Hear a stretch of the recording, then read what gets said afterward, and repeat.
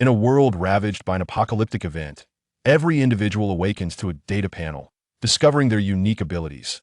Among the billions of talents, some rise to greatness with divine gifts of diamond rank, while others find themselves mired in mediocrity with iron rank abilities.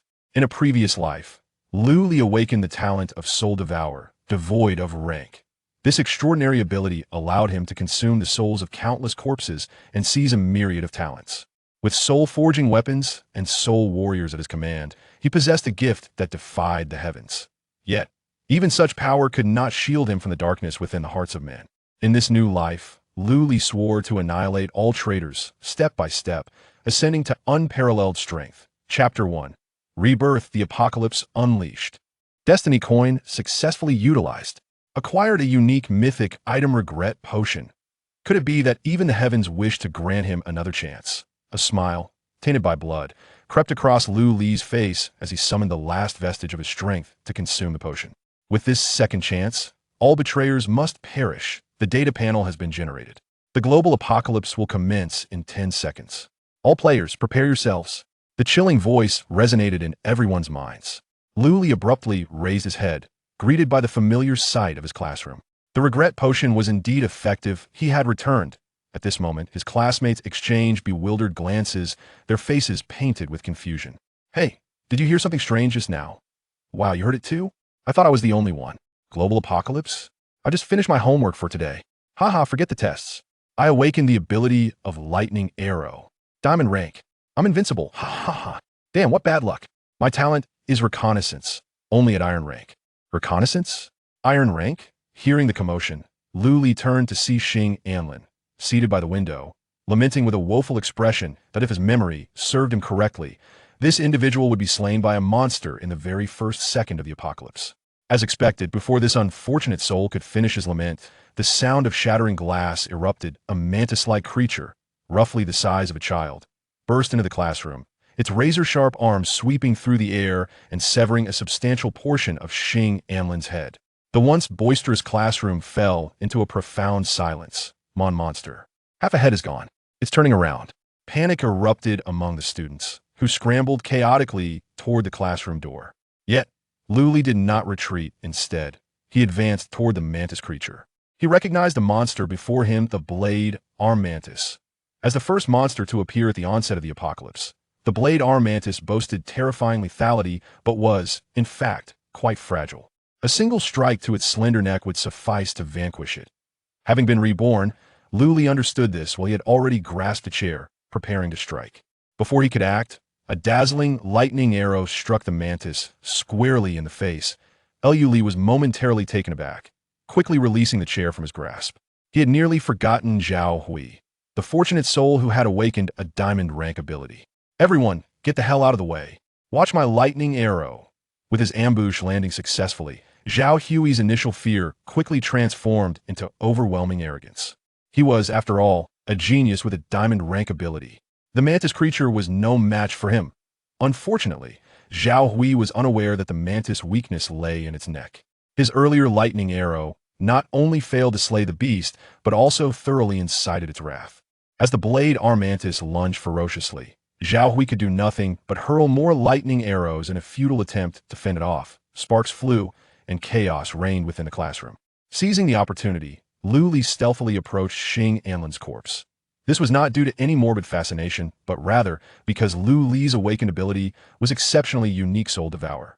This ability could not be used on living beings and bore no rank rating. In his previous life, Lu Li had initially deemed his talent useless, but he later realized that Soul-Devourer was incredibly powerful. It could consume the souls of the deceased, ignoring ranks and tiers. As long as it was a corpse, Lu Li could devour its soul, converting it into soul points. He could plunder talents and claim them as his own. At this moment, Lu Li placed his hand on Xing Anlin's lifeless body, devouring LV.0 player's soul. Soul points 1. Acquired ability reconnaissance iron. Would you like to retain soul consciousness? Yes, no. Lu Li pondered briefly before selecting yes. There is a chance of retaining consciousness when devouring human souls. Xing Anlin was a decent person. There was no need to erase his consciousness in this life. Once his own soul grew sufficiently powerful, perhaps he could refine him into a soul warrior, becoming an ally. As he contemplated this, Lu Li's gaze shifted nearby. It was indeed a talent befitting a diamond rank. Even though Zhao Hui had not hit the mantis's weak point once, through his relentless barrage, the creature was left battered and bruised. With a final wail, the blade arm mantis succumbed. Seeing the battle conclude, Lu Li immediately approached the corpse. His Soul-Devour ability could be applied not only to human remains, but also to those of monsters. Devouring LV.1 monster's soul, soul points 2. Acquired ability blade, arm bronze. Unlike human souls, monster souls typically lack the option to retain consciousness. Lu Li surmised this was likely due to their lack of evolved intelligence. Lu Li, what are you doing? Just as Lu Li withdrew his hand from the blade arm mantis's corpse, he heard the unpleasant voice of Ing Zian behind him. This individual was usually Zhao Hui's lackey, and now, witnessing Zhao Hui's awakening to a powerful ability, had transformed into an obsequious sycophant. Zhao Hui also turned his gaze toward Lu Li, his expression shifting between uncertainty and suspicion. Having already devised a strategy, Lu Li maintained a calm demeanor. Oh, nothing much. I merely wish to test my ability. Test your ability? What rank? Iron rank, reconnaissance. That Lu Li nonchalantly disclosed Xing Anlin's ability. Upon hearing this, Ing Zian's face twisted into a sneer. I thought it was something significant. Turns out to be a worthless iron rank. Go scout elsewhere, don't touch Zhao Ge's spoils. Get lost. Zhao Hui raised a hand, interrupting. Hey, let him finish. Lu Li feigned gratitude. My reconnaissance ability can locate the spawning site of essence crystals. The spawning site of essence crystals? Zhao Hui's eyes narrowed. Where, when the apocalypse commenced, all individuals were inundated with information, including the significance of essence crystals. These crystals could form within monsters and were essential materials for player progression. Head. Lu Li spoke, simultaneously stepping back. This small action pleased Zhao Hui, who nodded at Ing Zian. Go, retrieve the essence crystal.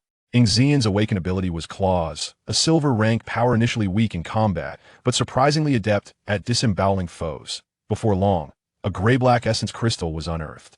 Gazing at the crystal, greed flickered in Ing Zian's eyes, yet he ultimately handed it over to Zhao Hui. Zhao Ge, it's a first-tier essence crystal. Players could absorb essence crystals to level up.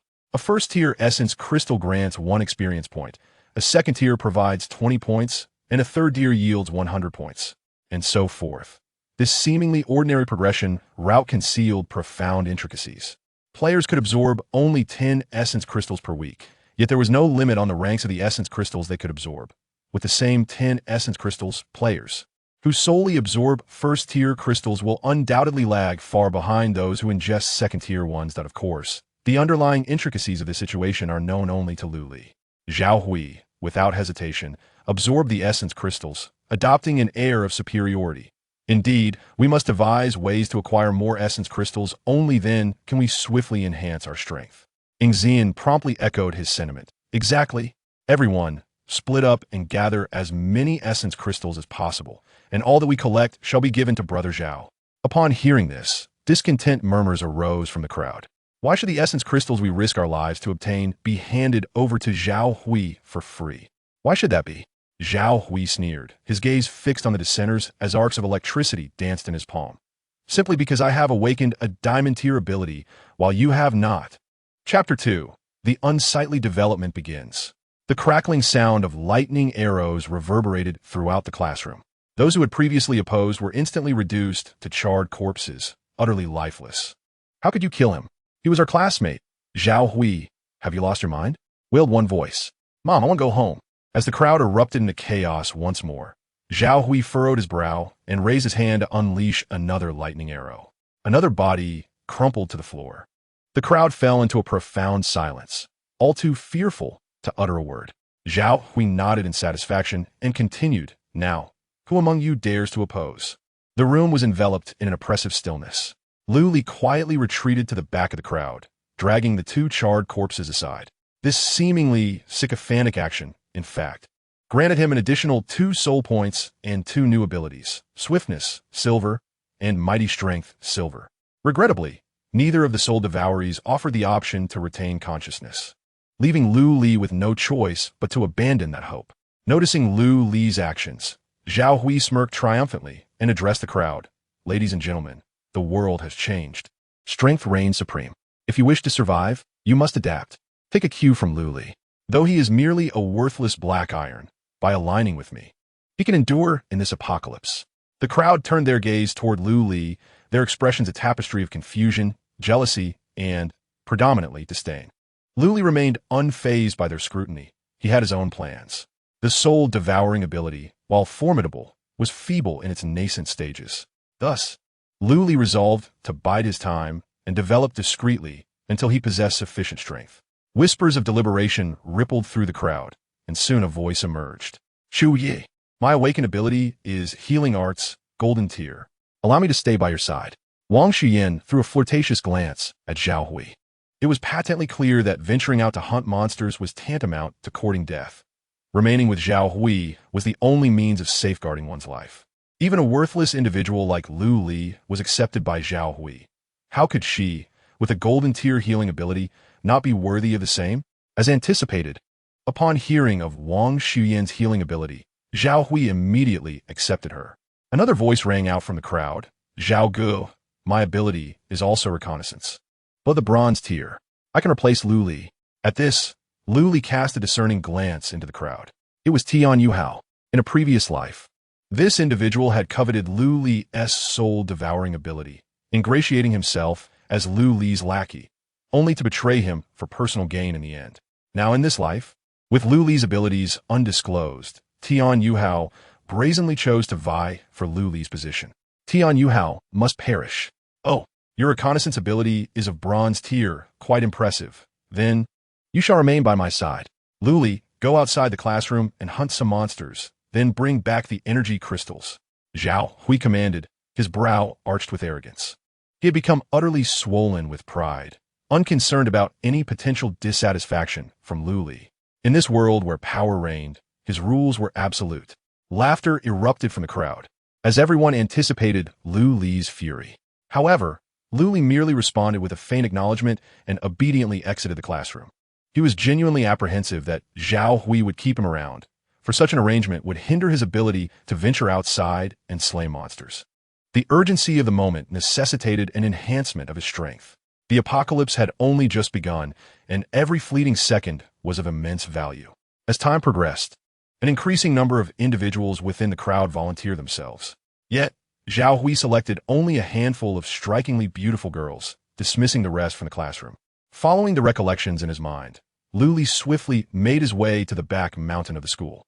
He recalled the presence of a mantis nest there. Over time, this nest would rapidly expand, evolving into a territory of aberrant creatures that would require hundreds to eradicate. Yet at this moment, with the apocalypse freshly upon them, the nest should contain merely a single mother mantis and an unhatched cluster of mantis eggs. In the capital city, at the Zhao residence, a gray-bearded elder stood in the center of a room, his expression somber. Before him was a vibrant blue holographic projection displaying 3 figures, 1 woman and 2 men. Among them, the youngest man, clad in martial attire, spoke first. Clan Elder, the other 2 families have already acquired the primordial crystals. Perhaps we should disregard that ancient tome and simply have our subordinates level up instead. The Elder's expression grew cold as he scolded. That ancient tome is anything but trivial. Without seizing this ancient manuscript from the Lu family, do you believe our Zhao family could maintain our footing in this resurgence war? Should you persist in your obstinacy, do not blame me for expelling your branch from the clan. Another man, dressed in scholarly attire, interjected, Elder, please temper your anger. Third brother is also considering the welfare of the entire family. If we can assert our strength at this juncture, perhaps other families will reassess their views on the Zhao family. Wouldn't you agree, younger sister?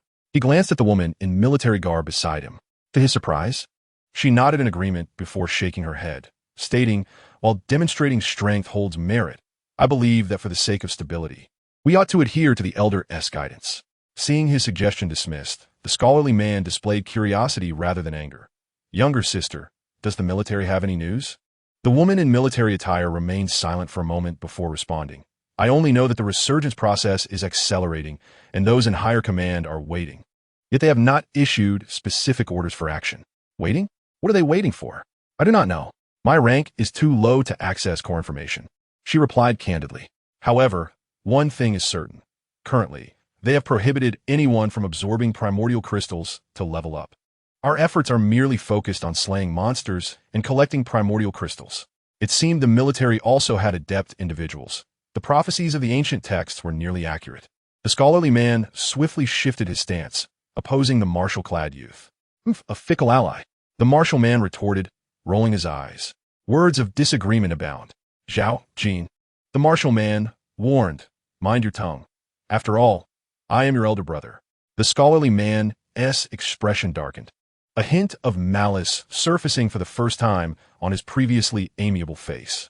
I swear, just as Zhao Jin was about to retort, the elder's thunderous reprimand interrupted him. Enough. As the revival begins to unfold, every second is of utmost importance. Before engaging in idle chatter, we must await the Zhao family's ascension to a regional lineage. Zhao Jin, refrain from your short-sighted ambition. If you genuinely wish to augment the family strength, it would be wiser to gather more essence crystals and unearth a few promising talents. Zhao Jin's countenance displayed evident discomfort. Patriarch. The Zhao family branch in Yongsheng has been thoroughly explored. I cannot simply recruit anyone indiscriminately, can I? It is indeed unwise to recruit haphazardly. Yet we can still cultivate the younger generation from collateral branches. After all, one cannot write two Zhao characters with a single stroke. The elder took a deep breath, the shadows of his brow dissipating somewhat. If there are any Zhao descendants of platinum rank or higher, we should seek to nurture them. Chapter 3. Two matriarchal insects. Quietly ascending the hillside, Lu Li swiftly located the mantis nest. As he had anticipated, the nest was still in its nascent stages, devoid of any guardians. Lu Li casually picked up a stone and tossed it towards the entrance. Before long, a piercing shriek echoed from within. A mantis creature, entirely cloaked in purple and roughly the size of an adult, emerged from the nest, casting a vigilant gaze around. Its information instantly appeared on Lu Li's interface. Name, Mantis Matriarch, Lord Creature. Level, 5. Warning, this creature's level far exceeds that of the player. Immediate withdrawal is advised. Lu Li disregarded the final warning, boldly stepping into the Mantis Matriarch's line of sight. Although his current level was 0, he was confident that this level 5 Mantis Matriarch was no match for him in a one-on-one confrontation. The true terror of a Lord Creature lies in its incessant minions. And the Mantis Matriarch's minions were currently nothing more than defenseless eggs. With a mere thought, Lu Li's right arm swiftly transformed into a 3-foot-long blade. The Mantis's innate ability, Blade Arm, activated. As he leisurely paced, both mighty force and speed were simultaneously unleashed, significantly enhancing Lu Li's combat prowess. However, he refrained from immediate attack, instead using stones to incessantly provoke the Mantis Matriarch in a rather sly manner. He awaited the opportune moment for the creature to reveal a flaw. At last, the Mantis Matriarch could no longer contain its fury and lunged at Lu Li with a shriek. In that instant, Lu Li deftly sidestepped and collapsed to the ground. The blade formed from his arm pierced the Matriarch's abdomen, creating a gash through the force of inertia and mighty force. The Mantis Matriarch, taken aback by the prowess of this level 0 player, immediately attempted to retreat to its nest. Yet, Lu Li was not about to grant it such an opportunity. With a swift dash, he brought his blade down decisively, severing the Matriarch's head. Victory in the initial battle. A melodious notification resonated in his mind. Player Lu Li has been detected as the first in the world to slay a Lord-level creature. Should a global announcement be made? Yes. Note, a first kill treasure chest will be awarded upon global announcement. The unique nature of the apocalyptic game revealed itself for the first time. Upon achieving a certain milestone in exploration, players were presented with the option for a global announcement. If the announcement were declined, the exploration rewards would be forfeited. Lu Li unhesitatingly chose to forego the rewards. Before one's strength has reached a formidable level, seeking the spotlight will only invite trouble. With a swift motion, Lu Li cleaved the head of the mother insect and extracted a crimson essence crystal. This second-tier crystal could bestow an additional 20 experience points upon a player. However, Lu Li chose not to absorb it, instead placing it in his pocket. He then activated his Soul-Devouring ability on the corpse of the mother insect. Devoured 5 monster souls, soul points, 10. Acquired ability, Blade Arm, silver. Acquired ability, Swarm Intimidation, gold. Detected that the ability Blade Arm can be advanced. Would you like to trigger the advancement quest? Yes. Lu Li raised an eyebrow and directly opted to initiate the quest. Without the aid of items, The elevation of abilities is typically unattainable. Yet, Lu Li was different. His Soul-Devour was uniquely extraordinary. Any ability acquired through Soul-Devour would prompt an advancement quest whenever a similar ability was encountered. Completing the quest would ensure a seamless upgrade of the ability. Should he fail the quest, the ability would merely vanish, leaving Lu Li himself unscathed. Ding!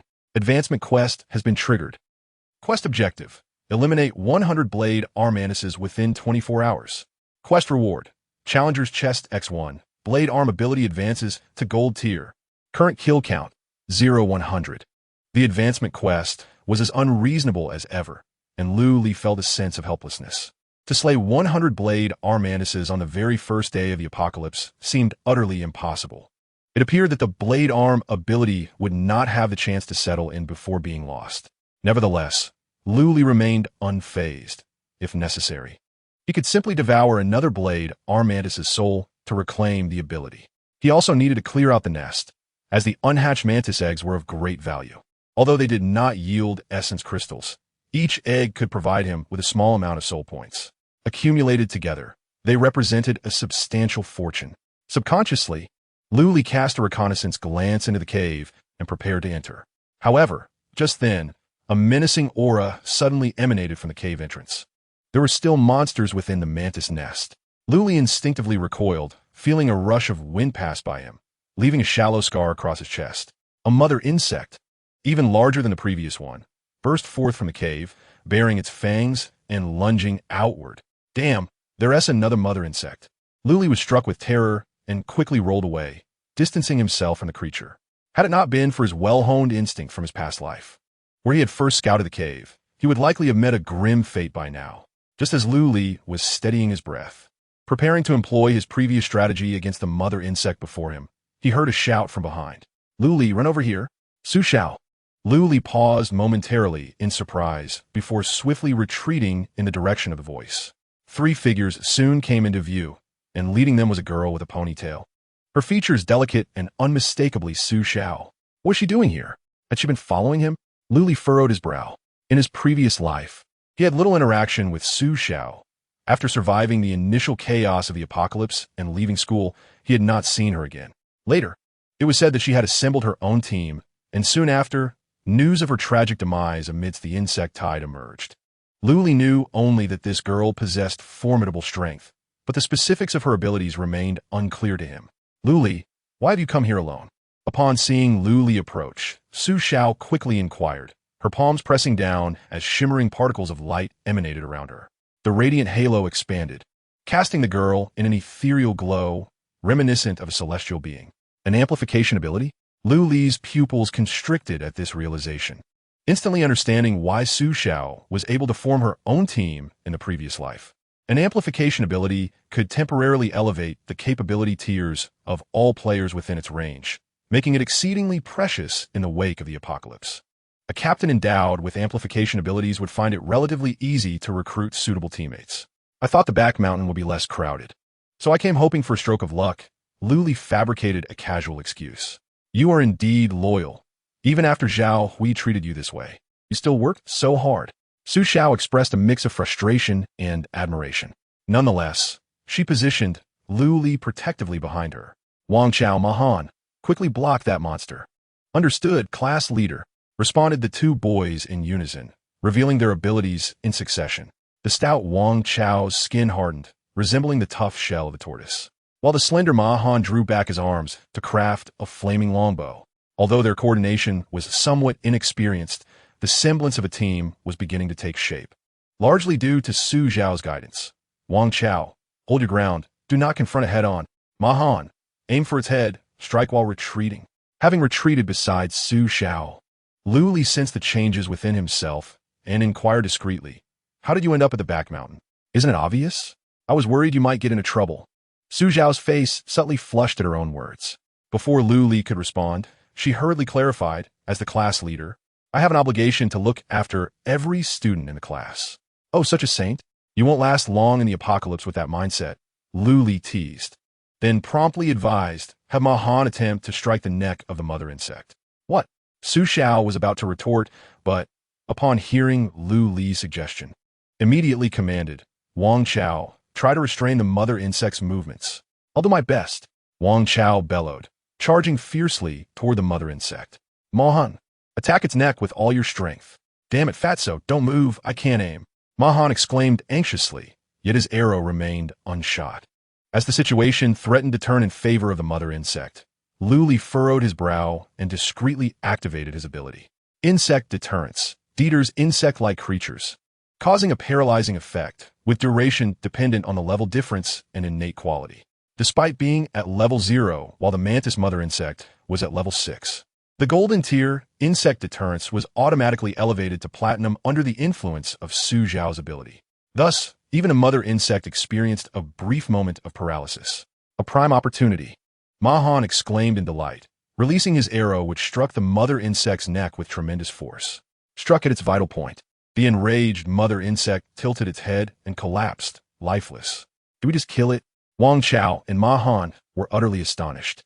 The mother worm before them, clearly a level 6 sovereign creature, had been vanquished by 3 players of level 0? Was it truly this effortless to defeat an enemy of a higher tier? Su Xiao gazed at the fallen mother worm, turning to Lu Li with incredulity. How did you discern that its neck was its Achilles heel? Lu Li Shuja nonchalantly. I possess reconnaissance abilities, you see. As long as the target's level does not exceed 10 levels above mine, I can identify its weaknesses. The trio was enlightened by his words. Clearly, the Black Iron tier capability was not without merit. When wielded adeptly, it could yield significant results. Disregarding the dazed expressions of his companions, Lu Li approached the corpse of the mother worm and activated his Soul-Devouring ability, devouring the soul of a level 6 monster, gaining 15 soul points. Ability Plunder, Blade Arm Gold. Ability Plunder, Swarm Dissuasion Gold. Detected that the ability Blade Arm can undergo a secondary evolution. It will automatically ascend to platinum upon completion of the evolution task. Detected that the ability Swarm Dissuasion can evolve. Would you like to trigger the evolution task? Yes or no? Contemplating the options before him, Lu Li fell into deep thought. The evolution task for Swarm Dissuasion surely wouldn't require him to slay 100 mother worms within 24 hours, would it? After all, Swarm Dissuasion proved quite effective against insectoid creatures, and he would be loath to lose such a capability upon failing the upgrade. Just as Lu Li was immersed in his dilemma, Su Xiao suddenly inquired, Lu Li, can your reconnaissance reveal the location of the crystal? Lu Li instinctively replied, yes. However, his answer inadvertently triggered the still active task interface. Ding. Evolution task for ability has been activated. Task content. Slay 1 player of a higher level within 24 hours. Task reward. Challenger's Treasure Chest X3, Ability Swarm Dissuasion evolves to Platinum tier.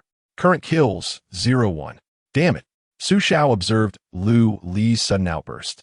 His expression fluctuating between hope and despair, mistakenly believing Lu Li was reluctant to disclose the crystal's location and inwardly criticized, this Lu Li is truly stingy.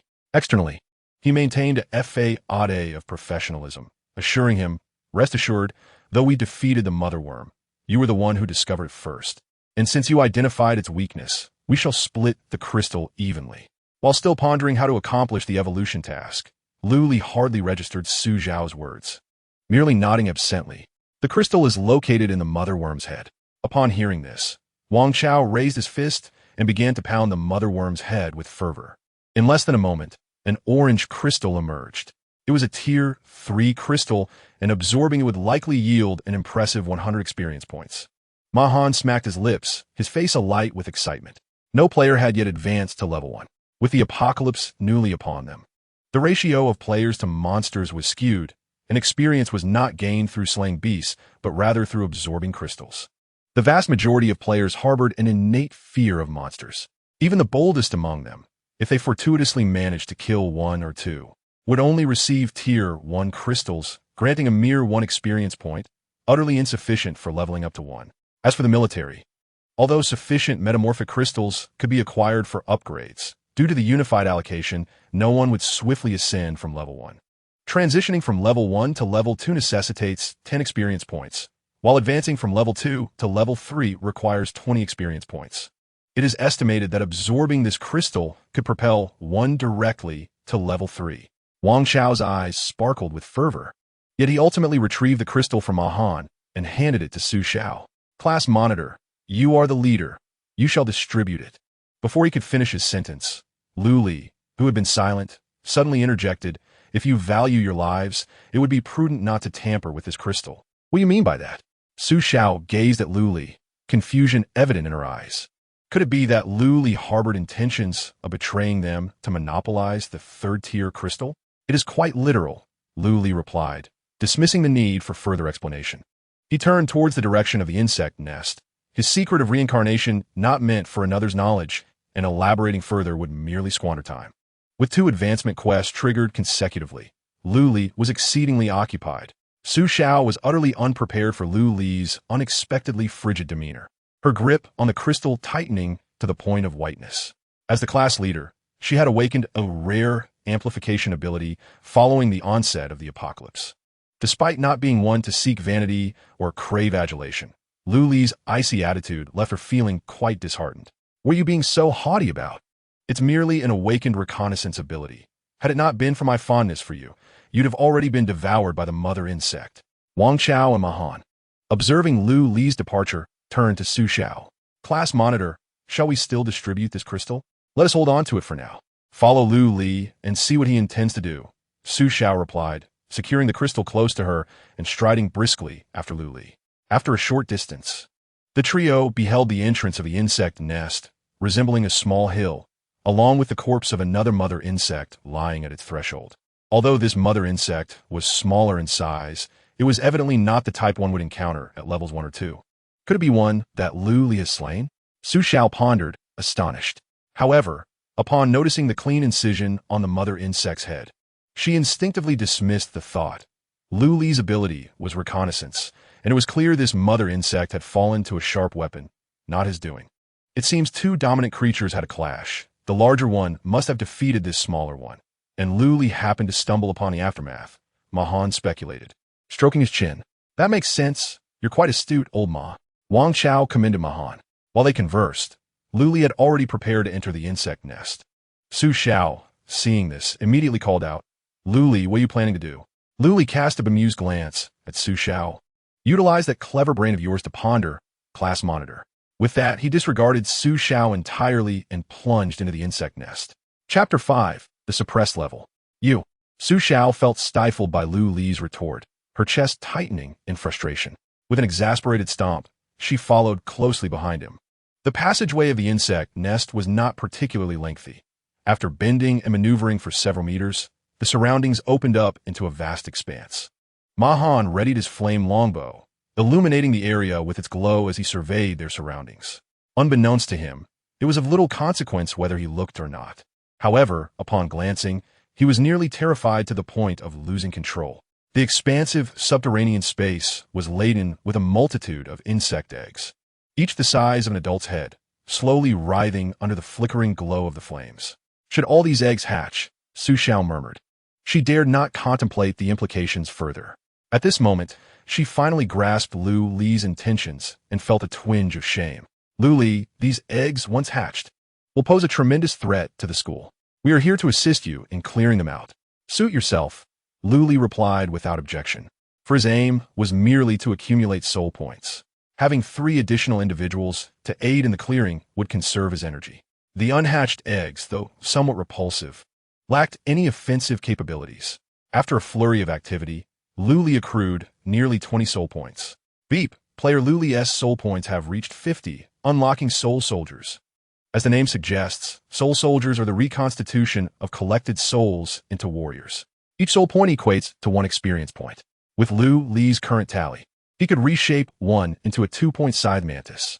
Furthermore, as long as Lu Li's soul points do not deplete to 0, the soul soldier will remain immortal and ever-present. A delightful surprise emerged as well. The unhatched mantis eggs were classified as scythe mantises, allowing Lu Li to effortlessly complete an advancement task. Detection indicates player Lu Li has slain 100 scythe mantises. Advancement task complete. Task reward: Challenger's Chest 1. Ability: Scythe advancement upgraded to Platinum tier. Opting to temporarily set aside the rewards, Lu Li stretched contentedly. Just as he pondered his next destination for monster hunting, an announcement abruptly appeared on the data panel. Congratulations to player Zhao Hui for becoming the first player globally to reach level 1. Rewarded with a Black Iron Tier upgrade chest 1. Zhao Hui, Zhao Jin, unsure of how to fulfill the clan patriarch's task, eyed the announcement with a flicker of joy.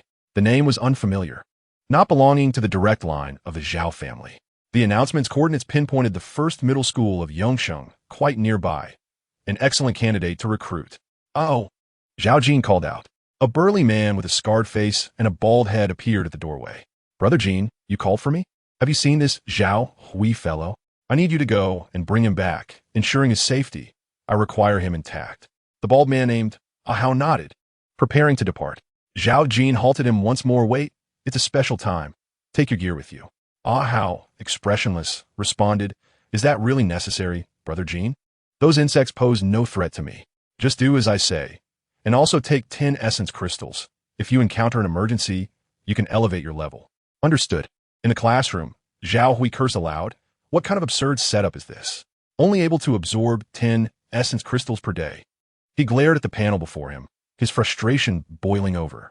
He had assumed that with the gathered essence crystals, he would surely ascend 2 or 3 levels. To his dismay, after absorbing 10 first-tier essence crystals, the system had notified him that he had reached the absorption limit for the week. With such a stifling restriction on levels, how could this so-called genius ever hope to grow stronger? Upon witnessing Zhao Hui's sudden fury, Wang Xuyan, who was attending to him, swiftly rolled her eyes and ingratiatingly remarked, Brother Zhao, please do not be angry. I believe the system's level cap is rather benevolent towards you. Oh, and why is that? Zhao Hui inquired, relishing the comfort that enveloped him. Consider this. Since each individual can absorb only a limited amount of essence crystals daily, it effectively enforces a level playing field. Your awakening to diamond tier abilities is something those inept individuals can never attain. In an environment where levels are equivalent, you shall always remain at the forefront. Indeed, it appears that the upgrade restrictions are, in fact, advantageous to me, Zhao Hui mused, a smile gracing his features as he tossed the essence crystals he had yet to absorb forward. You may absorb these 3 crystals. Following me shall not lead you to misfortune. Wang Xian hastily caught the crystals, her smile growing increasingly sycophantic. Thank you, Brother Zhao. Meanwhile, Ing Zian, who observed the entire exchange, wore a somewhat sullen expression upon seeing the essence crystals fall into Wang Xian's possession. In an attempt to assert his presence, he awkwardly suggested, Brother Zhao, you are now the world's first level 1 player. I saw in the announcement that there is an upgrade treasure chest. Shall we open it for the brothers to witness? You wish to witness? Zhao Hui replied, a smile that was neither fully amused nor fully serious gracing his lips. Ing Zian immediately realized his blunder, cold sweat trickling down his back. Brother Zhao, I didn't mean it like that. Before he could finish, he was struck by a bolt of electricity, sending him crashing into a cluster of desks. Wang Xian, heal him.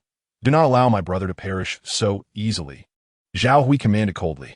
Wang Xian obediently nodded, and in the next moment, green particles of light enveloped Ing Zian. The injuries inflicted by the lightning bolt rapidly healed, leaving no trace behind. However, the pain lingered. Cough, cough, Brother Zhao, I was wrong, Ing Zian stammered, crawling towards Zhao Hui on his knees. Brother?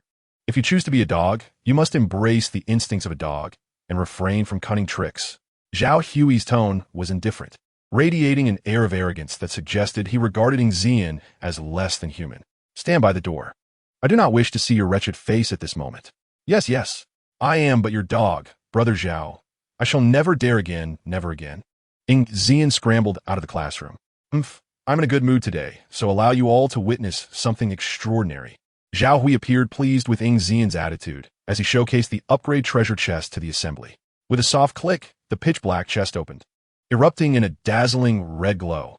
Wow, what an astonishing light. Truly worthy of the treasure chest opened by the great Zhao Hui. It must contain something exceptional. Brother Hui is so impressive. Before the chest was fully unsealed, the flattery surged like waves.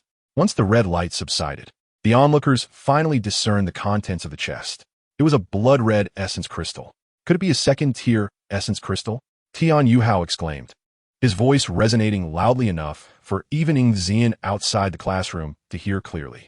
As the sole player under Zhao Hui's command endowed with the ability of reconnaissance, He had long prepared for exploration even before the treasure chest was opened, eager to showcase his significance and curry favor with Zhao Hui. I had assumed that the elemental crystals were exclusively in shades of black and gray, yet to my astonishment, a red one emerged. Zhao Gu truly opened our eyes. Wang Xian immediately spoke up, a glimmer of barely concealed greed flashing in her eyes. She was aware that Zhao Hui had already reached his absorption limit for the week. Perhaps with a little effort, she could acquire a second-tier elemental crystal for herself. Indeed, after Zhao Hui examined the properties of the second-tier elemental crystal, the joy on his face diminished significantly. It merely provided a slight increase in experience points, lacking any special attributes, and since I could not level up today, it would be futile to keep it on hand. Instead, Zhao Hui envisioned a captivating figure in his mind. If he could exchange this second-tier elemental crystal for Su Zhao's allegiance, that would be quite beneficial. Her abilities were indeed valuable, though she had initially misinterpreted his assertive approach. Nevertheless, it mattered little. A woman could easily be won over with gifts. With this thought, a lewd smile crept across Zhao Hui's face. Surely, a successful man like him must have several beautiful women standing behind him. Just as Zhao Hui reveled in his promising future, a voice broke through the corridor outside the classroom. Zhao Gu, Lu Li is back. Chapter 6, The Fallen Genius. Lu Li? How did that good-for-nothing return? Let him in. Moments later, Lu Li and Ying Zian entered, one after the other. Zhao Hui craned his neck to look and noticed Su Xiao and two others lingering at the doorway. Their expressions peculiar. So, Lu Li and Su Xiao are mingling? Not surprising, given that the woman had a soft heart and accepted all sorts of useless individuals.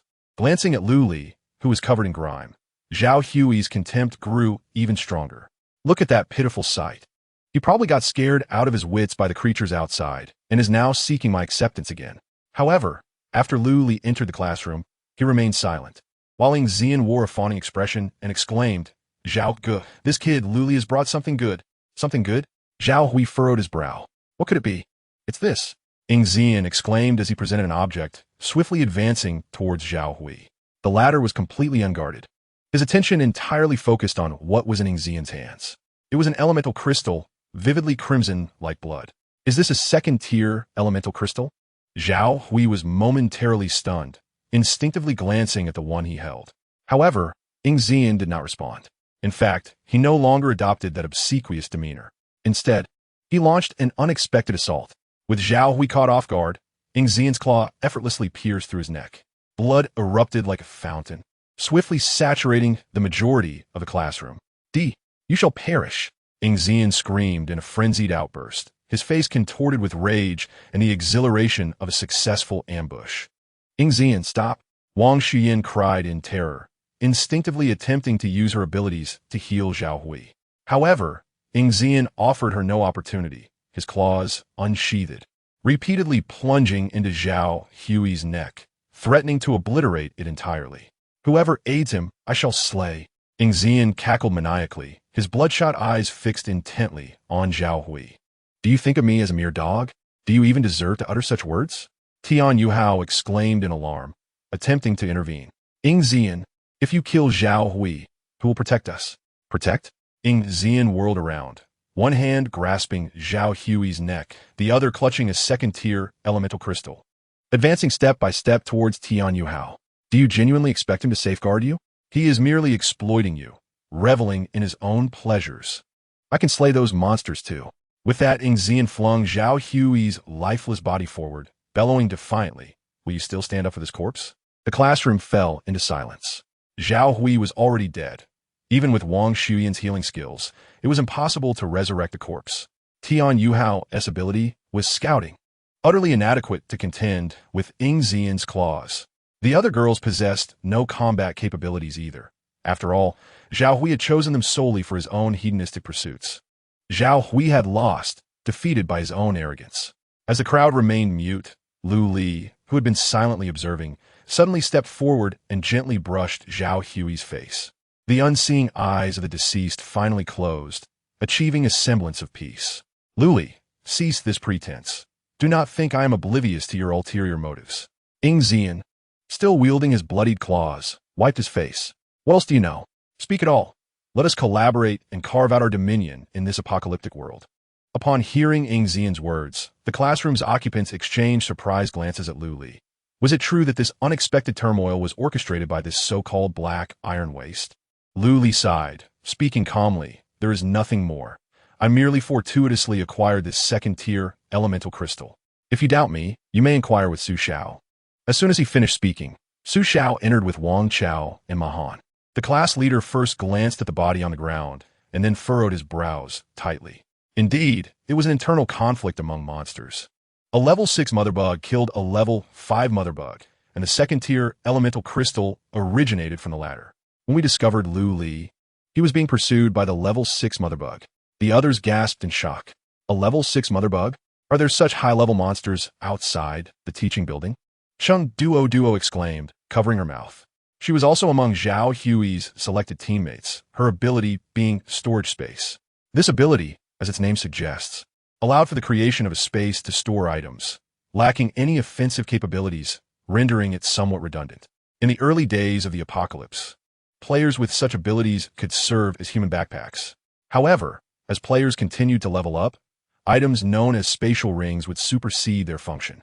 At that point, they would lose all value and be heartlessly discarded by their companions. Uncertain whether to comfort the girls or to showcase his masculinity, Wang Chao chuckled. Fear not, for the formidable mother bug has already been vanquished by our hands, and the essence crystal lies in the possession of our class leader. Class leader, do reveal it to them. Before Wang Chao could finish his sentence, Ma Han swiftly covered his mouth, exclaiming with irritation, only you have a tongue. You chatter too much. Just stay quiet. Observing Ma Han's reaction, the somewhat simple-minded Wang Chao finally grasped the situation and promptly sealed his lips. Indeed, we are amidst the apocalypse. The last to flaunt their wealth has yet to grow cold in their grave. Su Xiao raised her hand, signaling for silence, and spoke earnestly. We are all classmates here, and there is nothing to conceal. As Wang Chao stated, the mother bug behind the teaching building has indeed been slain by us. However, it was not a solitary endeavor, but rather the fruit of our collective cooperation. Upon Su Xiao's confirmation, Wang Shuyan eagerly approached, ingratiatingly asking, Sister Xiao, you are so formidable. May I join your team? My healing abilities could prove invaluable. A fleeting glimmer of disdain crossed Su Xiao's eyes, yet she nodded in acquiescence. Not only you, but I wish for all classmates to join. For it is only through unity and mutual support that we can navigate this apocalyptic world more effectively. Dictatorship ultimately leads to ruin. With that, she cast a meaningful glance at Ing Zian. Ing Zian, somewhat unconvinced, retorted defiantly, your words are more melodious than actions. Can you truly assure that you 1T become a dictator like Zhao Hui? Su Xiao patiently explained, my awakened ability is amplification-oriented, which necessitates close collaboration with my teammates. However, should you distrust me, I shall respect your choice. Just refrain from taking lives. Ing Zian fell silent, seemingly weighing the pros and cons.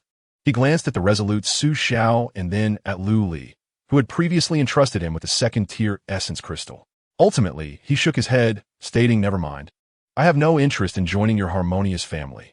I shall fend for myself. With that, he turned to exit. Wang Chao abruptly stepped in front of him, blocking his path. Ing Zian frowned. What is the meaning of this? You won't let me leave just because I refuse to join you? Wang Chao stretched his neck, his skin hardening instantly, and with a grin, he replied, do not misunderstand. You may leave at your leisure, but leave that second-tier essence crystal behind. Ing Zian's expression darkened. And what if I refuse? Chapter 7. You are too naive. Such innocence may not last long. Then we shall have to resort to certain measures. Ma Han languidly picked up the conversation, the heat surging within his palms as he conjured a flaming longbow. The atmosphere once again became charged with tension. However, this time, a confrontation did not ensue. After a brief stalemate, Ing Zian snorted disdainfully and tossed the essence crystal onto the ground. Take it. Just do not obstruct my path any further. With that, he left the classroom without a backward glance. Su Xiao bent down to retrieve the essence crystal, her expression a mixture of complexity as she glanced at the distant Lu Li. This fellow, had he meticulously planned everything from the outset?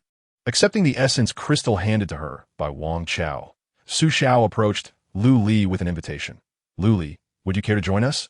As Lu Li browsed through the introduction of abilities, he was momentarily taken aback. then resolutely shook his head. No, I have mentioned that you possess too much of saintly disposition. Having you as a teammate may not bode well for longevity. Su Zhao's face flushed with indignation as she suppressed her anger to retort. We are all classmates and ought to support one another. Besides, do you really believe that you can survive longer on your own? Indeed, Lu Li acknowledged without hesitation. Utterly unreasonable. Su Xiao thrust a second-tier crystal into Lu Li's hand and turned to walk back into the crowd. On her way back, she noticed Wang Shuyuan crouched beside a corpse. Struggling to pry open Zhao Hui's clenched fist. What are you doing? Su Zhao's tone was somewhat brusque, likely due to her foul mood. Sister Xiao. Zhao Hui also possesses a second-tier crystal. Since he has passed, I thought it would be better to utilize it for greater value, Wang Shuyuan explained. So, you are scavenging for spoils? Su Xiao narrowed her eyes and crossed her arms. Wang Shuyuan grew flustered and quickly added, Sister Xiao, please don't misunderstand. This crystal belongs to everyone. I wouldn't dare to hoard it alone. With that, Wang Shuyuan timidly presented the crystal to Su Xiao. However, Su Xiao did not reach out to accept it. Instead, she turned to address the individuals in the classroom. If you're willing to trust me, please join my team. I promise not to abandon any teammate and will distribute all resources equitably. What do we need to do? Tian Yuhao raised his hand, tentatively inquiring. Participate in decision-making and follow orders, Su Xiao replied calmly. I have stated before that I am not a dictator, but the development of a team necessitates a leader. Until a better candidate emerges, I shall temporarily assume the role of captain. What about the crystals obtained from defeating monsters? Duo asked timidly. They will also be distributed by me. However, each time I distribute resources, I will provide an explanation, and if anyone has objections, we can vote to alter my decisions. Su Xiao, having been a class monitor, spoke and acted with precision, instilling a sense of trustworthiness. I'll join. Tian Yuhao was the first to declare. I will join too. Duo immediately followed suit. So will I. Count me in. Voices of agreement echoed throughout the classroom, with the majority opting to join. A few who initially hesitated changed their minds after discussions with Su Xiao and became part of the team. Lu Li observed the unfolding scene, shaking his head helplessly as he prepared to leave the classroom. In his previous life, he had not aligned himself with Su Xiao, and in this new existence, he had no intention of doing so either. Just then, Wang Chao suddenly blocked his path. Lu Li, wait a moment. Lu Li fronat. Wondering why he was being detained when he had no further business here.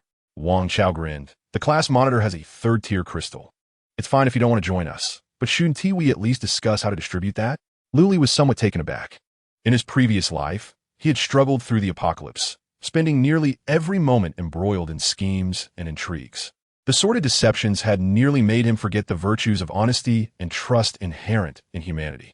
Taking a deep breath, Lu Li replied, in the midst of the battle, I did not exert myself, so you may keep the elemental crystal. Upon hearing this, Wang Chao immediately grew anxious. Don't. Without the weaknesses you provided, how could we have possibly defeated that mother bug in one fell swoop? Even among brothers, accounts must be settled clearly, wouldn't you agree? Lu Li found himself both amused and exasperated. All right then, let Su Xiao give me that second-tier elemental crystal, and we shall call it even. Wang Chao nodded and promptly ran towards Su Xiao. A third-tier elemental crystal contains 100 experience points, whereas a second-tier crystal holds 20. Based on contributions, Lu Li was indeed at a disadvantage. But to be fair, had Wang Chao not actively proposed a split, he might not have received even that second-tier crystal. Su Xiao quickly acquiesced to the distribution proposal, tossing the second-tier elemental crystal from Wang Shuyuan to Lu Li. This scene left those present in astonishment. Watching Lu Li's departing figure, Tian Yuhao voiced his confusion. Sister Xiao, why would you give that second-tier elemental crystal to Lu Li, that useless one? Isn't even our teammate. Tian Yuhao felt that Su Xiao displayed a degree of hypocrisy. This woman had previously claimed she would not become a dictator and would distribute all resources equally. Yet she turned around and handed a second-tier elemental crystal to someone completely irrelevant. Faced with the scrutiny, Su Xiao remained unfazed. The truth is, had it not been for Lu Li's assistance, we would not have been able to slay that level 6 mantis motherbug. Thus, the spoils rightfully belong to him. This does not violate fairness. However, Tian Yuhao was dissatisfied with Su Zhao's explanation. Lu Li provided assistance? He is nothing but a black iron waste. What could he possibly offer you? Captain, I recall you mentioning that when you discovered Lu Li, he was still being pursued by that mother bug, right? You aren't developing an infatuation for that pretty boy and using our team's resources to win his favor, are you? The bitterness in Tian Yuhao's words was palpable. Su Xiao furrowed her brows, scrutinizing her classmate before responding with impatience. The Black Iron Tier scouting is not entirely without merit. Lu Li knows the weaknesses of the Mantis Motherbug, which is why we were able to defeat it with ease. Tian Yuhao, your awakened ability is also scouting. Surely, you must understand this point? What? Tian Yuhao, for a moment, doubted the clarity of his hearing. His own awakened ability was scouting, which he knew only served to detect the location of elemental crystals within a corpse, with the primary function of enhancing personal vigilance. The ability to view item information was a feature possessed only by his bronze tier scouting. Yet Lu Li, that waste, could perceive a monster's weaknesses through Black Iron Tier scouting? How could that be? Observing the shock on Tian Yuhao's face, Su Xiao inquired, "What is with that expression? You seem quite taken aback." "Of course," Tian Yuhao murmured, still grappling with the revelation. "The scouting ability cannot possibly discern a monster's weaknesses. Lu Li must be lying." Chapter 8, Undercurrents. Lu Li walked through the empty corridor, constantly surveying his surroundings. The apocalypse has lingered for over 4 hours, and within the school, no students are left to act independently. The vast majority have chosen to huddle together for warmth, nestled in classrooms, awaiting rescue. However, they will soon come to realize that salvation will not arrive. With the advent of the end times, each individual has awakened to unique and disparate abilities. The former social order and organizational structure may barely endure, but it will certainly not last long. No one can refuse the call to become stronger. Thus, when an opportunity for a significant upheaval presents itself, chaos will inevitably ensue. Lu Li paused as a voice echoed from a corner. Ing Zian emerged from the shadows, a smile gracing his lips.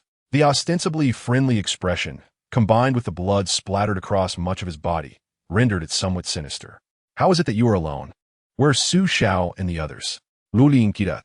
"Oh, I did not join Su Xiao's group, so naturally they would not act alongside me," Lu Li replied, his demeanor unflustered.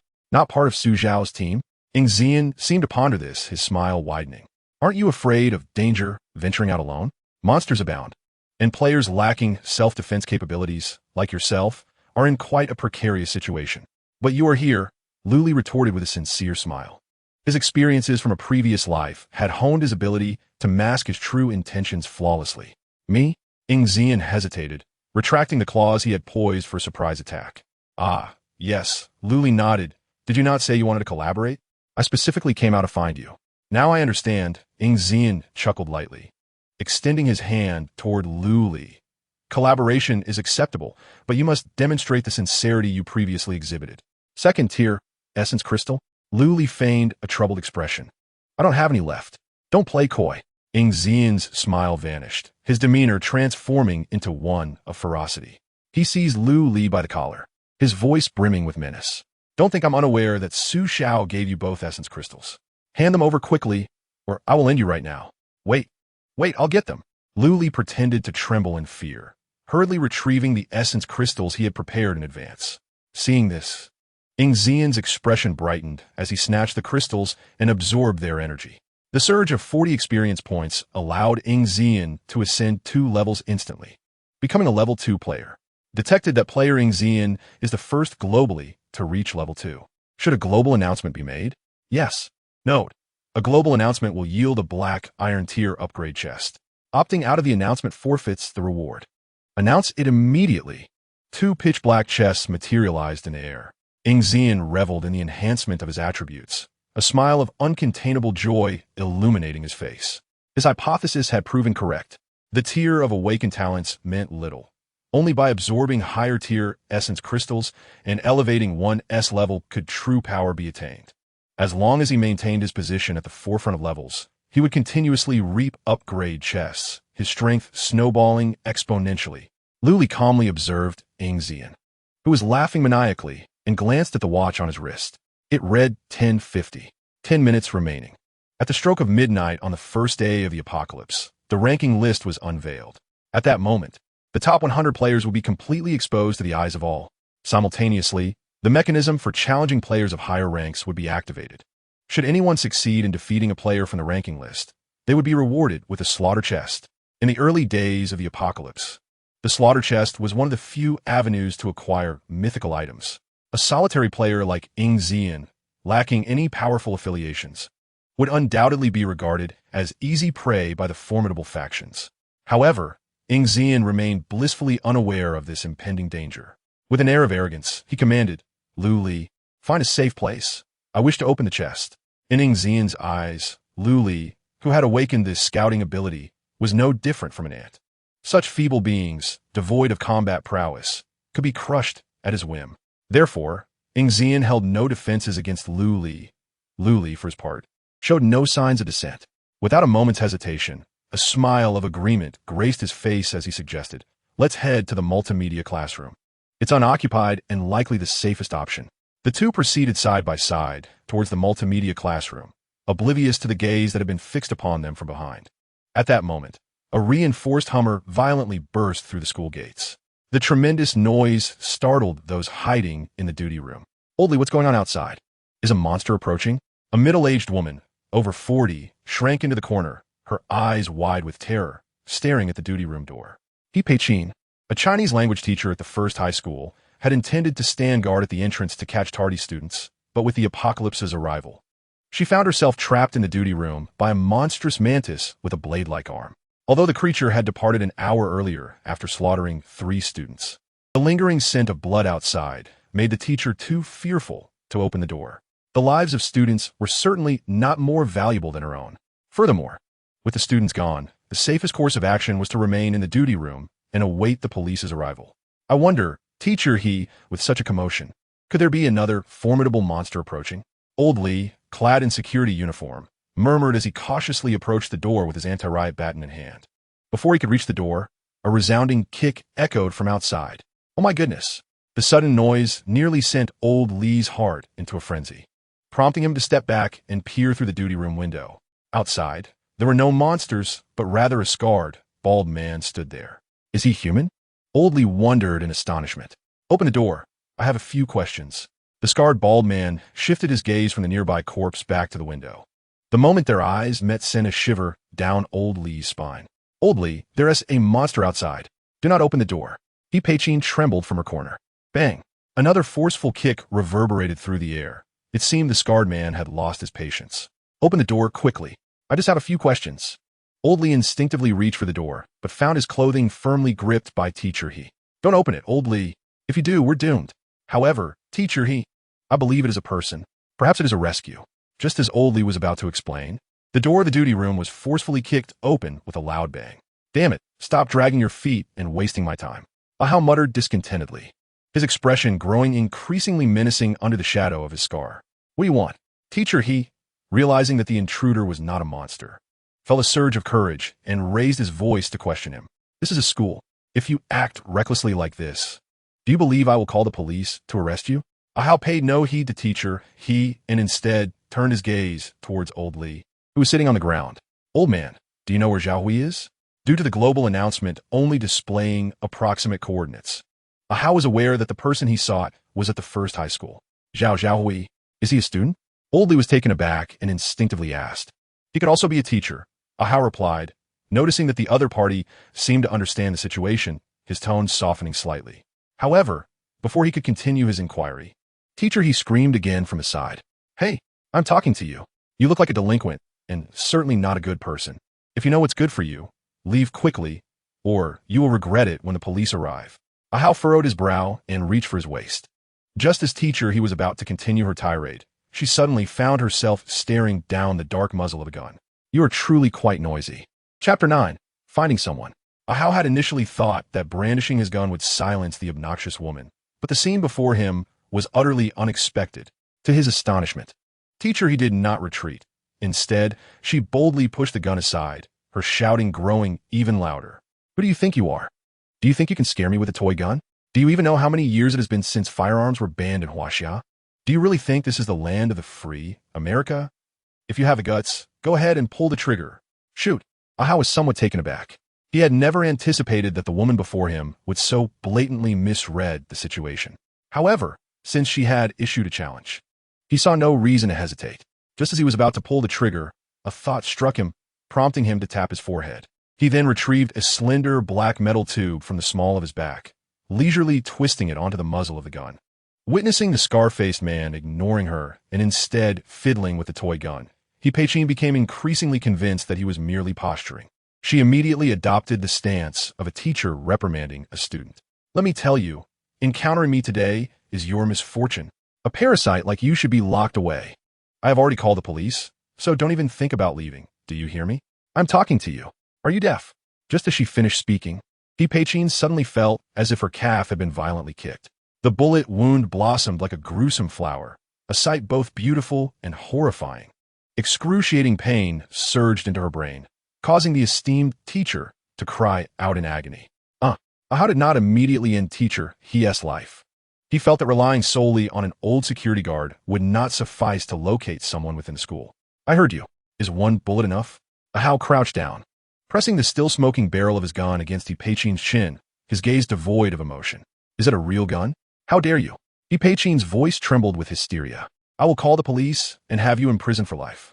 It seemed that He-Pei had yet to grasp the gravity of her situation, becoming increasingly frantic as she struggled to seize Ahau's firearm. Ahau took a half-step back, a flicker of disbelief crossing his indifferent eyes. Do today's teachers possess such a strong sense of security? Without further hesitation, Ahau fired another shot at He-Pei, striking her once more in the calf. The intense pain finally made her realize the peril she was in. This scarred man truly seemed capable of taking her life. Is that sufficient? Ahau inquired again, observing the woman finally fall silent. He-Pei, clutching her injured leg, nodded fervently. Her previous bravado entirely vanished. She even ventured to inquire, You're looking for Zhao Hui, right? I know him. He is a student in Class 8 of the senior year.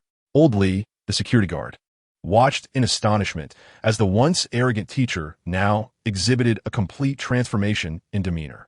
He glanced at the gun in Ahau's hand and softly cautioned, Teacher, is it truly wise to hand over a student like this? What is the harm? He-Pei retorted. The man has specifically requested Zhao Hui. What is wrong with assisting him? Old Li found himself at a loss for words in response to her insistence, ultimately falling silent. Ahau nodded in satisfaction. Then lead me to him. He-Pei's face, drenched in cold sweat, managed to form a semblance of a smile. But, brother, my leg is injured, I cannot walk.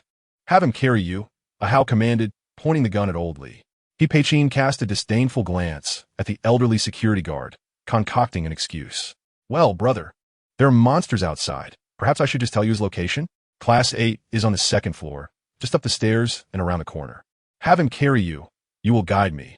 Ahau's impatience surfaced as he tapped He-Pei's face with the gun barrel. Do not make me repeat myself. My time is exceedingly valuable. Yes. Old Li, quickly carry me. He-Pei nodded vigorously, urging Old Li to take action. The trio swiftly left the duty room, heading towards the teaching building. Upon reaching the second floor, they received a notification. Leaderboard generation complete. Players may view it in the world interface. Location information shared successfully. Challenge mechanism activated. Initial duration is 12 hours. Ahau glanced at the leaderboard, noticing that the player ranked first was at level 2. Ingxian. A Huaxiao person? Which district? Ahau casually clicked on the location information, discovering that the coordinates were also within Yongqing No. 1 High School. For the first time, a look of surprise flickered across the scarred man's face. What's going on? This person is also at the high school? Hearing Ahau's muttering, He-Pei turned her head. Eager to please. Ingxian is also a student in Class 8. He is quite close with Zhao Hui. Oh, Ahau pondered, speculating that the individual he sought might have awakened some ability that could expedite player advancement. After all, Zhao Hui was the first player globally to reach level 1, while the closely associated Ingxian became the first to ascend to level 2. Although Ahau felt that these two individuals were rather ostentatious and lacked the ability to temper their brilliance, one must consider that without such flamboyance, how could they have caught the attention of Brother Jing and thus secure an opportunity to join the Zhao family? I must meet Zhao Hui and Ingxian. Ahau commanded coldly. For the moment, let us set aside Ingxian. If I can bring Zhao Hui back, his auxiliary abilities could expedite the enhancement of the Zhao family's strength. Perhaps his capabilities are akin to those of Sister Hong. The Sister Hong mentioned by Ahau refers to Luo Hong, the wife of Zhao Jing. At the onset of the apocalypse, she awakened a rather extraordinary ability, corpse crystallization. This emerald-grade supernatural power allows Luo Hong to condense all corpses she touches into elemental crystals.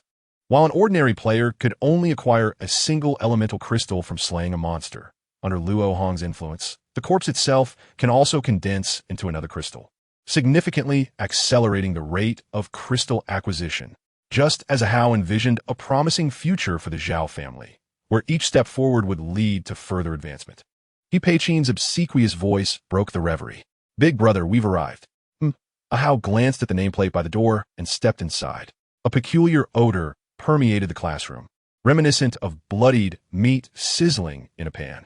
The desks and chairs were haphazardly piled in a corner, and a group of students nearby seemed to be discussing something.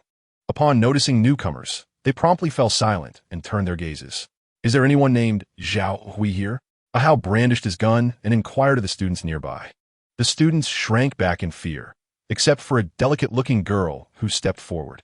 "Are you a family member of Zhao Hui?" Before Ahau could speak further, He Peichin shouted, "Su Xiao, don't think that just because you're the class monitor, you can talk so much nonsense.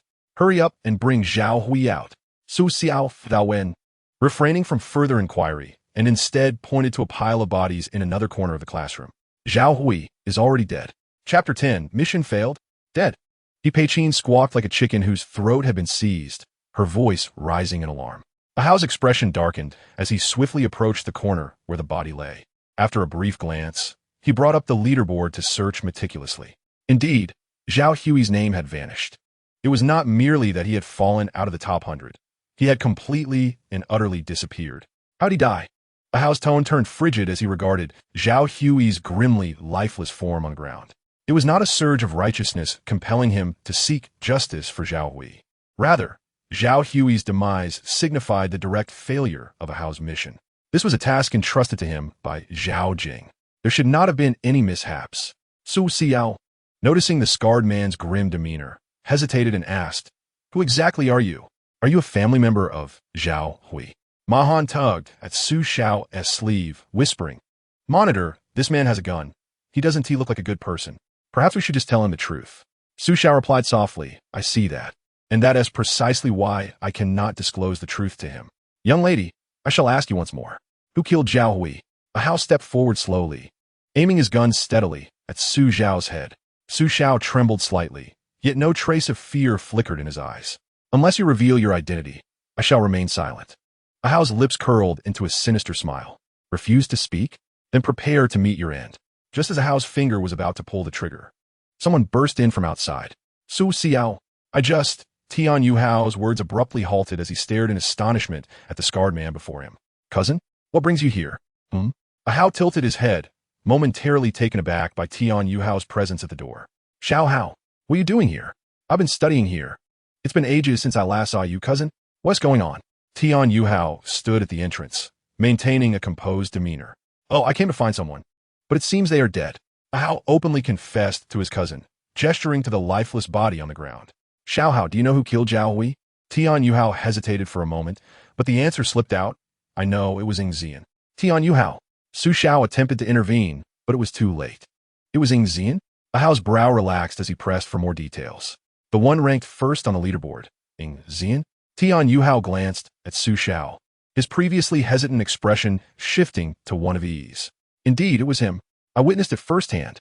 Not one to be easily fooled, Tian Yuhao quickly discerned the current situation. In this apocalyptic world, the strongest would dictate the course. Ahau's gun represented the mightiest force within this school. As Ahau's nephew, Tian Yuhao's status naturally soared. What talk of teamwork? What sharing of resources? Under his uncle's gun, Tian Yuhao's words held the weight of a decree. Su Xiao, merely a pretty face masquerading as a virtuous soul. Very well. Ahau nodded appreciatively toward Tian Yuhao.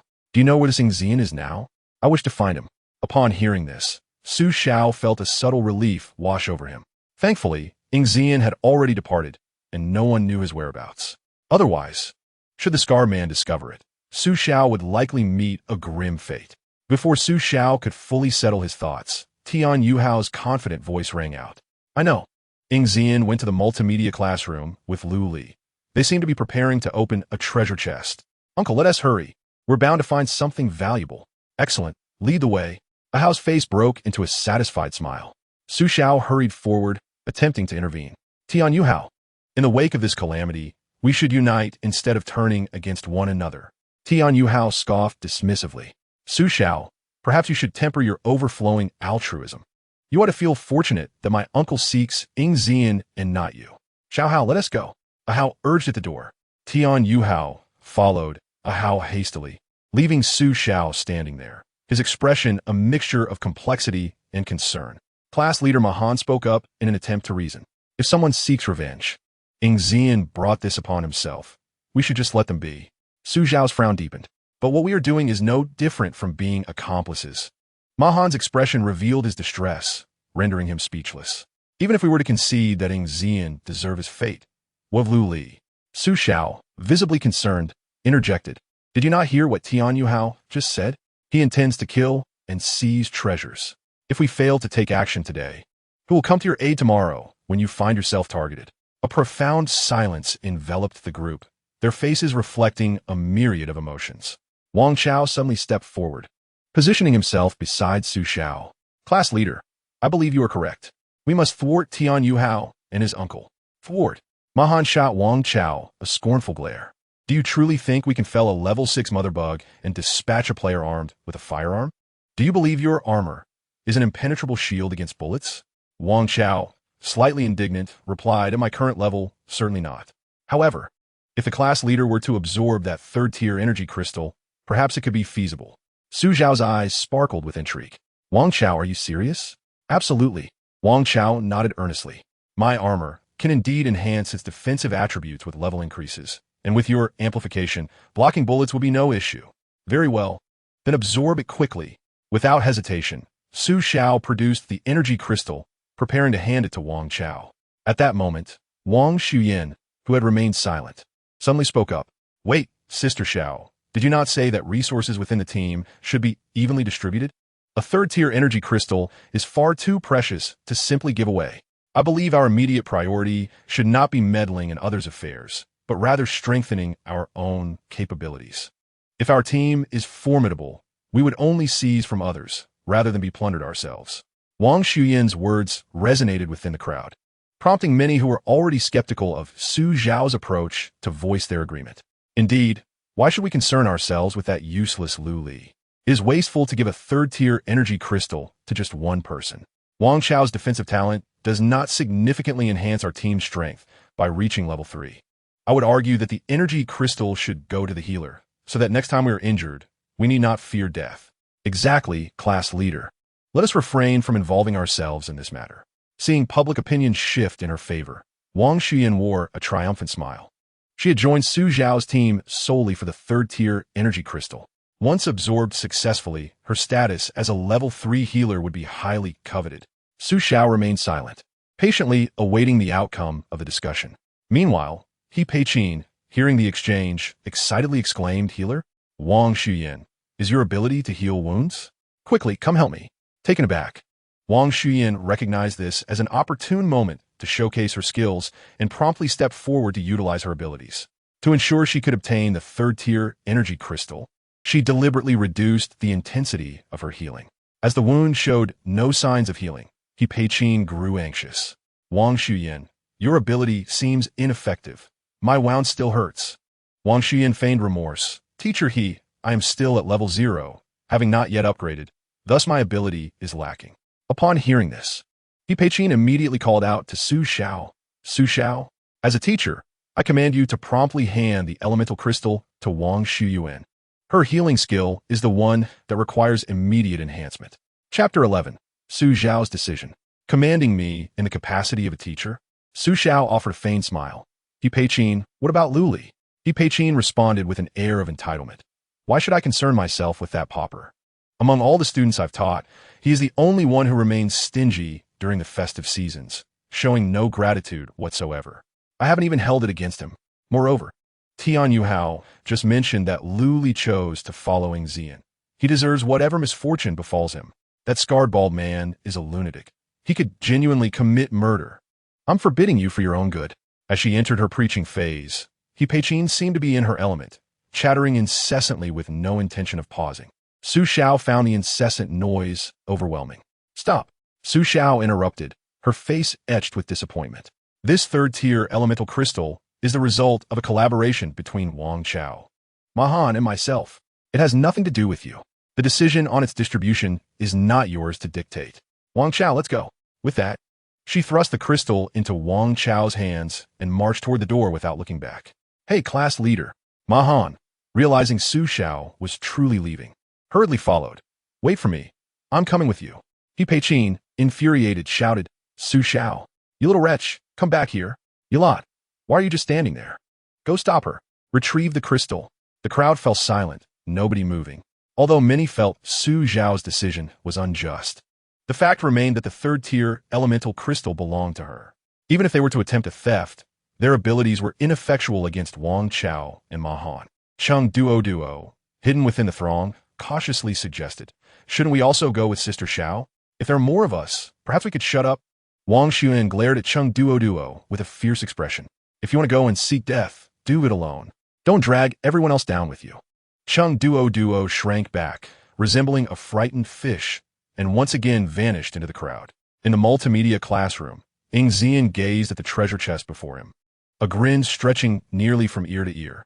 Just over half an hour ago, he had been curious about what treasures Zhao Hui's black iron chest might contain. Now, he had opened two of his own. Furthermore, the contents of his chest exceeded those of Zhao Hui's. He had uncovered 4 second-tier elemental crystals and an enigmatic black and white coin. Luli, show me what this coin does.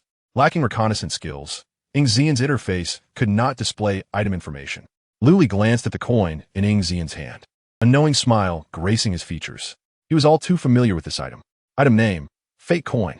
Quality, inferior. Function description.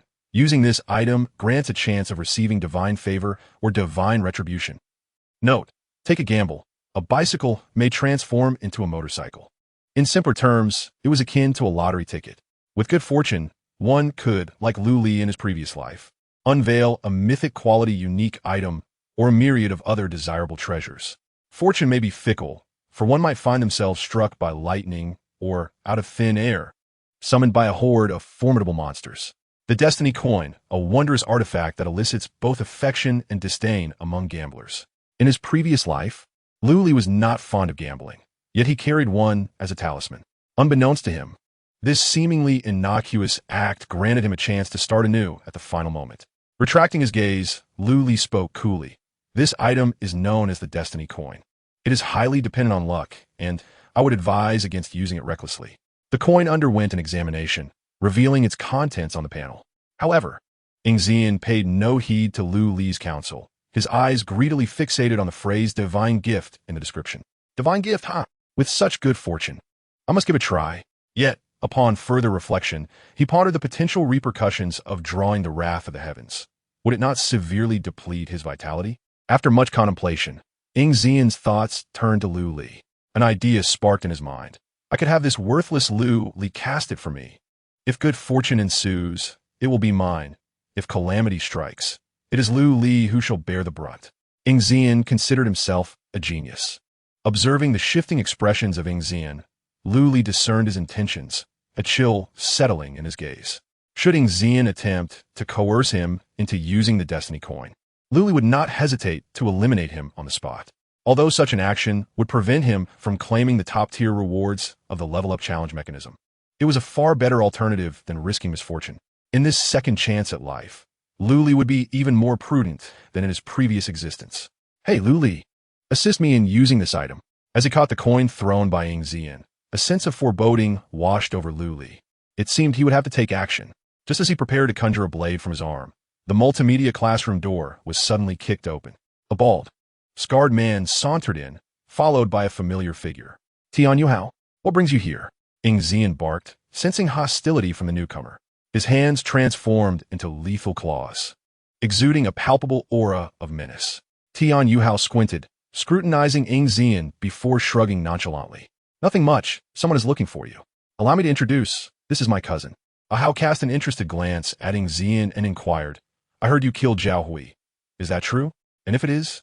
Ying Zian retorted defiantly. Whatever happened to his belongings? Ahao feigned a lamenting sigh. Naturally, I have taken them. What Do you seek vengeance? Though arrogant, Ingzian was unaware of his opponent's strength and dared not act impulsively. No, we are not related. Why would I seek revenge? Ahau swayed slightly, his demeanor relaxed. However, my boss specifically requested Zhao Hui. Now that he is deceased, I cannot return empty-handed. Ingzian's expression turned puzzled. What do you intend to do? Ahau smiled, and the scar on his face seemed to writhe under the expression, reminiscent of a contorted centipede. It's simple. Hand over your valuables. Or leave a head behind. What? I must have misheard. Ingzian's eyes widened in feigned surprise. Do you know who currently holds the top rank on the leaderboard? Oh, who is it? The bald man retorted mockingly. It is I, Ingzian. As soon as the word peace escaped his lips, Ingzian surged forward towards Ahau with fervor. Deep down, Ingzian was acutely aware that although his level surpassed that of everyone present, his abilities were predominantly melee-oriented. Thus, his earlier display of bravado and this sudden offensive were but a fade to mask his shortcomings. Ingzian's thoughts were straightforward. If he could swiftly close the distance between himself and his opponent, regardless of the formidable abilities the bald man had awakened, he was confident he had an 80% chance of defeating him. After all, Zhao Hui had met his demise at his hands in a similar fashion. As for Tian Yuhao, a fellow who had also awakened the ability of reconnaissance, he posed no threat whatsoever. However, just as Ingzian believed his plan would succeed, the bald man sneered, swiftly raising his right hand. Chapter 12. The Overbearing Ability. Bang! Bang! The gun's muzzle belched flames. 2 bullets struck Ingzian's chest, while another pierced through his skull. Fodishman! Ahau observed Ingzian, who lay convulsing on the ground, disdainfully remarking, Claw, silver tear. Have you truly grown so arrogant after merely leveling up twice? Naive. A blood-red treasure chest materialized out of thin air, landing at Ahau's feet. Luli understood this to be a reward for achieving an overlevel kill. During the time, the overlevel kill mechanism was active. Players outside the level rankings who eliminated those within could obtain a slaughter chest. Similarly, lower-ranked players could earn a slaughter chest by defeating higher-ranked ones. Tian Yuhao gazed in delight at the chest by his feet, praising Ahau, as expected of my uncle, taking down the top-ranked powerhouse with just 3 shots. Ahau ejected the magazine to check the bullet count and replied nonchalantly, the Mozambique shooting technique specifically designed for swiftly moving targets. 3 bullets remain. That should suffice. With that, he reinserted the magazine and aimed at Lu Li, who stood not far away. Tian Yuhao looked at the unfolding scene with a twisted sense of anticipation, saying, Lu Li, if you hand over all your valuable items now and kneel to bow 3 times, my uncle might consider sparing your life. Ahau, upon hearing this, cast a complex glance at his nephew. Just earlier, Tian Yuhao had cautioned about Lu Li's peculiar abilities, advising vigilance.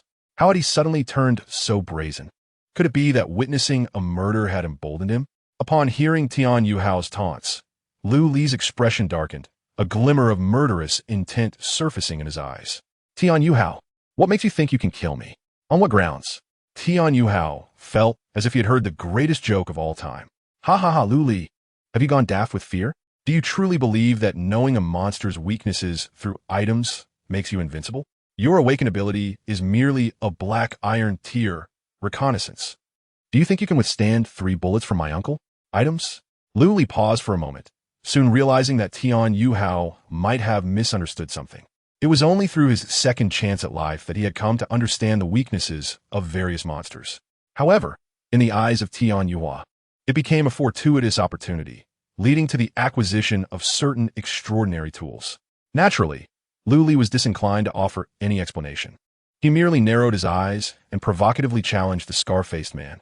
Give a try. No sooner had the words left his lips than the gun in the scar-faced man's hand erupted with gunfire. 3 shots rang out, the bullets whistling through the air as if they were the sides of death itself. Yet, these sides failed to strike their intended target. To be precise, they did not hit Lu Li.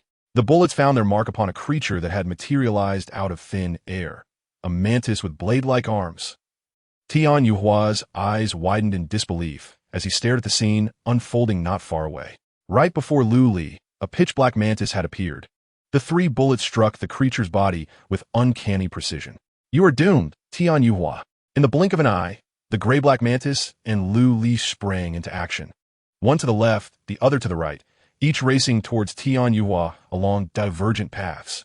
"Uncle, save me." Tian Yuhua, unaware of the sudden turn of events, was seized by panic and scrambled to escape. In stark contrast to his nephew's frantic behavior, Uncle Ahau remained remarkably composed. An aura of crimson mist enveloped him, and his speed surged dramatically. In Ahau's eyes, the spontaneously appearing mantis was evidently 100-fold more perilous than unarmed Lu Li. Thus, he opted to confront the mantis first. However, unbeknownst to Ahau, Lu Li had already anticipated his intentions. Just as Ahau was about to collide with the mantis, Lu Li's thoughts flickered. Soul weapon retracted. Rapid movement, silver, activated. Ahau lunged and missed completely. Meanwhile, Lu Li had already closed in on Tian Yuhua. Mighty force, silver, activated. Blade arm, platinum, activated. His previously harmless right hand instantaneously transformed into a razor-sharp blade, emanating an intense chill under the enhancement of the platinum tier. Kill. The blade, infused with fury, struck Tian Yuhua's back with great force. The latter let out a blood-curdling scream and collapsed to the ground. Lu Li, I was wrong. Please don't kill me, don't kill me. Tian Yuhua wailed, writhing on the ground like a worm. Witnessing this, Ahau immediately called out, changing direction to rush towards Lu Li. Lu Li, stop. Yet, Lu Li had no intention of relenting at that moment. He took a step forward, raised his blade, and in an instant, ended Tian Yuhua's life. The sight of his nephew's demise sent Ahau into a frenzy. "Ah, Lu Li, I will kill you." The eerie crimson mist around him surged wildly, and Ahau's speed escalated once more. Lu Li furrowed his brow, opting not to engage directly, but instead retreating swiftly, summoning his soul weapon once again. Lu Li had witnessed the scar-faced, bald man's abilities in his previous life. It was a berserker-like frenzy ability that, when activated, dulled the player's perception of pain while significantly enhancing their physical attributes. It was a formidable combination of speed and strength. For this reason, Lu Li summoned his soul weapon to counteract it, abstaining from confronting the threat personally. Ahau, observing the gray-black mantis re-emerging before him, wore a sinister grin. Facing the oncoming blade, he not only refrained from evasion, but instead leaned into it with defiance. Blood splattered, enveloping the surroundings in a thick crimson mist once more. "What cannot kill me shall only render me stronger." Ahau thrust his palms forward, gripping the mantis's arms with a fierce determination, and then he yanked with all his might. The mantis's soul weapon shattered instantaneously, dispersing into wisps of dark smoke. "Is that all?" Ahau roared, his presence exuding a wild arrogance akin to that of a ferocious tiger. Yet, this haughty expression soon faded from his scarred visage. Seizing the opportunity created by Ahau's destruction of the soul weapon, Lu Li had retreated to a sufficient distance. At this moment, arcs of electricity surged in his hands. "What cannot kill you shall empower you." How inspiring of you. Lightning arrow, diamond activated. The arcs, thick as a thumb, danced like a frenzied dragon, lunging at the scarred man with reckless abandon.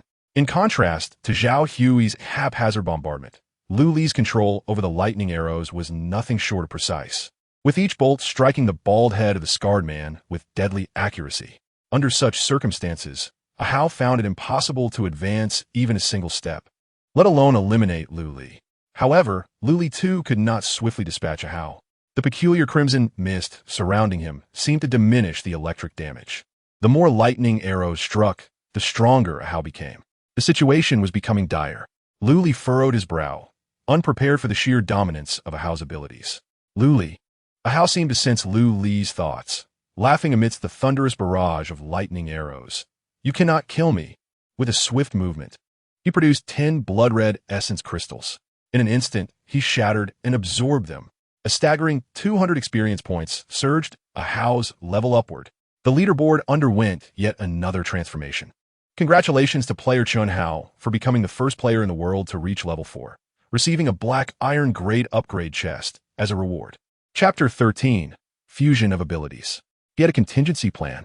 A chill gripped Lu Li's heart as he gasped in realization. He had intended to eliminate Chun Hao from a distance with his lightning arrows. However, with Chun Hao's sudden ascension to level 4 and an explosive increase in physical attributes, that strategy was rendered futile. Was he to engage in close combat? Although the platinum-grade blade arm had the potential to slay Chun Hao, it would also place Lu Li in peril. Despite possessing the combat experience from his previous life, Lu Li's current physical condition post-rebirth could not withstand intense skirmishes, risking mutual destruction. Should he take the gamble? Lu Li, I will kill you. Just as Lu Li pondered this, the distant Chun Hao took a step forward. The scarred bald man, surrounded by whirling crimson mist, boldly advanced toward Lu Li, braving the onslaught of lightning arrows. Lu Li stood frozen for a long moment before suddenly bursting into laughter. He chuckled at his own cowardice. In his previous life, he had blundered through challenges, yet emerged victorious. This time, he would become the strongest. The rapid ability activated, and Lu Li's figure flickered as he began to race through the multimedia classroom. The relentless barrage of lightning arrows has temporarily ceased.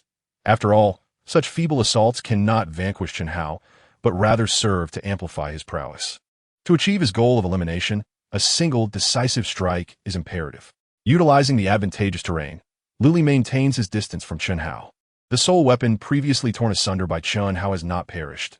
Instead, Lu Li had preemptively reclaimed it, though he has sacrificed a few soul points. The remaining essence is sufficient to forge another level 2 soul weapon. However, Lu Li does not intend to employ it just yet. He aims to concentrate all his combat power into a singular moment, for only then does he stand a chance of delivering a fatal blow.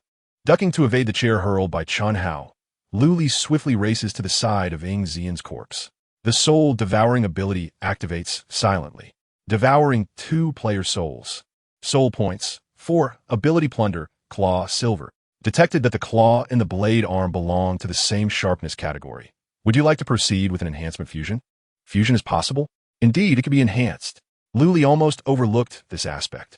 The identical abilities acquired through Soul-Devouring can trigger advancement tasks, which, upon completion, elevate the ability's rank. Abilities of the same category can also undergo enhancement fusion. Although Lu Li is uncertain of the fusion's outcome, one thing remains clear. The resultant ability will undoubtedly surpass its predecessor in strength. Without hesitation, Lu Li opts for the fusion.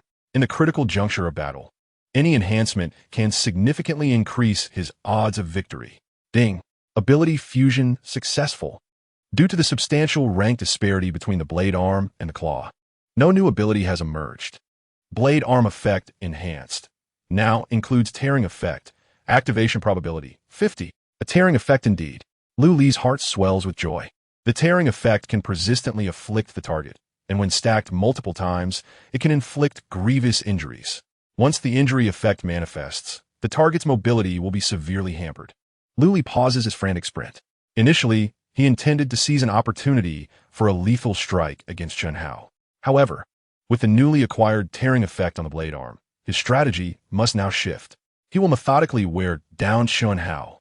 Even if this process continuously augments his opponent's capabilities, as long as he can inflict a grievous injury, Lu Li will seize the initiative.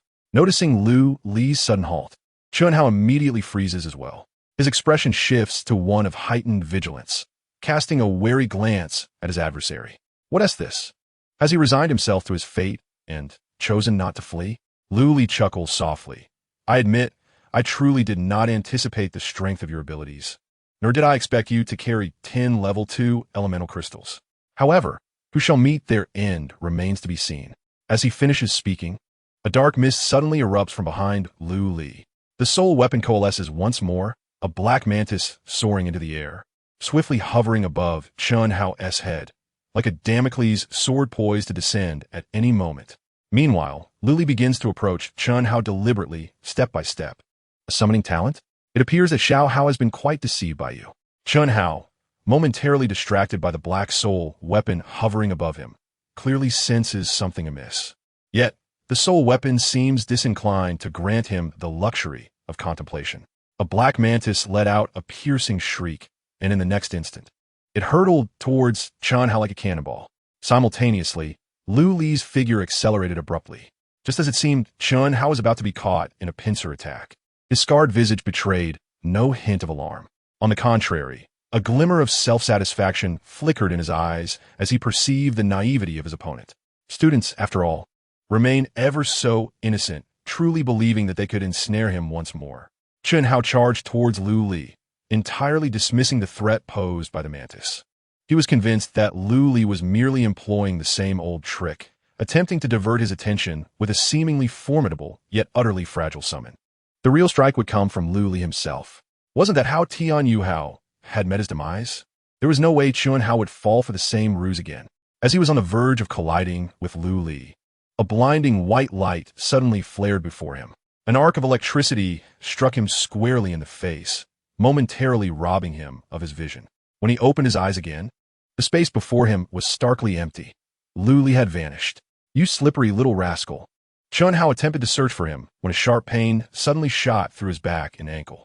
The attack from the soul weapon had landed, leaving 2 long gashes upon his back. Lu Li had executed a swift slide, using the blade formed from his right hand to barely graze Chun Hao's ankle. An assault from a summon? It mattered not. Such injuries were trivial. Chun Hao understood that under the influence of the ability Bloody Carnage, any non-lethal wounds would only serve to enhance his strength. He had set his sights on Lu Li. As long as he eliminated him, the summon would dissipate automatically. Yet Lu Li was as elusive as a slippery eel, slipping through his fingers every time he almost grasped him. Meanwhile, Chun Hao himself had sustained numerous cuts from Lu Li's relentless strikes. Though these injuries felt akin to mere mosquito bites, why was Lu Li's speed increasing? No, it wasn't Lu Li who was faster. It was he who was slowing down. A sudden realization struck Chun Hao as he glanced at his data panel. The status bar displayed the effect of severe injury. "You little trickster." Lu Li raised his hand and shot forth a lightning arrow, retreating once more. Simultaneously, he deftly manipulated the soul weapon, intending to deliver a devastating blow to Chun Hao. He had assumed that the now slowed Chun Hao would be wholly focused on defending against the soul weapon. However, the Scar Man had gone completely berserk. He inhaled the crimson mist enveloping him, his eyes turning a blood red, akin to a malevolent spirit from the depths of hell. The severe injury effect was lifted. Chun Hao's speed surged as he lunged fiercely towards Lu Li. Chapter 14. Saved again? Desperate. The majority of Lu Li's focus was consumed by controlling the soul weapon, leaving him with little time to accelerate his escape. The soul weapon's heavy blow could not immediately vanquish Chun Hao. It was a dire situation. In that fleeting moment, Lu Li had even resigned himself to a fight to the death. Just then, a flaming arrow appeared in his line of sight, striking Chun Hao's shoulder with uncanny precision. The sudden attack caused Chun Hao to falter momentarily. Seizing the opportunity, Lu Li pressed forward rather than retreating. If he could not evade, then he would fight to the bitter end. In an instant, his right arm transformed into a sharp blade, striking simultaneously with the attack of the Mantis spirit weapon. A couple of soft thuds echoed, and Chun Hao stood frozen in place. "Is it done?" Lu Li, momentarily shocked, swiftly swung his blade horizontally. A gaping wound opened in Chun Hao's abdomen, blood splattering everywhere, leaving him devoid of any will to resist. "Lu Li!" Su Xiao exclaimed, rushing towards him. It was at this moment that Lu Li realized the fiery arrow had been shot by Ma Han. Had he been saved once again by Su Xiao's compassion? "Lu Li, are you all right? Are you injured?" Su Xiao inspected him, her beautiful eyes filled with uncontainable concern. I'm fine, thank you." Although Lu Li found Su Xiao's nurturing nature somewhat irksome, he could not deny that without Ma Han's timely strike, he would have been unable to defeat Chun Hao. "Thank you? I've said it before, as class monitor, I have an obligation to look after my classmates." Su Xiao's cheeks flushed slightly. Indeed. The class monitor cares for each and every student, but Lu Li's situation carries much greater weight. Ma Han leaned back with his hands behind his head, a teasing grin on his face. "Ma Han, don't say nonsense." Su Xiao's face flushed even deeper, in an effort to ease the awkward atmosphere. She turned her gaze towards Chun Hao. This scar-faced, bald man has quite the tenacity. Despite the gaping wound in his abdomen, he is yet to breathe his last. "Wang Chao, go and fetch Wang Xuyan." Wang Chao, peering curiously, asked, "Class monitor, you don't mean to save him, do you? This man shot teacher He doesn't seem like a good person." Su Xiao furrowed her brows, letting out a soft sigh. "He is still a human life. Hurry along. If Wang Xuyan refuses to come, tell her I am willing to offer crystal currency as a reward." Unable to refuse Su Xiao, Wang Chao reluctantly retraced his steps. Su Xiao appeared somewhat anxious and added to Ma Han, "Ma Han, you should go with Wang Chao. I worry about him going alone." Ma Han, who was about to sit down to rest, paused, a meaningful smile spreading across his face. Understood. Class monitor, please take care of yourself. It seems Wang Chao and I may be gone for quite a while. How about an hour? That should suffice, right?" He then chuckled at Lu Li, Get going quickly. I fear he may not be saved if you delay. Su Xiao playfully bunjet mahan. Once the two were dispatched, Su Xiao turned her attention back to Lu Li. Her gaze somewhat peculiar. Lu Li, did you kill Xian and Tian Yuhao? Lu Li shook his head, crouching beside Chun Hao. The man was covered in blood and gasping for breath. Yet upon seeing Lu Li approach, he glared fiercely, his face twisted with rage and bitterness. Summoning all his remaining strength, Chun Hao threatened, Lu Li, right? Ha, if I die, the Zhao family will surely kill you, cough, cough. The Zhao family? Lu Li blinked, his expression turning icy in an instant. Chun Hao, witnessing this, assumed Lu Li was frightened and wore a look of triumph. Exactly, the Zhao family. Players like you are insignificant before such a colossal force. I advise you. Before Chun Hao could finish his words, Lu Li resolutely plunged his knife into his mouth. Lu Li, you. Su Xiao, witnessing this scene unfold, was utterly unprepared for Lu Li's decisive action. Without turning back, Lu Li addressed Chun Hao's lifeless body. There is no need for the Zhao family to seek me out. I shall pay them a visit in due course. After uttering this, he turned to Su Xiao and clarified, it was only Tian Yuhao and this Chun Hao whom I killed. Xian was shot dead by Chun Hao. Su Xiao felt a sense of disarray. Was it truly appropriate to commit murder before someone's eyes and then recite the facts so earnestly? Could a normal person remain so composed? At that moment, Su Xiao found Lu Li to be quite unfamiliar, as if he had long been navigating the shadows of this apocalyptic world, unlike her, who had only recently encountered its onset. Ignoring the dazed Su Xiao, Lu Li bent down once more, activating his soul-devouring ability on Chun Hao's corpse. Devoured 4 player souls, soul points, 8. Ability plunder, bloodthirsty slaughter, platinum. Retains soul consciousness?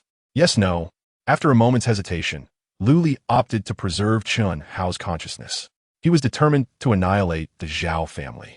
Regardless of the overt and covert conflicts from the past life, or the yet unrevealed enmities of this life, Chun Hao, as a member of the Zhao family, might prove useful in the future. Even if he proved uncooperative, Lu Li could always erase his consciousness later. Next, Lu Li devoured Tian Yuhao's soul. This time, there was no option to retain consciousness, and it only granted him 1 soul point. After stripping the 3 corpses of their spoils, Lu Li approached the treasure chests, 2 blood-red slaughter chests, and 7 pitch-black upgrade chests. Rubbing his hands together, he disregarded Su Zhao's presence and opened the chests without hesitation. The 7 upgrade chests yielded a total of 14 second-tier elemental crystals. Along with the 4 from Xian, Lu Li now possessed an astounding 18 crystals. Yet, despite this bounty, he did not absorb even one. He merely tucked the crystals into his pocket and approached the 2 slaughter chests. These chests held the promise of mythical equipment. Eagerly, Lu Li opened the first one. Upon revealing the contents, his expression immediately turned peculiar. Inside the chest lay, indeed, an item, a piece of equipment. However, this equipment was rather peculiar. It appeared to be a skirt. Lu Li retrieved the pink checkered mini-skirt from the chest, feeling a weight of unease as he cast an appraisal on it. Item name, Maiden's Temptation mini-skirt. Quality, perfect, automatically binds within 60 seconds of obtaining. Function description, when worn correctly, this equipment unconditionally elevates talent tier. Remarks, is it art or vulgarity? I can no longer discern.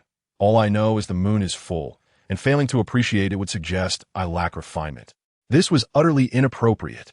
Let us not dwell on the fact that this item resembles a short skirt brimming with youthful charm. Even if Lu Li were a peculiar individual with a penchant for cross-dressing, the functionality of this equipment holds no significance for him whatsoever.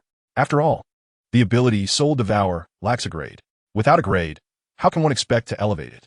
Moreover, what on earth is this automatic binding for 60 seconds? Lu Li furrowed his brow and unconsciously cast a glance towards Su Xiao. Su Xiao, could you come over here for a moment? Lu Li beckoned her. The latter, however, wore a wary expression, hesitating for a considerable time before slowly advancing. What do you want? Are you planning to silence me? After witnessing Lu Li's adeptness in looting corpses and gathering spoils, Su Xiao felt far from at ease. She sensed that Lu Li had transformed entirely. The Lu Li she had once admired was merely taciturn, his demeanor aligning with that of a typical high school student. How could he have changed so drastically with the advent of the apocalypse? Silence you? Lu Li was taken aback and chuckled incredulously. Why would I want to kill you? You saved my life. I am merely offering you something in return. Noticing Lu Li's relaxed demeanor, Su Xiao, as taught, nerves began to ease slightly. She curiously gazed at the short skirt in his hands. This is for you, a token of my gratitude. Lu Li tossed the skirt to Su Xiao as if discarding a plague. The longer this item remained in his possession, the greater the affront to his ironclad, masculine persona. Su Xiao's expression turned peculiar, assuming Lu Li was simply discarding some useless gear. However, upon examining the description of the skirt, she was utterly taken aback. It could unconditionally elevate her talent grade. With the apocalypse upon them, all players have been infused with relevant information, Su Xiao included. She understood well that a player's talent grade was determined upon awakening and could not be enhanced thereafter, except through the use of items. Yet even among items, those capable of elevating grades were exceedingly rare. Lu Li had painstakingly acquired such an item, a perfectly crafted treasure, and he was giving it to her? This meant that if she donned this skirt, she could elevate amplification domain to the emerald grade. As Lu Li approached another slaughter chest, he cast another reconnaissance glance at the skirt. Upon confirming that the binding was successful, he exhaled in relief. Indeed, it should suit you well, both in terms of the item's effect and its appearance. Su Xiao's face flushed at his words. Did he intend for her to change immediately? Surveying her surroundings, she deduced that Wang Chao and Ma Han would not return for a while, and she turned towards the podium at the front of the classroom. There, behind the stage curtain, she could find a makeshift changing room. I'll change into the skirt now. Lu Li, you mustn't peek. Lu Li, without turning around, replied. Rest assured, I'll be opening treasure chests. Arriving at the last slaughter chest, Lu Li smirked, silently praying, please, let it not yield anything peculiar this time. With a raised hand, the treasure chest sprang open, illuminating the surroundings with a dazzling golden light. Lu Li's eyes widened, and a look of exhilaration spread across his face. To his astonishment, he had unearthed a remarkable item. Item name: Essence Crystal Dissolution Potion.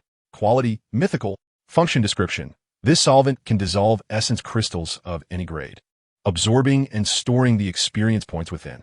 Consuming the solvent grants 80 experience points. Note: the primary material of this concoction is derived from, well, let's say, the essence of the original. Lu Li was well aware of this item. In his previous life, it was regarded as the most lackluster mythical artifact. Its market value was even less than 10 fate coins. The reason for this lay in its function: dissolving essence crystals, storing experience, and releasing experience. The entire process not only yielded no benefits, but also resulted in a loss of 20 experience points. The sole advantage was that this item could circumvent the player limit of absorbing only 10 essence crystals per week. However, compared to the experience lost, this utility seemed trivial. Yet, Lu Li understood the true potential of this item. The Essence Crystal Dissolution Potion needed to be utilized in conjunction with the hidden rules of the level leaderboard. In his past life, it was not until the third year after the Apocalypse game commenced that players discovered these hidden rules. That is, maintaining a position in the top 3 for an extended period could yield extraordinarily impressive rewards. To remain at the top, players needed to fulfill 2 conditions. Firstly, they must survive against numerous challengers. Secondly, within the same time frame, they must absorb more experience than other players, ascending to higher levels. The first condition was not particularly challenging. After all, players who could reach the top 3 were either formidable themselves or had substantial backing. However, the second condition was quite stringent. As time progressed, the levels of monsters also increased. During the onset of the apocalypse, it was possible to encounter Tier 3 essence crystals, but Tier 5 or Tier 6 would never appear. Consequently, all players' levels would be constrained within a certain range. But with the Essence Crystal Dissolution Potion, the scenario changed. This item could dissolve a substantial quantity of low-tier essence crystals to accumulate experience. Although gathering numerous low-tier essence crystals was no easy feat for other casual players. For Lu Li, a reborn individual, it was as simple as a stroll in the park. The global trading market was set to launch at midnight on the 3rd day of the apocalypse, leaving him with 2 days and 11 hours to prepare. Lu Li mused to himself. Players would soon realize the limitation of absorbing only 10 essence crystals per week. At that time, the market should flood with low-tier essence crystals. Conversely, high-tier essence crystals will be highly sought after and priced exorbitantly. Luli merely needed to exchange high-tier essence crystals for a multitude of low-tier ones, enabling him to create a super essence crystal brimming with experience in a short span. Dominating the leaderboard was within reach. He needed to devise a plan to acquire more high-tier essence crystals in the upcoming 11 hours. As Luli contemplated, he suddenly sensed someone approaching. Raising his eyes, he found Su Xiao, now clad in a fresh skirt. It must be said that the pink-plaid skirt truly complements this beauty, enveloping her in an aura of youthful exuberance. However, it is rather short, so short that it is hard to resist. Luli remarked on the skirt's beauty. It's lovely, he nodded, shifting his gaze elsewhere. The atmosphere grew exceedingly awkward. To alleviate the tension, Luli initiated a conversation. By the way, you should still have a third-tier crystal, right? I'd like to exchange it for 5 second-tier ones. 1 second-tier crystal yields 20 experience points, and 5 would suffice for 100 points. Su Xiao glanced at Lu Li's bulging pockets, assuming he saw convenience in carrying them, and readily agreed, sure, but the crystals are with Wang Chao. You'll have to wait for his return. Oh, all right. The awkwardness persisted. Fortunately, not long after, the footsteps of Ma Han and Wang Chao resonated from the entrance, followed by Wang Shuyan and her entourage. Upon seeing 3 lifeless bodies sprawled within the classroom, and Lu Li standing unharmed, Wang Shuyan's eyes darted, and she instantly donned a sycophantic smile. She hastened towards Su Xiao, feigning concern. Oh, Sister Xiao, are you all right? I heard from Wang Chao that you wanted me to come and rescue someone. Was it Lu Li who was injured? Observing Wang Shuyan's pretense, both Wang Chao and Ma Han exchanged exasperated glances. Just moments ago, in the classroom, her demeanor had resembled that of a market hag haggling over prices. Now, she was eager to ingratiate herself. Chapter 16. To the most bustling place to hunt monsters. Su Xiao wished to avoid a confrontation with Wang Shuyan and replied coolly, Mifine. I called you over because I wanted you to help him, but she gestured towards Chun Hao's corpse, about to say that Lu Li had killed him, but caught herself and modified her statement. Ultimately, he couldn't hold on and succumbed to excessive blood loss. In the back, He Pei-Chin squeezed through the crowd to inspect. Upon confirming Chun Hao was truly dead, she limped forward and spat contemptuously at the corpse. How fitting. You bastard, let this be a lesson to you. And what about Ying Zian and Tian Yuhao? What happened to them? Wang Xian squinted at the other 2 corpses. Ying Zian was shot dead by Chun Hao. And Tian Yuhao, Su Xiao instinctively paused, preparing to concoct a justification for Lu Li, but he interjected, Tian Yuhao was killed by me, and so was Chun Hao. Everyone turned their heads in unison, their expressions rife with disbelief. A seemingly useless individual who had awakened the detection ability was capable of murder, and not just 1, but 2 lives taken. Chung Duo peeked from the crowd and whispered, but Chun Hao was at the top of the level rankings just moments ago. How could a 0-level player like you kill him? Realizing she shouldn't have spoken at that moment, she quickly shrank back in fear. He was careless. Didn't dodge. Luli spuka earnestly. Seizing the moment while everyone was still in shock, he swiftly approached Wang Chao and exchanged 5 second-tier crystals for the 3rd-tier one. If there is nothing else, I shall take my leave. Should there be any matters to discuss, we can address them next time. Farewell, everyone. The mountains are high and the roads are long. Until we meet again in the realm of rivers and lakes. With that, Lu Li strode confidently towards the exit. It was not until his figure completely vanished from view that the others began to react. Wait a moment. How could Lu Li, with his awakened ability of reconnaissance and no weapons in hand, have slain Chun Hao and Tian Yuhao? Just as someone was about to inquire further from Su Xiao, the class leader lowered her head, her expression somber. Let us drag these 3 corpses to the back mountain for burial, for Tian Yuhao and Ying Zian are our classmates. He Pei-Chin was the first to voice her dissent. You may go bury them if you wish. That bald man shot at me twice before. He deserves to rot in the wild. Wang Shuyan chuckled awkwardly.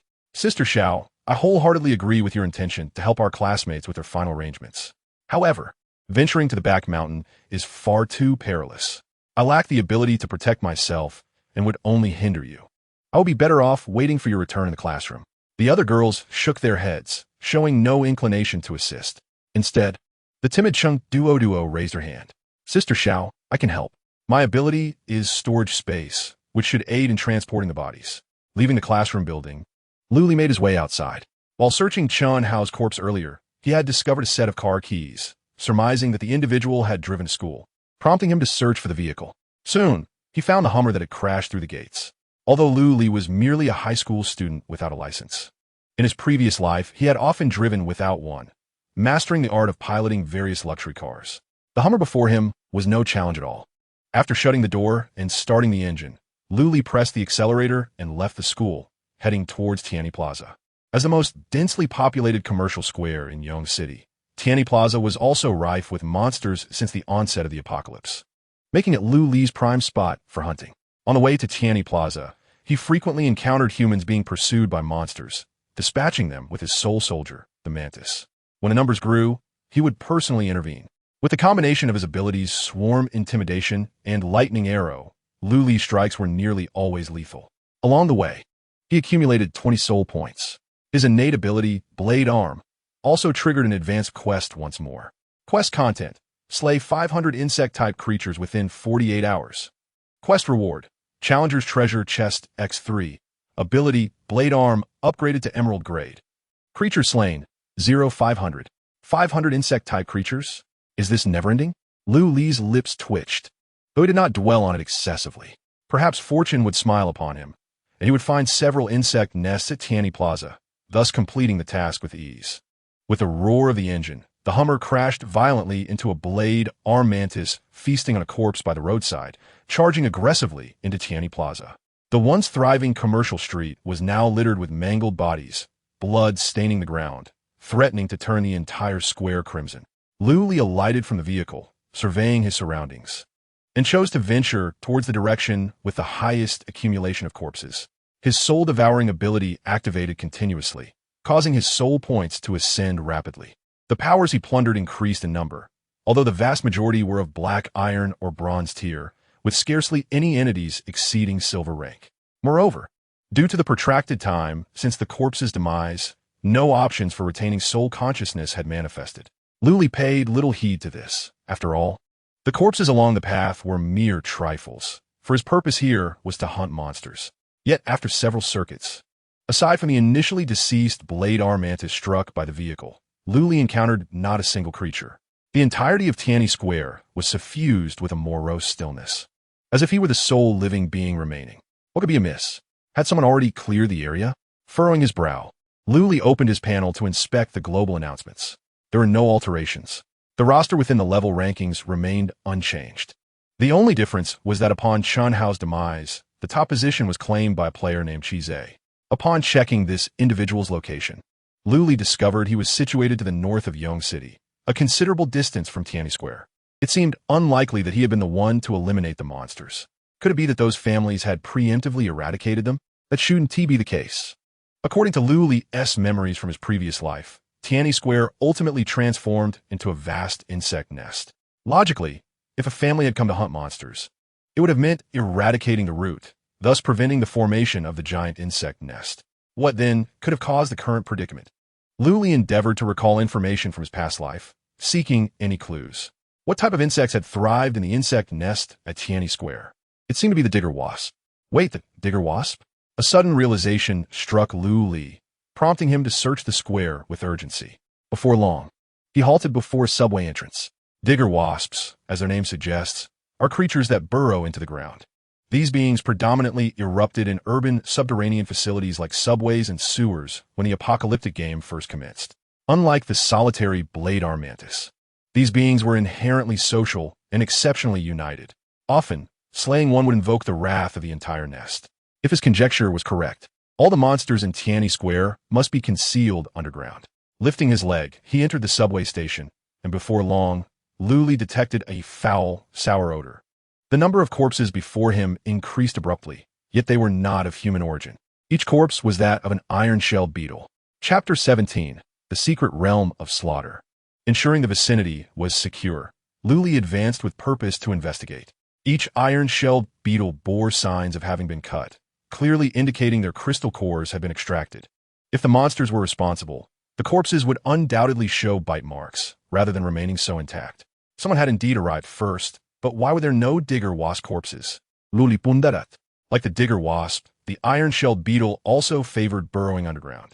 However, due to their differing habits, It was entirely improbable for the two to coexist in the same area. After contemplating for a considerable time, Luli resolved to continue his descent. It is not that he harbored any intent to engage in murderous theft. Rather, it was purely to satiate his curiosity. Upon descending to the second underground level, Luli discovered an even greater number of iron-shell beetles. The subway station's electricity had yet to be interrupted, and the flickering lights cast an eerie glow over the dim, subterranean expanse. Standing at a fork in the path, Luli strained his ears, discerning the faint sound of voices emanating from one of the entrances leading to the underground parking lot. He crouched low, pressing himself against the wall as he stealthily approached. Before him, the view suddenly broadened. It was an underground parking facility. The illumination here paled in comparison to that of the subway station, with several fluorescent sticks strewn across the ground every few meters. In the distance, Luli spotted a group of heavily armed figures clad in black, surrounding an ominously swollen rift with heightened vigilance. A secret realm entrance? In that instant, Luli comprehended why Tianyi Square had transformed into a colossal nest for the burrowing bees in his previous life. The advent of the global apocalypse not only brought forth monsters, but also a myriad of secret realms. There were treasure realms concealing hidden opportunities, competition realms requiring mutual rivalry, and rule-based realms relying solely on logical reasoning to conquer, among others. If his conjecture was correct, the rift nearby should lead to a slaughter realm. Typically, slaughter realms impose no restrictions on the number of players entering. As long as there are enough participants within a limited time frame, even an entire army could enter. However, the horrors contained within these realms are equally formidable, either comprising monsters in numbers akin to that of the army or exceptionally powerful lords. Once one steps into the realm, it is deemed that the slaughter trial has been triggered. Players must either eliminate all monsters within the realm to achieve victory and escape, or be annihilated or repelled by the monsters, resulting in the dimensional rift spiraling out of control, unleashing monsters into reality. Recalling memories from his past life, Luli knew that this dimensional rift was destined to become uncontrollable. A sense of urgency to flee surged within him. For once the dimensional rift spiraled out of control, it would generate a surrounding isolation barrier, rendering escape impossible. Yet before this thought could linger in Luli's mind, an unexpected event unfolded before him. The hovering dimensional rift trembled violently, spewing forth four blood-soaked women. The vigilant figures in black immediately rushed forward, their voices raised in a frantic clamor. However, due to the distance, Luli could not discern the specifics. Nevertheless, he did not need to comprehend the words, for the fluctuating dimensional rift spoke volumes. It was out of control. The once narrow rift rapidly expanded, and a multitude of burrowing bees erupted forth, descending upon the crowd like a dark tide. The barrier formed instantaneously in the wake of the rift's chaos, enveloping the entire underground space. Luli was ensnared within it as well. Damn it, Luli muttered under his breath, his right hand manifesting a blade. With both Rapid Strike and Mighty Force activated, he cleaved through a burrowing bee that charged directly at him. This creature was slightly smaller than a scythe mantis, but moved with astonishing speed. Moreover, its stinger was laced with potent venom. A mere sting could prove fatal within seconds for an ordinary person. If these perilous creatures were to act individually, they could be managed with some difficulty. However, the true challenge lies in their gregarious nature. The barrier has sealed, and it seems that leaving this place unscathed is impossible unless the monsters here are vanquished. Observing the distant crowd of anguished screams, Luli furrowed his brow. He hastened to the severed body of a burrowing wasp and retrieved an object from its abdomen. It was not a crystal core, but rather a red sac, no larger than a fingernail. With a grim expression, Luli swallowed it. Moments later, the status bar on his data panel displayed an effect of toxin affinity. The venom of the burrowing wasp has an antidote contained within the sac in its abdomen. Consuming it in advance ensures immunity from the venomous stingers. Yet even so, the overwhelming swarm of insects remains a daunting threat. It is the perfect opportunity to test the newly acquired power. Luli focused his mind. Bloody Slaughter, Platinum, activated. A crimson mist began to seep from his pores, enveloping him entirely. Luli could distinctly feel his speed and strength elevate to a new echelon. Soul Weapon. At Luli's command, a black blade arm mantis swiftly materialized. The soul points accumulated from previous encounters had reached 150. sufficient for Lu Li to elevate the blade arm mantis to level 4. Most burrowing wasps were level 2, with few reaching level 3. Thus, even without divided attention, the blade arm mantis could easily contend with its superior level. The duo of man and insect soon plunged into the fray against the swarm. Lin Qinyue gazed at the vast horde of wasps before her, her eyes brimming with fury. They had been deceived by the Zhao family. The information procured at great cost turned out to be false. According to the Zhao family's assertions, there existed a dimensional rift beneath the Tianyi Plaza, leading to an opportunity-laden realm devoid of danger. However, upon entering, the Lin sisters discovered it was, in fact, a slaughterhouse of a realm. Lacking any preparation, Lin Qinyue and her companions narrowly escaped death within the realm.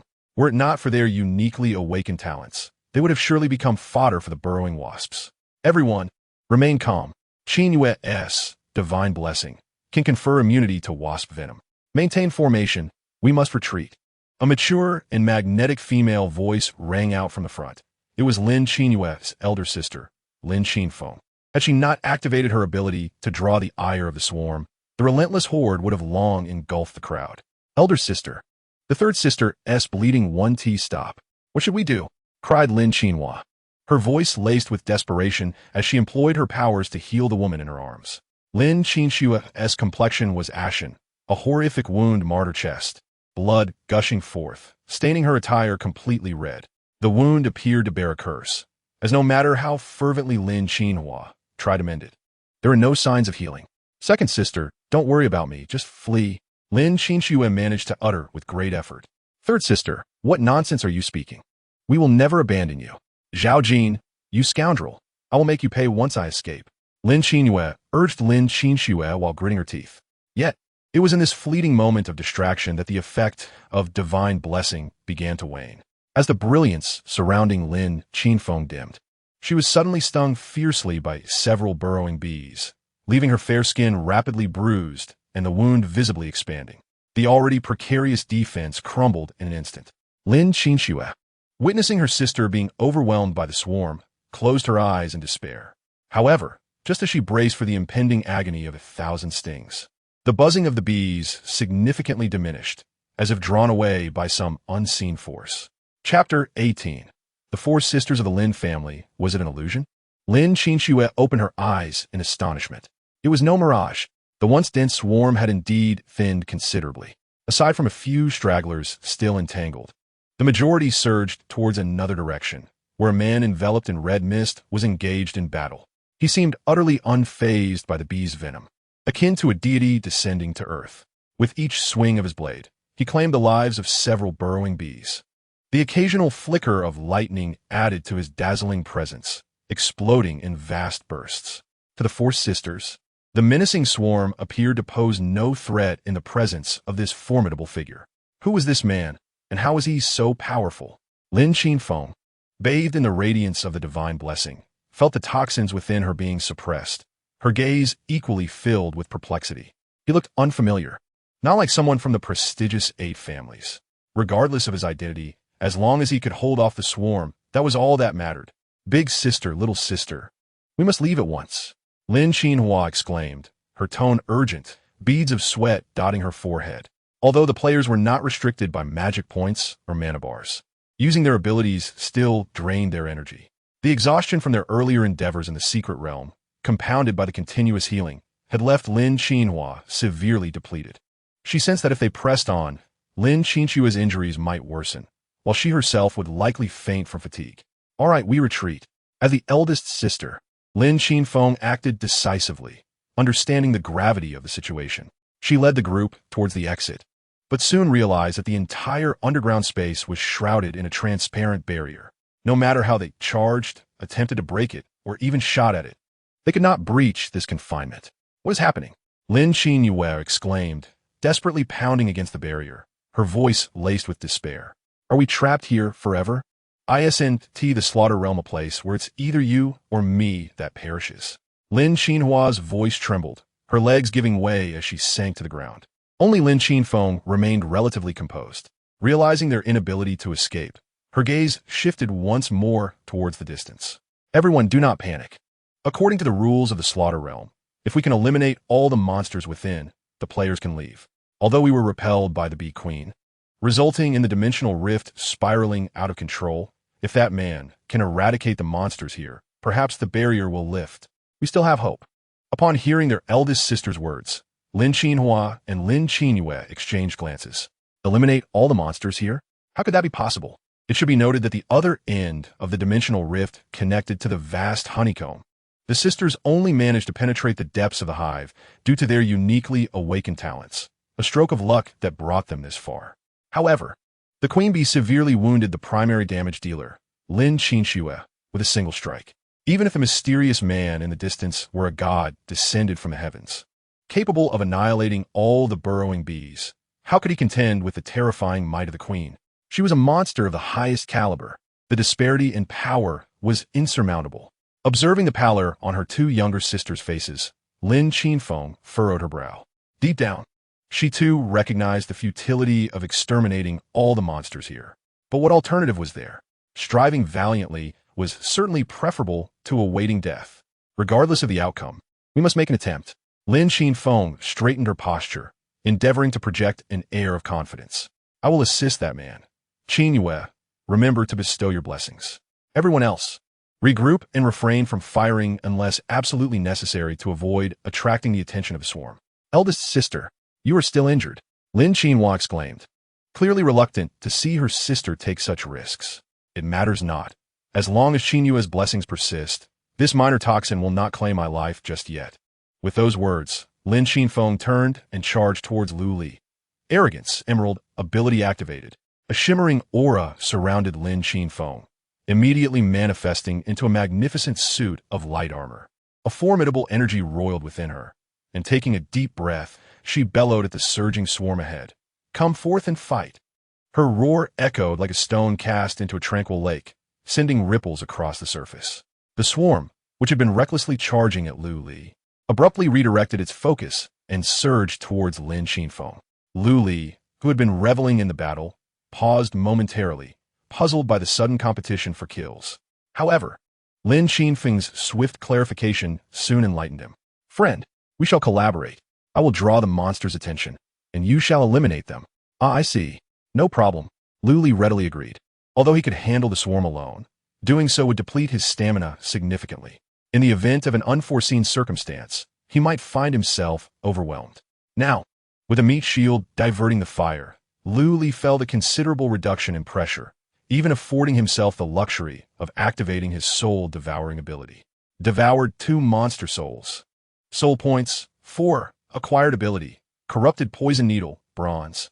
Devoured 3 monster souls, soul points. 6. Acquired ability. Corrupted poison needle, silver. Devoured 1 monster soul, soul points. 2. Acquired ability. Corrupted poison needle, black iron. Devoured 2 monster souls, soul points. 4.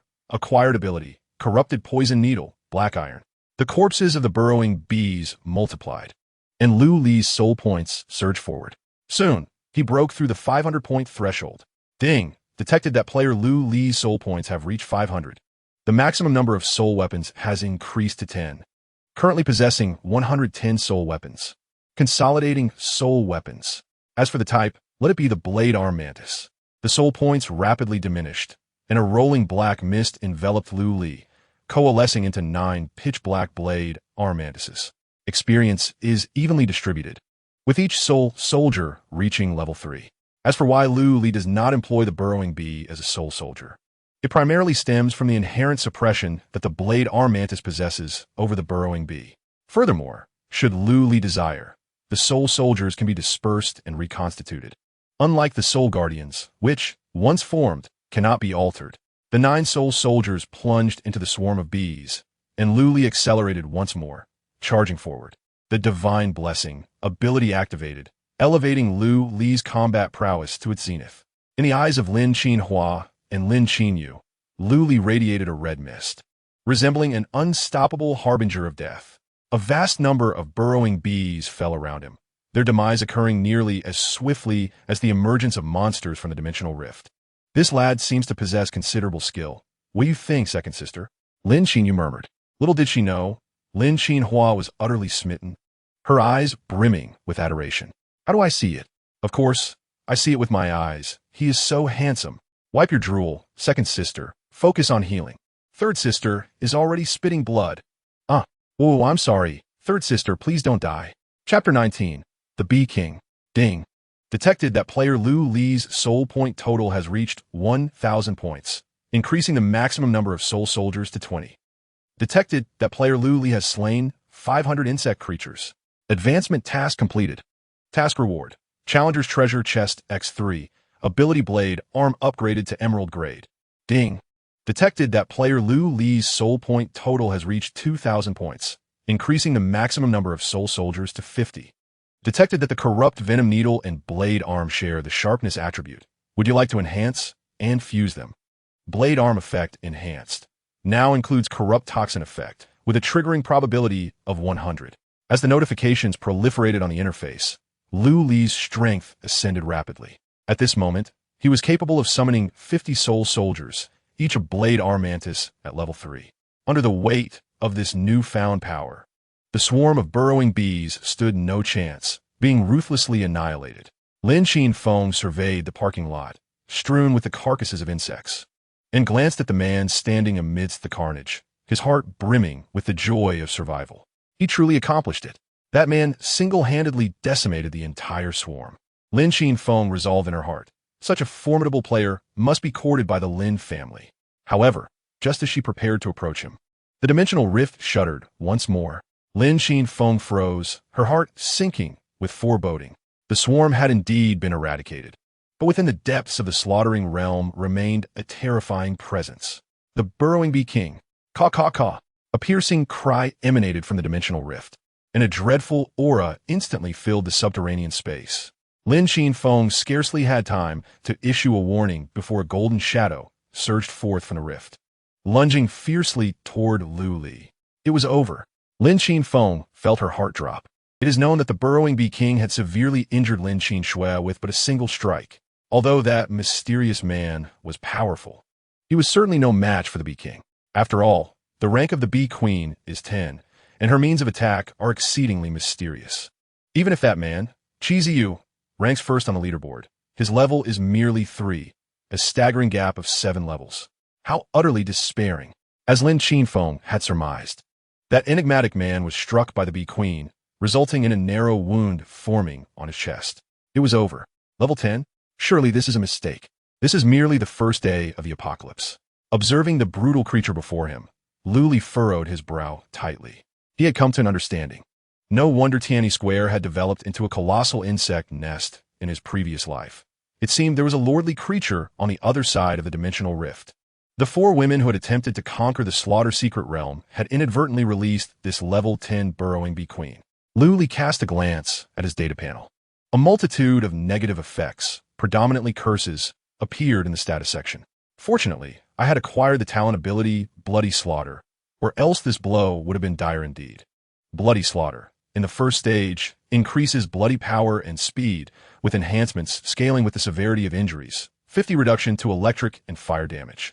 In the second stage, enters a near-death state, purifying all negative effects, with a significant boost to speed and strength.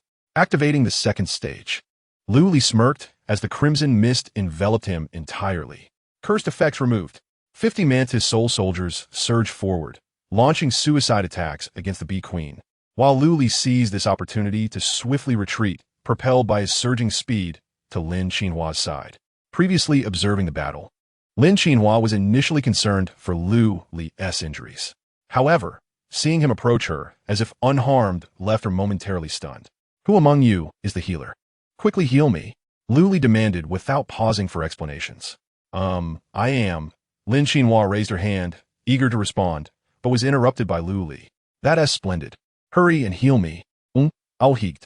Lin Xinhua's talent ability was Group Healing, a platinum-grade skill capable of restoring the health of all players within a certain radius. Yet, it was restricted by the curse inflicted by the bee queen, preventing its true efficacy. She had assumed her healing would prove as futile for Lu Li as it had for Lin Xinxue. However, to her astonishment, mere seconds later, Lu Li revived fully. Thank you. Feeling the surge of vitality within him, Lu Li turned and charged once more at the bee queen. Lin Qinhua stared blankly at Lu Li's retreating figure before glancing down at Lin Qinxue, who was still bleeding profusely. The healing worked? Why was this man unaffected by the curse? In the distance, though besieged by the Mantis soldiers, the Bee Queen remained undeterred. The significant 7-level disparity rendered her fearless. Aside from a few inconsequential scratches, she sustained little damage. In contrast, the number of Mantis soldiers continued to dwindle, and in the blink of an eye, fewer than 30 remained. Lu sensed this and, with a thought, recalled the remaining Soul soldiers. The Soul soldiers were merely meant to buy time. The Bee Queen must be defeated by his own hand. Very well, I shall take care of the rest. You may rest now. Lu patted Lin Qinfeng's shoulder, pulling her back from the brink of fear. Leave it to you? Lin Qinfeng exclaimed, her eyes wide with disbelief, as if gazing upon a madman. Is your strategy not a collective assault, but rather a one-on-one duel? We cannot even defeat them in a group. Look at these blade arm mantises. Their level is merely 3. Upon hearing this, Lin Qinfeng found merit in Lu Li's words. Indeed, the Queen Bee's level was a formidable 10. How could mere level 3 blade arm mantises possibly contend with such an opponent? Yet, how many levels did this enigmatic man possess? With a hint of concern, she inquired, "What is your level?" However, Lin Qinfeng received no answer, for Lu had already taken action. He swiftly launched 2 lightning arrows at the Queen Bee, activating his ability. Swarm Intimidation. The disparity of 10 levels rendered even platinum-tier abilities ineffective at this moment. The Queen Bee merely paused for a moment, then let out an even more furious roar.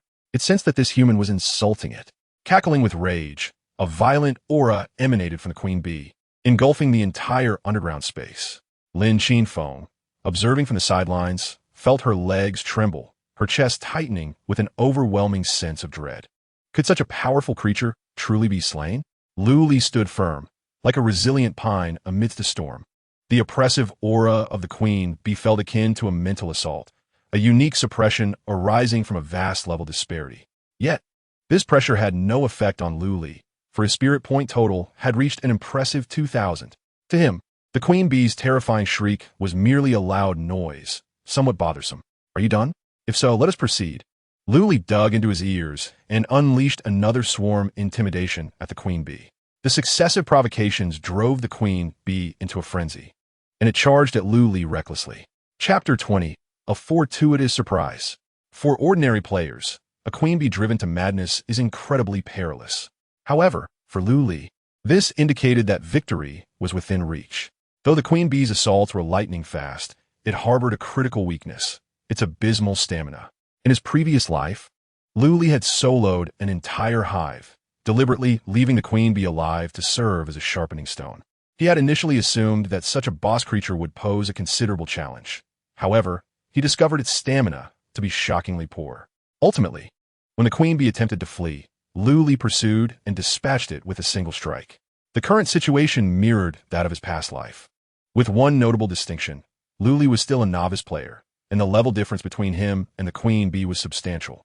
It was precisely for this reason that Lu exerted considerable effort to enrage the Queen Bee, compelling it to overlook its glaring weakness in stamina. As expected, after several desperate charges, the Queen Bee's speed significantly diminished. Seizing the opportunity, Lu summoned a blade of energy in his right hand and struck at the Queen Bee.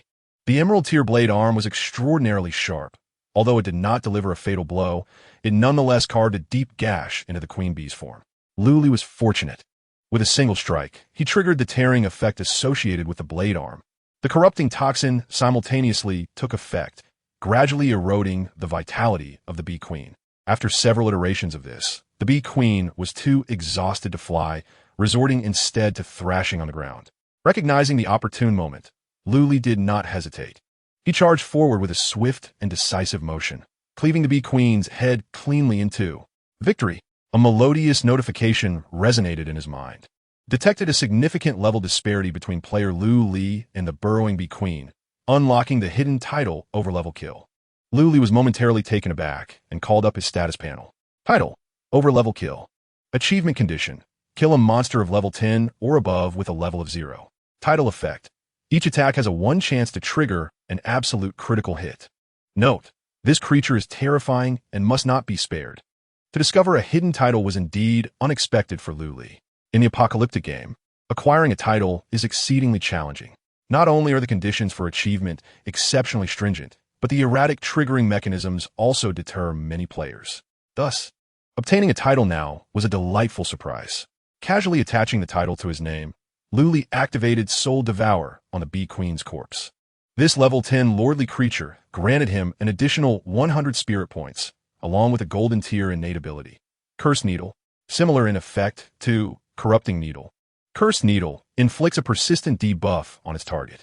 However, unlike the toxin that merely diminishes health, Curse Needle applies a curse that negates healing effects. Had Luli not activated the second tier of Bloody Slaughter, the Curse Needle could indeed have claimed his life. Detected that Curse Needle and Blade Arm both belong to the sharp category. Would you like to reinforce and fuse them? The fusion prompt arrived as expected. He chose to fuse. Given that the Blade Arm had reached the Emerald tier, the Golden tier Curse Needle was seamlessly integrated as an additional effect. Blade Arm effect enhanced. Added Cursed Toxin effect, trigger probability 100. Along with the previous two effects, the Blade Arm now boasted 3 additional effects. Tear, trigger probability 50. Corrupting Toxin, trigger probability 100. Curse Toxin, trigger probability 100. Furthermore, with the title of Overlevel Kill, Luli S-Strike could potentially unleash 4 distinct effects. Satisfied, he nodded and turned his gaze to the Bee Queen's carcass. Above, it appeared a small treasure chest. This kill yielded loot. Filled with anticipation, Luli opened the chest. However, upon seeing its contents, the smile on his face swiftly faded. He had hoped for something remarkable, yet all he found was a vial of Purification Potion. Item name, Purification Potion. Quality, excellent. Function description, consuming it purifies all negative effects. Note, let the flames purify all... Oh, pardon me, wrong line. Better than nothing. Fortunately, within the Queen Bee's body lay a third-tier elemental crystal, which offered a momentary solace to Li's wounded spirit. However, his troubles soon resurfaced. The entire underground parking lot was strewn with the corpses of the digging bees, each containing an elemental crystal. If he were to excavate them one by one, how long would it take? At that moment, Lin Qinfeng approached, slightly bowing to Li. My friend, I am grateful for your assistance. The Lin family shall not forget this kindness. The Lin family? Li lifted his gaze, scrutinizing the young woman before him. In his previous life, he had never heard of this family, likely due to their total annihilation for various reasons. What is your name? Li inquired casually. I am Lin Qinfeng, the eldest daughter of the Lin family, she replied with grace. You possess formidable strength. Might I request to add you as a friend? The Lin family will find a way to repay you. With the advent of the apocalyptic game, players could mutually add friends, facilitating the sending of messages and trading items.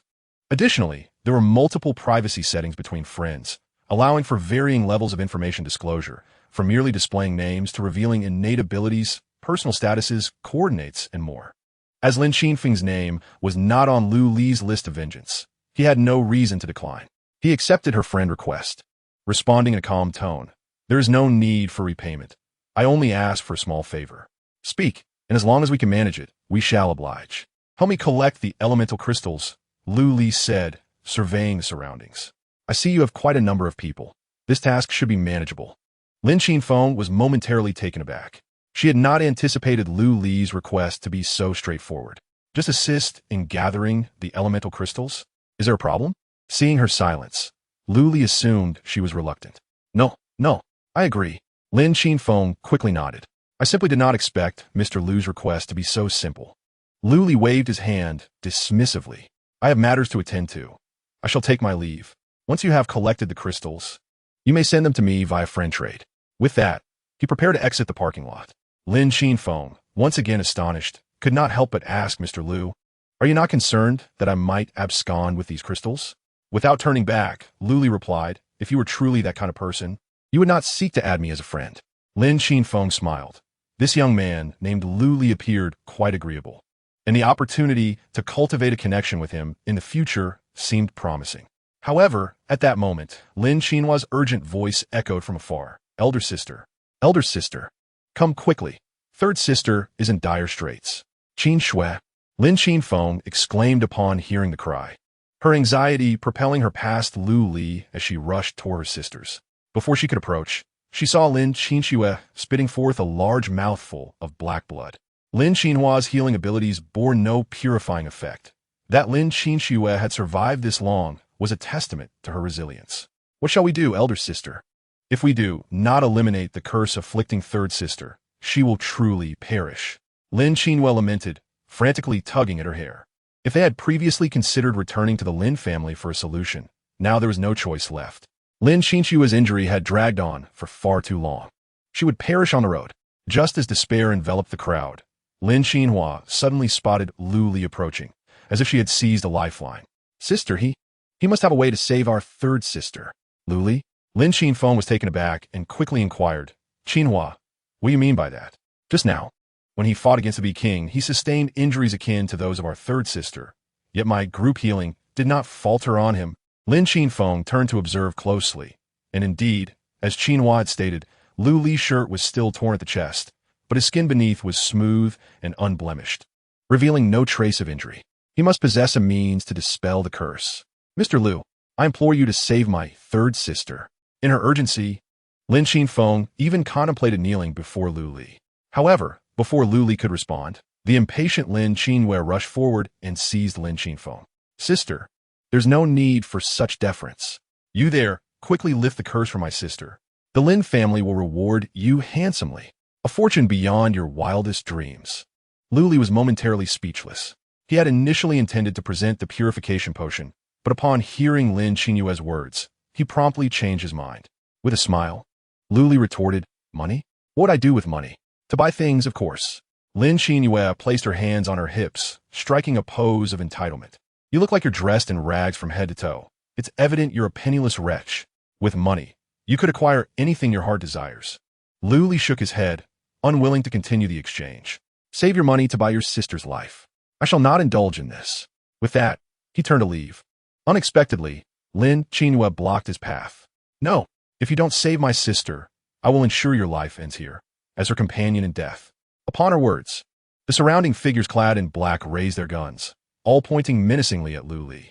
It seemed that at a mere command from Lin Qinhue, Lu Li would be riddled with bullets. Qinhue, what are you doing? Lin Qinfeng attempted to intervene, but was pushed aside by Lin Qinhue. Sister, don't interfere. Today, I will make this scoundrel save my sister. If she dies, he has no reason to live. Gazing at the dark muzzles surrounding him, Lu Li's expression turned icy. He detested being threatened. Black mist coiled upward from beneath him, and Mantis Soul soldiers materialized out of thin air. Like an impenetrable wall, they swiftly enveloped Lu Li and Lin Qinhue. Lu Li coldly regarded Lin Qinhue. Do you truly believe you could take my life?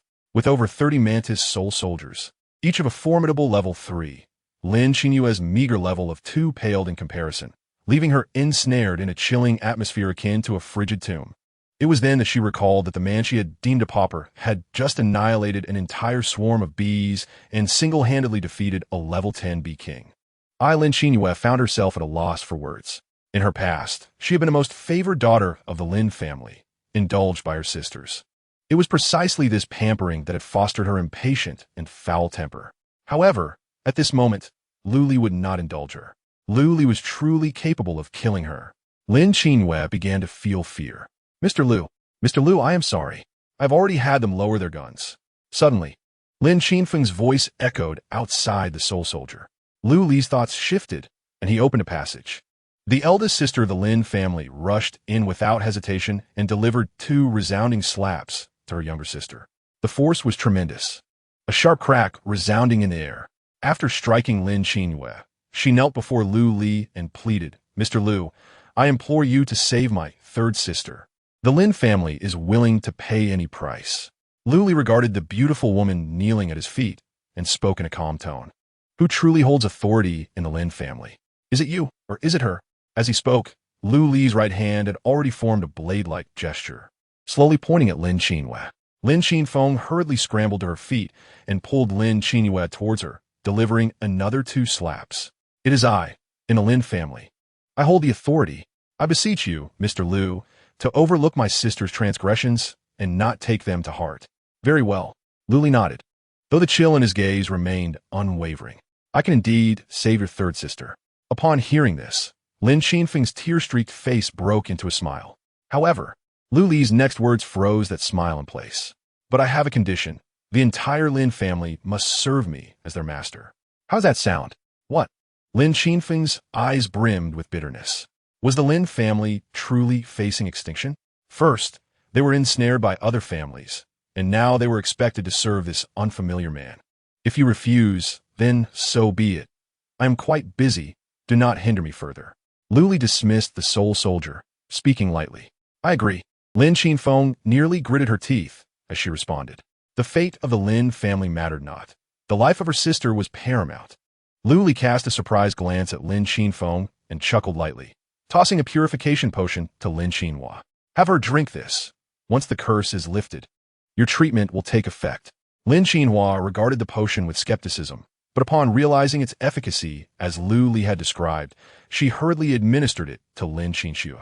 As soon as the liquid entered her mouth, the injuries on Lin Qinxue's chest ceased to worsen. With the restoration effect of the group healing, her wounds gradually healed, returning to their original state. Coughing, the long unconscious Lin Qinxue awakened, and upon opening her eyes, she was met with the tearful, excited face of Lin Qinhua. Oh, third sister, you are safe. I thought you were truly going to die. Lin Qinfeng immediately stepped forward to examine Lin Qinxue's injuries closely. Seeing that she was indeed out of danger, she finally breathed a sigh of relief. Lin Qinhue stood behind her eldest sister, staring blankly at her recovering third sister, then reached up to touch her own swollen cheek, finally breaking down into tears. Wah, sister, you actually hit me. That old man has never struck me in my life, and yet you did. Lin Qinfeng, whose mood had finally brightened, frowned upon hearing her sister's cries. This younger sibling of hers had truly been spoiled. If Lu Li had chosen to hold a grudge, their third sister Lin Qinxue's life would have truly been forfeit. Lin Qinfeng was about to admonish his younger sister further and planned to sincerely apologize. However, upon surveying his surroundings, he discovered that the man had long since vanished. Only a solitary string of information lay in his friend list. Name, Lu Li, level 0. Title, Over-Level Kill. Chapter 22, The Last Thought. On the evening of the third day after the apocalypse descended, a battered Hummer, its body smeared with the viscous remains of monstrous creatures, drove into the first high school of Yong City.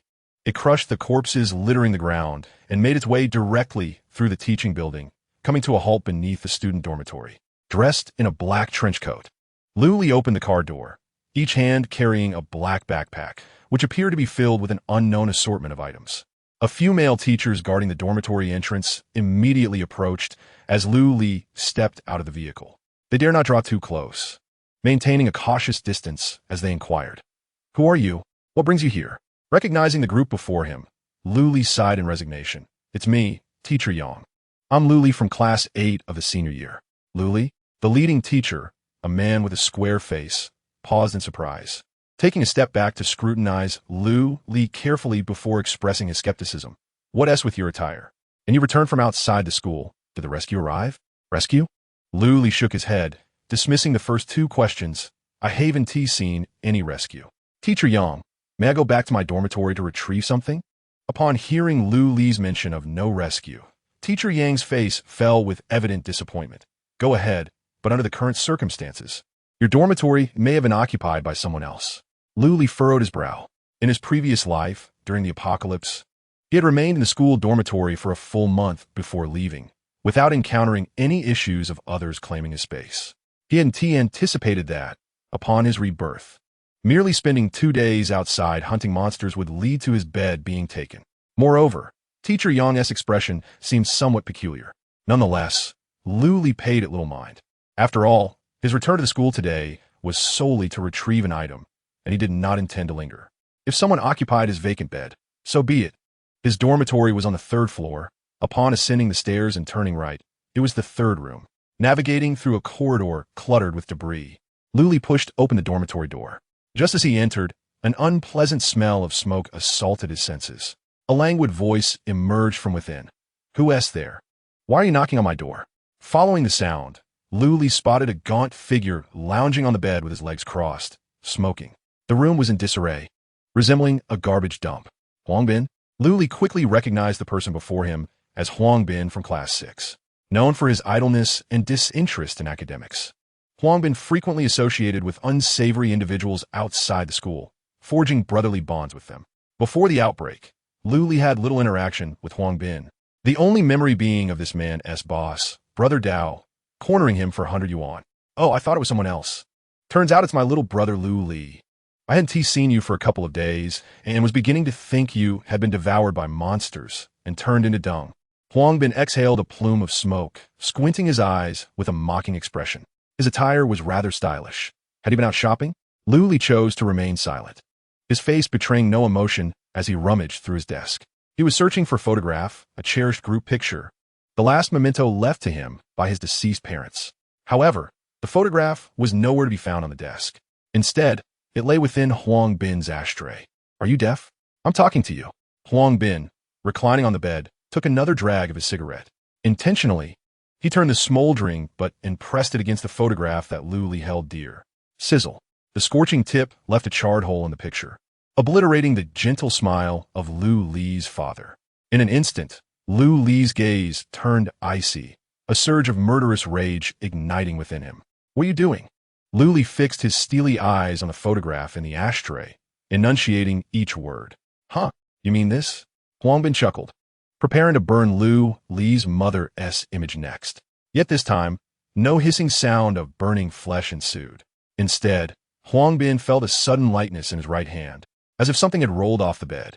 Was that his palm? My hand! My hand! Huang Bin shrieked, clutching his bloodied wrist in anguish. Beside him, an ominous mantis with a swirling black mist had appeared, armed with razor-sharp arms. Just as Lu Li was about to command his spirit weapon to end the life of this beast, a voice suddenly broke the tension from behind. Binzi, are you going to meet that Su Xiao girl again today? Who the hell are you? Turning around, Lu Li discovered that it was none other than Dao Gu, a street thug who had once extorted him. Dao Gu recognized Lu Li immediately and instinctively recoiled. Lu Li? Ha, it's been a while, brother Lu Li.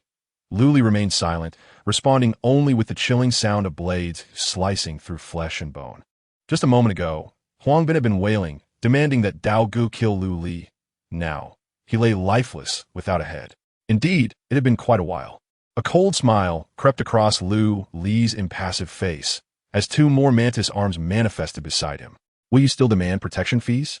The destruction of his only photograph had left Lu Li in a foul mood, and he bore no qualms about eliminating the street thug who had once tormented him. However, to Lu Li's astonishment, Dao Gu, whose countenance was typically menacing, knelt before him upon hearing the question. Brother Lu Li, what are you saying? In the past, I was foolish. Please, don't hold it against me, a mere scoundrel like myself. Lu Li furrowed his brow, utterly unprepared for such a response. I just killed your underling before your eyes. Aren't you going to seek retribution? Dao Gu, prostrating on the ground, shook his head vigorously. Seek retribution? No. It was Huang Bin who was blind to his own folly. He brought this upon himself. Brother Lu Li, I'm grateful you dealt with him. Initially, I was unaware that this dormitory was occupied by Brother Lu Li. Had I known, I would have assuredly cleaned it thrice daily, ensuring that the likes of Huang Bin would never set foot here. Is this now under your jurisdiction? Lu Li inquired, grasping a hint of the situation. Managed on behalf of others. Managed on behalf of others. It is all thanks to everyone's accolades. Brother Dao, with a servile smile, remained prostrate on the ground, showing no intention of rising. Before Lu Li, he appeared as a humble dog, unwilling to act without the command of its master. The street thugs who once extorted him had suddenly transformed into supplicants. Lu Li found himself perplexed by this unexpected turn of events, attributing it to the fear induced by his unleashed soul weapon.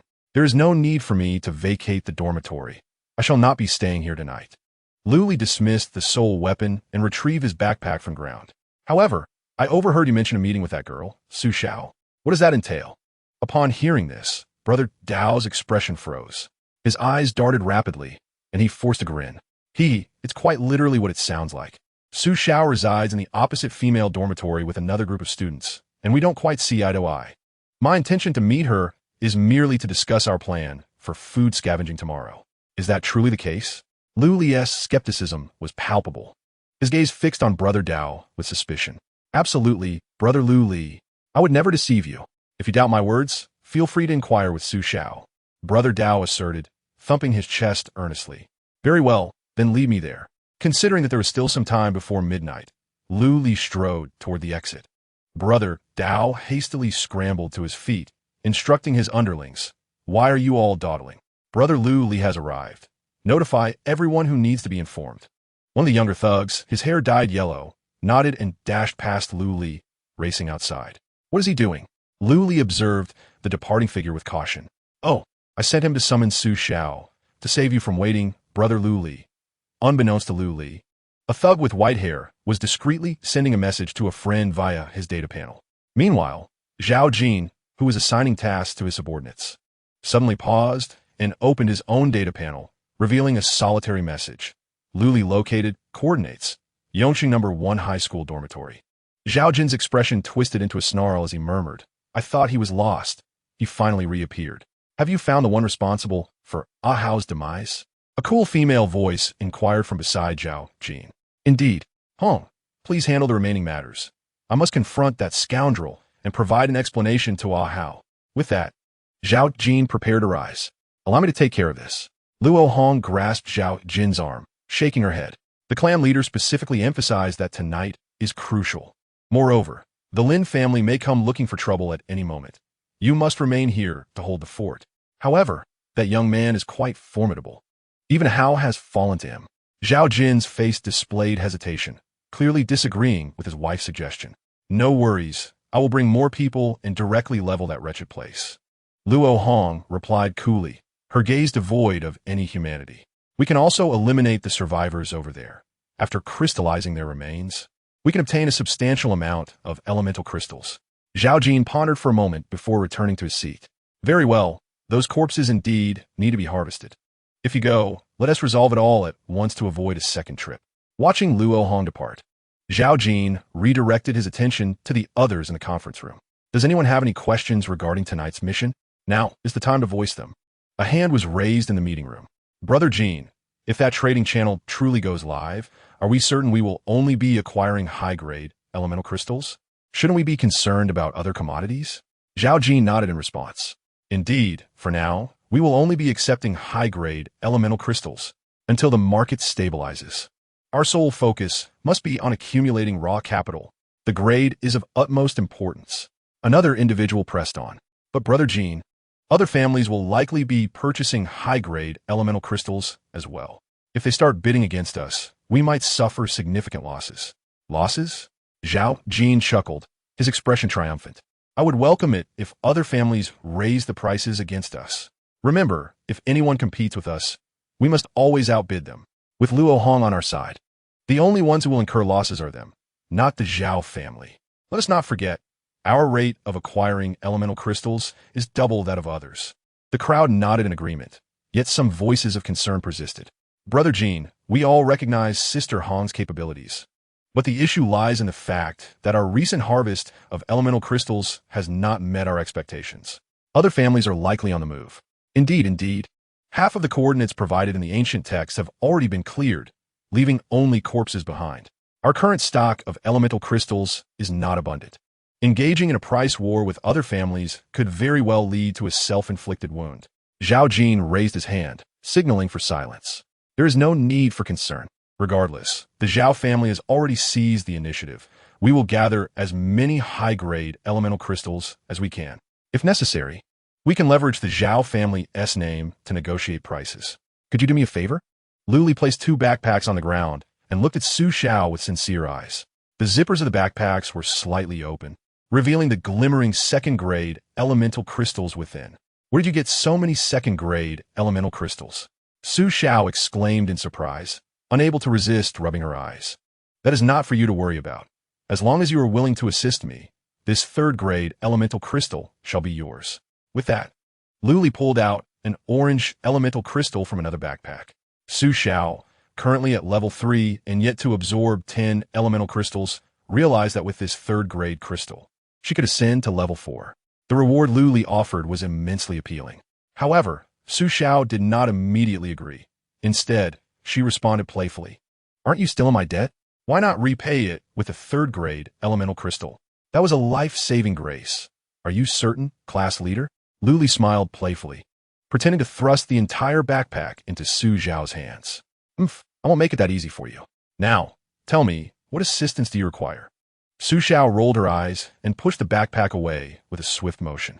It's simple. Lu Li deliberately elongated his words, glancing back at Brother Dao and the yellow-haired lackey. If there's nothing pressing, you two may leave. We have some private matters to discuss. Upon hearing Lu Li's words, both Brother Dao and the yellow-haired fellow shivered, forcibly diverting their gaze from the two backpacks filled with elemental crystals. Very well. We shall not disturb Brother Lu Li any longer. If you need anything, feel free to reach out. After watching the duo vanish from sight, Lu Li relayed the task he intended to assign to Su Xiao. You wish to exchange low-tier elemental crystals for high-tier ones? But I don't possess that many low-tier crystals. Su Xiao responded, her expression a mix of confusion and disbelief, setting aside the fact that, at present, there was no platform available for global player transactions. Even if everything unfolded as Lu Li suggested and the global trading market went live after midnight, who would willingly trade high-tier crystals for low-tier ones? Everyone was well aware of the absorption limit for elemental crystals, that one could only absorb 10 within a span of 7 days. Each player was desperately trying to exchange low-tier crystals for high-tier ones to elevate their levels ahead of others. Did Lu Li truly think he could claim a share of the spoils? With confidence, Lu Li replied, rest assured, barring any unforeseen circumstances, you will not be able to procure even a single high-tier crystal. Su Xiao was taken aback, questioning whether she had misheard. Not even one? Then what do you expect me to do? Am I merely to create a lively atmosphere for the trading market? Precisely. Su Xiao's mouth hung open. After a brief moment of contemplation, she finally grasped Lu Li's intention. You want me to artificially inflate the price of high-tier crystals? Lu Li nodded, a satisfied smile gracing his face. But what is the purpose of this? You could upgrade with high-tier crystals. Why pursue the opposite in exchange for low-tier ones? Su Xiao felt her impatience rising. She believed Lu Li, still at level 0, might not fully comprehend the limitation that players could only absorb 10 elemental crystals every 7 days. Leave that to me. The more low-tier crystals you can exchange, the better. Additionally, I have another question. Lu Li suddenly turned to face the boys' dormitory, his expression serious. Does that thug named Brother Dao know about my involvement in Chun Hao's death? Chapter 24. Surrounding Lu Li. Su Xiao observed Lu Li's suddenly grave demeanor, feeling a twinge of anxiety. Of course. You openly admitted to killing Tian Yu Hao and Chun Hao in front of so many people. Did you expect them to remain silent about it? Brother Dao easily found out the situation with just a few inquiries around the school. After uttering those words, Su Xiao fell silent, noticing Lu Li's lack of response. She anxiously pressed on, what's wrong? Is Brother Dao going to cause you trouble because of this? The seriousness on Lu Li's face quickly faded, returning to his usual nonchalant expression. He smiled and replied, no, I suspect Brother Dao is merely being courteous to me because he has learned of this matter. It is worth noting that he had previously extorted me, yet his attitude has undergone a complete transformation, which leaves me somewhat perplexed. However, why have you chosen to move individuals into the female dormitory? I recall that you had a policy of accepting anyone without discrimination, did I not? Su Xiao rolled her eyes dramatically, her tone laced with playful reproach. Leave me alone. You are the one who welcomes everyone. I moved out because Brother Dao proposed the idea of mixed-gender teams, asserting that such arrangements would enhance survival odds and boost morale. Lu Li feigned understanding. Indeed. The notion is sound. In this apocalyptic world, a balance of genders can certainly uplift spirits. Su Xiao regarded Lu Li with earnest eyes. While the idea is commendable, his approach is utterly unprincipled. It won't be long before the women in his team are treated as mere objects. Lu Li raised an eyebrow, seemingly grasping why Su Xiao had once been capable of leading an entire team. Choosing not to pursue the topic further, Lu Li handed over 2 bags of crystal cores to Su Xiao. The matter of the crystal cores is now in your hands. Don't let me down. Noticing Lu Li turning to leave, Su Xiao inquired with a hint of curiosity. Aren't you going upstairs? It's already dark outside. Where will you sleep tonight? I'll manage on the car for the night. Besides, I am not under your command. Our relationship is merely transactional. Without looking back, Lu Li waved his hand dismissively as his figure vanished around the corner. Su Xiao gripped the straps of the bag, her fingers turning pale, biting her lower lip. She muttered unhappily, what do you mean merely transactional? You still owe me a life. In the next moment, she suddenly realized, her face flushing with embarrassment, and spat in the direction Lu Li had departed. who said our relationship is merely transactional. Before long, midnight arrived. Outside the campus, the deserted streets echoed with faint footsteps. Under the flickering streetlights, figures clad in full armor appeared and vanished, swiftly converging towards the student dormitory. Sister Hong, based on the coordinates provided by the corpses, that fellow Lu Li is right beneath the dormitory. The speaker was a middle-aged man adorned with a skull tattoo on his face, currently crouched at the highest point of the teaching building, observing a distant Hummer with binoculars. Shall we send 2 brothers to scout ahead? After a brief pause, a cold response emerged through his earpiece from Luo Hong. No need. That Lu Li fellow is rather peculiar. Engaged with overwhelming firepower. The middle-aged man hesitated momentarily, but complied. Although he felt that using such force seemed akin to using a cannon to kill a mosquito, he recognized that Luo Hong's direct order left little room for dissent. 3 minutes later, an explosion erupted amidst the darkness surrounding the student dormitory. A dozen rockets, trailing crimson tails, soared toward the Hummer with alarming speed. Following the deafening blast, only a charred vehicle frame remained on the ground. The middle-aged man with the skull tattoo smirked, speaking casually into his earpiece. All sorted, Sister Hong. Even if that fellow is formidable, he has now been blown to bits. However, before he could finish his sentence, his pupils suddenly constricted in shock. The Humvee, utterly ravaged by explosions, suddenly swung open its door. A silhouette emerged from the driver's seat, standing resolute amidst the flames and billowing smoke, surveying the surroundings with an air of nonchalance. No, wait. Sister Hong, he is still alive. Brothers, unleash your fury upon him. The gunfire erupted, crashing like a tidal wave. The already battered Humvee was instantly engulfed in a blaze of sparks, disintegrating into scrap metal within a heartbeat. The figure fell, igniting a flurry of embers. This time is truly over. Sister Hong, as you foretold, this fellow possesses some skill. Fortunate we did not send anyone closer. The tattooed man spoke as he pulled out a cigarette, placing it between his lips. Even a level 5 monster could not withstand a barrage of rocket fire followed by a hail of machine gun bullets. How could a mere level 0 like Lu Li survive? Thus, with the mission concluded, indulging in a smoke seemed the most gratifying choice. However, he never had the chance to savor that cigarette. A cold blade had stealthily found its way to the man's neck, effortlessly slicing through the not-so-resilient artery. A voice whispered from behind the middle-aged man's head, reminiscent of the haunting murmurs from the depths of hell. Indeed, it was done. Hello? Hello? What is happening? The crackling static in the earpiece caused Luo Hong's brow to furrow. Wasn't it supposed to be resolved? Why the silence? Something felt amiss. Luo Hong attempted to switch to other channels, but each was met with the same disquieting static. Check the signal, she commanded her subordinate beside her. Sister Hong, the communication channel is full. The silence is due to the other side not responding. Not responding. Luo Hong repeated those words in her mind, then unexpectedly chuckled. Perhaps he has perished and is unable to speak. Her subordinate, startled by her words, instinctively retorted, Surely not, Sister Hong. There were at least 50 skilled individuals infiltrating the school. Yet, the more he spoke, the more apprehensive he became. With the signal fully intact, if they were alive, they would undoubtedly respond. So they are truly dead. Lu Li annihilated 50 people in the blink of an eye. Is he even human? Could he be a monster in human guise?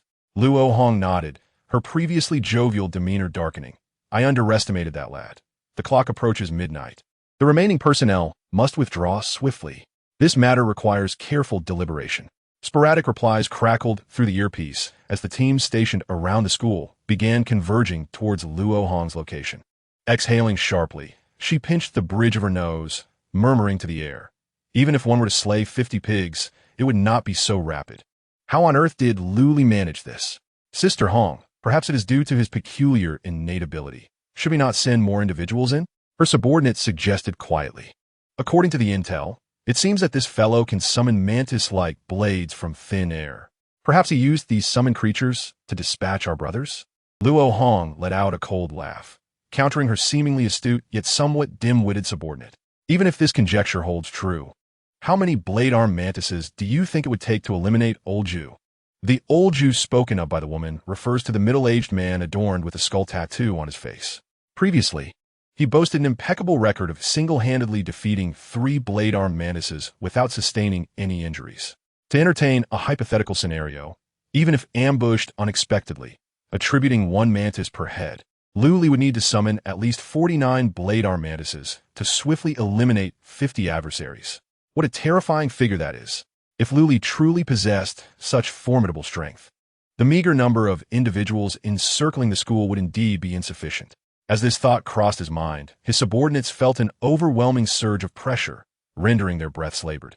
Just then, an urgent alert crackled through Luo Hong's earpiece. Sister Hong, I see several creatures heading your way. Chapter 25. Shall we descend for a discussion? What? Luo Hong furrowed her brow and quickly pressed for details. What kind of creatures? Blade-armed mantises? The response from the earpiece was uncertain. No. They appear to be oversized wasps. I've never seen them before, but they're definitely not blade-armed mantises. Oh, as long as they aren't blade-armed mantises, that's a relief. Luo Hong instinctively exhaled, unaware that, during this brief ambush, the roles of hunter and prey had silently shifted. You all gather around me quickly. Once we're together, we will retreat. Before her words could settle, a series of agonizing screams erupted from the earpiece. Luo Hong froze, beads of cold sweat forming on her forehead. She attempted to call out the names of several leaders, but received no response. Why had everything suddenly gone awry? Was it Luli? No, it couldn't be him. Perhaps it was another creature launching a surprise attack. Her voice trembled as fear gradually filled her eyes. Suddenly, a thought struck her. The creatures near the school had seemingly been dealt with by the survivors inside. So, what was it that was harvesting lives in the darkness? Luo Hong abruptly gazed out the car window. The outside was enveloped in pitch blackness. Not the kind that merely obscures outlines, but a darkness so profound it felt like a solid wall, almost alive. No, it was indeed alive. In terror, Luo Hong realized the darkness outside was shifting. Suddenly, a deep voice emanated from the earpiece, nearly causing her to scream. Sister Hong, shall we step out and have a chat? Who are you? The question escaped her lips even as the answer formed in her mind. Who else could it be but Luli? I am the one you seek to eliminate. The voice was calm and casual, as if introducing oneself was the most natural thing in the world. Luo Hong forced herself to steady her emotions, swallowing hard as she replied. I can see that you are strong, stronger than I anticipated. However, if you wish to spare my life, it will come at a tremendous cost. Luo Hong's declaration was not mere bravado. Though she herself lacked any combat prowess, her comrades in the vehicle were no pushovers. Old He Xiaoba Kuan upgrade. As Luo Hong issued her command, the three subordinates within the vehicle swiftly extracted their energy crystals. Their levels surged instantaneously to 4. Luo Hong had anticipated that this display would instill at least a modicum of trepidation in Luli. However, contrary to her expectations, the voice emanating from her earpiece remained remarkably composed. With your demeanor, it seems you have no intention of negotiation. Before Luo Hong could respond, the man beside her, Old Black, hastily opened the car door. Sister Hong, you stay in the car. We'll go down and deal with that kid. Indeed, a nobody who hasn't even made it onto the ranking list is clearly just putting on a show, echoed Xiao Ba and Akuan in unison. Before Luo Hong could utter a word, the three had already exited the vehicle, their figures vanishing into the dense darkness. Luo Hong's eyes widened as she attempted to glimpse some sign of victory through the car window. Yet, nothing transpired. The surrounding darkness remained thick, akin to a stagnant pool of water. She could not even discern the slightest sound of a struggle. The only noise was her own frantic breathing. Are you truly not going to come down and talk? Lu Li's voice resonated once more, detonating like a thunderclap in Luo Hong's mind. Impossible. This cannot be. Luo Hong, in a fit of frenzy, flung open the car door and bolted outside. She was greeted by a glimmer of light. The flickering street lamp in the distance cast a feeble glow upon a small patch of road. Yet, it failed to illuminate the terror etched across Luo Hong's face. For encircling the vehicle stood a myriad of grotesque creatures. Their sizes varied, some towering, others diminutive. The sole commonality among them was their utter lack of color. An exceptionally pure shade of black. Coupled with their overwhelming numbers and tightly packed formation, they created an illusion of impenetrable darkness surrounding the vehicle. In the center of the monstrous throng stood Lu Li, his expression serene as he regarded Luo Hong. What on earth have you awakened in terms of abilities? Luo Hong shrieked, her mental state evidently teetering on the brink of collapse. A secret, Lu Li replied, a smirk playing upon his lips. However, if you wish to know, I might divulge it after a successful transaction. Transaction? Luo Hong paused, her fraying sanity regaining a shred of composure. Indeed, if Lu Li had truly intended to eliminate her, he could have acted long ago. Why then did he propose a discussion, a transaction? Was he not intimidated by the Zhao family backing her? With this realization, a newfound confidence surged within Luo Hong. She lifted her chin, restoring the haughty demeanor she once possessed. What makes you think you are worthy to negotiate with me? Lu Li found the situation amusing. He took a step back, revealing 3 lifeless bodies behind him, the very remains of Luo Hong's subordinates. Their bodies were marred by wounds, resembling not fallen warriors, but rather flesh that had been tossed into a meat grinder, shredded beyond recognition.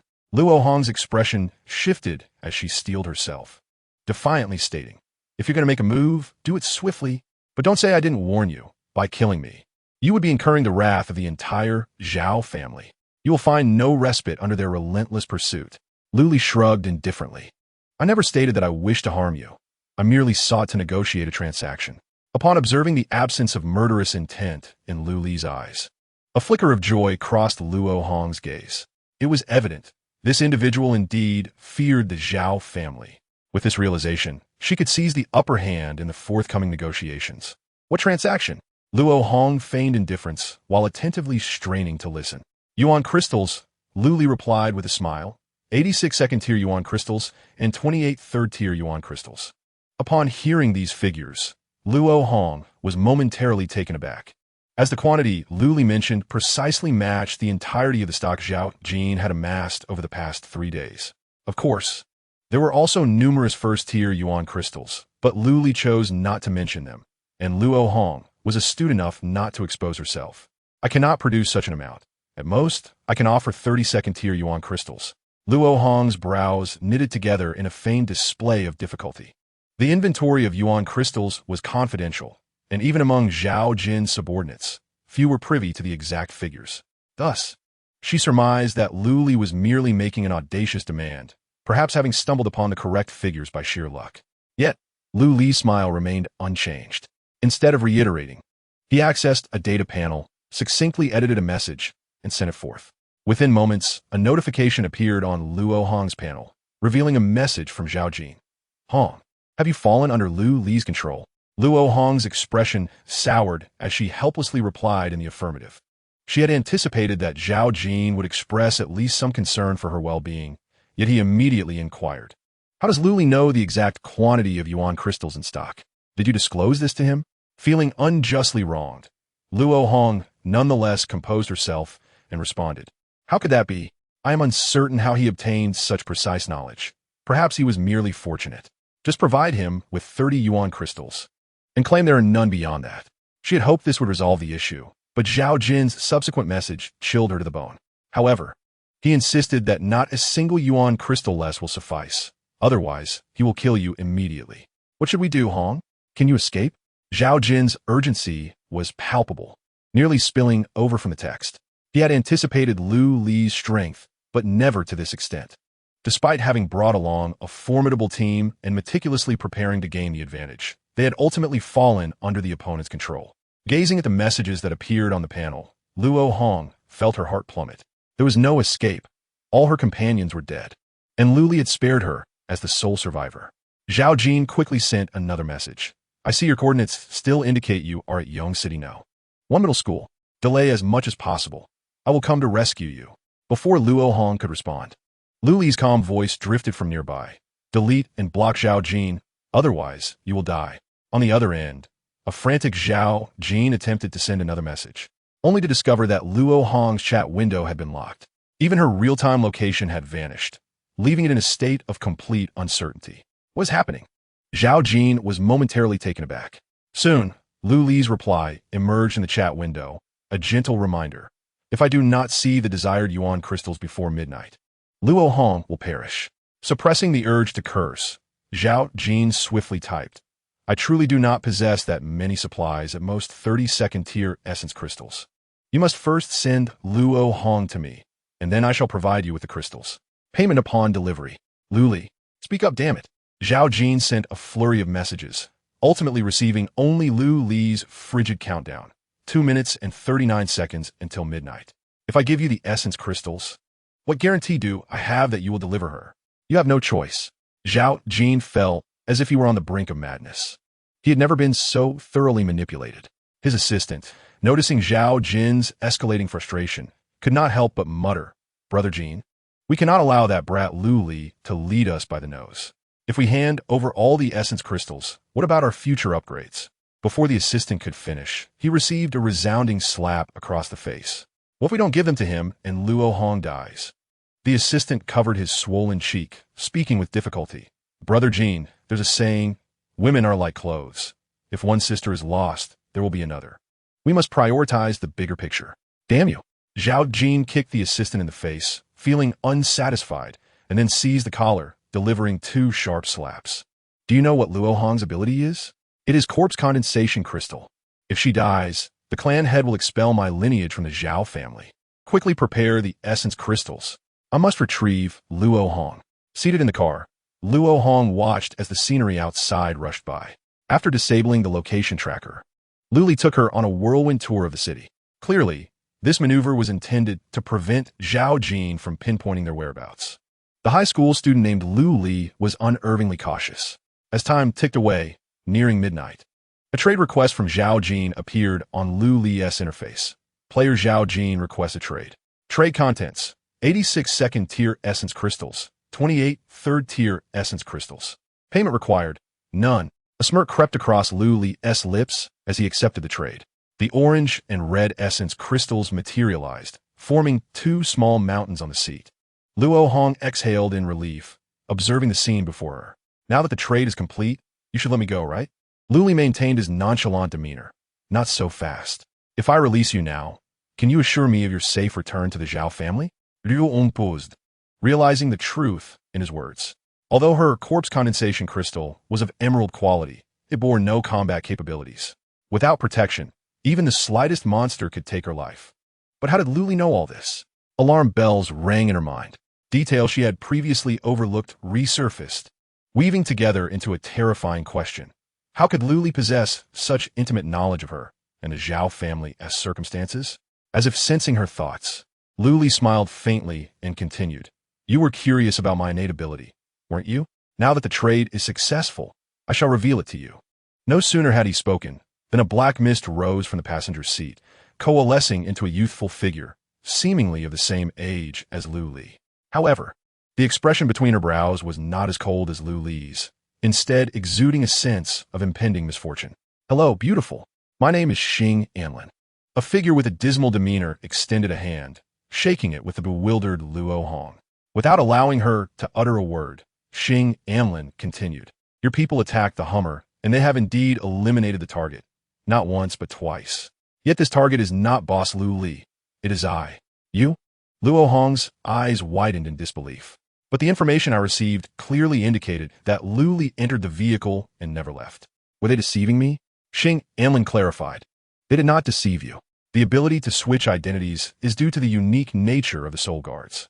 Upon saying this, Xing Anlin's visage began to contort, transforming into Lu Li's likeness, while the driver morphed into Xing Anlin. "I can exchange places with the Soul Guards," Lu Li remarked, grasping a crystal nearby and accessing the data panel.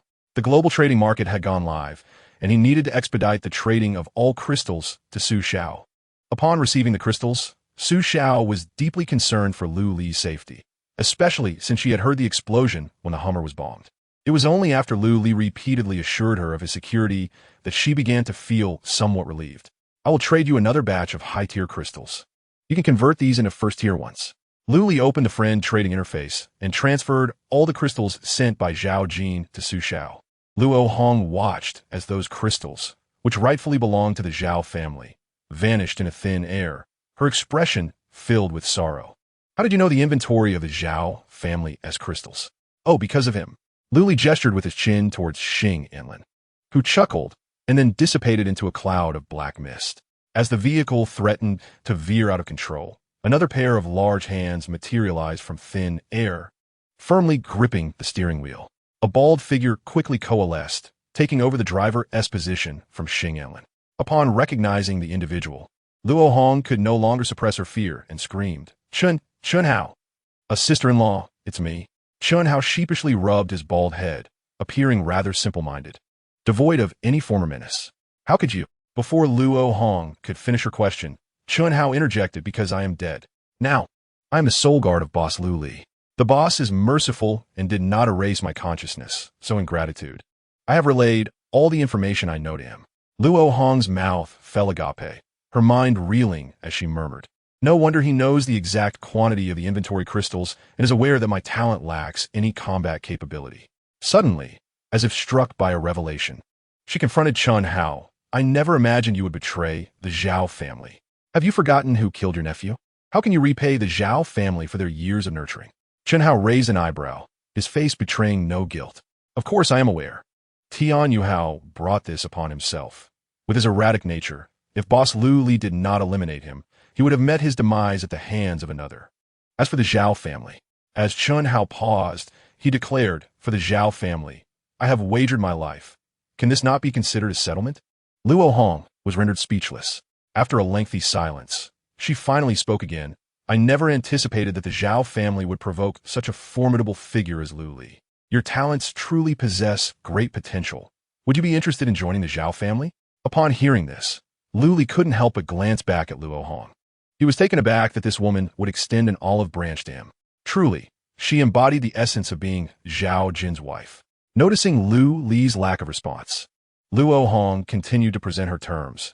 As long as you are willing to join the Zhao family, I assure you that all previous grievances will be forgiven, and the Zhao family will allocate a significant portion of our resources to support your growth. Lu Li turned his head back and suddenly erupted into laughter. His laughter grew louder, echoing with an overwhelming sense of murderous intent. Forgiven, indeed. What a fine notion of forgiveness. Luo Hong, O Luo Hong. Utter my name once more and consider my surname. Chapter 27. Fishing in Troubled Waters. Global Trading Market. An increasing number of players discovered this newly launched feature, and an array of messages flooded the global chat channel. Wow, the global trading market is live. Thank goodness I stayed awake. This is a victory for the night owls. How do you use this new platform? There's not even a guide. Any lonely ladies out there looking for a partner? Add me as a friend, and I'll take you on a joyride in this apocalyptic game. To the person above, are you desperately seeking a woman? This is a global trading platform, not your personal matchmaking hotline. By the way, why haven't there been any new faces on the level leaderboard these past few days? Is the slaughter chest no longer appealing? Hey, did the person talking about the slaughter chest actually commit murder? Wow, the top-ranked player, please sanction him. To the top player Chiziyu, do you still need teammates? Same here, Chiziyu, take me along. I'm easy to topple. Outside of Yong City, within a half-finished building, Chiziyu observed the incessant messages popping up in the chat channel. Instead of feeling elated, he felt a prickling unease. Although he currently held the top rank, he was merely a level 3 player. Just half an hour prior, he had witnessed 3 level 4 players appear before him, only to vanish from the leaderboard moments later. This sight had instilled a sense of panic within Chiziyu. The instant annihilation of 3 level 4 players signified what? It implied that the level leaderboard was utterly useless. True powerhouses were suppressing their levels, lurking like turtles in the murky depths, hidden from the leaderboard. Only a Na'vi fool like him would ascend to the first position, becoming a conspicuous target. Fortunately, the player positions on the leaderboard were not updated in real time, which slightly eased Chi Ziyu's anxiety. Given that it was termed a trading market, there must be trading information. Perhaps he could acquire something valuable to bolster his strength. Skimming past the irrelevant messages, Chi Ziyu finally stumbled upon a trading announcement. Elemental Crystal Exchange. The first order crystal is replaced by the second and third order crystals in a ratio of 35, 1 and 150, 1. How absurd it is that someone wishes to exchange lower order crystals for higher order ones. Do they truly believe players to be fools? Chiziyu clicked his tongue and continued to scroll down. Crystal Exchange. First order crystals for second and third order crystals. Exchange ratio 40, 1, 170, 1. Crystal Exchange. First order crystals for second and third order crystals. Exchange ratio 45, 1, 180, 1. Crystal Exchange. First order crystals for second and third order crystals. Exchange ratio 50, 1, 190, 1. A consecutive 3 entries, all similar exchange requests, and the ratios increasingly higher. Other players chatting in the channel also noticed this, commenting, exchanging lower order crystals for higher order ones? What a clever scheme. Who doesn't know the limit of absorbing only 10 crystals every 7 days? This person is treating others as fools. However, the exchange ratios are indeed quite generous. Disregarding the absorption limit, they offer significant experience points. Ha ha ha, generous? Go ahead and trade with him. In the end, he will sit atop the leaderboard while you slowly absorb your first-order crystals. As player levels increase, the required experience points also grow, and first-order crystals will surely fall short of the demands. Yet, the quantity is truly substantial, making me somewhat tempted. Tempted, are you? By the time you exchange for a pile of first-order crystals, you'll never finish absorbing them, even in death. Chiziyu chuckled along with the other players in the channel. However, unlike the others, the observant Chiziyu took note of the player who posted the trading message. They were all from a player named Xiao. If it wasn't a mere coincidence, then this player named Xiao must be quite eager to level up. Chiziyu exited the chat channel and began to scrutinize the leaderboard. Before long, his gaze landed on a particular name. Su Xiao, level 3, located in Yongqing-no. One middle school. Chiziyu rubbed the orange crystal in his hand. It was his sole third-order crystal, which he had intended to absorb once the 7 days had passed. However, he now entertained an alternative notion. As the saying goes, fame brings fear, and a pig fears growing too fat. At present, the top position on the leaderboard attracts much attention, bringing more harm than benefit. If that is the case, why not relinquish it willingly? With this thought, Chiziyu clicked on the message with the highest exchange ratio and sent a trade request. I possess one third-order crystal and wish to exchange it for 190 first-order crystals. He expected the player under the alias Xiao to immediately accept the trade request. To Chiziyu's astonishment, not only did the other party refuse, but they outright rejected it. What the heck? I'm trying to trade kindly, and you refuse? Could it be an accidental misclick? Maintaining a meticulous approach, Chiziyu sent the request again. It was still denied. This time, however, it was accompanied by a friend request. Player Su Xiao requests to add you as a friend. Do you accept? Yes or no? Fishing? I hope I don't end up as the one caught. Chiziyu successfully added Su Xiao as a friend with a click. In the chat window, Su Xiao sent a message. I apologize, but I currently do not possess any first-tier elemental crystals. However, if you have some, I can exchange them for higher-tier crystals. Chiziyu was left in a state of perplexity. He meticulously scrutinized Su Xiao's message multiple times before confirming that the other party indeed wished to exchange higher-tier crystals for lower-tier ones. What on earth? Is Su Xiao simply devoid of better things to do? Playing tricks in the global trading market at this late hour? Ignoring Su Xiao's inquiry, Chiziyu redirected his attention to the World Chat channel. More messages about elemental crystal exchanges appeared, all proposing exchanges from first-tier to higher-tier crystals, with ratios exceeding that of Su Xiao's offer. The players sending these messages bore various names, but all concluded with the character Xiao. Ah, it seems competitors have emerged. Chiziyu watched with keen interest as the exchange ratios continued to rise. Perhaps due to having just been deceived, he found himself somewhat anticipating Su Xiao's downfall. Although he remained unclear about whether Su Xiao truly sought first-tier or higher-tier crystals. Soon, the exchange ratios on the trading platform stabilized. The ratio for exchanging first-tier to second-tier crystals was set at 60:1, while the exchange for third-tier crystals reached an astonishing 250:1. Unable to resist the enticing offer, Chiziyu traded away his solitary third-tier crystal for 250 first-tier crystals. Just then, Su Xiao sent another message. Hello? I am looking to purchase first-tier crystals. Are you interested? A smirk crossed Chiziyu's face as he casually edited an exchange ratio and sent a trade request to Su Xiao. Player Chiziyu requests a trade. 180 first-tier crystals. Payment required. 1 third-tier crystal. This ratio matched Su Xiao's initial offer, starkly contrasting with the current 250:1. Chiziyu was aware that anyone with a modicum of sense would never agree to such an exchange. He simply wished to mock Su Xiao. However, to his astonishment, the interface did not display any messages indicating a failed trade or being blocked. Instead, an unexpected notification of a successful transaction appeared. Chapter 28, Regret. Could it be that this girl has lost her wits? Chiziyu squeezed the orange elemental crystal in his hand, glancing at the pile of additional first-tier crystals on the ground. After a swift transaction, he had not only incurred no loss, but had also gained 70 first-tier crystals. Was Su Xiao engaged in philanthropy? Furrowing his brow, Chiziyu felt an unsettling sense that something was amiss. To validate his suspicion, He re-entered the world chat channel and selected a request to purchase higher-tier crystals. Another 250 crystals came into his possession, adding the previous 70. Chiziyu now had a total of 331st-tier crystals. He replicated the process, crafting a trade request for Su Xiao. Player Chiziyu requests a trade. 321st-tier crystals. Payment required. 8 second-tier crystals. Within a second, the transaction was successful. Chiziyu acquired a greater quantity of first-order elemental crystals by exchanging second-order crystals at a high ratio, subsequently sending a trade request to Su Xiao at a lower ratio. This cycle continued, resulting in an ever-increasing total of elemental crystals in Chiziyu's possession. Any concerns were cast aside into the ether. A smile long suppressed finally broke forth at the corners of Chiziyu's mouth. Ha ha ha, I've stumbled upon a Na-VE girl. Just watch as I deplete your family's resources.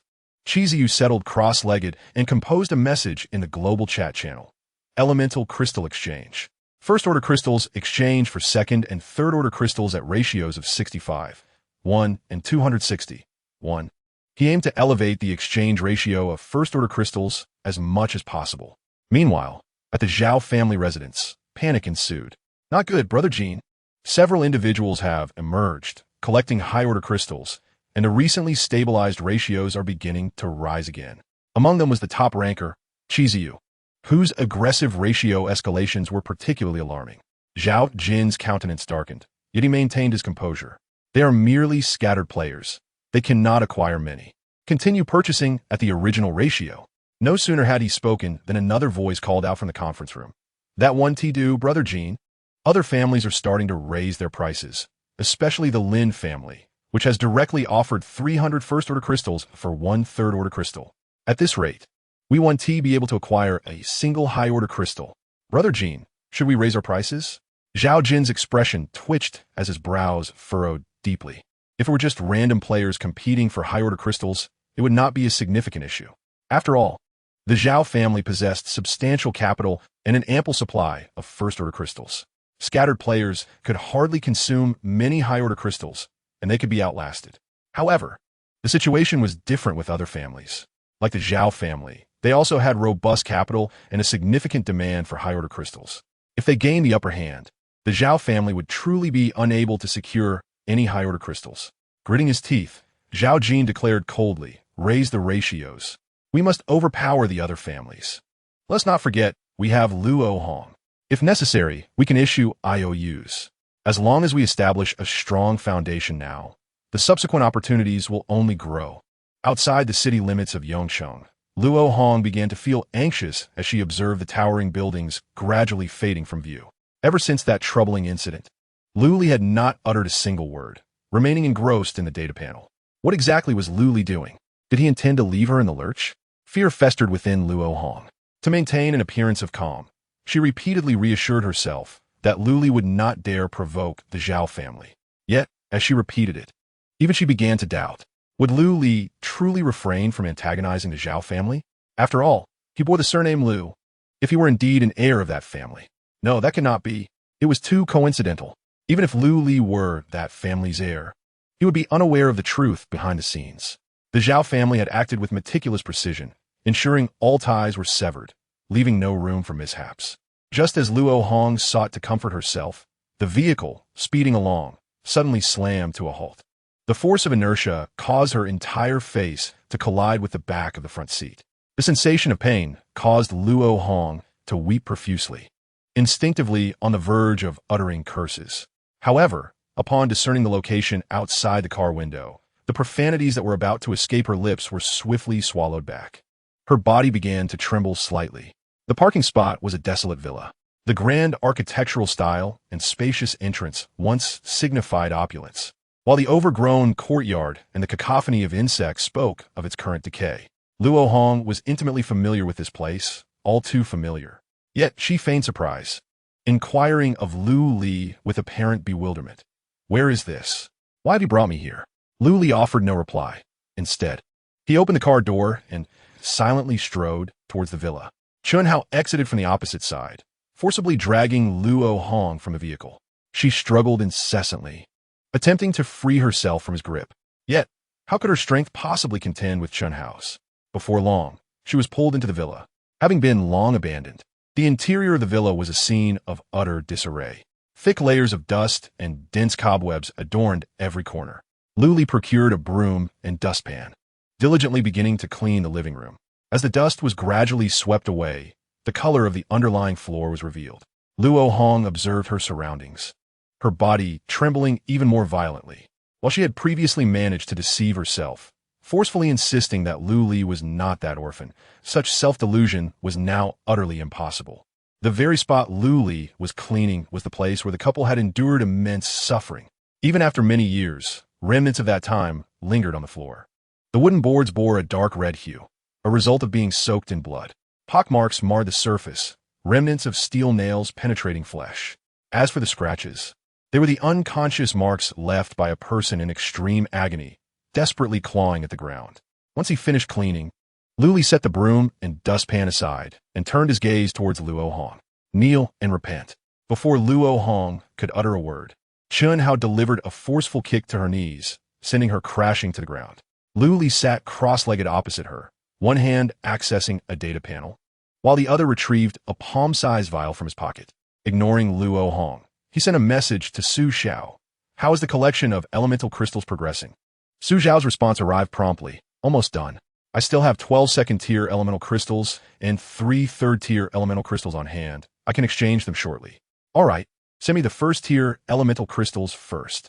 Su Xiao complied. Moments later, a trade request popped up on Lu Li's data panel. Player Su Xiao requests a trade.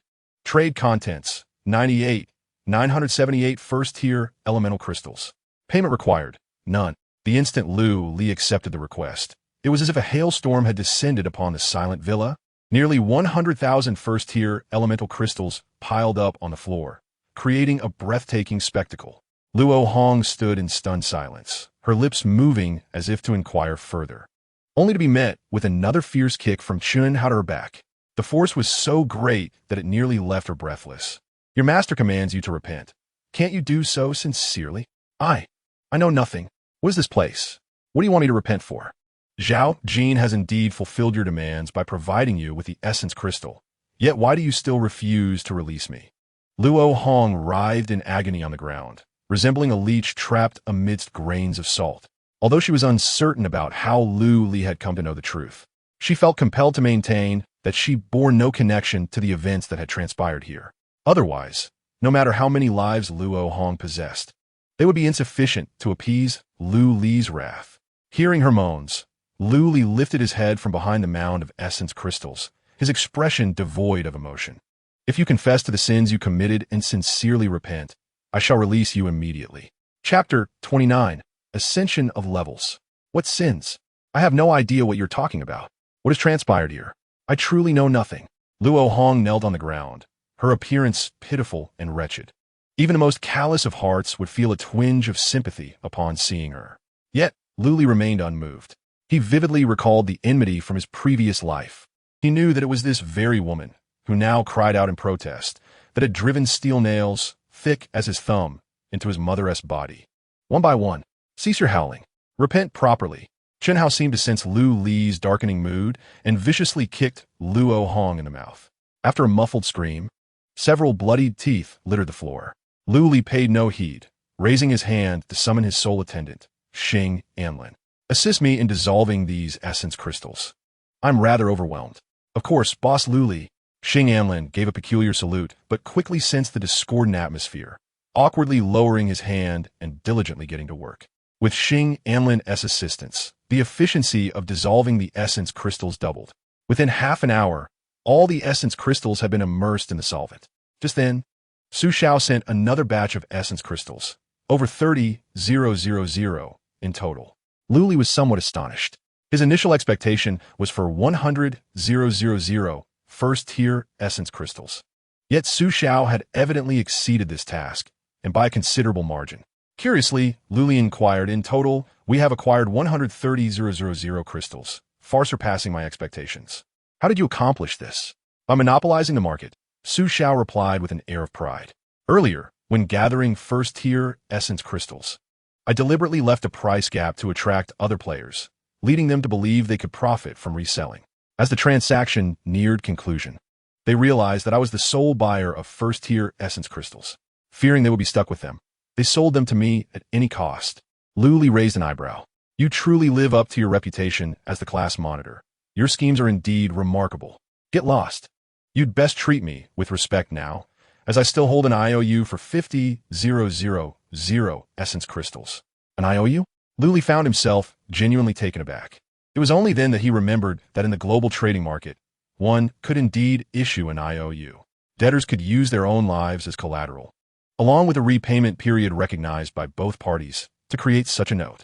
The generated IOU will be automatically sent to the creditor, while the debtor is required to repay the debt within a stipulated time frame. If the debt is repaid on time, the IOU will vanish without a trace. However, should the repayment be delayed, the debtor's data panel will be irrevocably erased, and their life will be instantly forfeited. Due to this stringent enforcement, very few individuals dare to issue IOUs within the global trading market. Luli was genuinely astonished that Su Xiao had discovered and exploited this mechanism. Who issued the IOU to you? Su Xiao glanced at the message that popped up in the chat box and replied, several players. But they all claim to be from the Zhao family, assuring me that they will repay within 3 days, backed by family honor. After a moment of silence, noticing Lu Li's lack of response, her initial pride gradually morphed into unease. Should I have refrained from allowing them to issue IOUs? No, you did remarkably well. Luli replied, his words imbued with admiration. If you weren't so virtuous, I would genuinely consider establishing a long-term cooperative relationship with you. A smile rekindled in Su Xiao's eyes, her lips curling upward. Oh, so we are not merely in a transactional relationship anymore? That was a slip of the tongue. I meant to say a long-term transactional relationship. Get lost. I will send you the IOU. Just approach the Zhao family for the debt when the time comes. I need to level up now. With her final remark, Su Xiao sent a trade request to Luli. Luli accepted the request with a smile, acquiring the IOU worth 50,000 crystal points. The remaining 3,000 crystal points were also poured into the solvent. Considering the 80 discount effect, the crystal dissolution agent now contained a total of 156 experience points.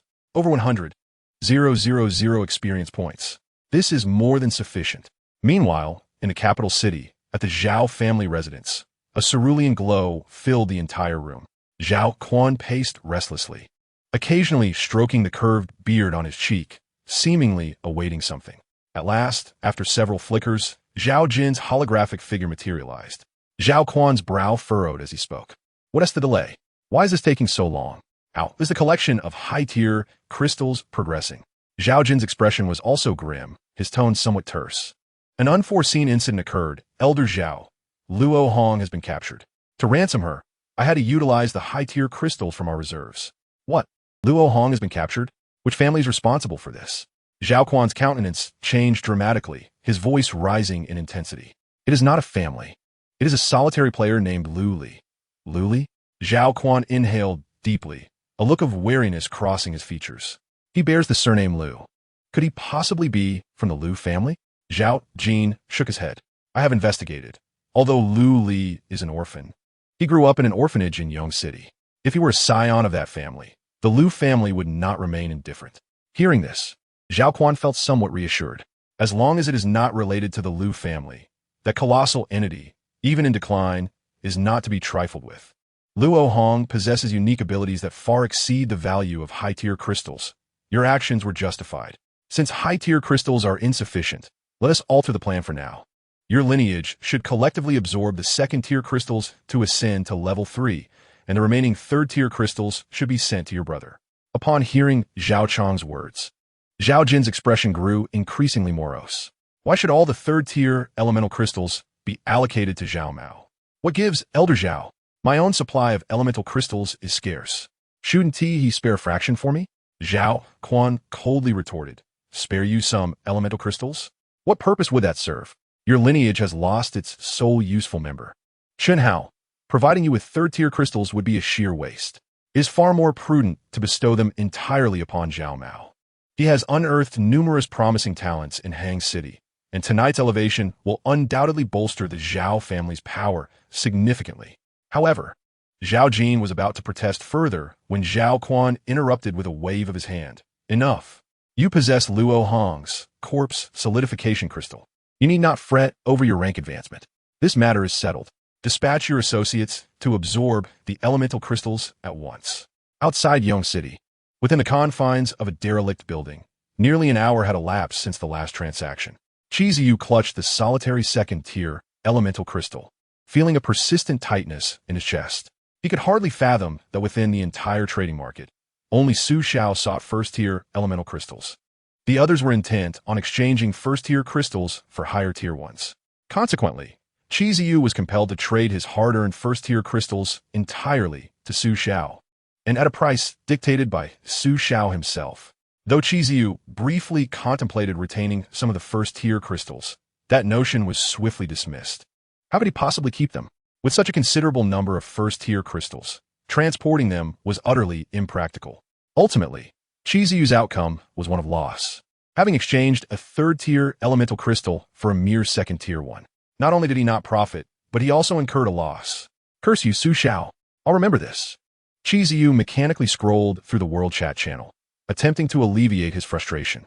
Ding. Changes detected on the ranking board. The notification from the ranking board captured his attention.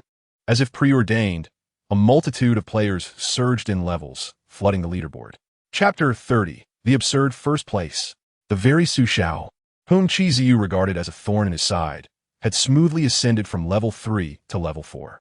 Ah, it seems he has indeed absorbed my third-tier elemental crystal. Qi Ziyu's face contorted in agony as he refreshed the ranking board repeatedly.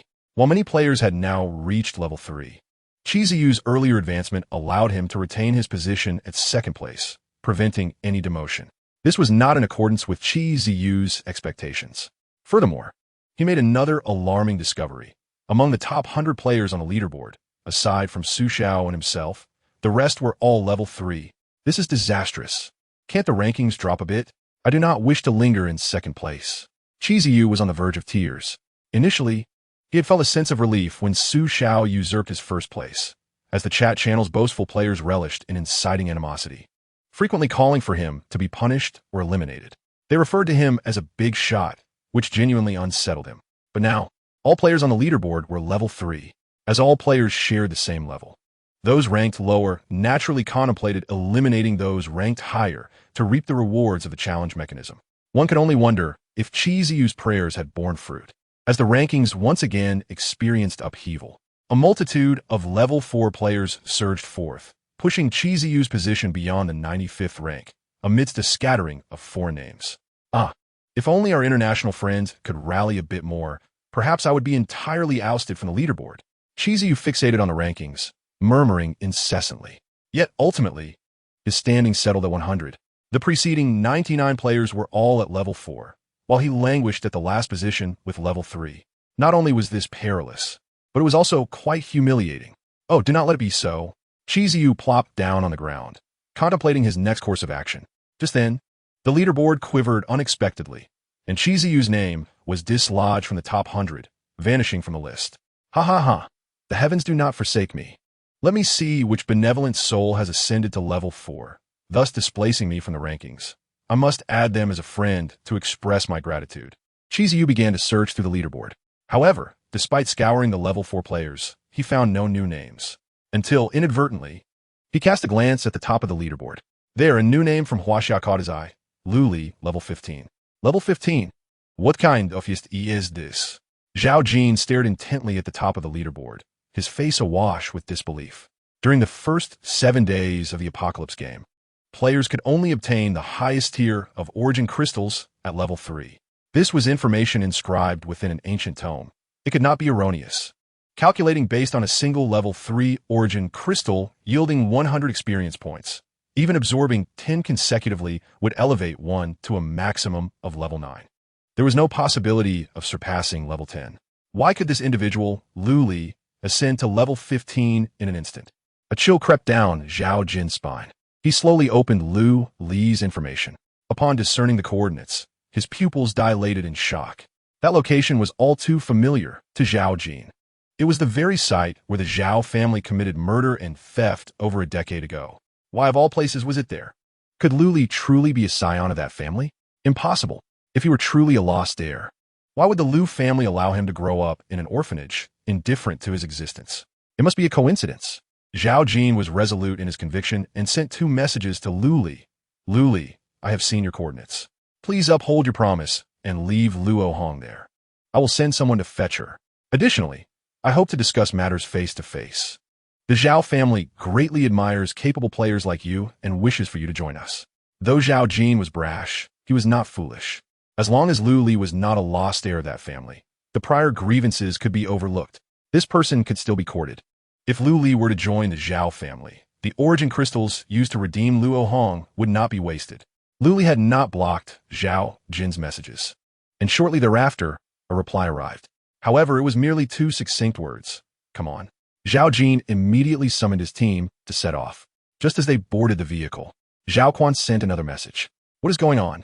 At the pinnacle of the rankings stands Lu Li. Could he possibly be the one you mentioned? The one who has subdued Luo Hong? Zhao Jin hastily replied. Indeed, it is this individual. I am now preparing to meet him and, incidentally, retrieve Luo Hong. Is he willing to meet you? Excellent. Regardless of what transpired between you, Lu Li must be incorporated into the Zhao family. Zhao Quan issued the command, his words imbued with an inescapable authority. Rest assured, esteemed clan elder, Lu Li shall undoubtedly become a possession of the Zhao family. He will not escape. Even if he refuses, I shall ensure he does not leave alive. On the outskirts of Yong City, within an abandoned villa, Lu Li did not immediately claim the upgrade treasure chest. Instead, he savored the attribute enhancements brought on by the sudden surge in levels before accessing the data panel. Lu Li, title, overlevel kill, level, 15, strength, 158, vitality, 156, speed, 159, mentality, 152, talents, Soul-Devouring, soul points, 5142, lightning arrow, diamond, blade arm, emerald, swarm intimidation, platinum, bloodthirsty slaughter, platinum, reconnaissance, silver, Herculean strength, silver, agility, silver, balance, silver. Due to his earlier explorations at Tianyi Square, where he examined numerous corpses, Lu Li's talent column was cluttered with an assortment of inconsequential abilities, prompting him to refrain from further inspection. He navigated to the attribute allocation interface. In this apocalyptic game, players receive an automatic increase of 1 point in each attribute upon leveling up, alongside an additional point to allocate freely. With Lu Li having ascended 15 levels, he found himself with a total of 15 free attribute points. However, he did not allocate them immediately. Instead, he retrieved another item from his pocket. It was a golden jelly bean, a remarkable find he had acquired from a Challenger S treasure chest, of which he possessed 2. Item name, useless jelly bean. Quality, excellent. Function description. Consuming this item reveals hidden attributes for a duration of 1 minute. Note, this item is certainly not as useless as it appears. Lu Li placed the jelly bean in his mouth and revisited the attribute allocation interface. On the panel that initially displayed only strength, vitality, speed, and mentality, a 5th attribute materialized. Luck, 08. The useless jelly bean was not truly without merit. On the contrary, its utility was profoundly intricate, for it was the only item capable of permanently enhancing one's luck. Of course, this was contingent upon understanding its proper application.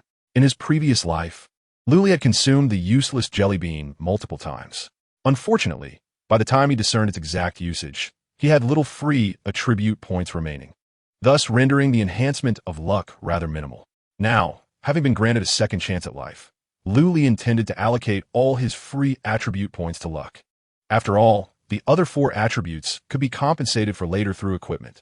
There were numerous avenues for enhancement. Seizing the opportunity presented by the revelation of the luck attribute, Lu Li assigned all free attribute points accordingly. The luck value rose as anticipated, reaching 158. Lu Li nodded in satisfaction and closed the data panel. The enhancement of strength is complete. It is time for revenge. He turned and gazed at the still kneeling Luo Hong. Chapter 31. Just the beginning. Luo Hong had been quietly observing Lu Li, and upon his approach, she immediately donned a pitiful expression. Lu Li, before she could finish her sentence, Chun Hao, who stood nearby, kicked her harshly twice. Stop talking. Can't you understand that I told you to repent? Lu Li raised his hand to halt Chun Hao, and standing before Luo Hong, he inquired, well then, do you acknowledge the sins you committed back then? Luo Hong's face was a mask of innocence and grievance. I truly do not know what sins you are referring to. I have never been here before and have no knowledge of what transpired. Still feigning ignorance. Lu Li sighed and chuckled. Allow me to tell you a little story. Once upon a time, there were two girls, best friends since childhood. One was named Xiaolan, the other Xiao Hong. Their backgrounds were vastly different. Xiaolan came from a wealthy family, while Xiao Hong's was relatively impoverished. Yet the two girls cared little for these differences, for their eyes held only each other and the brilliance of their friendship. They shared everything and became the closest of confidants. Due to her difficult circumstances, Xiaolan often extended her hand to help. In their youth, it was merely a few candies, but as they grew older, it became financial assistance. Initially, Xiao Hong felt gratitude, but over time, it became expected. Until one day, Xiaolan's family fell into decline, unable to provide help as before. Coincidentally, at that time, Xiao Hong needed money for her mother's surgery. Due to this, the funds could not be gathered, and tragically, her mother passed away. Furious, Xiao Hong quarreled with Xiaolan, blaming her for her mother's death. Their friendship shattered, and they became strangers. One day, Xiao Hong unexpectedly received information that could allow her to exact revenge on Xiaolan while also securing her own fortune. Without a thought for their past, she unhesitatingly betrayed Xiaolan. Even when Xiaolan's family was devastated, she personally appeared, driving nails into her once dear friend's body. After recounting this tale, Lu Li lowered his hand from his face, his eyes cold as he asked Luo Hong, "What do you think of this story, Xiao Hong?" Luo Hong bowed her head, her lips trembling, her eyes bulging in sheer terror. Stammering, she replied, "How do you know all of this? It's impossible. The Zhao family kept everything very secret. You couldn't possibly know, but I do know." Lu Li rose, looking down from his elevated position at the kneeling Luo Hong. "Do you have anything else to say?" "Lu Li," Luo Hong exclaimed urgently, then suddenly bowed her head and struck it against the ground twice. She wished to crawl forward, to cling to Lu Li's legs and weep in supplication. But Chen Hao kicked her back. "I am truly sorry about your mother, genuinely sorry. In fact, since that day, I have not slept well. The image of your mother's final moments haunts my mind incessantly. Everything I have done has been compelled by the Zhao family. I'm utterly powerless. Yes, I have received benefits from Zhao Jin, but had I not revealed the whereabouts of that book, he would have annihilated my entire family. I truly had no choice. Lu Li, please spare me, I beg you." As she spoke, Luo Hong began to weep. Lu Li remained unmoved, observing the theatrical display of the woman before him with a detached gaze. In a previous life, he might have been swayed by Luo Hong's apparent sincerity, granting her mercy and allowing her to escape. However, having lived again, Lu Li would no longer be deceived by such performances.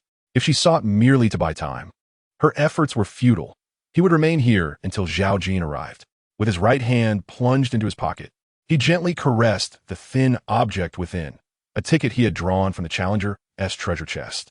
Upon hearing Lu Li's words, Luo Hong's sobbing abruptly ceased. After a moment, she slowly raised her head, her tear-streaked face devoid of remorse, instead filled with malice and resentment. "Lu Li, you still have a choice. If you insist on killing me, Zhao Jin will undoubtedly retaliate. At that point, the entire Zhao family will pursue you relentlessly. Your awakened talent is remarkable, and a bright future awaits you. Are you truly willing to risk everything for the sake of two deceased individuals from over a decade ago?" Lu Li smiled a cold, mirthless smile. The howling night wind swept into the villa, accompanied by the rumbling of car engines. Zhao Jin had arrived. Luo Hong also sensed the commotion outside, a sinister grin spreading across her face. She staggered to her feet and boldly declared to Lu Li, "Did you hear that? Zhao Jin is here. He has come to rescue me. Do you understand the power of the Zhao family? Do you know how long they have prepared for the revival war? If I die, you will never escape from here alive." In that moment, Luo Hong felt an exhilarating shift in her favor. Meanwhile, Lu Li stood opposite her, sighing softly, reflecting on the depravity of human nature. He chose to disregard the deranged Luo Hong and stepped towards the villa's exit. The chaotic glow of headlights illuminated the villa, while a dense crowd blocked every possible escape route. A well-built man stood at the entrance, his expression impassive as he regarded Lu Li. "Where is Luo Hong?" Zhao Jin inquired straightforwardly. "Inside the villa," Lu Li replied, his tone neutral, as though merely greeting an acquaintance. Zhao Jin, noticing Lu Li's calm demeanor, felt a flicker of unease. Having faced life and death struggles, he understood that individuals often exhibit uncontrolled reactions when confronted with threats, such as emotional agitation, trembling, or involuntarily raising their voices. Yet Lu Li maintained his composure, indicating that he possessed some form of assurance. It appeared the clan master's judgment was correct. This individual must be utilized by the Zhao family, where the consequences could be dire. Zhao Jin's eyes narrowed, and his tone softened slightly. Lu Li, you are indeed a remarkable talent, more than qualified to join the Zhao family.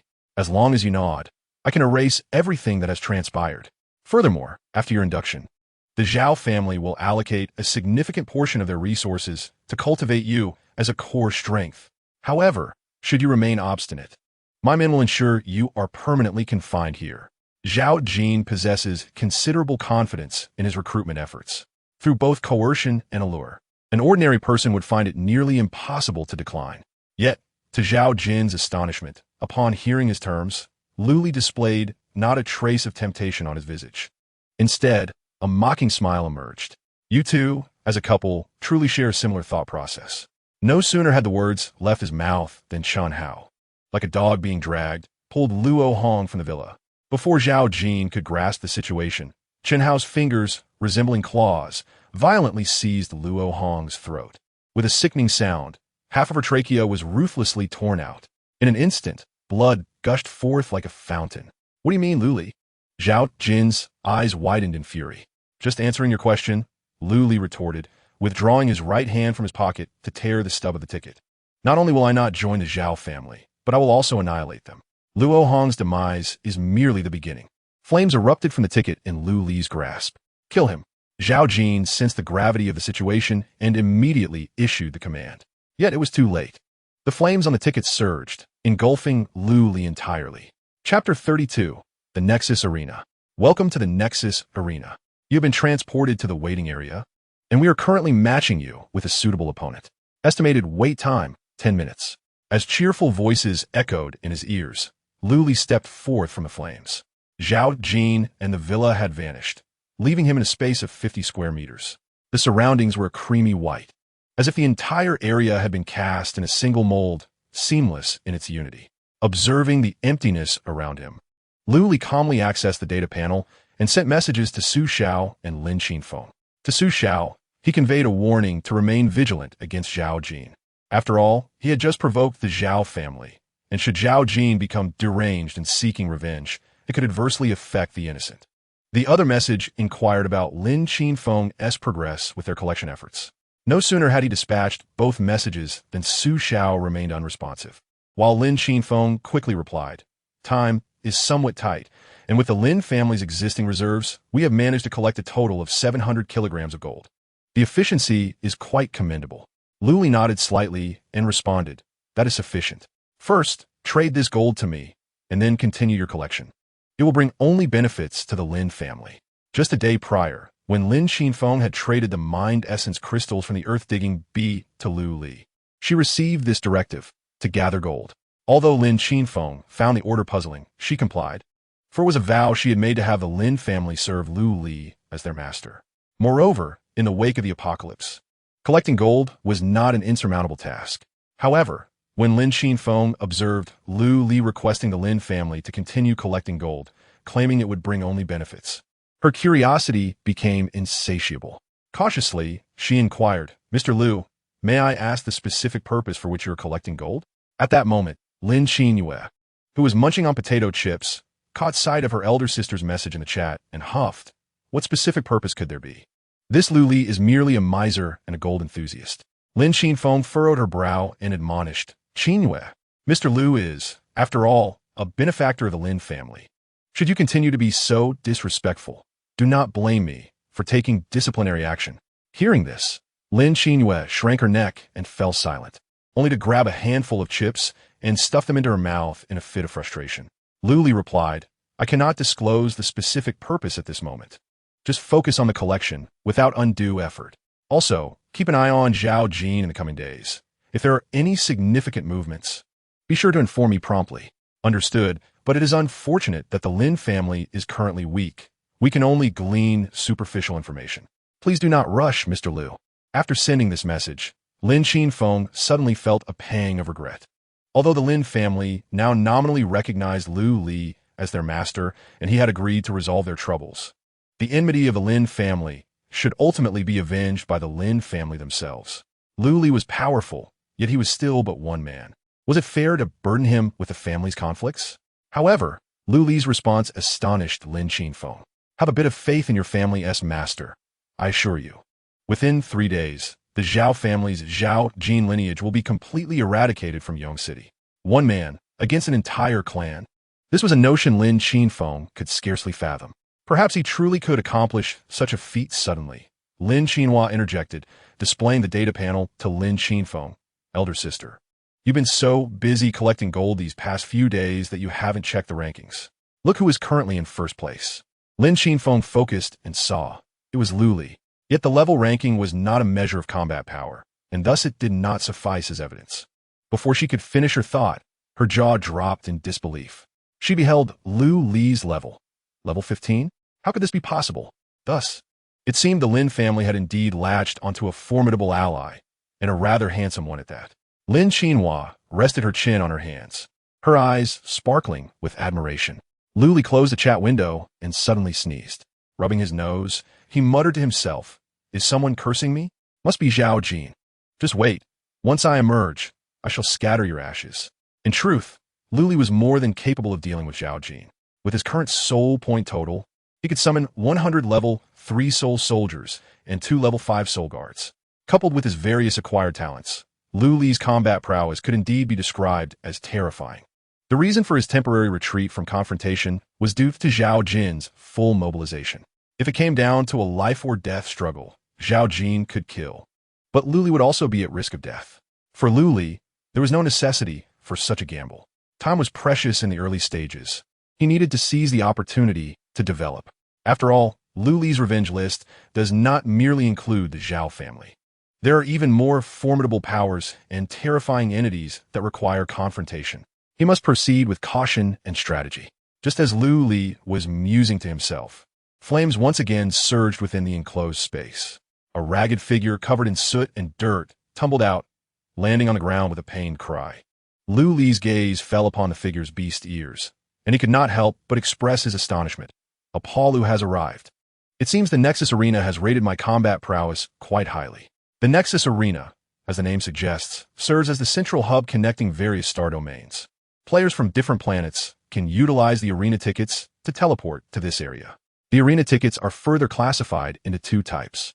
The first type is the blue ticket, which can directly transport the user to the audience seats. This process is entirely safe, allowing players to observe battles, exchange information, and even trade items within the arena. The second type is the red ticket, which Lu Li had previously used. However, his ticket was drawn from a challenge chest and bore a golden border. This ticket transports players to the waiting room, where they are matched against opponents of equivalent strength for combat. Battles within the arena are categorized into 3 modes: solo combat, duo cooperation, and 5-person teams. The specific mode can be determined by the color of the waiting room: black for solo, white for duo, and gray for 5-person teams. First-time ticket users will have their mode randomly assigned by the Nexus Arena. This time, Lu Li found himself in the duo cooperation mode. Before the dirt-covered Palu could rise from the ground, the entire milky white space trembled suddenly. In the most prominent position, 3 rules gradually materialized. 1. The combat has no restrictions. Once entering the waiting area, participation in the battle is mandatory. It cannot conclude until a victor is determined. 2. Upon the commencement of the battle, the player's data panel will be temporarily locked, prohibiting the use of the panel for chatting, trading, or allocating 4-dimensional attributes. 3. During the battle, bribery and attacks on the referee are strictly forbidden. Any violations may result in the immediate elimination of the offending player by the referee. Upon reading these rules, Lu Li raised an eyebrow, his previously anxious heart finally settling. Just like in his past life, the rules had not changed. This meant that Lu Li could implement his plan before the match commenced. Chapter 33. I want to fight 100 matches. As the countdown to the waiting period concluded, the waiting room shuddered once more. The rules on the wall shattered and reconfigured into a simplistic drawing of a grand door. The next moment, the sound of a lock turning echoed. The door, depicted in simple lines, slowly creaked open. Behind it lay an extensive corridor, and standing at the threshold was a peculiar robot clad in blue and white striped attire, its face adorned with an exaggerated inverted triangle mask. It greeted them in a high-pitched and bizarre tone. "Greetings, fresh arena novices. I am the arbiter of this contest, an embodiment of absolute fairness, Dio, the Magnificent. Allow me to guide the two of you into an extraordinary battle. Please follow me." Upon uttering these words, the referee Dio gestured invitingly. Yet, the Polurian remained bewildered, and Luli sat unmoving atop the heap of gold. The robot cupped its hands to its mouth and emitted a few electronic coughs, awkwardly stating, "Ahem, my dear contestants. Dawdling is of no avail. Upon utilizing the arena ticket, you must engage in combat to determine a victor. That is the rule. We must ascertain a victor." The Polurian murmured softly, seemingly a girl. "Can I concede outright?" The moment these words escaped her lips, Luli was startled into tumbling from the pile of gold. The referee Dio straightened up, elongating his words in response. "Are you certain you wish to concede outright?" No. We shall participate in the contest." Luli interjecta astidi. The consequences of conceding outright would be dire. In the Nexus arena, battles are paramount. Should a contender with a ticket choose to surrender before the match has even commenced, the referee would be incensed. The repercussions of such anger could result in the immediate obliteration of both contestants. "Oh, it seems you two have not conferred before making this decision. Very well, I shall grant you 30 seconds to deliberate. Please decide whether to partake in the contest or to surrender." The referee Dio crossed his arms, leaning against the doorway, portraying an air of anxious anticipation. Luli swiftly approached the Polurian, yanking her up from the ground and whispering, "We must participate. If we concede, the referee will annihilate us on the spot. But if we participate, we will likely lose," the Polurian replied, her head bowed, her beastly ears drooping, unwilling to meet Luli's gaze. "If I lose the contest, I shall receive no reward, and upon returning, I will still face death." It was no wonder she was so timid. After all, the Polurian hailed from the most remote planet, her talents and abilities being the lowest of the low. "If you believe you cannot prevail, remember that I am here as well. Why not give it a try? What if we win?" Luli urged with heartfelt persuasion.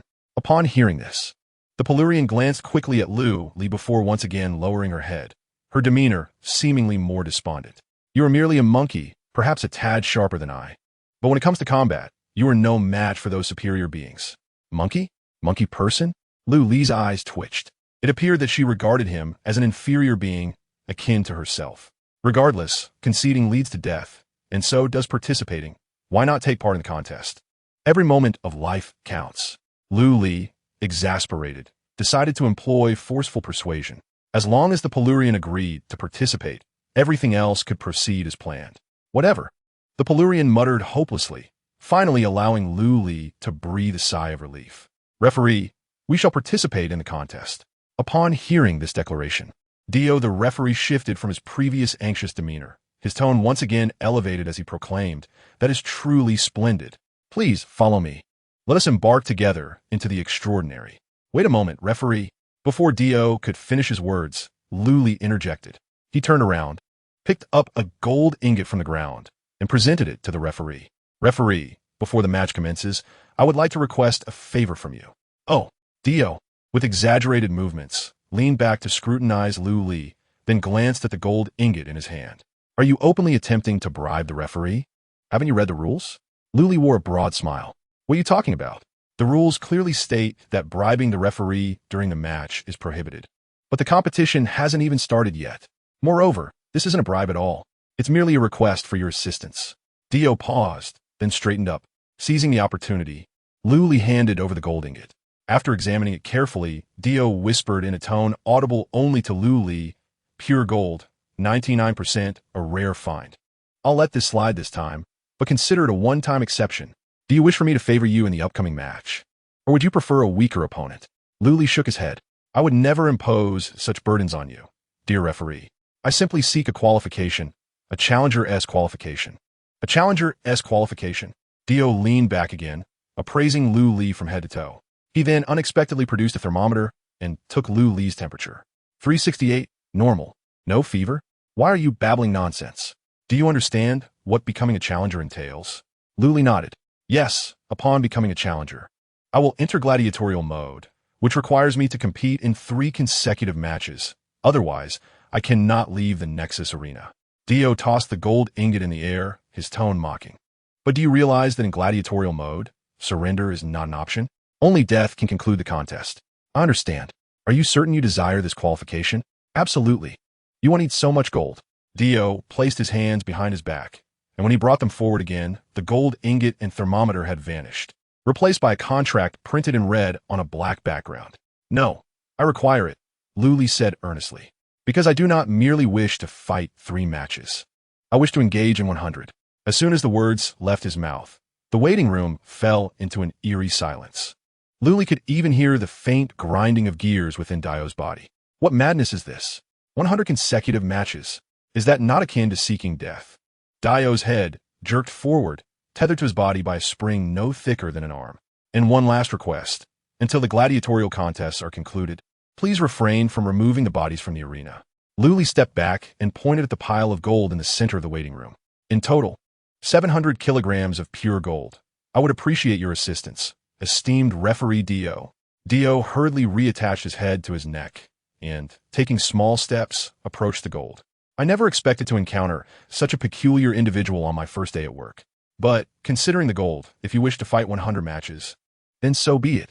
As he spoke, the gold vanished into thin air. Dior extracted a contract embossed with golden letters on a black background and handed it to Luli. Once he affixed his signature, Dior's voice resonated loudly, announcing, "Room 666 is ready. The combat mode has been altered. Gladiator Luli and Gladiator Alicia Baki are prepared for the challenge. 100 life and death battles are about to commence." Chapter 34. The Frantic Odds. Upon hearing Dior's declaration, Alicia, leaning against the wall, nearly fainted from shock. Given the monkey man's recent actions, it appeared he'd been bribing the referee. Yet, why had the bribery resulted in a transformation from a competitive match to a life-or-death duel? And 100 consecutive battles at that. In Alicia's understanding, even a deity from a higher plane could not achieve 100 consecutive victories in the arena. This reverse maneuver was utterly unprecedented. What was I anticipating? Ultimately, I cannot escape the fate of death, Alicia thought bitterly. She had contemplated death, but never imagined it would come in such an absurd manner. A fifth-rate cat person, entering the arena for the first time, had opted for 100 battle mode. She would become a laughingstock, a tale passed down through generations in the mouths of the people of Palu. Luli? Truly a madman. However, in the depths of Alicia's despair, Luli's thoughts were quite different. He pondered whether he had overcompensated the referee with too much gold, leading to such an enthusiastic agreement. Had he known, he would have demanded to fight 200 matches. His audacity was not born of recklessness. It was the result of careful consideration. In a standard arena match, regardless of victory or defeat, participants do not truly die. Even if killed on the spot, they are merely temporarily ejected from the Nexus arena. 7 days later, with another ticket, they can return to continue their battles. Since it does not signify true death, Luli's Soul-Devouring ability cannot be activated. Winning would only yield meager rewards from the arena and a small amount of Nexus points, barely enhancing his strength. However, the gladiatorial mode was entirely different. In this mode, players would genuinely perish during the combat, and the rewards offered by the arena upon victory would be significantly more generous. Moreover, there was a crucial point to consider. Those daring enough to participate in gladiatorial matches are players confident in their own abilities. In other words, they are all prodigies. Luli could only seize their talents to elevate his own prowess in a remarkably short span of time. As for safety, Luli had also contemplated this. Being a first-time participant, even though the Nexus arena rated his strength quite highly, he still bore the title of a newcomer. Newcomers naturally enjoy a period of protection. Thus, even with the gladiatorial mode activated, he would not be matched against seasoned players of extraordinary skill. Within the Nexus arena, the passage of time varies across different regions. Therefore, as Luli and Alicia emerged from the lengthy corridor, numerous billboards had already been suspended in the center of the arena. 4 large screens alternated in showcasing the images of Luli and Alicia, with captivating headlines flashing one after another. A hubristic challenger from the world of dust. The number of arenas is beyond your wildest imagination. Is it the epitaph of the reckless and arrogant, or the roar of buried geniuses? An unprecedented epic of odds. An unparalleled gladiatorial feast awaits our eager anticipation. Observing the ostentatious slogans, Luli's lips curled slightly. Is it any wonder that the Nexus Arena serves as the nexus connecting various star domains? The prowess of marketing is indeed formidable. Even he found himself looking forward to the intriguing matchups that would unfold in the upcoming contests. At this very moment, the audience surrounding the arena was abuzz with a myriad of discussions, predominantly laced with scorn and derision. After all, those who occupy the stands have mostly participated in combat themselves. Even the pure novices, who have yet to engage in battle, glean substantial insights from the seasoned players' conversations. Who would have thought that after utilizing no less than 100 blue tickets, today would mark the first occasion witnessing a newcomer challenge a staggering 100 bouts? Indeed, it is a rarity for a novice to achieve 3 consecutive victories. Did you not see the advertisements? The players emerging from the world of dust. Those who dwell in the nooks and crannies are blissfully unaware of the vastness of the heavens. Ignorant of the arena's might, they dare to utter such boastful claims. Ha ha! It truly amuses me. I am eager to see what capabilities these two possess that embolden them so. However, one must acknowledge that the referees of this arena are no fools. Why would they grant a newcomer 100 consecutive challenges? Perhaps they aim to generate hype and capture attention. This newcomer must possess some degree of skill, but 100 consecutive challenges is indeed a stretch. I find myself anticipating today's betting. With the arena as the house, betting on the newcomer's loss seems a surefire way to profit. Yet do not be naive. The odds will undoubtedly be low, yielding little profit. Even the smallest of mosquitoes is still meat. Furthermore, in such a foregone conclusion, I shall certainly go all in. Oh, playing for such stakes. Let's hope I do not end up losing my very trousers. Enough chatter. Do you truly believe a newcomer can achieve 100 consecutive victories? Hurry, follow my lead. I shall ensure we both prosper, so express your gratitude post-haste. Just as the atmosphere of the arena grew increasingly fervent, the referee, Dio, standing at the center preparing for the match, discreetly contacted the dealer to place a wager. My dear, please place a bet for me. I wager on Luli and Eliza achieving 100 consecutive victories, with a stake of 700 kilograms of refined gold. Moments later, a query came from the dealer. Referee Dio, a gentle reminder, this 100-bout challenge has drawn the attention of the Celestial Heights. Are you certain you wish to play with fire under their watchful gaze? Of course not, my dear. I am the embodiment of fairness. My participation in this wager is merely a small token of my confidence in the newcomer competitor. By the way, what are the odds for 100 consecutive victories? The dealer replied. As of now, they have yet to be finalized, but the preliminary odds are projected to be 1 to 500,000. If you wager 700 kilograms of refined gold and win, it would amount to 35,000 tons of refined gold. Such a vast quantity. The Nexus Arena may not be able to fulfill immediately. Are you certain you wish to proceed with the bet? Dio shook his head and replied, of course, my dear. We all know that the arena never defaults. Moreover, it can be converted into pivotal points. The dealer, glancing at the information before him, offered a final piece of advice, but that is 700 kilograms of pure gold. It's no trivial sum. Dio's response was both simple and audacious. It's merely a bribe for a newcomer. What is there to fear in gaining something for nothing? The dealer gasped, feeling a twinge of temptation. Although achieving 100 consecutive victories seemed an impossible feat, the odds of 1 to 500,000 were indeed outrageous. Even a modest wager of 1 pivotal point could yield a return of 500,000. Perhaps I should also place a bet? After all, in the pivotal arena, betting relies entirely on supercomputers, and as a beautiful dealer, her role was primarily to verify and record the stakes. With a playful mindset, she placed a bet of 10 pivotal points on Lu Li's victory. At that moment, the resounding bell of the arena echoed. The 100 bouts had commenced. Chapter 35, The Advantage of Speed. As the bell signifying the start of the competition rang, the terror on Eliza's face reached its zenith. I am doomed. Her legs trembled uncontrollably, nearly unable to support her frail body. Just then, she felt a sudden tap on her shoulder. Turning, she saw the handsome visage of the monkey man.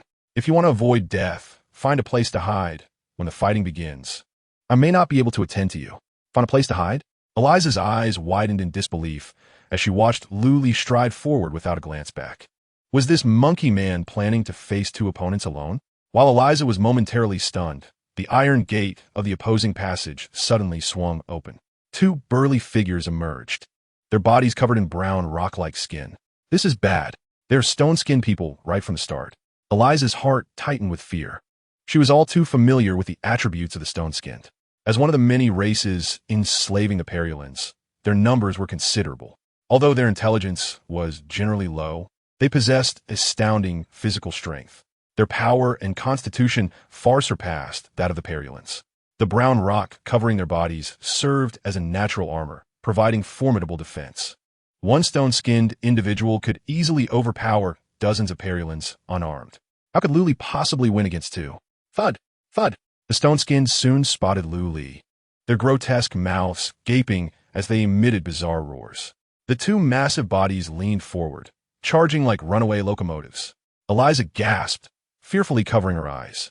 Yet, instead of the anticipated screams, there came two dull thuds of heavy objects falling to the ground. Slowly, she opened her eyes, and through the gaps between her fingers, she saw the bodies lying not far away. They were stone-skinned individuals. They had been slain. How is this possible? The arena fell into an eerie silence. And after half a second, the audience erupted into astonished cheers. I can hardly believe my eyes. Did that slender individual just bring down two stone-skinned warriors in an instant? Hey, did you all catch the swiftness of his movements? It seems that the newcomer, known as Lu Li, excels in speed.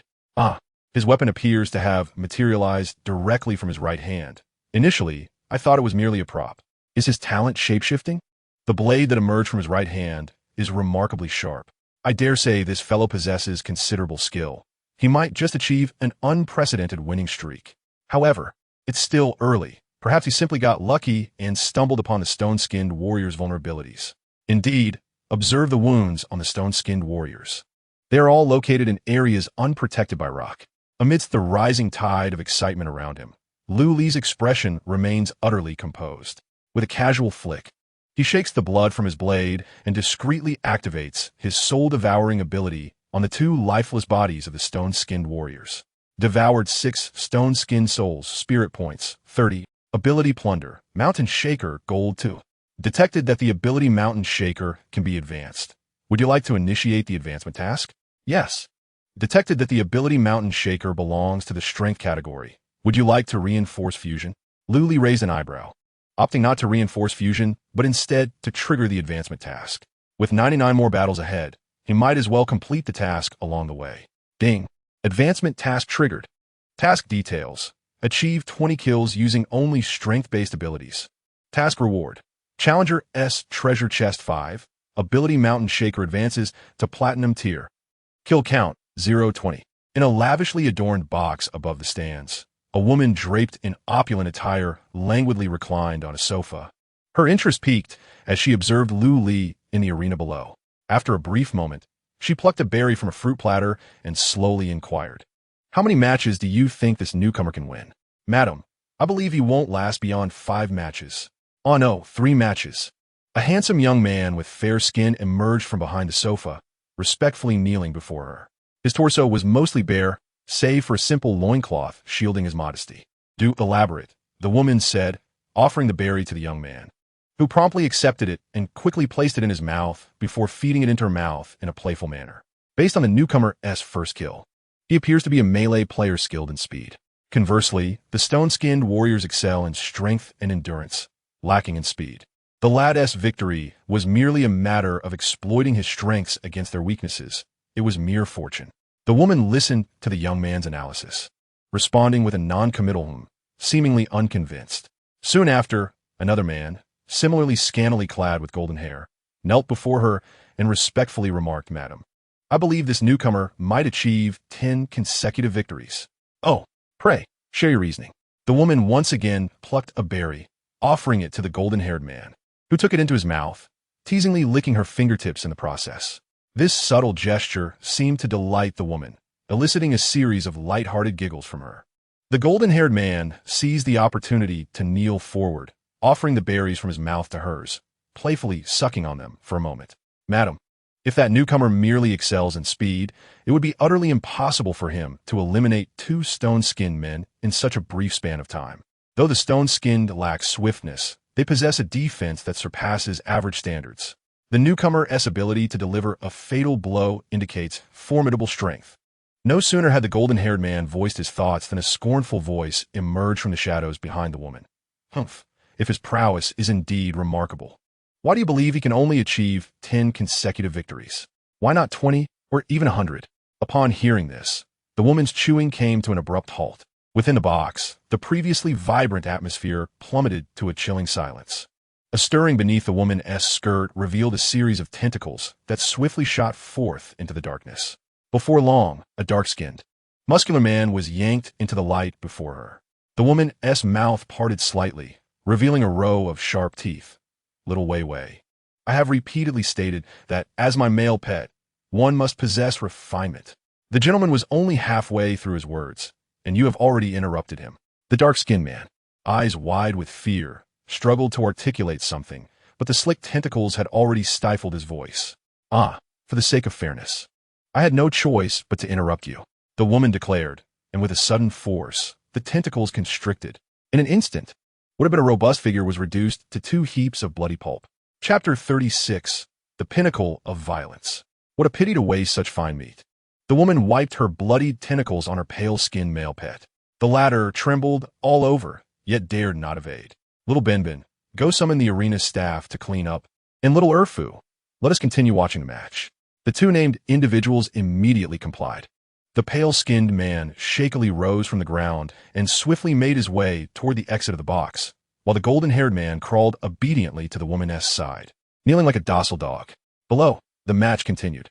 Dio, witnessing Luli effortlessly secure his first victory, scampered to the center of the arena with buoyant steps. After all, in addition to his role as referee, he also served as the gladiatorial host, confirming that the 2 stone-skinned were beyond saving. Dio immediately announced in exaggerated tone, "Congratulations to our challenger on his first victory. Please welcome the next 2 defenders to the stage."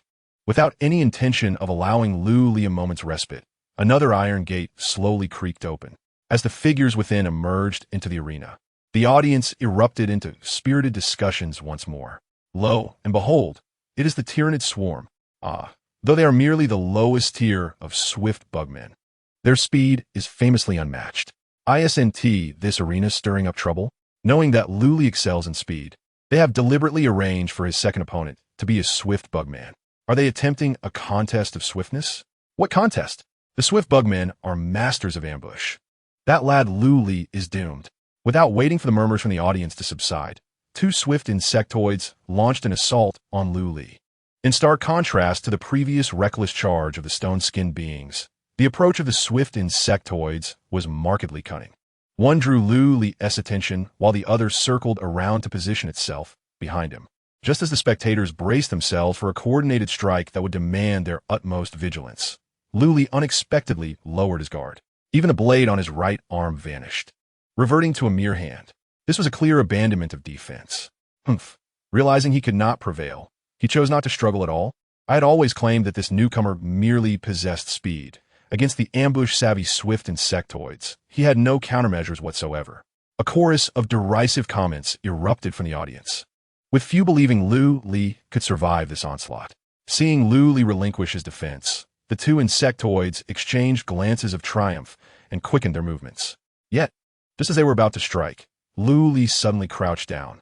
In the next moment, the audience beheld one of the swift insectoids soaring through the air. To be precise, Luli had seized one of its legs and swung it aloft.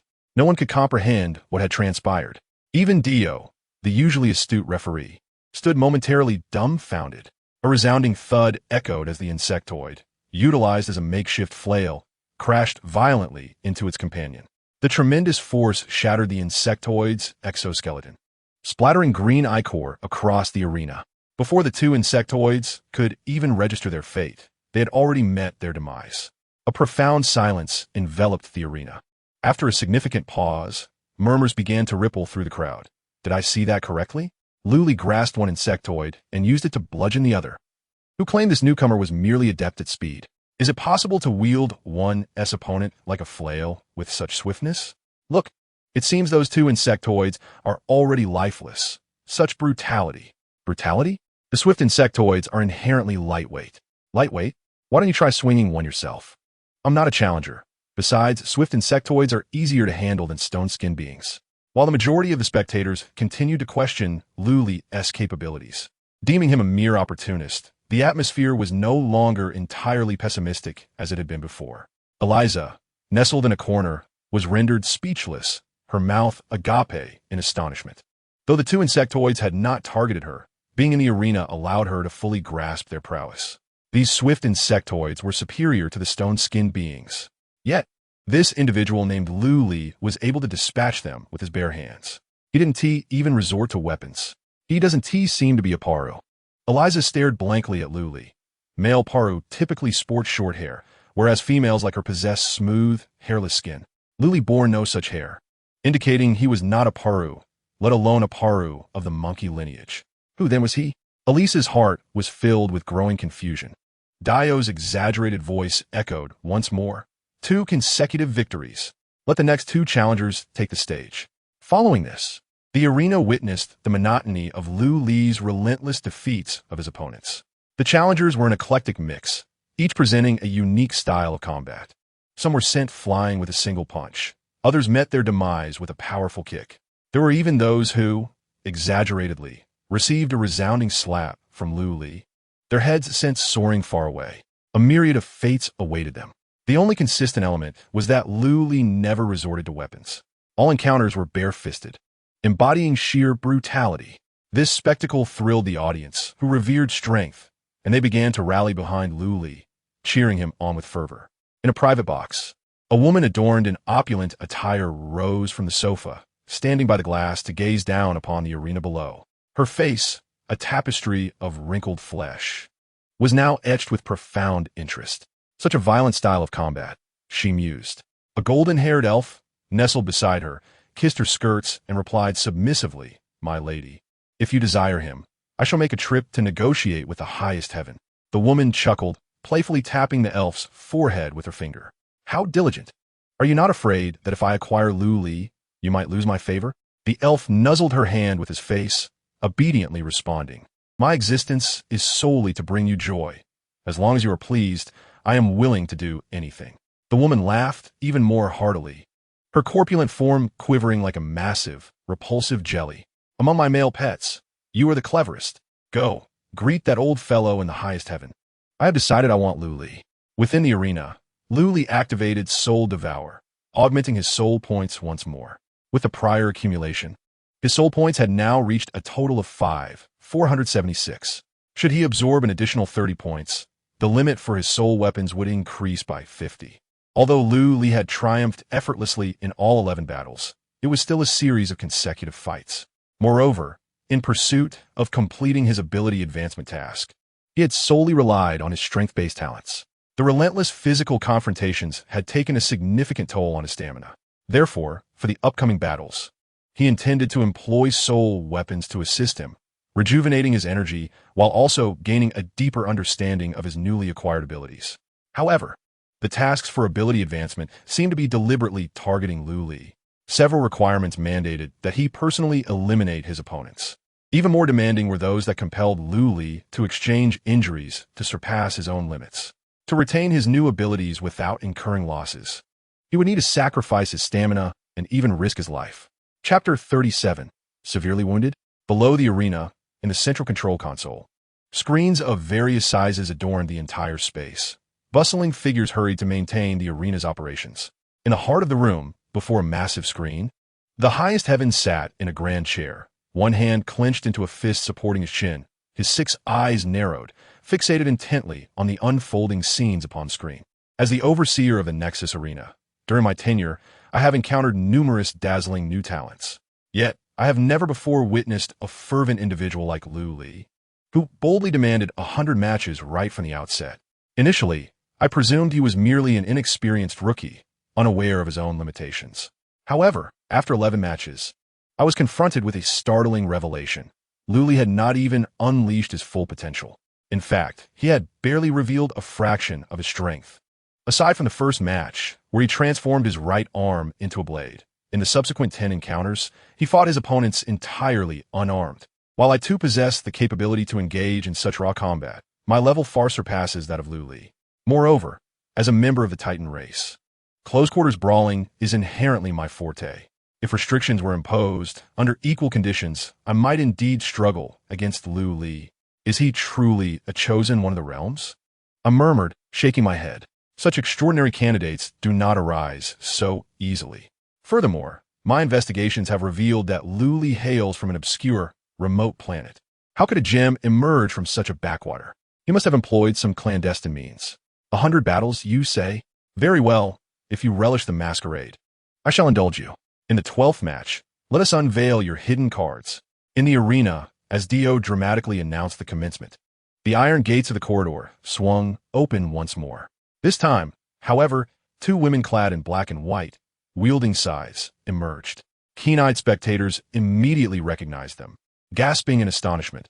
It's the twin scythes. Who would have thought the 12th match would feature these two harbingers of death? It's over for Luli. 11 consecutive victories, it seems, have come to an end. What a pity. I had quite enjoyed his brutal style of combat. Dio cast a sympathetic glance at Luli, quietly advising, young man, you'd best be on high alert. Your opponents this time are formidable.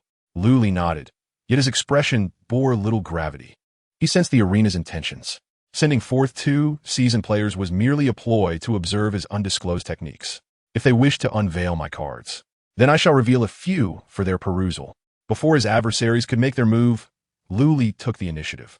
An aura of crimson mist enveloped him. Surging towards one of the women, she raised her scythe in anticipation, seemingly prepared to withstand Luli's assault. Meanwhile, the other launched a side attack to disrupt his rhythm. As the 3 figures were poised to collide, the audience shook their heads in dismay. A newcomer to the arena, even if a genius, could hardly hope to triumph over the twin scythes. As anticipated, following a cacophony of clashing weapons, Luli's body was brutally pierced by a scythe. Though not a mortal wound, to the spectators, the outcome appeared irrevocable. See? I told you, no one can achieve 100 consecutive victories. Bet on Luli's defeat, and profit assuredly. Alas, a newcomer remains just that. And when compared to seasoned players, the chasm in skill is undeniable. What a waste of such a prodigious talent. The duo of black and white shared a similar sentiment, albeit with a hint of perplexity. Why, they wondered, would this newcomer, who had achieved an astonishing 11 consecutive victories, display such recklessness in the 12th match? If defeat was inevitable, it should not come so swiftly.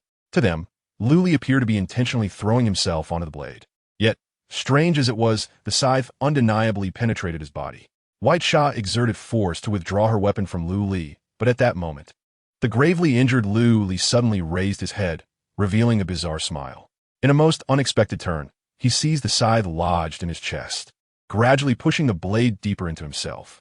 Have you lost your mind? White Sha, a seasoned killer, couldn't help but exclaim in shock at Luli's peculiar demeanor. The only response she received was a blinding flash of white light. Point-blank ultimate. The thunderous roar of the lightning arrow resonated throughout the arena. Luli was propelled backward by the force of the explosion, while White Sha paid the ultimate price as her head shattered. Black Sha, standing nearby, was momentarily at a loss, failing to comprehend the unfolding chaos, until another swift shadow appeared out of nowhere and cleanly severed her head as well. In the 12th round, Luli triumphed once more. The audience erupted in astonishment. Luli, unperturbed, rose from the ground, shedding his garments to simply bind the wound on his abdomen. It was during the 7th match that he had pilfered a healing talent from his opponent, the Platinum tier skill, Extreme Healing. However, Luli had no intention of immediately tending to his injuries. With the persistent effects of bloody slaughter, all harm served as an enhancement to him. Moreover, an injured challenger would render the defending players more complacent. Whispers once again filled the audience. Did I see that correctly? Black and white were defeated by Luli. What was that blinding light he unleashed? It seemed like an elemental attack. Elemental? Isn't Luli's talent shape-shifting? That white light must have been a prepared item. Don't just focus on White Sha. How did Black Sha meet her demise? Can anyone clarify? Was it at the hands of that Palu person? Impossible. That Palu person has been huddling in the corner, not moving at all. Alas, if Luli were to compete in 15 matches, he might genuinely achieve a streak of victories. It's a pity that this fool demanded 100 matches and has already sustained serious injuries so early on. Indeed, the remaining defenders need not engage. Merely standing there to buy time could lead to Luli bleeding to death. Ultimately, the newcomer was still a novice, lacking experience, and was bound to perish due to his own hubris. The celestial realm evidently recognized this, dispatching defenders who were not the most flamboyant of rising stars, but rather balanced competitors of average capability. They no longer rushed to attack. Instead, they adopted a defensive posture to prolong the match. However, they failed to anticipate that this strategy would play directly into Lu Li's hands. In the ensuing battles, the absence of proactive assault from his opponents allowed Lu Li to unleash his full potential. Several times, he executed swift and decisive kills, leaving the spectators in utter disbelief. As for Lu Li, he not only completed several advanced tasks, but his soul points consistently surged, advancing towards the formidable threshold of 10,000 points. Despite bearing grievous injuries, he exuded an aura of growing valor with each battle.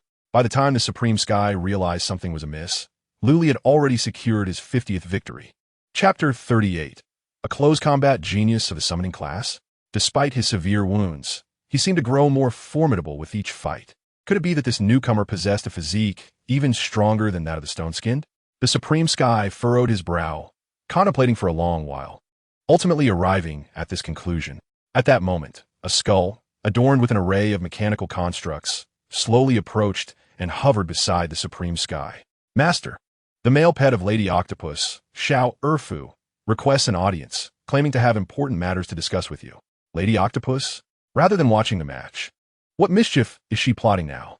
The Supreme Sky rolled his 6 eyes in exasperation and waved his hand dismissively. Let him in. Before long, Xiao Erfu stood before the Supreme Sky. The golden-haired man slightly bowed, yet his expression bore little reverence. He got straight to the point. Lady Octopus has taken an interest in Lu Li. I request that your excellency make an offer. An offer? The Supreme Sky was momentarily taken aback, then responded with impatience. Although Lu Li is a gladiator, he has not signed a contract of servitude with the arena. I have no authority to determine his fate, nor can I propose a price. I advise Lady Octopus to abandon this notion. Logically, upon hearing this, Xiao Erfu should have taken his leave. However, he remained unfazed and spoke in a tone bordering on a threat. No one can refuse Lady Octopus's demands. I implore your excellency to devise a solution. You, the Supreme Sky, glared with all 6 eyes, ready to erupt. Yet, recalling Lady Octopus's formidable background, he suppressed his fury and replied tersely, I am merely the manager of the Nexus Arena, bound by the same rules. Even Lady Octopus, a sovereign of a star domain, must adhere to the regulations, correct? Xiao Erfen nodded slightly. Indeed, but I must fulfill Lady Octopus's request. I urge your excellency to think of a way. Looking at the man's demeanor, the Supreme Sky felt an overwhelming urge to pummel him into the ground. After a moment's contemplation, he proposed, very well, I shall attempt to deceive him into signing a contract of servitude.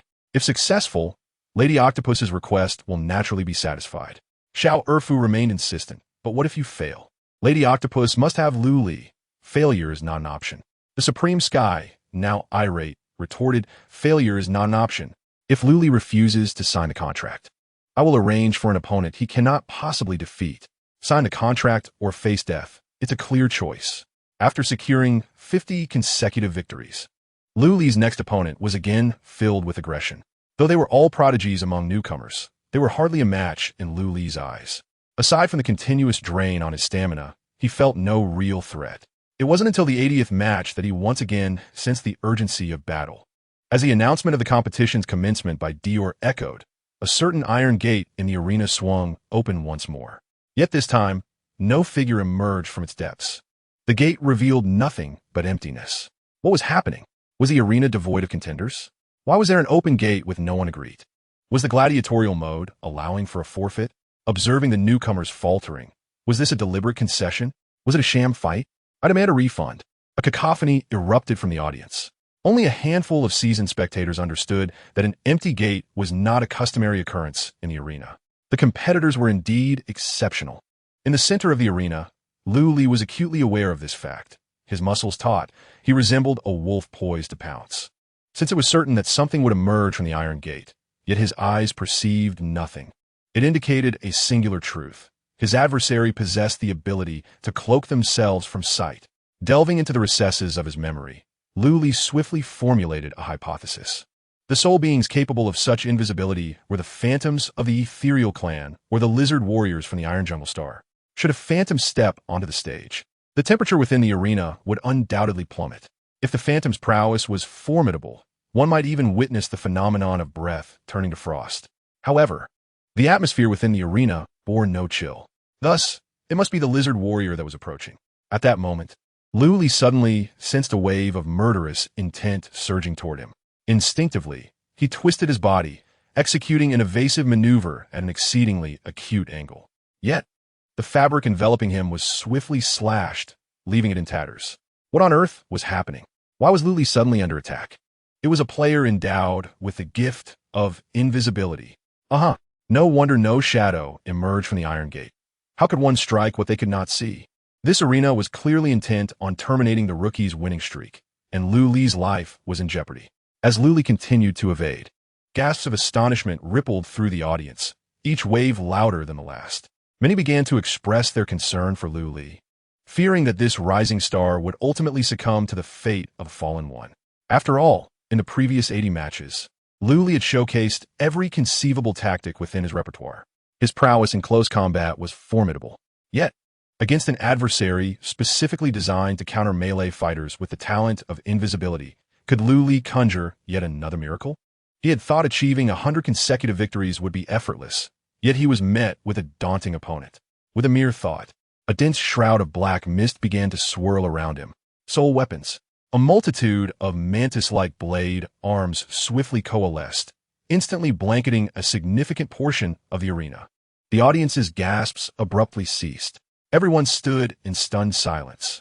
After witnessing the preceding 80 bouts, they had long since concluded that Luli was a melee prodigy with attributes that surpassed the norm: speed, strength, and constitution far exceeding that of ordinary players.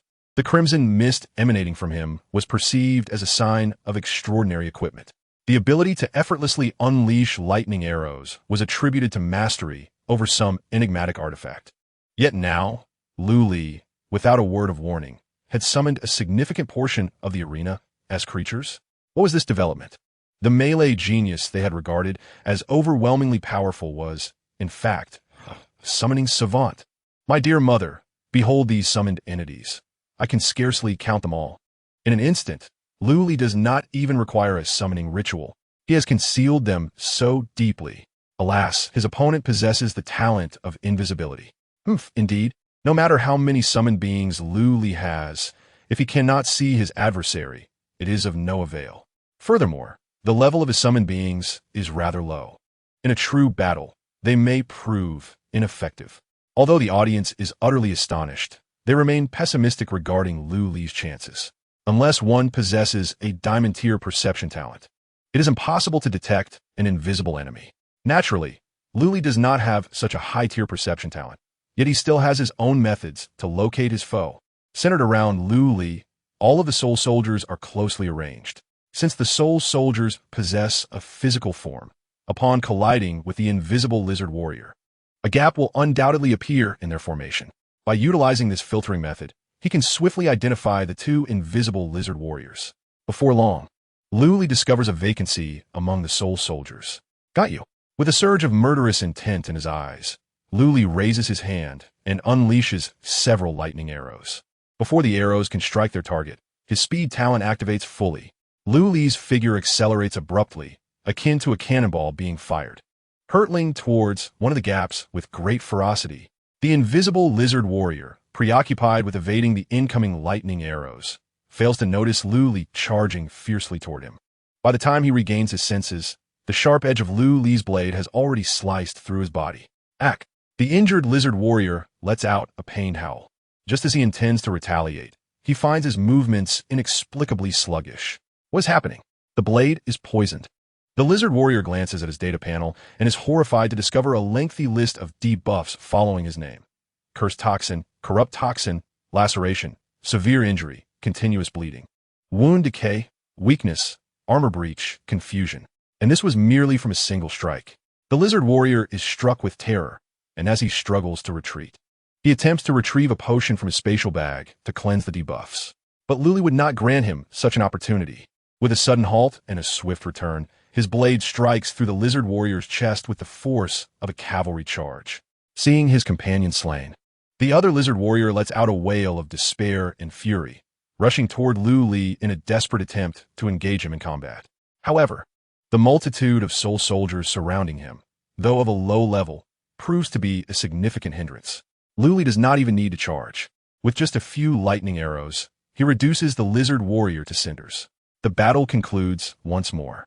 The audience remains eerily silent, and after a prolonged pause, they erupt into thunderous applause. My goodness, Lu Li is incredible, utilizing a plethora of lowly summoned beings to locate and ensnare an invisible opponent. Why did I not think of such a brilliant strategy? The flow of battle was seamless. Lu Li is undoubtedly a first-rate genius. Is there anyone else? I ask. Is there anyone who can defeat this newcomer? It is assured. Even his opponent with invisibility has fallen. 100 consecutive victories are within reach.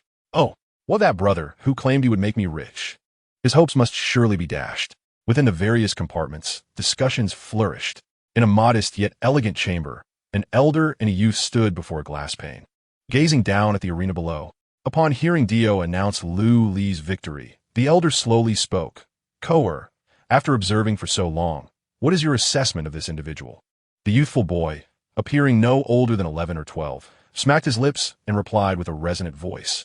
Quite formidable, yet his approach is reckless, lacking the composure necessary. Oh, what leads you to this conclusion? The elder regarded the boy with a calm demeanor, his tone unhurried. Given Lu Li's prowess, he could easily emerge unscathed after 80 matches, yet he willingly incurred injuries for the sake of efficiency. Employing himself as bait is indeed a strategy. However, it is excessively perilous in 100 matches. Should he encounter an insurmountable adversary, his life would be irrevocably at stake. The youth's arguments were sound, each word a gem of reasoning. Yet, the elder's face bore no smile of approval. Instead, he shook his head in disappointment. Rather than directly pointing out the flaws in the boy's assessment, he posed another question. If you were to face him, what do you believe your chances of victory would be? The boy, upon hearing this, seemed to perceive a grave insult, his youthful visage flushing with indignation. If I were to battle him, I would not claim a 10 out of 10 probability. But a 9.9, he is no match for me. Setting aside the disparity in levels, my innate talent surpasses his by leaps and bounds. Grandfather, have you truly lost your wits to ask such a question? In response to the boy's discontent, the elder exhibited no trace of anger. Rather, he chuckled softly. Ah, the spirit of youth is indeed untamed. Confidence is commendable, but it should not veer into arrogance. The boy retorted, Our Chen family specializes in the wild blade, and our awakened talents have always resonated with the essence of the blade. Fury is a norm. Your timidity is the reason for your stagnation. The elder's smile faded, yet his eyes remained devoid of ire. He proposed a suggestion that took the youth by surprise. If you truly hold such a belief, why not step into the arena and duel with Lu Li? Step into the arena? A flicker of barely perceptible fear crossed the boy's eyes, swiftly replaced by disdain. Wouldn't that be an act of bullying? Moreover, the arena's management would never permit such a vast disparity in levels among combatants. To ensure fairness in combat, the Nexus Arena enforces a hidden rule. The level difference between opposing fighters must not exceed 10 levels. The youth, Chen Ko, was at level 30, while Lu Li was 15 levels below, exceeding the stipulated limit. Feigning realization, the elder chuckled and tapped his forehead. I nearly forgot about that restriction. To ensure fairness, let us send a blade servant instead. In another lavishly adorned compartment, Xiao Erfu withdrew his gaze from the arena. A hint of concern etched upon his features as he spoke. Madam, should I make another trip? It seems that Supreme Heaven may have underestimated Lu Li's strength. If this continues, Madam Octopus raised her hand and replied gently. There is no rush. There are still 20 matches remaining. This opponent is merely a test. Lu Li is indeed strong, but he has revealed all his trump cards. If I am not mistaken, Supreme Heaven is about to dispatch someone to finalize a contract with him. As expected, before Lady Octopus could finish her sentence, Dio, who had been lingering at the edge of the arena, suddenly dashed towards Lu Li. It appeared he had received some sort of directive. Lu Li, noticing the robotic referee approaching him, paused his actions of scavenging the corpses, puzzled by the unexpected interruption. Lu Li, fortune smiles upon you. Someone has taken an interest in you and wishes to purchase you. Purchase me? But I do not belong to the arena. Lu Li furrowed his brow, momentarily perplexed by Dio's implication. If memory served correctly, He had not signed any contract of servitude with the arena. Being a free agent, what could the notion of being bought possibly entail? Sensing Lu Li's confusion, Dio quickly clarified, "Of course, you do not belong to the arena at this moment. I am here to facilitate your signing of a contract of servitude. By signing, you will be assigned significantly weaker opponents for the next 20 battles, aiding you in achieving 100 consecutive victories with ease. Should you refuse, the arena will assign you insurmountable foes, and your demise is inevitable. I cannot alter this reality." With a resigned shrug, Dio expressed his helplessness. Although he held great affection for Lu Li and wished for his success, the intervention of the supreme powers rendered him just a referee, a mere cog in the machine, unable to effect change. Upon hearing this, Lu Li's expression turned icy. He despised being threatened. In this second life, he sought stability, yet would never bow down. There was no possibility of signing a contract of servitude. He urged for the continuance of the matches instead. Chapter 40. Refusal to sign the contract of servitude. Are you truly not considering signing the contract? Dio, unable to bear witness to the fall of a prodigy, continued to persuade him. In truth, being purchased is not an adverse fate. The individual interested in you is a sovereign of a star domain. Signing the contract would grant you resources unattainable in your lifetime. In this universe, strength is paramount. Would being a servant to the powerful not be preferable to dying as a free man? Having concluded his scavenging, Lu Li remained unmoved. Noticing Dio's persistence, he simply sat cross-legged on the ground to recuperate. Aware of the perilous battles that lay ahead, he needed to seize every moment to restore his strength. Dio, realizing he could not sway Lu Li, could only sigh in resignation. "Very well, I admire your resolve. In gratitude for your 700 kilograms of refined gold, I shall honor you with offerings on future festive occasions." The gladiatorial contests recommenced. As Dio had foretold, the prowess of the challengers escalated dramatically. None were below level 20. Lu Li, no longer concealing his abilities, unleashed the powers he had acquired through plunder. Engaging in fierce combat for 18 rounds, he faced 2 opponents each time. A grueling ordeal that lasted 5 hours, nearly exhausting his entire stamina. Observing Lu Li, who was panting heavily in the center of the arena, Dio strolled toward the opposite end. Since the commencement of the matches, Eliza had remained timidly tucked in a corner, striving to minimize her presence. As Dio approached her, the unfortunate girl from Palu shivered. "Fear not, I mean you no harm." Dio sighed deeply, speaking earnestly. "Look, Lu Li has persevered through 98 matches. His stamina has reached its limit. With only 2 battles remaining, the Supreme Heavens will undoubtedly ensure that Lu Li does not leave alive. It is better to live, even in hardship, than to face certain death. You ought to persuade Lu Li to sign the contract of servitude." Elisa felt somewhat bewildered and hesitantly replied, "How could I possibly convince him? He initially declared he would fight 100 matches without ever consulting me." Dior scratched his iron skull, realizing that Elisa's assessment may indeed hold merit. "We might as well treat a dead horse as if it were alive. Otherwise, if Lu Li perishes in the next 2 matches, you will surely share his fate." Elisa shrank her neck, akin to a duck being roasted over a fire. She hastily moved to Lu Li's side, cautiously poking his shoulder. However, before she could begin her plea, Lu Li posed a question first. "Elisa, what is your innate ability?" Elisa paused, instinctively responding, "My innate ability is favor of the goddess of fortune at the diamond tier." Upon hearing this, Lu Li immediately turned his head, staring incredulously at the Palu woman who had merely coasted through 98 matches. A diamond tier talent? Elisa's expression stiffened. She seemed to recall something unpleasant and repeatedly waved her hands, saying, "My talent is actually of no use at all. I don't understand why it's classified as diamond tier. Please don't be angry." Seeing Lu Li's changing demeanor, Elisa assumed he was blaming her for her concealment, which made her even more flustered. She genuinely believed her talent to be quite useless. Even though it was called favor of the goddess of fortune, utilizing her ability never brought her any luck. Rather, misfortune seemed to follow. Thus, when Elisa entered the Nexus arena, she felt an overwhelming sense of despair. However, Lu Li held a different perspective. Having lived again, he recognized that favor of the goddess of fortune was undoubtedly a god-tier talent. Much like Su Zhao's enhancement type ability, favor of the goddess of fortune could increase the luck of players within its radius. Meanwhile, the talent's possessor would not benefit from this ability. which explained why Elisa felt her talent was ineffective. In a mere moment, Lu Li devised several new strategies in his mind. When the 99th match commences, you must activate your ability without interruption, he instructed Elisa as he rose from the ground. Okay, Elisa nodded, still in a daze, completely forgetting her initial purpose for approaching him. It was not until the iron gate of the arena opened once more that she jolted, remembering that she was there to persuade Lu Li to sign the contract of servitude. Lu Li, Elisa attempted to call out, but her voice was drowned out by the thunderous applause from the audience. My goodness, it's the Chun family's blade slave. Am I seeing this correctly?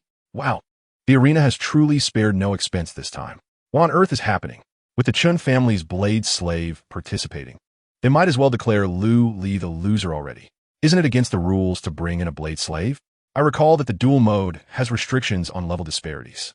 Foul play is absurd. Undoubtedly, the arena has constrained the level of the blade servant.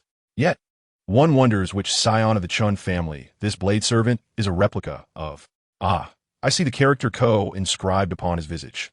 Could it be the most formidable genius of the Chun lineage in recent years, Chen Ko? Good heavens!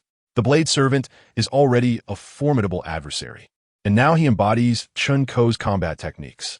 It seems that Lu Li's victory streak of 99 wins is destined to end here. Not necessarily. I observe only one blade servant on the opposing side. While Lu Li has 2 allies, there remains a chance for triumph. Ha, my friend, you must be new here. Let me put it this way. In the previous 98 battles, that Palu individual remained entirely passive, merely a decoration. Within the Chun family's private box, the young Chen Ko listened to the awe echoed from outside, a slight smile gracing his lips. The blade servant set to compete had its level restricted to 25. Initially, Chen Ko believed a level 15 blade servant would suffice.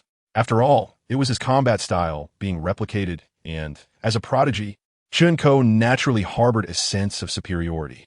He was confident that a level 15 blade servant could easily defeat Lu Li. However, his grandfather insisted on maintaining a semblance of respect for the supreme heavens, ultimately raising the blade servant's level to 25. This was nothing short of a slaughter. Chen Ko scoffed disdainfully, yet it served well. Eliminating Lu Li in this match would keep the supreme heaven's minor secrets from surfacing too soon. The elder cast a glance at his grandson, but offered no words, simply smiling as he observed the arena below. Lu Li's eyes narrowed as he beheld the approaching figure. He had not anticipated facing the blade servant of the Mad Blade Chun family, particularly one replicating the techniques of the wrathful Chen Ko. Yet, this did not imply he lacked the strength to fight back. With a thought, dark mist surged around him. Soul Guardian, Xing Amlin and Chun Hao emerged from the black fog. Without needing words, they swiftly dashed to the flanks of the arena. Meanwhile, Lu Li solidified his blade arm, activating the second phase of bloodthirsty slaughter. In an instant, the crimson mist enveloping him was absorbed, expelling all negative effects. Ultimate healing initiated. His body, which had been on the brink of death, gradually revitalized, wounds of various sizes healing rapidly. Blade Servant of the Chun family, prepare for battle. Chapter 41. Decapitate the Blade Servant. The featureless Blade Servant tilted its head slightly. With a flick of its long blade, it charged towards Lu Li. The Chun family's Mad Blade is renowned for its ferocity. The sword play is sharp, akin to a torrential summer downpour, crashing down upon Lu Li with relentless force. The chaotic onslaught exudes an overwhelming sense of pressure. Were it an ordinary person, they would likely find themselves paralyzed, breath caught in their throat, unable to move. But Lu Li is no ordinary individual. Faced with this onslaught, he felt no fear. Rather, the flames of battle ignited in his eyes. In his previous life, he had fortuitously acquired a tattered manual of sword techniques, which contained some fundamental knowledge of swordplay. Finding it useful, he studied it. Eventually, he learned that this damaged manual was, in fact, the foundational techniques of the Chun family's Mad Blade. The Chun family, lacking this essential foundation, produced a Mad Blade that always felt adrift and unanchored, incomplete. By chance, it came to light that Lu Li possessed a fragment of a blade manual, prompting a scheme to ensnare and seize it. The Chun family also found themselves on Lu Li's list of vengeance. Although the blade techniques contained within the manual only encompassed the initial 3 tiers, they nonetheless provided Lu Li with a formidable foundation. Furthermore, 3 distinct blade skills were manifested within the data panel. In this second life, while Lu Li could not physically wield the three techniques, the knowledge of the first three tiers remained indelibly etched in his mind. Now, as he confronted the Chun family's blade servant, this knowledge would serve him well. Though the blade servant replicated the combat methods of the Chun family's frenzy blade, the foundational techniques were not the authentic ones, but rather a pirated version refined through generations of the Chun family. They were usable, yet inferior to Lu Li's prowess. Even with the later, authentic techniques as a compensatory measure, the blade servant could only manage to hold his ground against Lu Li. Were it not for the stringent 10-level suppression and the disparity in attributes, the blade servant would have likely perished by now.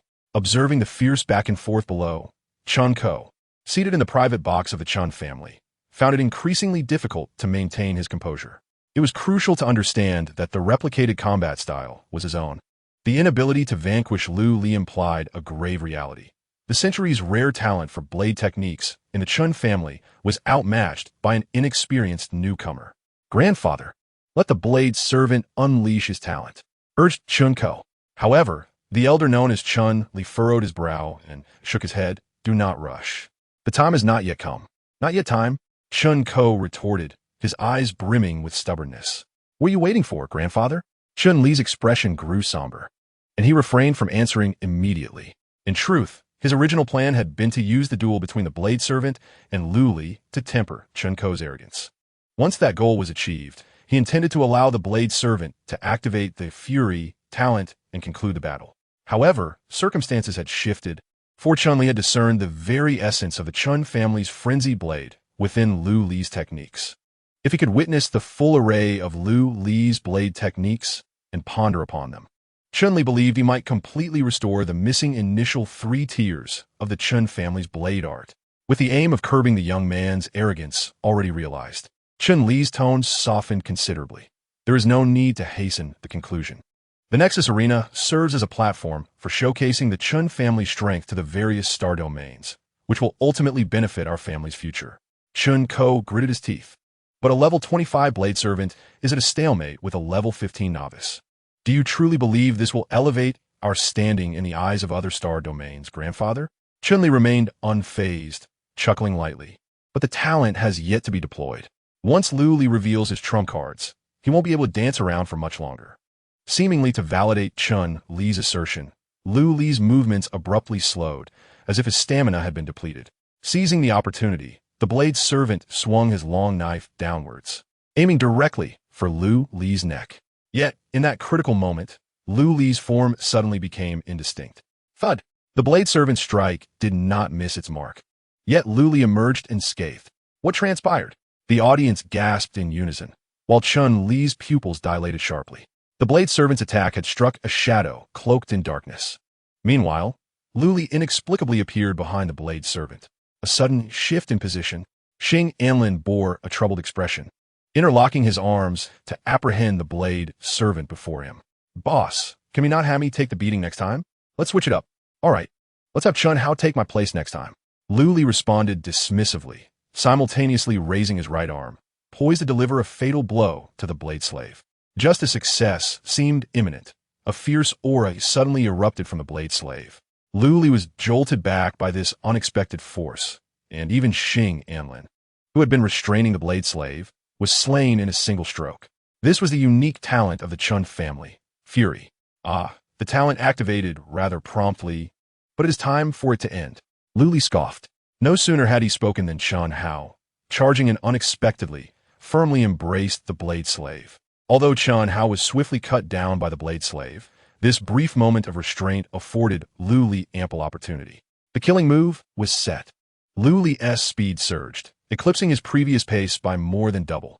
The blade swept horizontally, aimed directly at the blade slave's head. The latter raised his weapon to block, only to have it cleaved in two. Along with it fell his featureless head. Inside the private room, Chun Do was left dumbfounded. He could hardly believe that Lu Li had actually emerged victorious, although Chun Li anticipated Lu Li's formidable strength. The sight of the blade slave's head rolling to the ground left him equally astonished. This was a blade slave of level 25. It had replicated the combat style of the blade genius Chun Do and activated its talent. How could it have truly been defeated? Moreover, it was not a result of a sneak attack, but a direct confrontation. While it was true that two peculiar summon entities had distracted the Blade Slave, the final lethal strike was undeniably a clash of blades. An outsider might fail to grasp the intricacies of the battle, but Chun-Li was well aware. Lu Li's mastery of the blade overwhelmingly surpassed that of the Blade Slave. He had been concealing his true ability all along. "Grandfather," Chen-Do murmured, his vacant eyes slowly turning towards Chun-Li. "How did Lu Li manage this? He actually killed the Blade Slave. Is he stronger than me?" Seeing this, Chun-Li's heart ached. The blow to Chen-Do's confidence had been too severe. According to Chun-Li's original script, Lu Li was supposed to engage in a fierce struggle with the Blade Slave and ultimately fall. This would serve to temper Chen-Do's arrogance without causing him to doubt his own abilities. However, the current situation was far from what Chun-Li had envisioned. Lu Li's direct kill of a level 25 Blade Slave was tantamount to a resounding slap to Chen-Do's face. It was as if to say, "You, the Blade Genius, are no more formidable than this. Despite being 10 levels ahead, you too can be slain by me." His self-assurance had crumbled completely. "Doer, do not think so negatively. There must be some trick to Lu Li's ability to slay the Blade Slave. Let's continue to observe." "Some trick?" Chen-Do was taken aback, forced a bitter smile, and replied, "What trick could there be?" In a direct confrontation, his weapon was severed. Furrowing his brow, Chun-Li reiterated emphatically, "Doer, let's watch. The duel is not yet over. If Lu Li can indeed triumph in 100 matches, it would signify that he is indeed a rare talent, and it would not be surprising for the Blade Slave to lose. However, if he cannot prevail, there is no need for you to be disheartened over a fallen opponent." The reason for his reassurance stemmed largely from Chun-Li's understanding of the underlying circumstances. He understood that the Supreme Heaven, which sought every possible means to eliminate Lu Li, would inevitably dispatch that entity to conclude this combat. Chapter 42, The Cerberus of Hell. Once more, he was asked whether he would sign the contract of servitude. The voice of Supreme Heaven reverberated in Dio's ears. The referee robot scratched its ear and emitted a sigh in electronic tones. How could he possibly agree? Nevertheless, while he might express his grievances, the tasks at hand still required his diligence. Dio approached Lu Li with hesitant steps, reiterating the question posed by Supreme Heaven with a tone of resignation. Lu Li responded with the answer Dio had anticipated. No, he would not sign. Just as Dio prepared to report this to Supreme Heaven and announce the commencement of the final bout, Lu Li made another request. He sought, in exchange for a ton of refined gold, a 10-minute delay before the last combat began. Was he aiming to regain some stamina during this time? Dio speculated within himself. Under the allure of a ton of refined gold, he acquiesced to Lu Li's request, even though he was already convinced that Lu Li would perish in the 100th match. That promised ton of refined gold would not reach his hands. Yet, this did not hinder Dio's decision, for he was intrigued, curious about what preparations Lu Li intended to undertake to confront the impending deadlock. However, to avoid arousing the suspicions of Supreme Heaven, Dio deliberately trailed Lu Li, feigning the role of a persistent advisor. Yet, as he followed, Dio began to sense something amiss. It appeared that Lu Li was not merely resting. Rather, he was harnessing his innate talents. The bodies scattered throughout the arena, under Lu Li's touch, rapidly shrank and coalesced into crystalline forms. Not only were there orange third-tier crystals, but yellow and green fourth and fifth-tier crystals also emerged. Ultimately, the last batch of corpses belonging to guardians above level 20 even crystallized into azure 6th-tier gems. No wonder Lu Li had requested that he not clear the bodies from the arena before the match. It turned out these corpses could indeed crystallize into valuable resources. But for what purpose? To upgrade just before the final match? Yet Lu Li had evidently reached the absorption limit for crystals, and the next opportunity to absorb more would not arise for at least 3 days. What was he truly planning to do with so many high-tier crystals? Under Dio's bewildered gaze, Lu Li gathered the crystals before him, seated himself in a cross-legged position, and began the process of absorption with his right hand, picking them up one by one. As each vividly colored crystal rapidly turned gray and shattered, Dio felt as though his jaw might drop to the ground. He sensed that his central processing unit was nearing its limit. What was happening here? Lu Li was actually breaking the limits to forcibly absorb crystals? No. After absorbing so many crystals, why had Lu Li's level shown no change whatsoever? Was this a form of overdrawn talent? This lad possessed multiple talents? The overdrawn talent allowed a player to temporarily disregard the absorption limits of crystals, with the cost being an inability to gain level increases. However, as long as the experience exceeded the level cap, one could still obtain free attribute points. But what purpose would that serve? In the arena, one must abide by the established rules. Once the duel commences, the player's data panel is temporarily locked, rendering them unable to allocate attributes. Even if one were to acquire free attribute points, Lu Li's prowess would gain no enhancement. What is his intention? At this juncture, Dio had entirely forgotten his role as a referee. He was solely eager to discern Lu Li's next move. After absorbing all the elemental crystals, Lu Li retrieved an object from his pocket and swiftly consumed it. To Dio's astonishment, Lu Li then accessed his data panel and began to allocate points. Who would have anticipated that Huang Bin's seemingly useless talent would assist me at such a crucial moment? After absorbing so many elemental crystals, I have been granted 10 free attribute points. Reflecting on his fortunate circumstances, Lu Li allocated all his free points to luck. At this moment, his base luck value soared to 258. Coupled with Elisha's blessing of the goddess of luck, his total luck value ascended to an astonishing 858. The match could commence. Satisfied, Lu Li stretched and rose from the ground, declaring, "Let us begin. Why are you able to defy the rules?" Dio's voice, reminiscent of a rusty machine, emitted sounds of grinding parts, a manifestation of his profound shock. Fearing that the referee might malfunction due to confusion, Lu Li hastily urged, "Let us proceed." "All right," Dio muttered, nodding dazedly as he reported Lu Li's refusal of the servitude contract to the higher powers. Worthless fool, unable to manage even such a trivial matter. Since Lu Li is so ungrateful, let him meet his demise. The final showdown begins. The iron gate of the passageway was incinerated by an overwhelming heat before it could even open. When the ultimate guardian ascended onto the arena, the audience fell into a hushed silence. After a prolonged pause, someone tremulously voiced, "Could that monster below be the three-headed hellhound?" Indeed, it is the three-headed hellhound, and it is fully grown. How could such a creature exist in the Nexus arena? Has the manager lost their sanity? The dark aura emanating from this beast would severely diminish the abilities of most talents. Even if Lu Li is formidable, his strength would be suppressed significantly. How could he possibly contend? I knew the arena would never allow a newcomer to achieve 100 consecutive victories. Those who bet alongside me must be regretting it now. Yet, the issue is not merely winning or losing. The arena has unleashed a three-headed hellhound. What sort of manager is this? What difference does that make? The arena is inherently neutral, bound by its own rules. Even if that manager were a minion of demons, it would not affect us in the slightest. True, but what of Lu Li's fate? Alas, one can only blame his misfortune.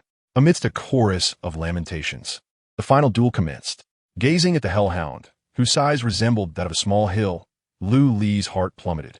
He had not anticipated that the arena's manager would resort to deploying a demon to thwart 100 consecutive victories. Although merely a low-tier demon, it poses a considerable challenge for Lu Li at present.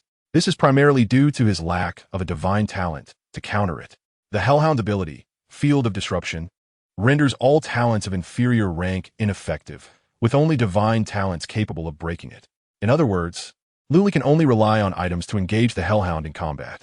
However, thus far, he has only wielded the blade arm, lacking any suitable weapon. Wait, a weapon? Lu Li paused, suddenly recalling that he had yet to claim a treasure chest. Just 3 days prior, at the onset of the apocalypse, he had slain a mother mantis, becoming the first player in the world to defeat a lord-level creature. Yet, in an effort to maintain a low profile, Lu Li had chosen not to announce his accomplishment immediately, instead opting to set aside the reward. Subsequently, with the influx of events, he had forgotten about it. With a mere thought, Lu Li promptly selected the global announcement option. A vibrant treasure chest materialized before him. Simultaneously, the Hellhound launched its attack. Chapter 43, The Mantis Tooth Dagger. Lu Li made a swift decision, seizing the treasure chest and fleeing. This action left the spectators in a state of bewilderment. Throughout the previous 99 bouts, Lu Li had never retreated.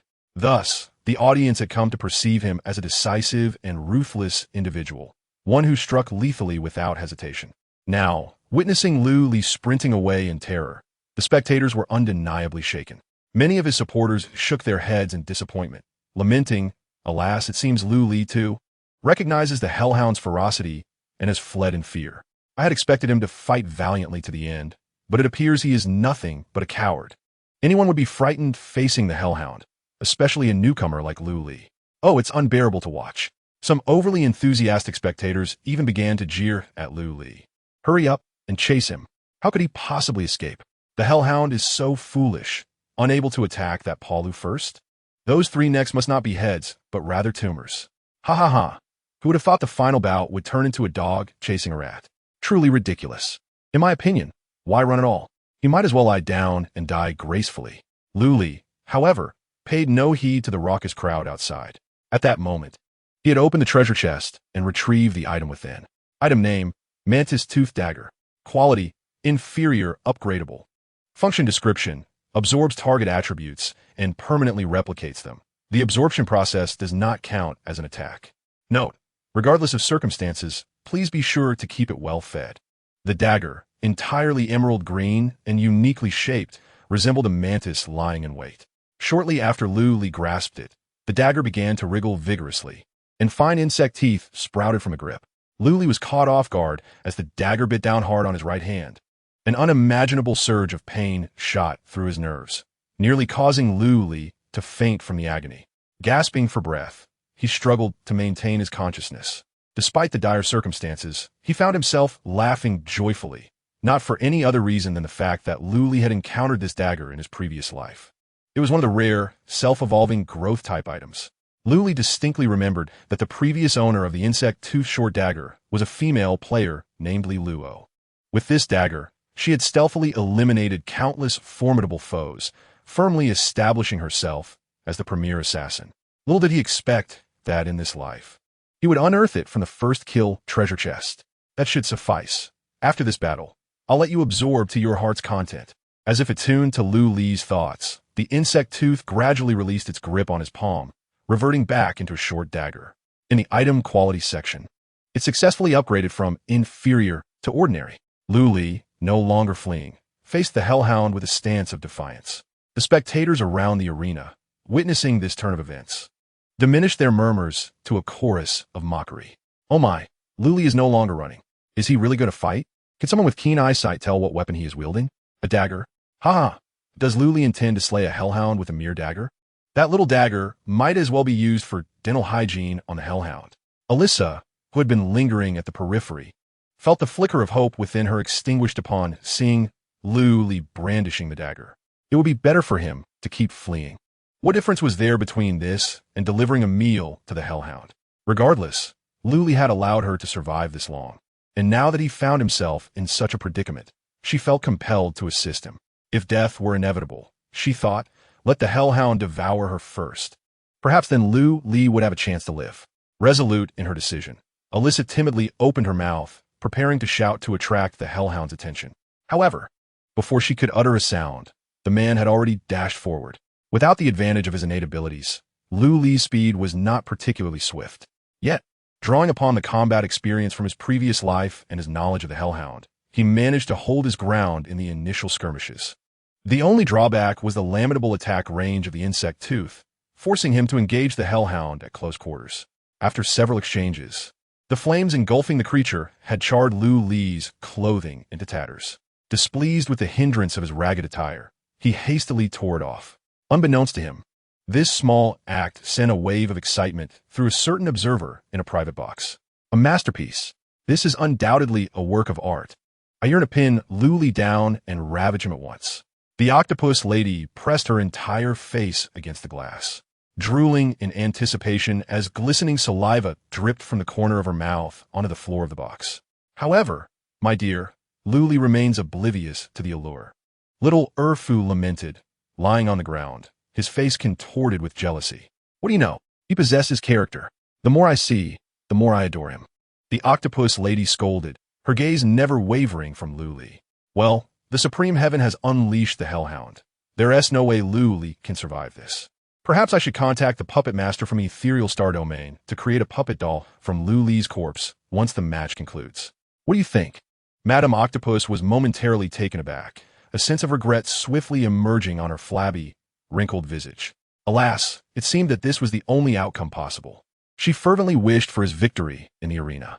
Within the confines of the Colosseum, due to the parasitic tooth having initially absorbed Lu Li's blood, the blade was imbued with all the characteristics of the blade arm, including cursed toxins, tearing, and debilitating effects. However, due to the unique constitution of the Hellhound and the limited range of the parasitic tooth's dagger, several attacks merely inflicted superficial wounds without delivering a significant blow. In contrast, Lu Li's stamina was severely diminished as he evaded the strikes. A mere moment's delay in his dodging allowed the Hellhound to seize the opportunity. One of the beast's heads swiftly clamped down on Lu Li's weapon, rendering it nearly impossible for him to withdraw it. Meanwhile, the other two heads opened their massive jaws, poised to devour Lu Li's head. Just as it seemed inevitable that they would bite down, a small stone flew through the air, striking one of the Hellhound's eyes with remarkable precision. "You foul beast, come at me," Elisa shouted, her slender frame trembling uncontrollably. She had anticipated that the Hellhound would release Lu Li to attack her instead. However, to her horror, the creature merely twisted its body, presenting its rear end towards Elisa. The girl gasped in terror as she realized that the Hellhound's tail was, in fact, a serpent as thick as a thigh. In the brief moment of her shock, the serpent had already ensnared Elisa completely. The snake's forked tongue flicked out, its foul breath suffocating her, rendering her incapable of escape. In despair, Elisa shut her eyes, awaiting the inevitable death that seemed long overdue. Yet, after what felt like an eternity, the anticipated demise did not arrive. Instead, a tremendous crash echoed as a colossal figure fell to the ground. Chapter 44. 100 consecutive victories. Elisa slowly opened her eyes, witnessing an unforgettable scene. Lu Li, drenched in blood, was clutching the serpent's vulnerable neck with one arm, straining against its might. Upon seeing Elisa awaken, he bellowed, "I can barely hold on. Hurry and help me. Help! Help!" Elisa was bewildered. What was happening? Hadn't Lu Li been immobilized by the Hellhound just moments ago? How had he managed to break free and confront the serpent's tail in the blink of an eye? When had the three heads of the beast become so compliant? Elisa, in a daze, turned her gaze to the distance and saw the shattered heads of the Hellhound. Oh, so the three heads have already been vanquished, she realized, seemingly obliterated by a single punch. What are you dawdling for? Hurry up. Lu Li's voice cut through her reverie, snapping her back to reality. I'm so sorry. I'll come help right away. Elisa quickly replied, exerting herself to break free. With the serpent's head under control, she soon extricated herself from its grasp.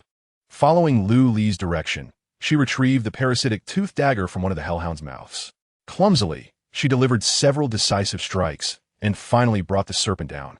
We won. Elisa collapsed onto the ground, incredulously gazing at the enormous carcass before her. The deafening cheers echoed in her ears, reminiscent of a dream. They had truly triumphed. That man named Lu Li had led her to victory in 100 gladiatorial battles. Dior, with an air of excitement, announced the results of the competition in a resounding voice. Congratulations to Lu Li and Alicia Baki for their triumph in 100 duels.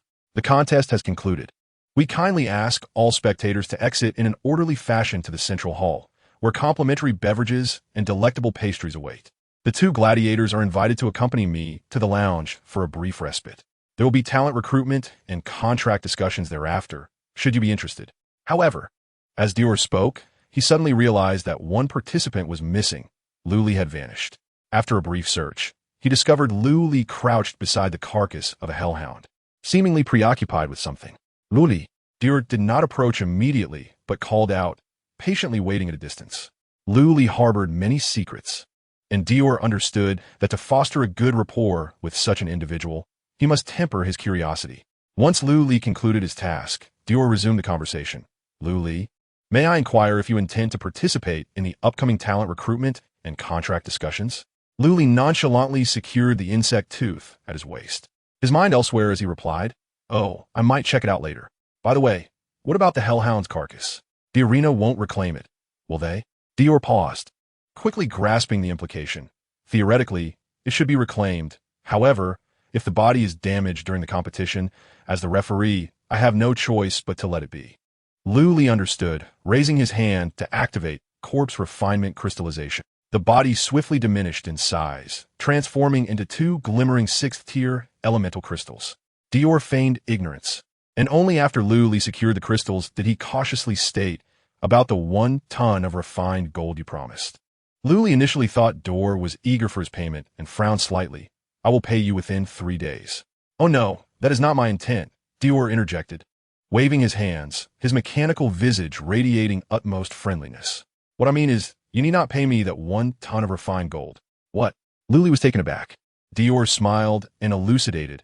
"I placed a wager with the 700 kilograms of refined gold you provided, betting on your 100 consecutive victories. Now that you have won, the arena will pay me 350,000 tons of refined gold." Lu Li raised an eyebrow, a truly lucrative endeavor. Dior nodded in affirmation indeed.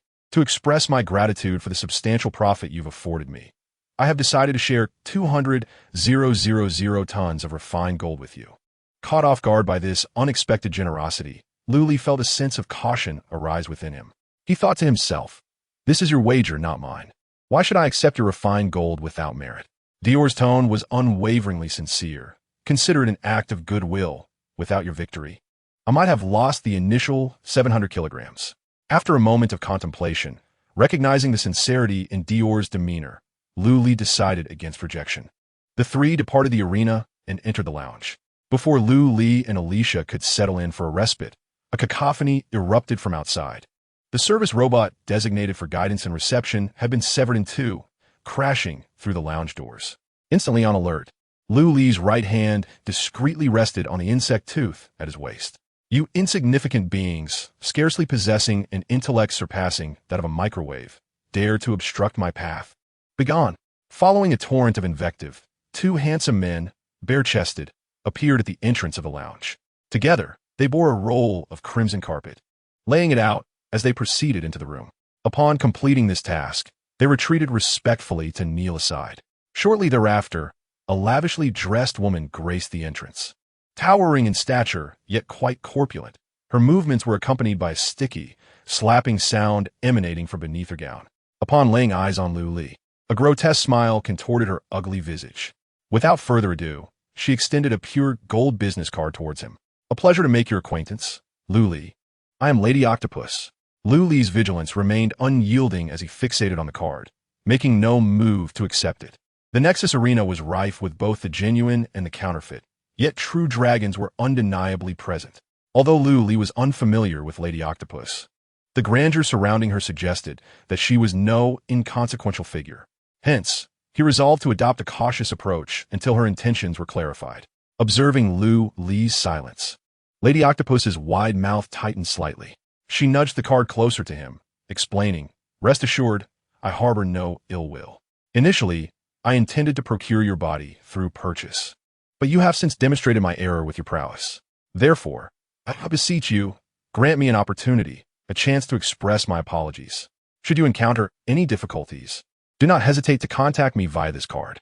Standing nearby, Dio craned his neck and whispered in Lu Li's ear, "She is the sovereign of the Neptune domain. You should accept it." Neptune domain? Lu Li paused, his mind racing with pertinent information.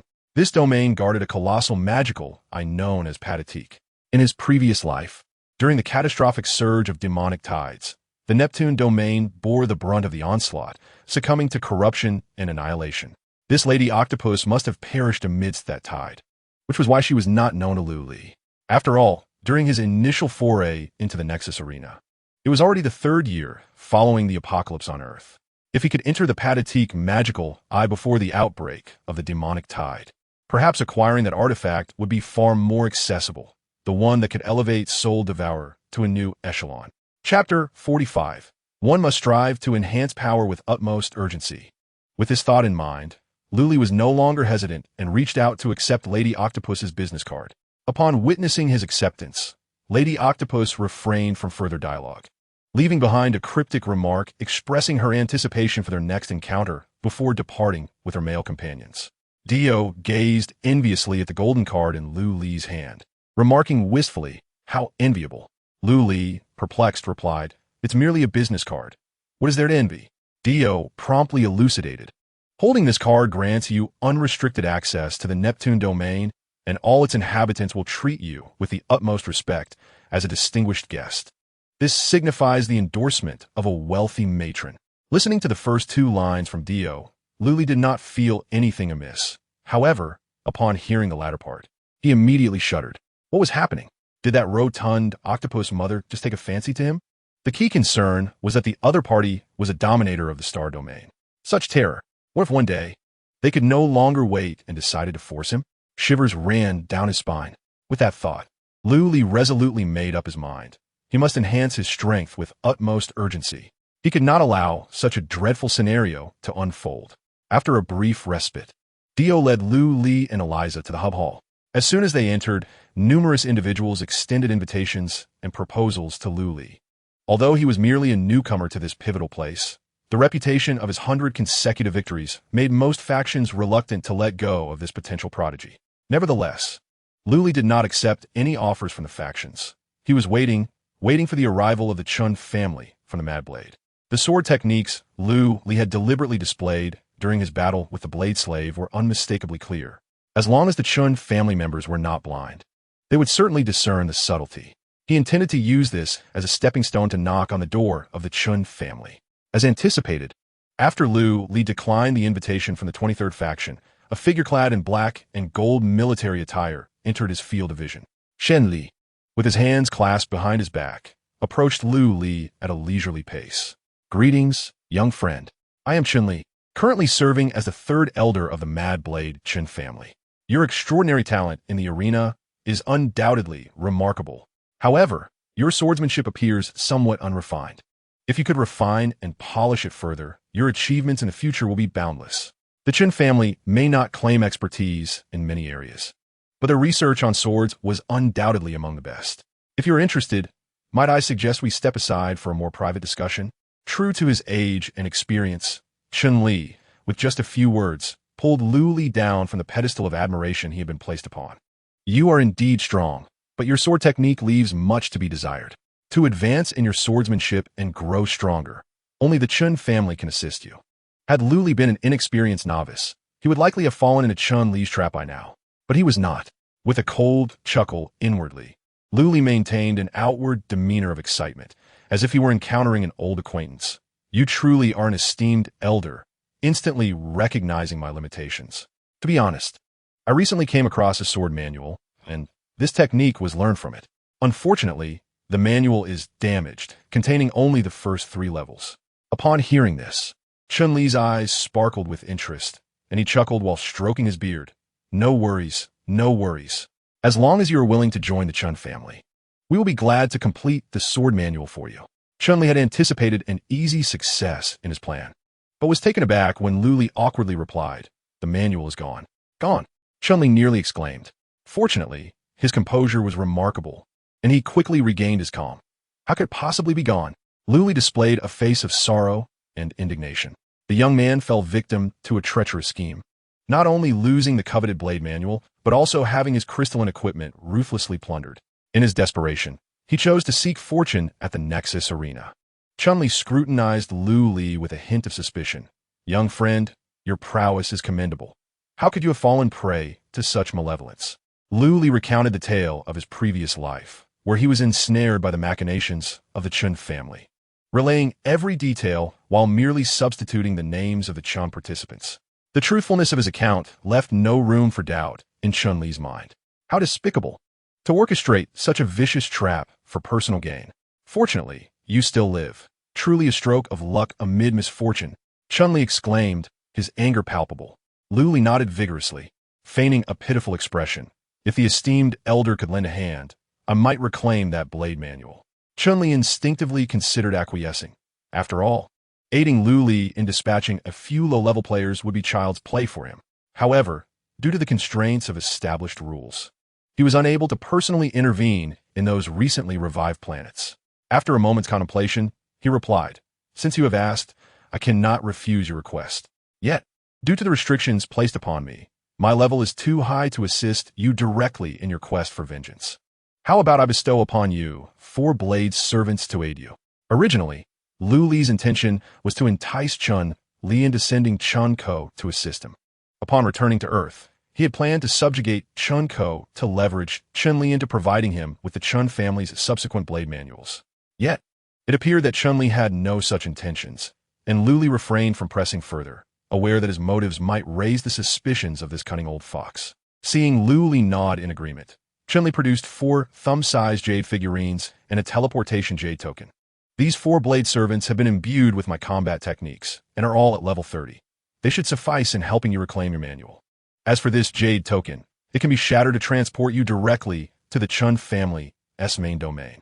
Should you encounter an insurmountable crisis, it may yet preserve your life.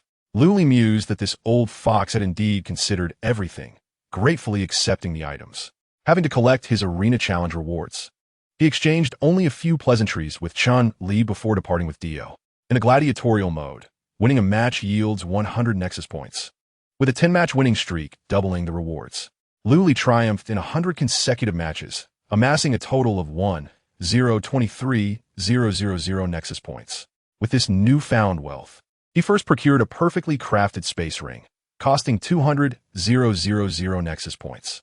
The ring's inner space measured approximately 100,000 cubic units, equivalent to 5 football fields in size. Time within it stood still, with the sole drawback being that any living creature placed inside would perish. Additionally, Lu Li spent 500,000 Nexus points on a set of armor with the highest defensive attributes. Although his ability, Soul-Devouring, had enabled him to gather numerous defensive talents sufficient for combat, these talents would falter against adversaries like the Hellhound, known for their ability to negate magic. In order to exercise caution, Lu Li deemed it necessary to make ample preparations. The remaining 300,000 hub points were allocated towards the acquisition of real estate. Indeed, he intended to purchase property as the central nexus connecting various star domains. The location adjacent to the hub arena is an exceptional spot for real estate investments. Drawing from the experiences of his previous life, Lu Li anticipated that with the acceleration of the revival process, an increasing number of players would flock to the hub arena. Consequently, the property values in this prime area would skyrocket.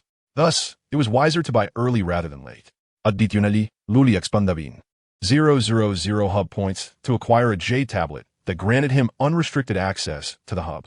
The last 3,000 hub points were entirely spent on a delicacy known as the Super Lollipop. This confectionery, a local specialty of the hub, was delicious and capable of restoring a small measure of stamina, albeit at a steep price. It appeared to be merely a luxurious snack. However, with his second chance at life, Lu Li understood that this treat possessed a little-known hidden utility. It could enhance his rapport with the wandering merchant of all realms. Just as Lu Li reveled in his purchases, Eliza anxiously clutched the hem of her garment. As a gladiator who had also achieved 100 consecutive victories, she had accrued an equal amount of hub points as Lu Li. Yet, she hesitated to spend. She was acutely aware that without Lu Li, she would have perished long ago. Therefore, in Eliza's eyes, that some exceeding 1 million hub points rightfully belonged to Lu Li. Even her life was a gift from him. Since returning home would only lead to further exploitation and eventual demise, she contemplated following this man, hoping for a better existence. With this thought, Eliza summoned her courage to pose a life-altering question. Lu Li, do you need a slave? Lu Li was momentarily taken aback. He had no peculiar inclinations, having been betrayed by those he once trusted in his previous life. While he had previously allowed Lin Qinfeng to acknowledge him as her master, it was merely a lesson intended for her sister, Lin Qinwei. In Lu Li's perception, he did not truly regard the Lin family as slaves, but rather as cooperative partners in a mutually beneficial arrangement. Consequently, he had no intention of acquiring a slave. Seeing Lu Li's silence, Eliza's heart raced, and her speech became increasingly stammered. I can give you all my hub points, and I can also sign a servant contract. I could do anything. I eat very little, and I work diligently. Lu Li furrowed his brow and raised his hand to interrupt her. I have no intention of taking in a slave. Moreover, you currently possess 1 million hub points. Even if you do not return, you can live comfortably in the hub for a considerable time. Is freedom not precious? Eliza lowered her head, her tone suddenly imbued with profound humility. For someone without strength like me, freedom is a curse.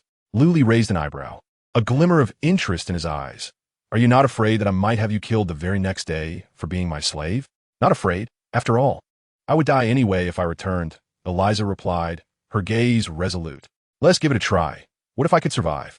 With that, Eliza used her hub points to purchase a servant contract, dripped her blood on it, and knelt with both hands cradling the document. Master, I beseech you to accept Eliza. She wishes to live. Luli was taken aback and then smiled. He extended his hand to receive the contract. Ding!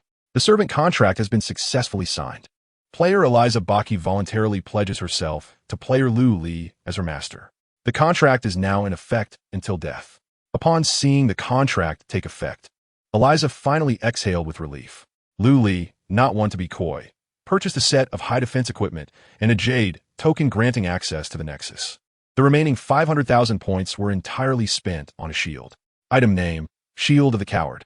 Quality, Epic. Function description, cannot attack while holding the shield. Speed attribute reduced by 80. Constitution attribute increased by 100. All damage reduced by 65. Resistance to all negative effects increased by 5 when attacked. There is a 50 chance to trigger a perfect block. After a perfect block, the holder will remain in a state of invisibility for 1 minute. Note, is this not bullying the meek? Equipment quality is classified into 7 tiers. Poor, common, fine, excellent, perfect, epic, and mythical. Epic gear is second only to mythical gear, and logically, its price should exceed 500,000 Nexus points. However, the Shield of the Coward, due to its inability to attack and the significant reduction in speed, is relegated to a lesser status among epic items. Nevertheless, in Luli's eyes, this shield was perfectly suited for Eliza. After all, he had no expectations of the cat-eared maiden dealing damage. It would be more beneficial for her to wield the shield as a mascot, cheering them on while ensuring her survival. Having spent his points, Luli prepared to lead Eliza out of the Nexus arena. Just then, an immensely tall figure blocked their path. The Supreme One, with 6 blinking eyes and a face as cold as slate, showed no discernible emotion. Luli stepped forward, maintaining a respectful yet assertive demeanor. Might I inquire if there is a matter you wish to discuss? The Supreme One pondered for a moment before speaking. Your match was quite impressive. However, while I was observing from the audience, one thing perplexed me greatly. How did you manage to slay that hellish 3-headed dog? Luli, fully aware of the Supreme One's true identity, chose not to expose the deception and replied nonchalantly, "What reason do I have to divulge that information?" The Supreme One's expression darkened, and he retorted coldly, "If you refuse to speak, I shall take your life." Within the Nexus arena, it was prohibited to engage in violence outside of combat time. This was a fundamental rule. Even the Supreme One, as an administrator, could not contravene this regulation. His threat was merely an attempt to intimidate the newcomer, hoping to extract secrets with ease. Feigning fear as if overwhelmed by the Supreme One's presence, Luli exclaimed, "I will tell you. Please do not kill me." Oomph. The Supreme One's face gleamed with triumph. "Speak quickly." Luli beckoned the Supreme One closer with a finger, signaling for him to lean in. He then whispered, "That dog was far too weak. Even your grandmother could handle it with ease, let alone your grandfather." Upon hearing this, the Supreme One's 6 eyes nearly bulged with fury. Initially intending to intimidate Luli, he not only failed miserably, but was also met with a sharp retort. Zhigao Tian harbored a strong desire to smack Luli down, yet the regulations of the arena constrained him, forcing him to swallow his anger and adopt a more amicable demeanor. "My friend, I jest, but I shall not let you divulge information for naught. How about this? I am willing to offer 26th-tier elemental crystals in exchange, so please satisfy my curiosity." 26th-tier crystals? Luli feigned hesitation. "Surely, this paltry sum is insufficient." 30 crystals. Zhigao Tian gritted his teeth. "That represents my most crucial secret, my winning card. You must increase the offer." 35 crystals. Agreed. Luli swiftly seized the crystals, grinning as he declared, "The reason I was able to slay that hellish 3-headed dog with a single punch was pure luck." Luck? Zhigao Tian was momentarily dumbfounded. The secret he had acquired for 35 6th-tier crystals amounted to merely the concept of luck? His immediate reaction was to assume Luli was mocking him. However, just as he was about to explode with rage, the hovering servo skull nearby spoke in a dispassionate tone, no deceit detected. The information bears a 100 truthfulness rating. Zhigao Tian's 6 eyes widened in disbelief. The servo skull's lie detection device, crafted from titanium silicate, was of the highest quality in the realm. Thus, If this mechanically adorned skull attested to Lu Li's honesty, then Lu Li must indeed be truthful. But how could this be? A level 15 player, relying solely on luck, had vanquished a level 25 hellish three-headed dog? What absurdity was this? As Zhigao Tian contemplated further inquiries, he noticed Lu Li intently scrutinizing the data panel, the atmosphere thick with an almost palpable pressure. Zhigao Tian shuddered. How was it possible that he was intimidated by a mere level 15 novice? Yet, before he could utter a word, Lu Li had already activated the teleportation talisman, departing the Nexus Arena with Eliza. Chapter 47. The Fatal Kindness in the Male Dormitory of No. One high school in Yong City. The battered and bruised Dao Gu dangled from the ceiling, his arms bound behind him. With only a few teeth remaining, he incoherently pleaded. Jing, I swear I told you right away. I did not conspire with Lu Li. Moreover, that kid can summon the Blade Armantis. I had my subordinates inform you of this long ago. Please believe me, I truly did not deceive you. Zhao Jing lounged in a chair, nonchalantly toying with a pair of pliers. As he tightened his grip, the freshly extracted tooth lodged within emitted a creaking sound. Are you implying that I have wronged you? Dao Gu tensed, shaking his head vehemently. No, no, no. I did not mean that. Zhao Jing suddenly exerted force, shattering the tooth into pieces. Who was it that once pounded their chest and confidently guaranteed they could control Lu Li? You claimed that even if he were the Monkey King causing chaos in the heavens, your men could keep him firmly beneath the Five-Finger Mountain? With a sorrowful expression, Brother Dao lamented, if that rascal Huang Bin had any sense, Lu Li would undoubtedly be unable to rise to power. My original intention was to employ his Libra talent to temporarily seal Lu Li's attributes, thereby subduing him. However, to my astonishment, the moment he arrived, Lu Li severed his right hand. He didn't even have the chance to unleash his talent. By the time I rushed over, Huang Bin had already met his demise. Zhao Jin stood up, methodically clearing the shattered fragments of teeth from his pliers, his tone devoid of any warmth. So, you decided to play along, conspiring with Lu Li to turn against me, correct? With that, Zhao Jin crouched down, the pliers inching closer to Brother Dao's face. No, no. Brother Dao struggled desperately, akin to a pig awaiting slaughter. Just as the pliers were about to clamp down on his teeth, a flash of inspiration struck Brother Dao, and he called out urgently, Wait, I know how to find Lu Li. Oh, Zhao Jin paused his movements, tilting his head in anticipation. Speak quickly. Su Xiao. Lu Li has a close relationship with that girl named Su Xiao. If we can locate Su Xiao, we will surely discover Lu Li's whereabouts. Zhao Jin's eyes sharpened as he pressed further. Where is Su Xiao? I don't know. She should be at the girls' dormitory across the street. Before Brother Dao could finish his sentence, another tooth was violently extracted from his mouth, disposing of the teeth along with the pliers onto the ground. Zhao Jin stood up straight. Eliminate him. Brother Dao writhed in a frenzy, screaming in desperation, Wait. I have a student from the first high school among my people, and a teacher as well. Ask them. They will surely know Su Xiao's location. Zhao Jin raised an eyebrow, seemingly in agreement with Brother Dao's suggestion. You make a valid point, but you are of no further use. Prepare for your journey to the beyond. With a flash of a blade, his head fell in unison with his last utterance. Bring those swine in. Zhao Jin's expression darkened as he returned to his seat. Shortly thereafter, a group of teachers and students, led by a square-faced Yang, were ushered into the room. Does anyone here know Su Xiao's whereabouts? Speak, and you may live. Silence reigned. With a sigh, Zhao Jin murmured, Kill two. Two students fell lifelessly to the ground. Yang, the square-faced teacher, wore a pained expression and spoke up. We truly do not know where Su Xiao is. It is not our intention to conceal the truth. Zhao Jin ignored him entirely, not even casting a glance in his direction. Is there anyone willing to speak now? Yet again, silence prevailed. Kill four more. Another 4 lives were extinguished. The crowd began to stir uneasily, with several girls even soiling their garments. He Pei-Chin squeezed through the throng, her face a mask of obsequiousness. Brother, I might know where Su Xiao is. A couple of days ago, she went to the supermarket to gather supplies. It is likely she has established a temporary hideout there. If you assign someone to guard the supermarket entrance, within 3 days, we will surely capture that little vixen. Impatience flickered in Zhao Jin's eyes. 3 days? Too long. Does anyone have a more precise location? I know. Wang Xuyin raised her hand, bouncing eagerly as she emerged from the crowd. Su Xiao just contacted me. How are things on your side? Upon hearing this, Zhao Jin sprang up from his chair and hurriedly approached Wang Xuyan. Do you have Su Xiao as a friend? Wang Xuyan nodded repeatedly, her eyes glimmering with flattery. I just deceived her, claiming I'd already escaped and begged her to shelter me. Guess what? That foolish girl directly shared her coordinates with me, near the shopping supermarket in a residential building. Meanwhile, a visibly troubled Mahan lay sprawled on the sofa, stuffing another piece of bubblegum into his mouth. This was the 8th piece he had consumed, and the gum had formed a massive blob, making it somewhat arduous to chew. Nevertheless, Mahan continued to chew vigorously, as if the act could alleviate his frustration.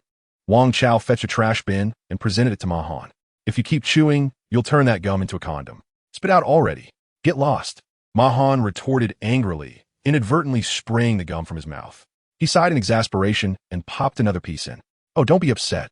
The class monitor just has that kind of personality, Wang Chao said, tossing the gum into the bin. Besides, we have plenty of food here. Having one more Wang Xuyan doesn't matter. At this, Mahan immediately sat up from the sofa. You fat idiot, what do you understand? Am I worried about the food? I'm worried that Wang Xuyan will sell us out. Wang Chao scratched his head, looking perplexed. But Wang Xuyan said she has already escaped. Mahan rolled his eyes and collapsed back onto the sofa. Do you believe everything people say? Can't you be a little more vigilant? Wang Chao chuckled. Come on.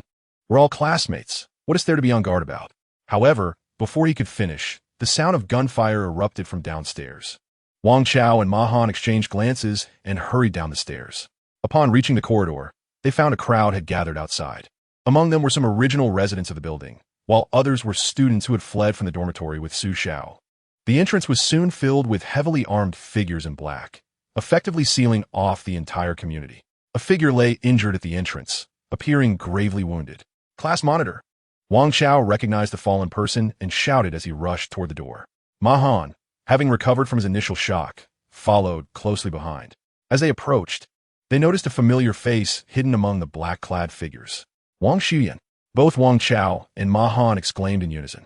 Mahan's reaction was quicker. He immediately grasped the situation. Wang Xuyan, you really sold us out. Are you even human? Upon hearing their voices, Wang Xuyan instinctively shrank her head. But soon, realizing she had found a new backing, she boldly stepped forward, her demeanor haughty. You can't be so harsh with your words, you skinny monkey. Our Jing Ge just came to ask a few questions. Who knew Su Xiao? That wench? Wouldn't he cooperate? You can only blame her for bringing this upon herself. Su Xiao, supported by Wang Chao, appeared pale as a ghost. She was shot in the abdomen, blood saturating her dress in a vivid crimson hue. They had come in search of Lu Li, and Su Xiao struggled to convey the situation to Wang Chao. The latter, with a face etched in anxiety, urged, Then tell them Lu Li is not here. Let them seek elsewhere. Zhao Jin pushed aside Wang Xuyan, who stood in his way, and stepped forward slowly. I am fully aware that Lu Li is not present, yet Su Xiao is a close friend of his, he stated. Thus, I require her assistance in locating him. A voice rang out from the crowd, a student shouting, You expect us to help after you assaulted our class leader? What kind of sense does that make? Zhao Jin slightly tilted his head, his gaze locking onto the student. At that moment, a bullet soared forth, striking him squarely in the forehead. He was dead, simply for having spoken out. The crowd erupted into chaos, desperate to flee. Yet, Zhao Jin's men would not permit such an escape. A dozen masked figures clad in tactical gear had already surrounded the throng. Any attempt to flee would result in swift retribution. Zhao Jin produced a golden pocket watch and stated calmly, My request is rather simple. I merely need you to bring Lu Li to me. My patience is limited. Should Lu Li fail to appear, I shall execute one person every 30 seconds. Upon hearing this, Mahan drew back his arms, readying a flaming longbow. Do you truly believe we are mere clay? Wang Chao also rose from the ground, his skin hardening as if encased in armor. Do not commit senseless slaughter. Zhao Jin regarded the two, standing before him, with a mocking smile, seemingly unfazed. Time swiftly passed in silence, and soon the 30 seconds elapsed. A gunshot rang out, claiming yet another life. You bastard! Mahan's fury surged, disregarding the consequences as he released his flaming arrow, aimed directly at Zhao Jin's face. Just as it seemed it would strike home, Zhao Jin neither flinched nor evaded. Rather, he laughed even harder. Boom! The flaming arrow exploded before Zhao Jin, enveloping him in a massive fireball. Had they succeeded? Not only Mahan, but all the trap survivors felt a flicker of hope. It appeared that Zhao Jin was merely posturing. However, in the next moment, their hearts sank to the depths of despair. The flaming arrow had indeed inflicted damage upon Zhao Jin, nearly obliterating his facial skin and exposing ghastly white bone in places. Yet, the wounds were healing at an alarming rate. In less than 3 seconds, Zhao Jin's grim smile reemerged, his eyes cold as winter frost, evoking fear in those who dared to meet his gaze. Time was up. Another life would be claimed. The gunfire echoed once more, and another individual collapsed. Zhao Jin showed no concern for Ma Han's assault. To him, it was nothing more than the sting of an insect. "I command you to cease." Wang Chao bellowed as he lunged at Zhao Jin. The latter, still unperturbed, swiftly raised his leg, delivering a kick to Wang Chao's throat. "You overreach." Ignoring Wang Chao, who gasped on the ground, Zhao Jin scanned the crowd. "Who among you wishes to test your strength?" Silence reigned. The still air began to resonate with low, mournful sobs. Zhao Jin approached Su Xiao, tugging at her hair and lifting her off the ground. "Quickly summon Lu Li, or I shall continue my slaughter until there is none left." The crowd began to murmur in despair. "Class monitor, perhaps you should heed his words. Indeed, summon Lu Li swiftly, or he will truly end us all. It was Lu Li who provoked our enemies. Why must we bear the consequences? Hurry, contact Lu Li. Is his life truly more valuable than all of ours combined? Woo-woo. Lu Li, you coward, come out. I do not wish to die." Observing the fragile assembly, Zhao Jin's smile widened with delight. "Crying? That counts as time." Gunfire erupted mercilessly, claiming life after life. At that moment, a notification appeared simultaneously on everyone's data panels. "Congratulations to player Lu Li for becoming the first in the world to slay a Lord-level creature. Reward: first kill, treasure chest X1. Lu Li." Zhao Jin seemed greatly agitated by the announcement, delivering a sharp slap to Su Zhao's face. Perhaps unsatisfied with this act of vengeance, he dragged the girl towards the entrance of the community. "It appears that mere killings do not provoke you sufficiently. To ensure Lu Li appears promptly, I must arrange some special services for you." He tossed Su Xiao onto the concrete floor and shouted to his subordinates, "Two of you, pin this girl down. The rest, form a line and take turns indulging her. I shall see how long you can endure." Su Xiao was on the verge of collapse. The intense emotional turmoil rendered her momentarily speechless. Held down, she could only weep and shake her head in futility. Zhao Jin's men acted swiftly, and soon a lecherous middle-aged man approached, tearing at the girl's clothing. With each shred, waves of laughter erupted from the crowd, as Su Zhao's garments neared complete disarray. Ma Han struck again. He swiftly knocked his flaming longbow, releasing 3 arrows in rapid succession. 2 struck Zhao Jin, while the third found its mark on a lascivious man. Seeing his attack succeed, Ma Han surged forward, intent on rescuing Su Xiao from her captor. Yet, before he could take a single step, a shadow lunged forth, sinking its teeth into Ma Han's calf. "Ah!" he screamed, collapsing to the ground. 2 more shadows followed closely behind, one on either side, seizing his arms. As the crowd beheld the assailants, the sound of cracking bones echoed from Ma Han's limbs. 3 monstrous hounds with blood-red eyes and black fur emerged, each enveloped in a faint dark mist. Though not large in stature, they exuded an aura of ferocity. Zhao Jin, wiping the blood from his face, remarked nonchalantly, "Little pups. These attacks pose no threat to me." A short-haired woman, her face adorned with smoky makeup and a sultry voice, stepped forward, placing her foot upon Ma Han's head. "Shall I let my children consume him? Bite by bite?" Her accent was peculiar, sounding foreign to the ears of the crowd. "However, if you wish to play, so be it." "Very well." The short-haired girl, resembling a playful pup, nodded and commanded the monstrous hounds, preparing to unleash them upon Ma Han. Yet, before her order could be uttered, the 3 beasts abruptly turned their heads, fixating on a certain direction, as if something in the darkness was captivating their attention. Chapter 49, No Assistance. Lu Li, after finally regaining his composure, Wang Chao sensed something as well, calling out in excitement. However, in the next moment, his expression froze. A figure indeed emerged from the shadows, but it was not Lu Li. Rather, it was a tall woman adorned in a resplendent suit of luminous armor. Though her countenance was gentle, it inexplicably stirred within Wang Chao a strange impulse to attack. Why did I feel such a desire to strike her when I do not even know her? Before Wang Chao could comprehend the reason, the tall woman from afar suddenly shouted, "Zhao Jin, the Lin family has come to collect your debts." The Lin family? Collecting debts? They are here to trouble Zhao Jin. Wang Chao's heart leapt with joy. Although he could not discern the visitor's intentions, as the saying goes, the enemy of my enemy is my friend. The tall woman appeared formidable, and with her presence, Zhao Jin would surely be more restrained. The playful pup squinted at the distant Lin Qinfeng and teased Zhao Jin with a smile. Collecting debts? Zhao Jin, could it be that you owe a debt of passion? Zhao Jin's expression darkened, and he frowned. She is merely a stepping stone for the Zhao family, and for some unknown reason, she has not perished. For the past few days, she has been buzzing around like a fly. Buzz, buzz, buzz? The playful pup giggled, slightly deranged if she's a fly. Then what does that make you? Zhao Jin's face grew even darker, a hint of murderous intent glimmering in his eyes. Due to the special status of the young pup, he could not openly show his anger, so he redirected his ire towards Lin Qinfeng. Casting a glance at the woman in the distance, Zhao Jin sneered. Miss of the Lin family, coming to collect debts without bringing along a few companions? Where are your 3 sisters?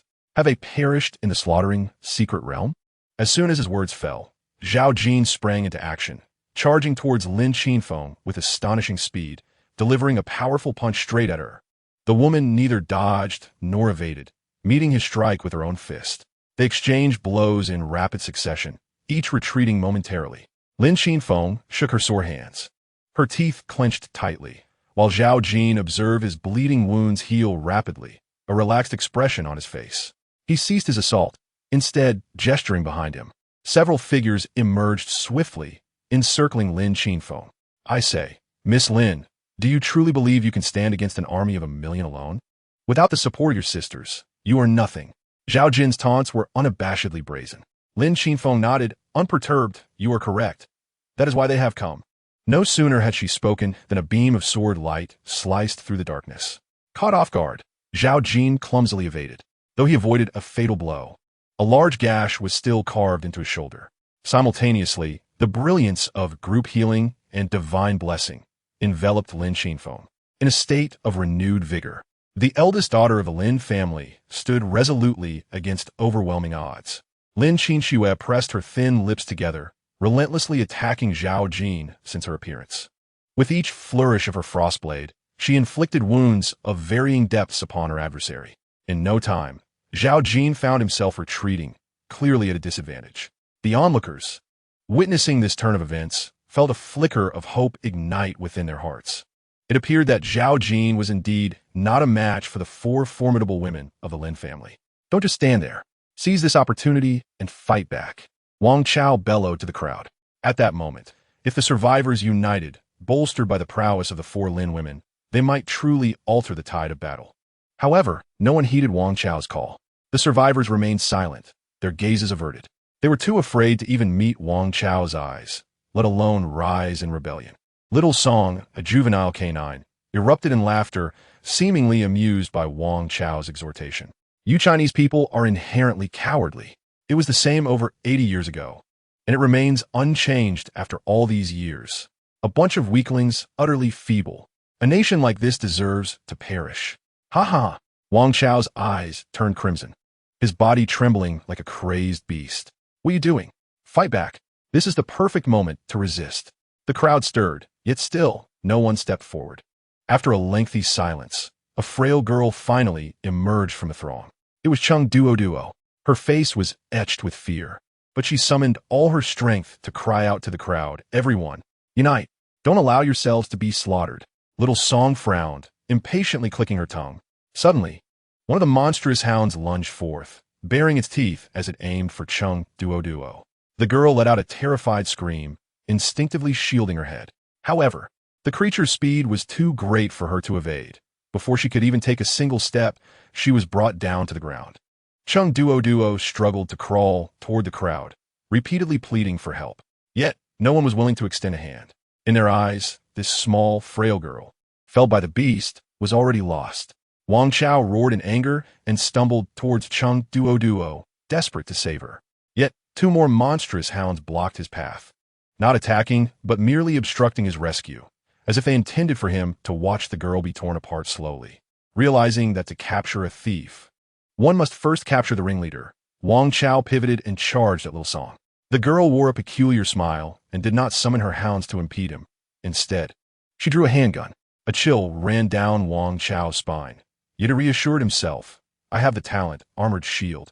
It should protect me from bullets. With this belief, his speed surged. The short-haired girl's talent was summoning. She likely lacked close combat capabilities. If he could eliminate her, Chung Duo would be saved. The distance between Wang Chao and Little Song quickly diminished. Just as success seemed imminent, a gunshot rang out. Wang Chao watched helplessly as blood erupted from his body. Fragile like thin paper. What was happening? Had his talent failed? Bang, bang. 2 more shots followed. Wang Chao felt an excruciating pain in his legs. As though they had been shattered, he collapsed helplessly to the ground, his ears filled with the deranged laughter. This is hilarious. You, Fatso, are truly foolish. Are you perplexed as to why your talents have suddenly failed you? The petite girl, resembling a young Shiba Inu, reached for her neck, revealing a blood-red pendant. Do you see this? A tool of exceptional quality, the magic crystal pendant. With it, all talents within a 3-meter radius will become ineffective. Even if your defenses are impenetrable, before me, it will still be as easy as a single shot. Wang Chao stared blankly at the pendant held by the woman from the land of cherry blossoms, a profound sense of helplessness swiftly spreading within him. How could he possibly fight back against someone who possessed an item capable of nullifying his abilities? Before he could regain his composure from the shock, a sudden turn of events unfolded nearby. Zhao Jin seemed to have employed some method, his combat prowess escalating dramatically. After a relentless series of assaults, he forced the sword-wielding woman to retreat. Chapter 50, The Magic Cocoon. Don't think that with just the 4 of you. Even with that old man Lin Tianxia added to the mix, you stand a chance against me. Zhao Jin cackled, his fists like the wind. Having repelled the struggling Lin Qinfeng, he taunted further, "All right, I almost forgot. Lin Tianxia has already perished from poison. Ha ha ha." The 4 daughters of the Lin family were momentarily stunned, their eyes widening with shock. The cause of Lin Tianxia's death had remained a mystery until now. Why did Zhao Jin claim he had succumbed to poison? Did you kill the old man? Lin Qinyue's eyes bulged, her voice trembling with rage. You scoundrel! I will kill you. Qinyue. Lin Qinfeng urgently grasped his sister, lowering his voice in an attempt to calm her. Do not act impulsively. We are no match for him. Wait for the master. He is on his way. Eldest sister. Lin Qinyue's voice was hoarse. Did you not hear? It was Zhao Jin. He killed the old man. We must take revenge, sister. Let me go. I want revenge. Already injured, Lin Qinfeng struggled to hold on as Lin Qinyue thrashed about, eventually slipping from his grasp. A defenseless Lin Qinyue stood no chance against Zhao Jin. She was merely a powerless target. Lin Qinyue barely managed to lay a finger on anyone before being overwhelmed by Zhao Jin's subordinates, who firmly restrained her. This scene unfolded before Wang Chao's eyes. His last glimmer of hope was utterly extinguished. The petite girl resembling a young Shiba Inu lifted her leg and placed her foot on Wang Chao's shoulder, a mocking smile gracing her face. Foolish fatso, in light of your audacity, I shall grant you a chance at survival. Bow your head twice and shout thrice that the people of Huaxia will forever be the dogs of the cherry blossoms, and I will spare your life. Otherwise, you shall be the next to perish. With that, the girl turned her gaze toward Chung Duo nearby. The girl was covered in bite wounds, and, at that moment, she was in such agony that she was on the verge of fainting. Yet the 3 monstrous dogs continued to gnaw at her, feasting on her flesh in a chilling display. Wang Chao trembled, his body slowly leaning forward. The girl's smile grew ever more pronounced, relishing the impending plea for mercy. His head was about to touch the ground when suddenly, Wang Chao's expression hardened, and he roared as he lunged forward. I'll be damned. The young Komatsu puppy was caught completely off guard and was unexpectedly knocked to the ground. Seizing the moment, Wang Chao hastily reached out to grasp the magic crystal pendant, eager to snatch it away. However, due to his severe injuries, his attempt was a fraction too slow. With a swift knee strike, the Komatsu puppy broke free from her constraints. Unaware of the situation, since you are so eager to meet your end, I shall oblige. The woman drew her gun and pulled the trigger.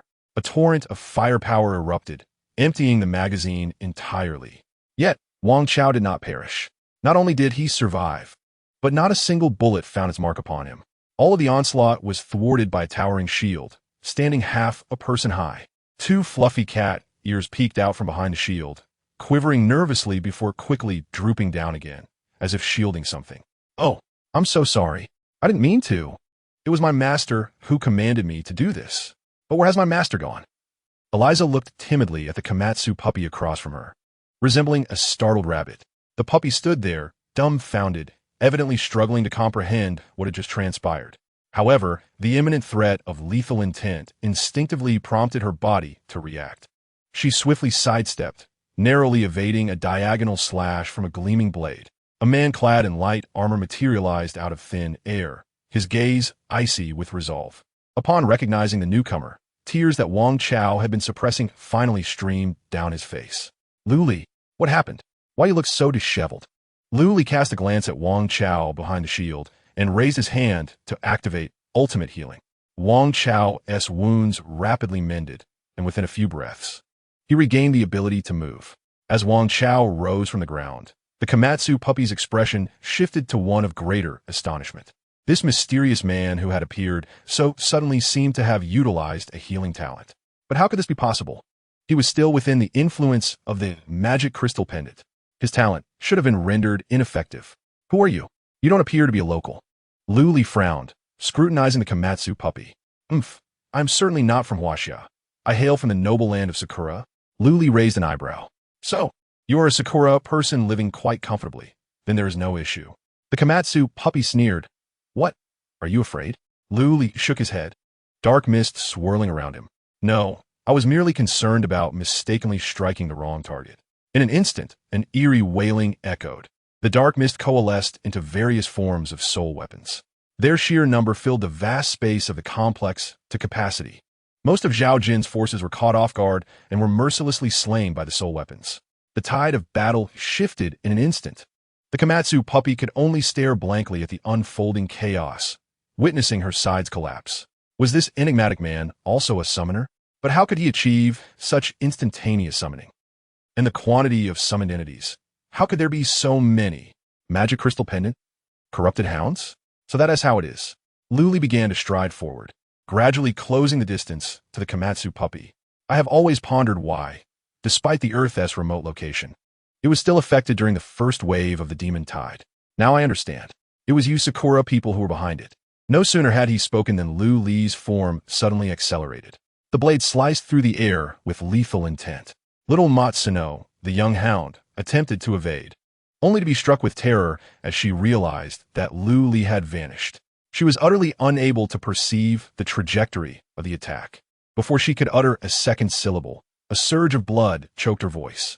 Matsuno felt a gaping wound on her neck, her head instinctively tilting backward.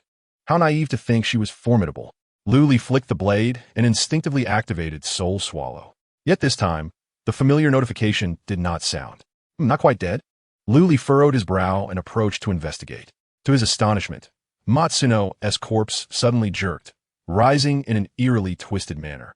Her head dangling by mere strips of flesh, emitting garbled sounds from her throat. You have forced my hand, Lu Li. You shall perish here today. A torrent of crimson threads erupted from her neck wound, enveloping her body entirely. 3 monstrous hounds leaped into the blood, vanishing from sight as if ensconced in a writhing cocoon. The sounds of shattering bones and tearing flesh echoed from within, exuding an oppressive sense of dread. The demonic cocoon.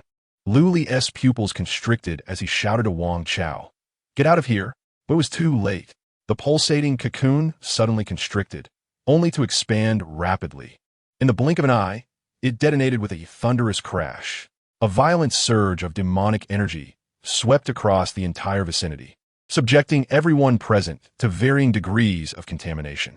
Even Lu Li, who had been on guard, found himself afflicted by the negative effects of the demonic incursion. Chapter 51. The Parasitic Demon. This was reckless. Lu Li's brow knitted tightly as he fixed his gaze ahead. After the cocoon burst, a mass of dark red substance writhed within, seemingly in search of something. A parasitic demon. Relevant information flashed in Lu Li's mind. The taint of demonic energy not only imposed a negative effect of demonic erosion on players, but when the erosion reached a certain threshold, the contaminated target would transform into a cocoon, hatching into various demonic entities. The parasitic demon was one such manifestation. However, Lu Li found it perplexing that the cherry blossom woman had clearly been slain. How could she still metamorphose into a cocoon? She had mentioned using an item, Could it be the essence of decay? With this thought, Lu Li heightened his vigilance. If indeed a parasitic demon catalyzed by the essence of decay, it would be far more challenging than ordinary demons. It was not merely a matter of combat strength, but rather, this type of demon bore a potent contamination aura. It was akin to a toad crawling on one's foot, even if it did not bite. Its presence was irksome. Without the aid of divine talents, rash engagement could lead to profound erosion, resulting in irreversible transformation into a cocoon. Moreover, it wasn't just Lu Li who would be affected. Even those soul soldiers would be impacted. Once the demonic energy reached a certain level of erosion, they would break free from control, becoming independent entities akin to shadow monsters. In his previous life, Lu Li had suffered losses in this regard, resulting in the demise of 100 elite soul soldiers. To live once more and accumulate this modest fortune, he certainly does not wish to expend it all recklessly. The soul weapon is at his disposal. Although the second phase of bloody slaughter can purify the negative effects of demonic corruption, the cooldown period of 24 hours has yet to pass, rendering Lu Li unable to activate it. Presently, the only recourse available lies within Lin Qinyue's divine affinity, divine blessing. However, that impolite young lady of the Lin family appears to have become Zhao Jin's hostage. How truly convenient. Lu Li exhaled a light sigh, invoking lightning arrow. Regardless of the circumstances, he must first eliminate the parasitic demon. The arcs of electricity surged forth like dragons, striking at the blackened, crimson mass with fervor. When confronting demons, especially those transformed from the Sakura people, Lu Li never held back. The parasitic demon writhed desperately, emitting a woman's piercing scream after enduring several blows. "Zhao Jin, save me." Observing Zhao Jin's indifference, the demon cried out again, "Zhao Jin, if I perish, the alliance between the Xinguang clan and the Zhao family will be irreparably damaged. Your hopes of ascending to a prominent family will be utterly shattered." Upon hearing these words, Zhao Jin, initially poised to retreat, hesitated. "Damn it, vile woman," he muttered under his breath, steeling himself to turn back. By this point, he had already discerned Lu Li's formidable prowess. Not only had he seized the top position on the leaderboard, but the mere ability to summon creatures that could instantly fill an entire area was telling enough. It is worth noting that the esteemed Komatsu Wakane, celebrated as the pinnacle of summoners in the Xinguang clan, could only conjure 3 decayed hounds at most, and even that required an extensive summoning ritual. Yet Lu Li, by some means, did not need such rituals. It was as if a mere thought would summon those fearsome entities from the shadows, mercilessly reaping lives. Were it not for the fact that Lu Li had retracted his summons at that moment, he would never have turned back to rescue Komatsu Wakane. "Lu Li, take a look at who this is," Zhao Jin bellowed, yanking Su Xiao forth. Though Su Xiao had not yet endured violation, the gunshot wound combined with demonic taint left her in a grievous state. She stood bare, with only a few tattered rags for modesty, resembling a doll carelessly discarded. Lu Li's movements halted, his gaze turning icy. Zhao Jin, sensing the effect of his words, immediately swelled with pride. "Did you ever think, Lu Li, that your little lover would be in my grasp? When you threatened me with Luo Hong back then, you should have foreseen this day. Hand over Komatsu Wakane, or I shall crush her right here." He anticipated that Lu Li's face would be etched with terror or, at the very least, show a hint of hesitation. Yet Zhao Jin saw none of that. Instead, he was met with a chilling demeanor and a trace of disdain. "Go ahead and make your move," Lu Li remarked, resuming his barrage of lightning arrow against the parasitic demon. Zhao Jin was taken aback. This was not how things were supposed to unfold. You don't believe I will kill her?" He stammered, wide-eyed, glancing uncertainly at his hostage. It was indeed Su Xiao, but how could Lu Li seem so unconcerned? Were they not classmates? Were they not friends? Furthermore, according to Wang Xuyan, the exquisite quality equipment possessed by Su Xiao was a gift from Lu Li. Shouldn't their relationship be exceedingly intimate? The incessant screams of the young puppy pierced through the air, agitating Zhao Jin's nerves. No, if Lu Li were indifferent to Su Xiao, why would he bestow such perfect quality equipment so casually? He must be feigning indifference. With this thought, a sinister smile curled at the corners of Zhao Jin's mouth.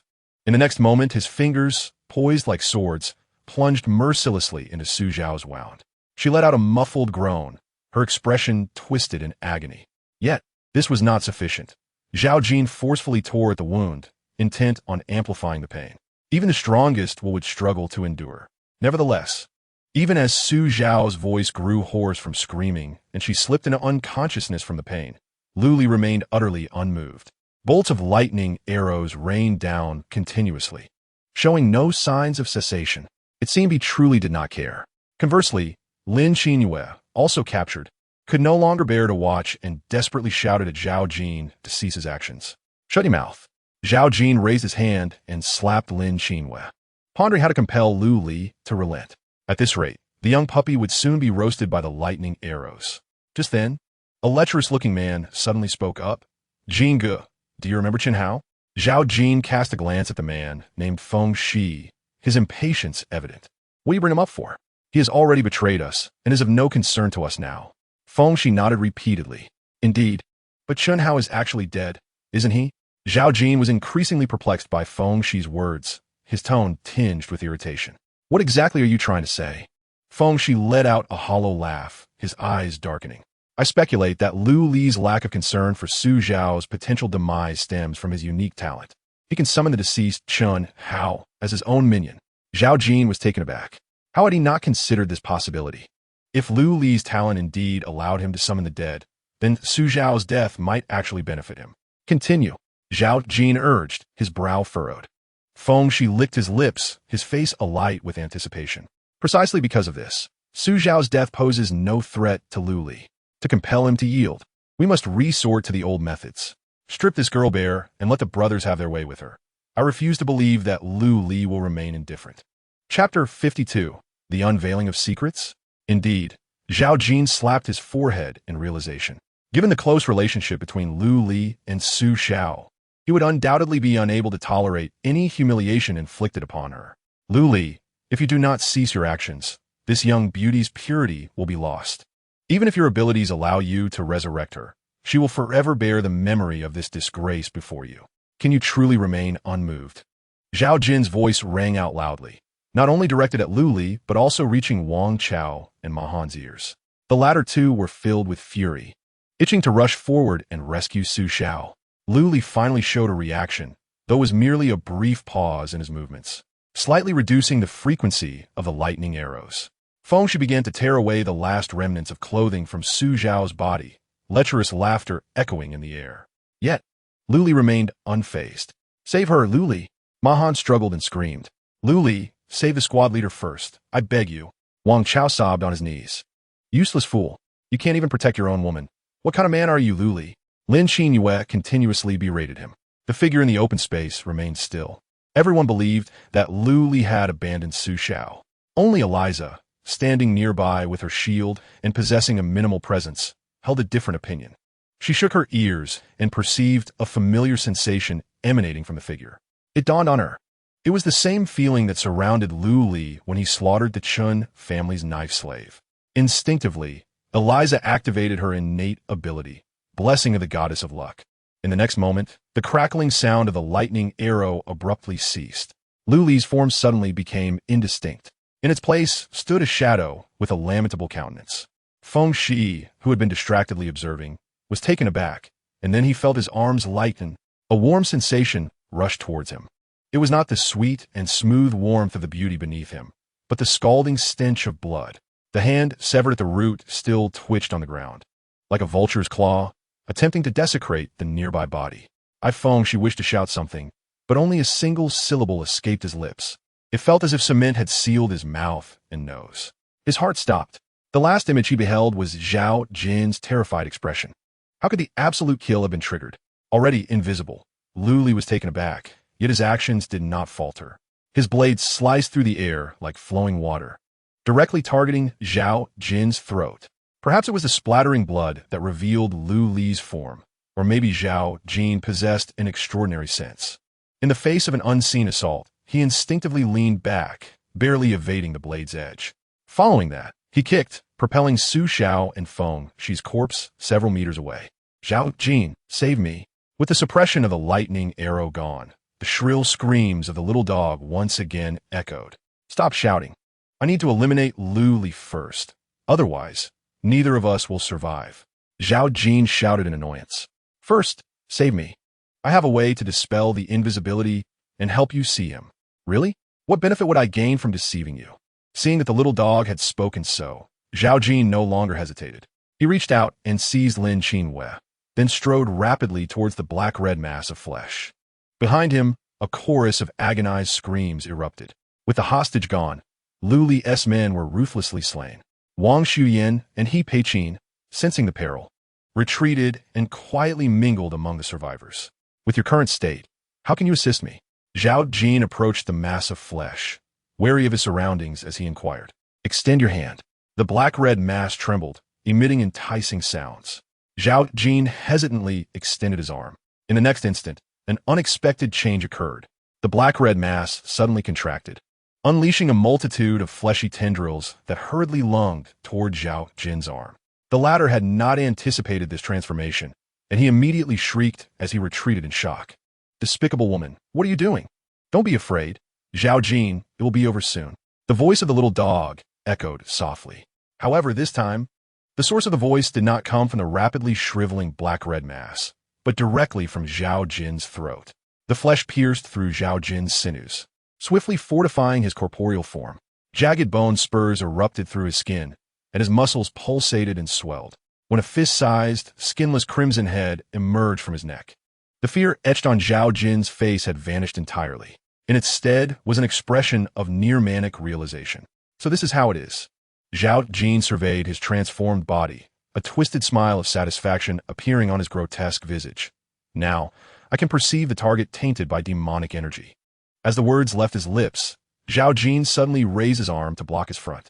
The bulging muscles were inexplicably torn open, yet Zhao Jin pressed forward, using his other misshapen arm to grasp violently at the air. A burst of sanguine mist exploded within his grip. The injured Lu Li swiftly retreated, his concealment fully exposed. He spat a mouthful of blood, activating his innate ability, limitless healing.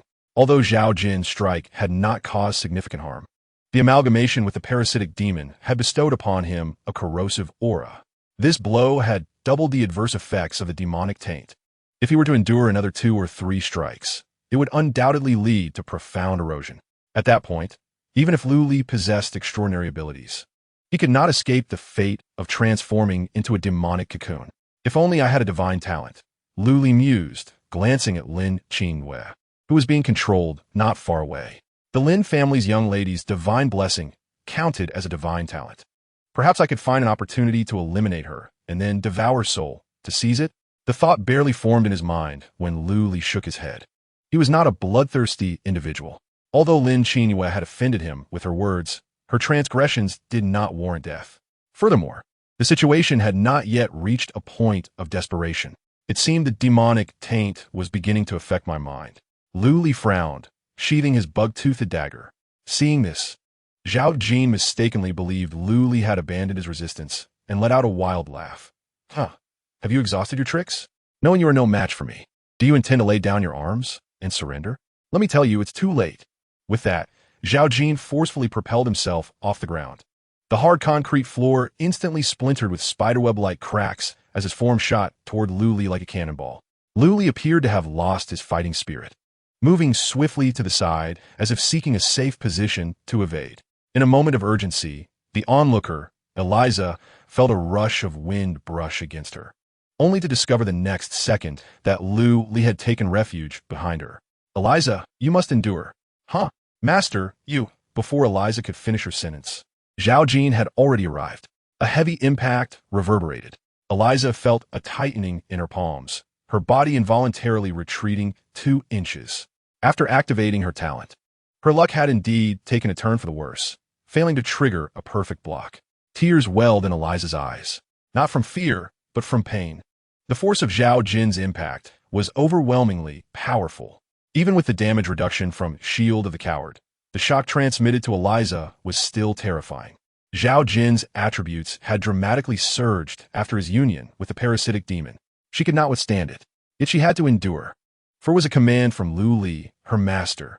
Elisa's gaze was resolute, her entire being taut in anticipation of the forthcoming onslaught. Just then, a hand unexpectedly emerged from behind her, reaching over her shield and resting upon Zhao Jin. Chapter 53. A Worthless Puppet? Master. Elisa turned her head and discovered that the grave expression on Lu Li's face had vanished. You've done well in holding them off. Leave the rest to me. Lu Li gently pushed Elisa aside, simultaneously activating his Scales talent. Scales. When this talent is activated, it removes the absorption limit of one's elemental crystal. But no level increase can be obtained.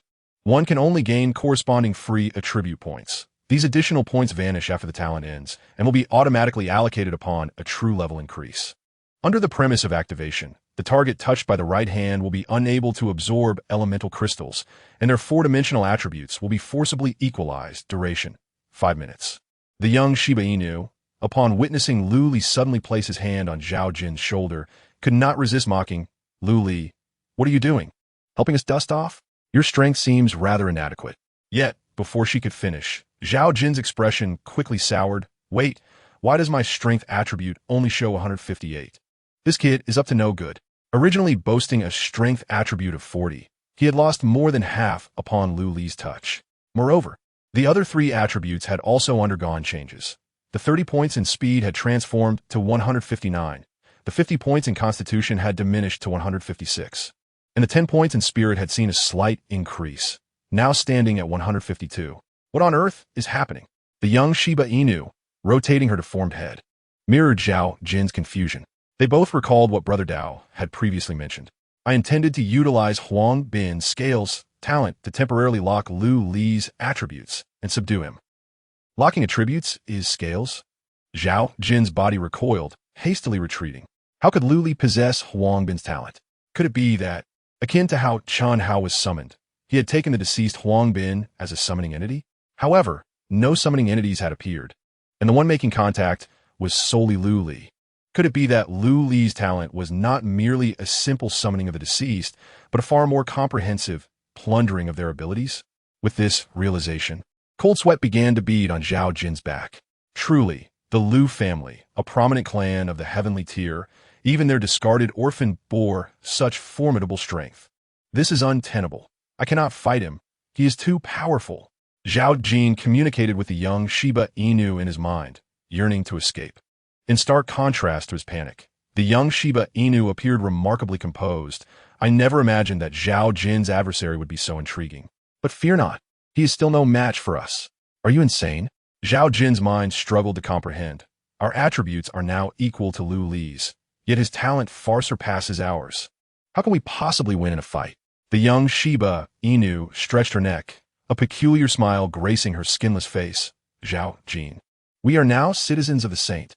As long as we can withstand a couple of rounds in the hands of Lu Li without meeting our demise, he will soon be drawn by the aura of the Holy Master and become our ally. At that point, will there even be a need for combat? Indeed, Zhao Jin suddenly realized. Once the effects of the demonic essence shift into deep infiltration, Lu Li will transform into a cocoon of darkness. When he breaks free from this cocoon and is reborn, he shall be one of us. Thus, with a mischievous grin stretching across his face, Xiao Song Ji Quan suggested, let us hasten the pace of the corruption.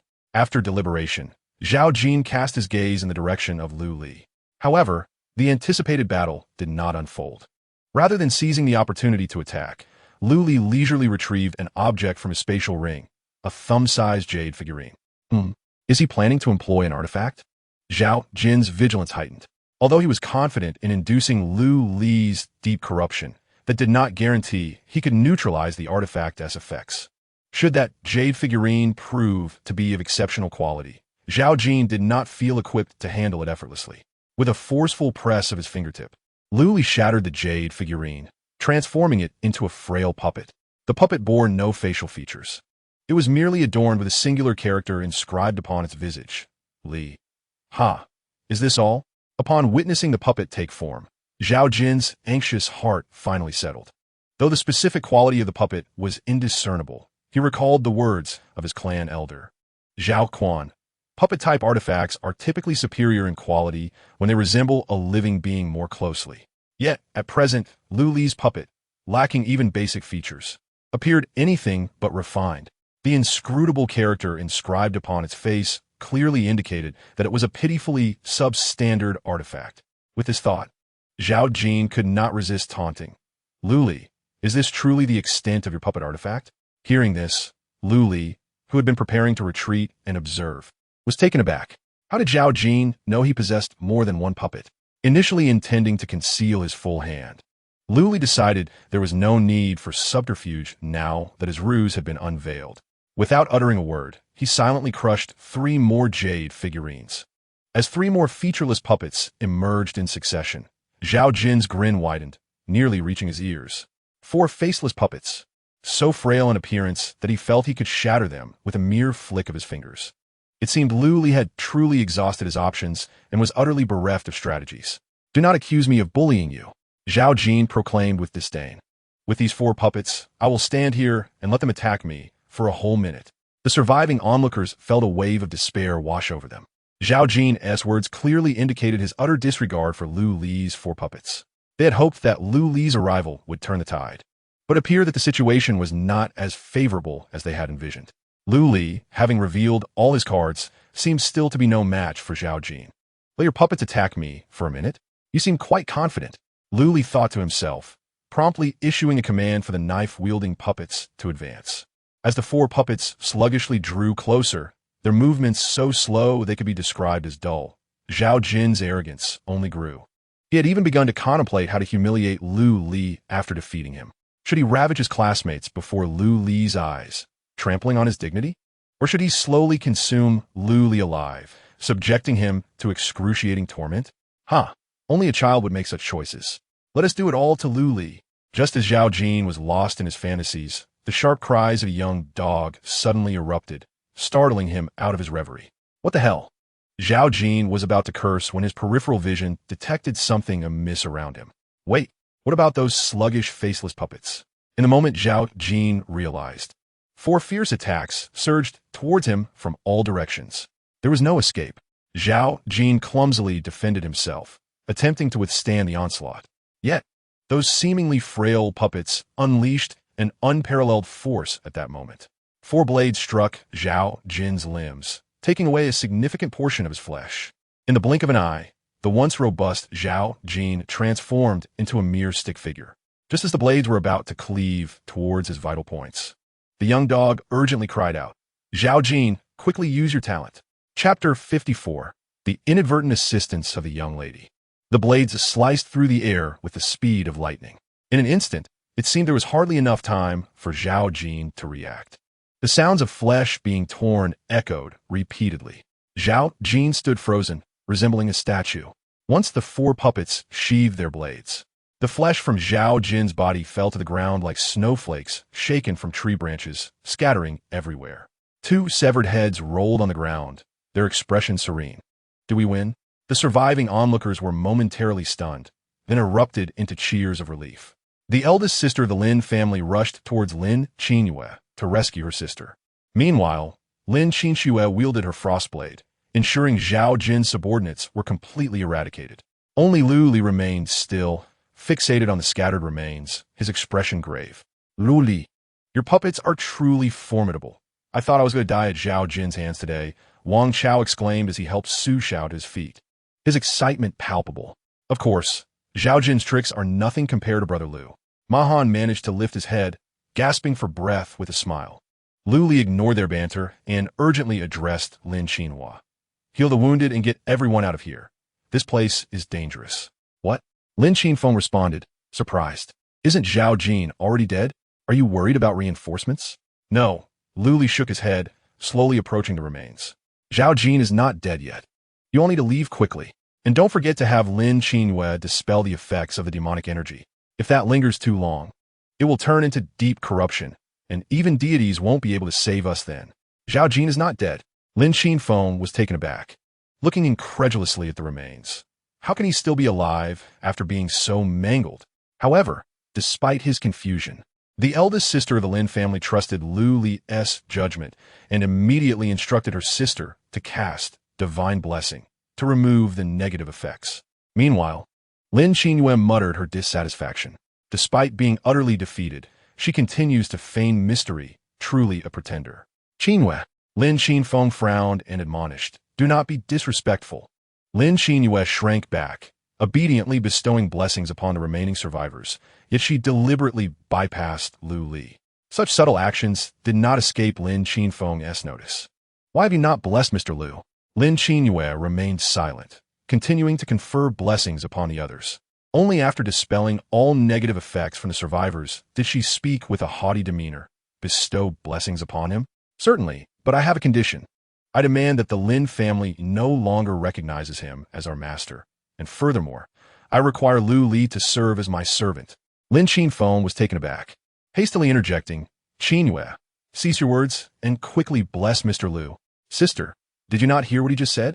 Lin Qinyue glanced at Lu Li's retreating figure, her eyes gleaming with self-satisfaction. The effects of demonic erosion, if prolonged, will transform into deep erosion. By then, even deities will be powerless to save him. Without my blessings, Lu Li is doomed. "Sister, this is a golden opportunity." Lin Qinfeng frowned, entirely disapproving of her sister's actions. "Qinyue, Mr. Lu has done us a great favor. What you're doing is no different from repaying kindness with enmity." Lin Qinyue forcefully pushed Lin Qinfeng aside, stubbornly insisting, "I care not for notions of gratitude or betrayal. I only know that the Lin family cannot be subservient to others. No one shall trample upon the Lin family, even in the absence of our patriarch. This shall not be allowed." With that, she turned and dashed towards Lu Li, calling out as she ran, "Lu Li, if you wish for me to cleanse your demonic erosion, you must sign a servant contract and acknowledge me as your master. Otherwise, prepare for death." Lu Li, intensely focused on the remnants of flesh, remained vigilant. Suddenly, upon hearing Lin Qinyue's cries, his thoughts momentarily faltered. At that instant, two severed heads that had rolled to the ground abruptly trembled, their eyes snapping open. Among them, Zhao Jin's head unleashed a torrent of flesh tendrils, fiercely lunging toward Lu Li, while the head of the small pine puppy sprang up like a flea, darting straight for Lin Qinyue. Lu Li barely managed to defend against Zhao Jin's attack, yet the small pine puppy seized the opportunity. As the head collided with Lin Qinyue's arm, it seemed to merge with her. No matter how much she screamed and struggled, she could not rid herself of the puppy's head. "You think a few puppets can kill me? Naive, foolish mortals." A harsh, mocking laughter echoed from Lin Qinyue's throat, stabbing deeply into the hearts of the Lin sisters. Seeing Lin Qinyue captured once more, Lu Li felt utterly exasperated. How could this ill-mannered young lady always cause more trouble? Would it not be better for her to remain quietly behind? Realizing that rescuing her was futile, Lu Li decided to concentrate on dealing with Zhao Jin. However, to his surprise, Zhao Jin's head was merely a decoy under the relentless assault of the lightning arrows and the blade-wielding servant. It quickly disintegrated into a pile of fragments. In contrast, Lin Qinyue, now parasitized, evaded the scene with remarkable agility. Qinyue, Lin Qinyue, seemed to have lost her backbone. Collapsing to her knees on the ground, Lin Qinyue remained silent, her exquisite features as cold as frost. Mr. Lu and Lin Qinfeng stepped forward, with Lin Qinfeng expressing concern for his sister. "Do not worry. Her affinity lies with the sacred element, and she will not face immediate peril to her life. To save her, we must devise a long-term strategy." Lu Li retracted his puppet and calmly stated, "The pressing matter is to eradicate the demonic energy that has afflicted me." Upon hearing this, Lin Qinfeng's face flushed with embarrassment. Had it not been for his sister, Lin Qinyue's temper tantrum, the adverse effects on Lu Li would have been resolved by now. This predicament not only posed a risk to Lu Li, but also required assistance, leaving her utterly ashamed. "What can I do for you, Mr. Lu?" Lu Li pondered for a moment before replying. "First, take the others back and continue with the task I assigned to you." Lin Qinfeng nodded slightly, turning her gaze toward the survivors. "What about these individuals?" Lu Li followed her gaze, but did not focus on the survivors. Instead, he looked at Wang Chao and Ma Han. "What are your plans moving forward?" Ma Han flexed his recently healed arm and glanced at Wang Chao, who was assisting Su Xiao, before smirking. "I want to find my family first, but unfortunately my parents are in Yu City, and with the current transport issues, that's not feasible." Wang Chao replied earnestly, "I live with my grandfather, but he has gone missing since the disaster struck. If possible, I would like to search the city for him." Lu Li nodded. "In that case, you should accompany Lin Qinfeng." Lin Qinfeng? Wang Chao and Ma Han exchanged glances, both looking at the tall woman. From her attire and combat prowess, it was evident that she was of a different caliber altogether. "Lu Li, Being a destitute student without parents, how could he possibly be acquainted with someone like her? Moreover, Lin Qinfeng appeared to have some reliance on Lu Li. Could it be that he had just befriended a wealthy woman? Realizing this, both Wang Chao and Ma Han wore expressions of understanding. No wonder Lu Li was indifferent to Su Xiao. He had evidently avoided a convoluted path for the past 40 years. Chapter 55. The Enigma of a Woman's Heart. Lu Li remained oblivious to the whimsical thoughts of the duo before him. He merely removed his trench coat, intending to drape it over Su Xiao. Unexpectedly, she turned away, a glimmer of resentment flickering in her eyes. Did she prefer to be bare? Lu Li paused, slightly puzzled. You, Su Xiao, fuming and biting her lip, managed to utter, "No need for your feigned concern.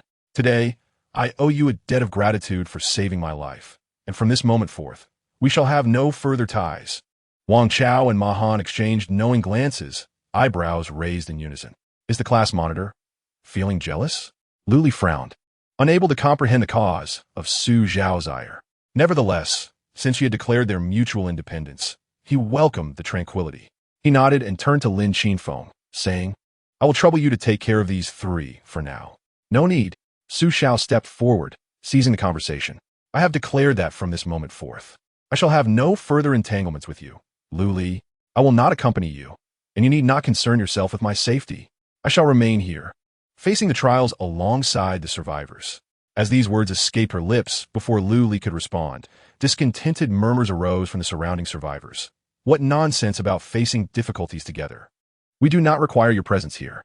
Indeed, had it not been for you, our neighbors would not have perished without cause. You are a harbinger of misfortune, drawing calamity upon us. Initially, I believed you possessed great capability and could be relied upon, only to discover you are but a decorative vase, all show and no substance. Begone, begone. The Sunshine community does not welcome you. And before you leave, relinquish the food. It belongs to us. The cacophony of insults resonated loudly. Su Xiao Litzden, tears welling in her eyes. The girl clutched her chest and pushed through the crowd, making her way outside. "Hey, class monitor, please don't go. Let us discuss this calmly." Ma Han immediately pursued her. Wang Chao stood frozen in place, somewhat at a loss. Lin Qinfeng, witnessing the scene, sighed softly and took the windbreaker from Lu Li's hands, handing it to Wang Chao. "Go and persuade her. At the very least, ensure she puts on the jacket." "Oh, right." Wang Chao nodded, hastening after Ma Han. It seemed that Mr. Lu was not adept at winning the affections of young ladies. Lin Qinfeng remarked with a hint of teasing in her tone. However, noticing Lu Li's silence, she wisely chose not to pursue the matter further. "By the way," Lu Li suddenly inquired, as if struck by a thought, "I saw your sister, Lin Qinxiu, wielding a sword. Is her talent of the sharpness type?" Just as Lin Qinfeng was about to reply, Lin Qinxiu's gentle voice interjected. "No, Mr. Lu, my talent lies in the manipulation type, known as Heart of Frost." Lu Li was taken aback, not due to the rarity of the talent, but rather the mellifluous quality of Lin Qinxiu's voice. He had not anticipated that the third sister of the Lin family, who seemed the least vocal yet bore the heaviest intent to kill, would speak so sweetly. "Heart of Frost, it seems I have heard that name before." Lu Li mused aloud. "Talent grade? Platinum. The Heart of Frost at Platinum grade? You are the Lord of Frost?" Lin Qinxiu appeared puzzled. "Mr. Lu, what are you talking about? Who is this Lord of Frost?" Yet, Lu Li was lost in his recollections, failing to respond to Lin Qinxiu immediately. No, the Lord of Frost was a lecherous old man. The genders do not align. Could it merely be a coincidence? Could they both share the same talent? The Zhao family orchestrated the downfall of the Lin family, and the Frost territory is a dependency of the Zhao family. There must be some hidden intricacies here. As he pondered this, Lu Li raised his gaze, only to meet the gentle eyes of Lin Qinxiu. Suddenly realizing he had misspoken, he cleared his throat, attempting to mask his embarrassment. "Ahem, it is nothing. Your talent is impressive. After we vanquish the Zhao family, you may very well advance further." Upon mentioning the Zhao family, a flicker of hatred surfaced in Lin Qinxiu's eyes, only to vanish swiftly, and she softly murmured in acknowledgement. Just as Lu Li was about to depart with Eliza, Wang Chao rushed back, panting heavily. "Lu Li, the class monitor refuses to return. Concerned for her safety?" The lean figure shared a silent worry. Lu Li merely shrugged, offering no words but casting a meaningful glance toward Lin Qinfeng. The latter instantly comprehended and addressed Wang Chao, saying, "If you are reluctant to return, it's no trouble. Let's connect as friends. Should you encounter any difficulties, feel free to reach out to me directly. All right. Wang Chao nodded gratefully, then, feeling a touch of embarrassment, turned to Lu Li and asked, "May I request something of you? Speak. Could you please look after Chung Duo? She's a kind soul."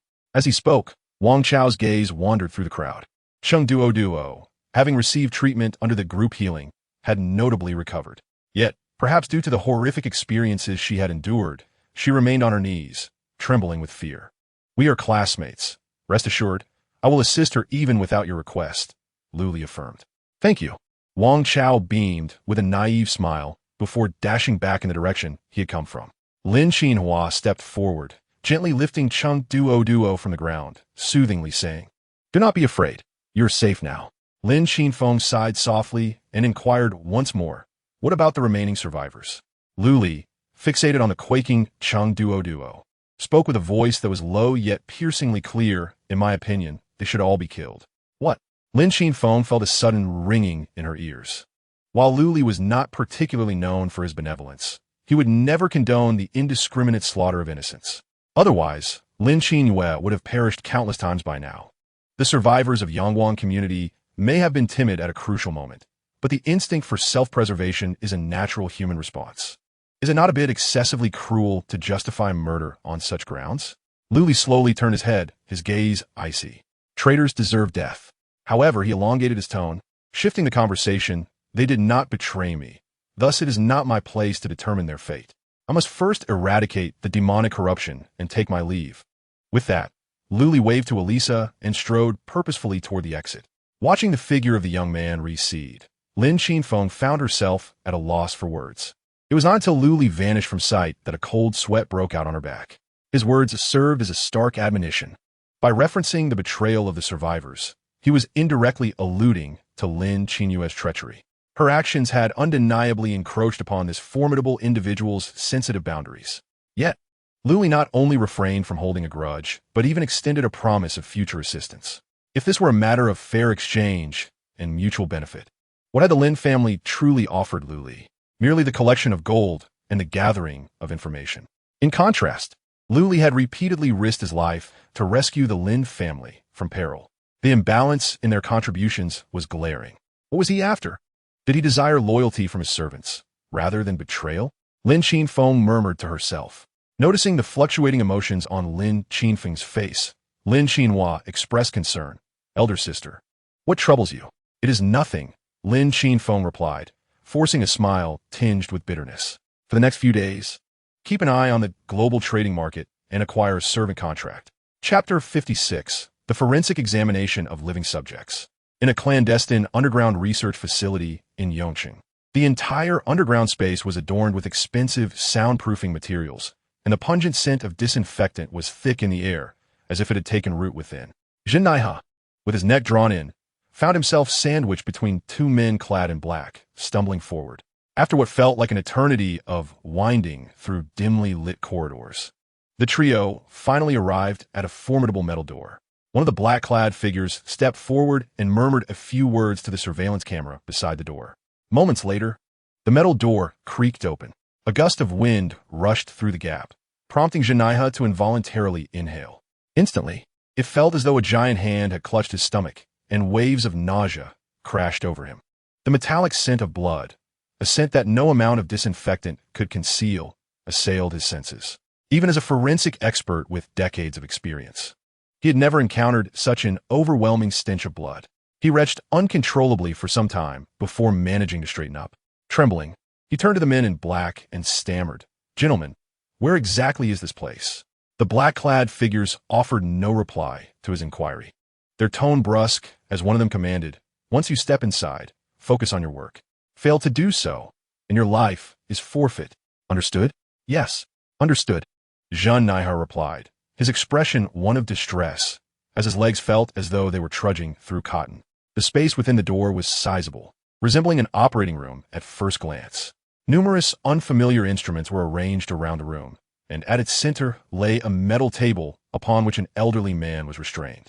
Despite his graying hair, the man exuded vitality and was currently vociferously cursing. Surrounding the table were several individuals clad in white coats. Upon Zhen Nai's entrance, A middle-aged man with gold-rimmed glasses waved him over with a smile. Mr. Jinaiha, I am Ishikawa Sankin, a pleasure to meet you. I am a Japanese national.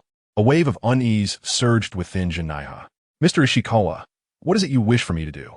Ishikawa pointed to the elderly man on the metal table and then indicated the neatly arranged instruments beside him. I have heard that your dissection skills are exceptional, among the best in Yongshin. Thus, I would like to entrust you with the task of performing an autopsy on this elderly gentleman. After speaking, Ishikawa offered a shallow bow to Jinaiha. Jinaiha felt as though his mind had been struck by a thunderclap. You mean, you want me to dissect him? Precisely. But he is alive. I am a forensic expert. I only perform autopsies on the deceased. Ishikawa looked up, a sickly smile on his face. I have faith in your skills. The difference between the living and the dead is not as vast as one might think. How can it not be vast? Jinaiha felt suffocated, his stomach churning once more. You want me to kill him? No. Ishikawa shook his head emphatically. During the dissection, please ensure that this elderly gentleman remains alive. What? Overwhelmed by sheer terror, Jinaiha began to retch again. How? Is this any different from slow slicing? Ah, yes, precisely, slow slicing. Ishikawa's face flushed with excitement. My Chinese is not very good. I hope you will forgive me. The purpose of inviting you here is indeed to perform slow slicing on this elderly gentleman. Only by allowing him to experience the utmost agony could this device fulfill its purpose. Ishii Sankin shifted his body, revealing the object behind him, a palm-sized clay figurine, adorned in cherry blossom-themed attire, with squinted eyes and a crooked mouth, grotesque in appearance. Although Jinaiha could not discern the specific attributes of the figurine, merely gazing at it for a few seconds caused his heart to skip several beats. This object exuded an unsettling aura. I cannot do this, I refuse to. Jinaiha retreated a couple of steps, desperate to escape. A voice from within the white coat erupted in a tirade. Baka, if you do not work, you shall die. Death awaits. If it requires me to slaughter my own kin, such an atrocious act is beyond my capability. Jinaiha seemed to be stirred by a surge of defiance, responding with a fierce roar. A glint of cold light flashed in Ishii Sankin's eyes as he sneered. You are indeed courageous, which commands my respect. But do not forget, I have the means to summon your family here as well. Liluo, your precious daughter, if I recall correctly. With that, Ishii Sankin produced a tablet. The live feed displayed a mother and daughter bound tightly. Jinaiha's pupils constricted, and he trembled uncontrollably as if struck by lightning. I'm already divorced from Liwuka. Liluo was awarded to her mother. They have no connection to me. Oh, Ishii Sankin elongated his tone. If that is the case, then there is no need to keep them alive. Tojo-kun, please proceed to eliminate them. Upon witnessing someone in the white coat preparing to leave, Jinaiha shouted out in desperation, No, do not harm them. I will comply. I will do it. Ishii Sankin's lips curled into a smile, returning to his courteous demeanor. Then please, do begin promptly. Jinaiha trembled with every step, slowly making his way toward the metal table. The gears whirred as the table began to adjust its angle, gradually raising the elderly figure. Spare me. I have a grandson. Do not associate me with those beasts. The elderly man recognized Jinaiha's face and pleaded in a sorrowful tone. Jinaiha hesitated once more, his hand hovering over the instruments. Baka! Came the furious shout from the white coat. Ishii Sankin adjusted his glasses and smiled. Time is of the essence. Think of your daughter. Jinaiha choked back tears, feeling like a complete coward. Forgive me, sir. They're using my daughter to blackmail me. I truly have no choice. The cold steel of the scalpel severed the warmth of the elderly man's skin. Jinaiha mechanically sliced through flesh, blood oozing forth as screams erupted. Ishii Sankin breathed heavily in excitement, as if the unfolding events before him would elevate him to ecstasy. He incessantly praised Jinaiha's surgical prowess. The elderly man's piercing wails showed no sign of abating. The grotesque clay figure began to transform, with faint black and red patterns surfacing, writhing like worms. Its size subtly expanded, the details of the figure's face becoming increasingly intricate. Kill me. Please end my life. The elderly man, like a trapped beast, uttered every syllable, tearing at Jinaiha's very soul. Jinaiha could only repeatedly apologize, continuing to wield the knife. It seemed the progress was too slow for Ishii Sankin's liking. Ishii Sankin took 2 steps forward, seizing Jinaiha's neck as one would grasp a chick, urging incessantly, it is still insufficient, still insufficient. Areas such as the ears and nose are those that, once severed, will not bleed profusely. Do hasten to try. Next, pierce his abdomen and extract his intestines. Be exceedingly gentle. Do not let him perish, for otherwise, your precious daughter may not survive. Ha ha ha. Yes, indeed, just so. Bring a mirror and place it before the old man. I wish for him to behold himself as he is methodically dissected. Chapter 57. The Ambitions of a Wolf. Uncertain of how long this torment continued, it was only when Janaiha could no longer grasp the scalpel and the metallic table was drenched in blood that Ishii Sankin clapped his hands, releasing a satisfied sigh akin to a well-fed toad. Well done, Lord Janaiha. Your exceptional dissection technique has allowed you to complete the task ahead of schedule. Janaiha's legs weakened, collapsing to the ground like a heap of mud. He was aware that the old man still lived, yet he dared not look upon him. He could not even bear to glance at his own right hand, nor reflect on the horrific actions he had just committed. Ishii Sankin returned to the table, greedily lifting the clay statue. At this moment, the surface of a statue was adorned with intricate patterns, glowing steadily. The props had completed their charging, and the Zhao family could now be summoned. Indeed, came a response from within the lab coat. The figure referred to by Ishii as Dongji Jun, a cherry blossom man, strode through the metallic door with a wide gate. Upon his return, a lecherous old man followed closely behind. Had Luli been present, he would surely have been astonished to see this old man. For he was none other than Zhao Erwu, the Frost Lord of the previous life, possessing the heart of frost. General Ishii, I have heard that the props have completed charging? Zhao Erwu inquired, his face a mask of ingratiation, his back nearly bending at a 90-degree angle. Indeed, it is thanks to the assistance of Lord Janaiha that we were able to complete the charging so swiftly. Truly splendid. Zhao Erwu quickly cast a glance at the prostrate Janaiha, a sneer curling at his lips. Let us commence without delay. I believe that after our success, the friendship between the Moriaka domain and the Zhao family will be further solidified. Precisely so. Ishii smiled in agreement, handing the clay statue to Zhao Erwu. Do not fear. It will strip you of your talent, but will not inflict any harm upon you. Though aware that Ishii had no reason to deceive him, Zhao Erwu's heart raced as his hands brushed against the statue. What if something went awry? He, Zhao Erwu, could become the world's first player devoid of talent. Fortunately, no mishap occurred. The statue silently extracted Zhao Erwu's talent, and its surface patterns dulled in response. To utilize it again, it would require recharging. It seemed the extraction phase posed no issues. Now, as long as the bestowal phase succeeded, the plan to create a deity could proceed smoothly. Zhao Erwu returned the statue with both hands, his face increasingly obsequious. Ishii nodded, but deliberately feigned a look of concern. Regrettably, the charging method of this artifact is rather peculiar, and it seems that only a limited number of ability exchanges can be performed. Ishii was concerned about the consumption involved in each charging session. Zhao Erwu's eyes flickered, and he immediately discerned Ishii's thoughts. Indeed, each acquisition requires the suffering of 10 individuals to energize the artifact. If the requisite amount of suffering remains constant, then a complete ability exchange necessitates the sacrifice of 20 lives. Ishii caressed the clay statue, pondering the dwindling talent remaining in the laboratory. Zhao Erwu chuckled twice and flatteringly remarked, if it is this concern that weighs on your mind, Ishii, you needn't fret. What is abundant in Huaxia? People, of course. If there is a shortage of talent, we can replenish it anytime, anywhere. However, we do not possess such manpower. His Majesty the Emperor sent us here for more than just creating a deity. Ishii placed the clay statue back on the table and clasped his hands behind his back. You need not worry about manpower. My esteemed nephew has already devised a strategy. Oh, Zhao, Jinseng has a plan? Zhao Erwu chuckled. Currently, the entire Yong city is in a state of panic due to the resurgence. We have disseminated information that a refuge has been established in the city center, providing 3 meals a day and safe shelter. It won't be long before survivors begin to flock in. At that time, we shall have more talent than we could possibly desire. A smile finally graced Ishii's face. Indeed, it seems that collaborating with the Zhao family is a sagacious decision for the Moriaka clan. However, I have heard that Zhao Jinseng has recently encountered some troubles. I wonder if they have been resolved. Zhao Erwu waved his hand dismissively. What troubles? Merely a petty clown. However, just recently, I came across the announcement regarding Lu Li achieving the first kill on a Lord-level creature. Ishii spoke with a hint of intrigue. Perhaps he has simply stumbled upon some fortuitous luck.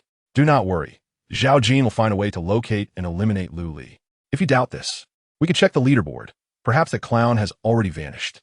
As they spoke, Zhao Erwu had already opened the data panel.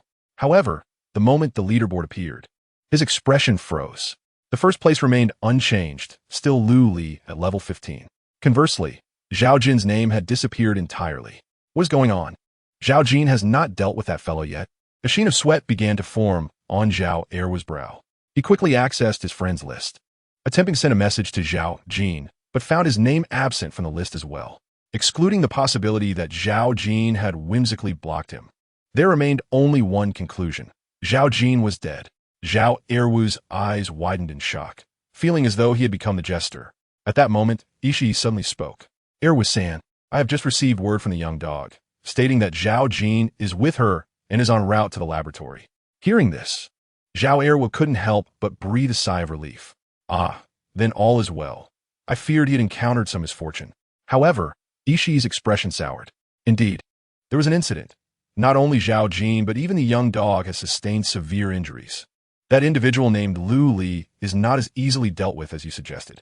As he gazed at the scowling Ishii, Zhao Erwu felt his face flush with embarrassment, wishing fervently for a hole to burrow into. The sensation of having been swiftly and publicly humiliated after boasting was undeniably excruciating. However, this was hardly the time for awkwardness. What perplexed Zhao Erwu the most was how Zhao Jin, despite his meticulous preparations, could be unable to subdue even a solitary rogue player.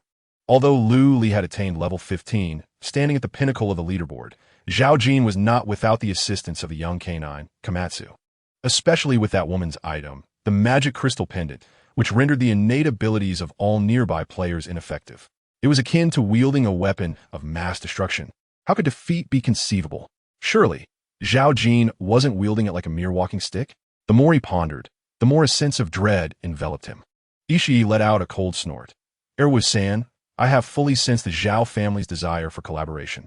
However, in terms of strength, further evaluation is necessary. Thus, we must temporarily shelve the god-making plan until our associate returns for a thorough inquiry. Zhao Erwu's expression turned bitter, yet he could only acquiesce. Time passed slowly in anticipation. When Komatsu returned to the laboratory, a full hour had elapsed. Chapter 58, The Lu Li Elimination Plan. Ishii and Zhao Erwu regarded the unfamiliar woman before them. Their expressions varied. After a considerable pause, Zhao Erwu stammered. What? What is going on? Why is there only one person? Where is Zhao Jin? Ishii's countenance grew grave as he fixated on the shriveled head on the woman's arm, murmuring, I never anticipated that you would resort to that item. Lin Qinyue opened her mouth, emitting a voice that was a blend of masculine and feminine tones. There was no choice. My physical form was destroyed, and I could only utilize the corrupted essence. Zhao Erwu hastily inquired, what happened? Did the Lu family strike? Komatsu smirked slightly. No, it was merely Lu Li and a woman wielding a shield. The Lin family did lend a hand, but their impact was minimal. In fact, we owe our escape to them. If it weren't for that foolish girl causing a ruckus at a crucial moment, Zhao Jin and I would have perished at Lu Li's hands. As she spoke, Komatsu pointed to herself. Zhao Erwu was taken aback. So, you and Zhao Jin are now sharing this body? Komatsu raised an eyebrow, responding with pride. Pretty much. However, Zhao Jin lost a portion of his soul while covering for me during the escape. Thus, he can only assist in suppressing Lin Qinyue, while I maintain the primary control of the body. Zhao Erwu's concern deepened. Does this mean you both will have to continue sharing a single body? Wouldn't that make you a yin-yang entity? Komatsu frowned, growing impatient with Zhao Erwu's slow comprehension. Isn't there the magic transmutation clay idol? With that item, we could find Zhao Jin another body. It's worth noting that it can do more than just transfer innate abilities. Ishii nodded in agreement. Indeed. Both of you are now subjects of the Holy Lord, which will enhance your affinity with the magic transmutation clay idol, significantly reducing the resistance in the transfer process. The young pup remarked, I happen to possess the body of a girl, endowed with considerable talent. Shall I transfer her to you shortly? A girl? Surely. She cannot be one you have just toyed with?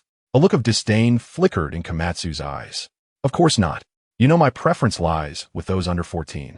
This girl has just turned 18, thus she does not pique my interest.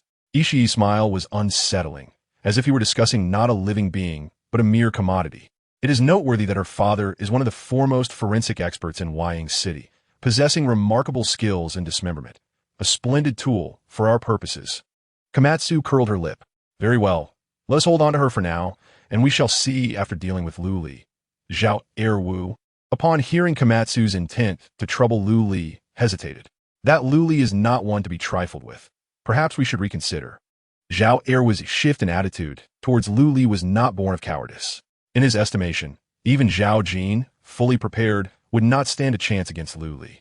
The inadequately staffed Sakura Taijun would likely fare no better. Reconsider. Lin Qinyue shot a disdainful glance at Zhao Erwu. Can your Zhao family truly swallow this humiliation? Without awaiting his response, Komatsu continued. Even if your family were to endure such indignity, I shall not let Lu Li escape. His talent must be mine. As Komatsu's face darkened with determination, Ishii's curiosity was piqued. Is that Lu Li truly endowed with formidable talent? Not only formidable, but bizarrely so. Komatsu gritted her teeth. Lu Li possesses the ability to summon the deceased as his minions. He can instantaneously conjure a multitude of them. His talent has multiple developmental paths, even including healing effects. Most crucially, my magic crystal pendant cannot nullify his abilities. With each of Komatsu's declarations, Ishii's astonishment deepened. No wonder she had been defeated and resorted to using her trump card. Zhao Erwu hastily concurred. Lu Li's power is overwhelming. Provoking him blindly could attract the attention of the Lu family, and that would spell disaster for us. We should abandon this plan. He expected Ishii to agree with him. However, Ishii swiftly shifted his stance, his expression of surprise morphing into one of greed. No, Lu Li's emergence is a blessing bestowed upon us by the Lord. Zhao Erwu was taken aback. He felt utterly incapable of following Ishii's line of thought. Pray tell, aside from us who possess the magic molding clay statue, who else could seize Lu Li's talents? Ishii's gaze was fervent, as if he had already secured Lu Li's fate. So, he had set his sights on the boy's abilities. Zhao Erwu mused inwardly. Realizing he could not sway these two Sakura individuals, he resignedly continued, hearing you speak. It has become clear to me. Yet, Lu Li is not an easy target. We lack the manpower to subdue him. Foolish dog. Who stated we must confront him head-on? Komatsu, no longer concealing her disdain, retorted. Isn't there a saying in your China that all's fair in war? We can employ strategies to ensnare Lu Li. Zhao Erwu's lips twitched. You little brat. Your usage of idioms is quite impressive. Unbeknownst to Miss Xiaosong, what clever plan does she possess? Zhao Erwu pretended not to hear the insults and feigned curiosity. This very body serves as the most ingenious scheme. Xiaosong rolled her eyes, unashamedly stating, as far as I comprehend, Lin Qinyue is the most cherished youngest daughter of the Lin family. If she is abducted, do you suppose the Lin family will not send someone to rescue her? Zhao Erwu shrugged. Naturally they would. But what does this have to do with Lu Li? The Lin family shares a profound connection with Lu Li. Lin Qinyue's abduction stems from him. Do you truly believe Lu Li would remain indifferent? Oh, so. Miss Xiaosong intends to wait for the rabbit to come to her. Precisely. Zhao Erwu maintained a facade of respect, yet his tone turned mocking. However, even the thoroughly prepared Zhao Jin was unable to capture Lu Li. How does Miss Xiaosong believe we, with our limited numbers, can possibly seize this cunning rabbit? It matters not if we fail to capture him.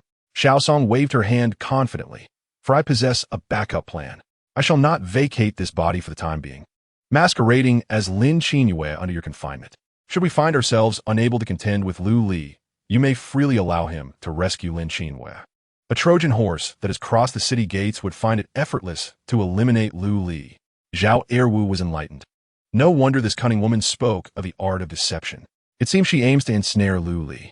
Nonetheless, due to concerns for his own dignity, Zhao Erwu muttered quietly, assuming the disguise is feasible. But will your current voice not betray you? Foolish dog. Xiaosong scolded vehemently. The voice I possess now is due to Zhao Jin still residing within this body. All that is required is to utilize the demonic separation technique to extricate him. Chapter 59. Elisa's folk remedy in Yong City, within a comprehensive shopping center. Achoo! Lu Li rubbed his nose, directing his gaze towards the voluptuous, rounded posterior of the Palu individual. The fluffy cat tail swayed back and forth, as if enticing one to commit a transgression. Luli remained silent for a moment before speaking. Elisa, have you been shedding fur? Huh? Elisa turned around in a fluster. No, not at all. Then why do I keep sneezing? Could it be due to the corruption of demonic energy? It is possible. Luli rubbed his nose once more, still feeling somewhat uncomfortable. Despite his experiences from his previous life, he had never encountered the adverse effects that demonic energy corruption inflicted upon the body. After all, in his past life, he would eliminate the demonic energy at the first opportunity, never allowing it to linger as it did now. Cursed Lin Chinwe. Had she not been captured, he would not have to endure this torment. The thought of bloody massacre, still having nearly 15 hours of cool-down time, filled Luli with annoyance. Noticing Luli's displeased expression, Elisa spoke softly. Master, I have a method that may perhaps eliminate the effects of demonic energy corruption. Luli's eyes brightened at her words. What method? Elisa seemed to recall something, her face suddenly flushing, stammering. Just say it, do not keep me in suspense. Maiden's blood, Elisa uttered in a whisper. Immediately, she appeared to regret her disclosure, hastily adding, it's merely a folk remedy. I am uncertain if it will be effective. Luli felt a twitch in his eyelid, despondently responding. Let us set aside the efficacy of the methods for the moment. Merely the pursuit of virginity proves to be a daunting task. Not to mention the current apocalyptic scenario, which has drastically diminished the population. Even in the absence of such a catastrophe, locating a maiden would still be a formidable challenge. Elisa's cheeks flushed deeper, her delicate hands fidgeting with the hem of her clothing. I am whole and capable of assisting my master, she stammered. Luli paused, breathing momentarily halted as he surveyed Elisa from head to toe. It was only when the girl appeared so embarrassed that she wished to disappear into the ground that Luli shook his head with an odd expression. Perhaps I should wait for the cool down of bloody slaughter to conclude. Elisa was momentarily taken aback, an inexplicable sense of disappointment swelling within her. The pristine body she cherished as a treasure seemed to hold no value in Luli's eyes. How could this be? Among the Palu people, her beauty and figure were indeed among the finest. Why was this so? Unable to suppress her inner turmoil, Elisa voiced her confusion. Luli scratched his head, feeling somewhat awkward.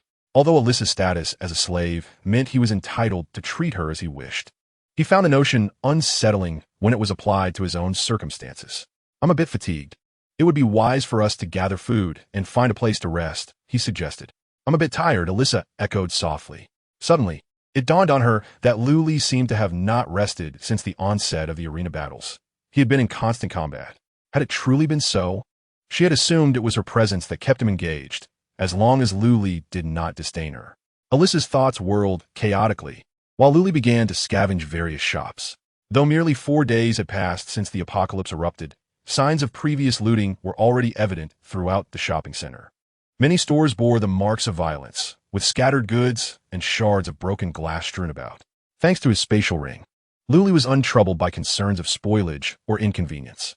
Food, beverages, clothing, and tools, all that could be utilized were promptly stored within the ring.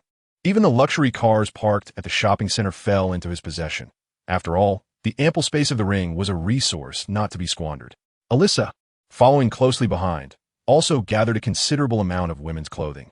However, Luli found it perplexing that most of the garments she collected were quite minimal in fabric and bore a distinctly risque flair. When he inquired, Elisa explained that these clothes were lightweight and conducive to efficiency in labor. Efficient for work indeed, Luli mused, contemplating the necessity of enlightening his extraterrestrial servant about Earth's fashion sensibilities. After thoroughly scavenging the stores, Luli and Elisa proceeded to the underground warehouse. Being the largest comprehensive shopping center in Yong City, the inventory within the underground facility was nearly overwhelming. Yet it still did not suffice to fill Luli's spatial ring. Even after emptying the warehouse, there remained 3/5 of space within his ring. At long last, they had completed their task. Now, let's find a place to rest, Luli said as he stretched lazily, departing the shopping center alongside Elisa. As the two individuals stepped outside, they unexpectedly encountered a diverse group of survivors, seemingly scavenging for supplies at the shopping center. Among them, a well-dressed man with an air of refinement emerged, extending his right hand toward Luli. Greetings, my friend. I am Song Siming, the leader of these survivors. Luli glanced at the hand suspended before him, but chose not to shake it, responding coolly, hello. If there's nothing further, please step aside. Thank you.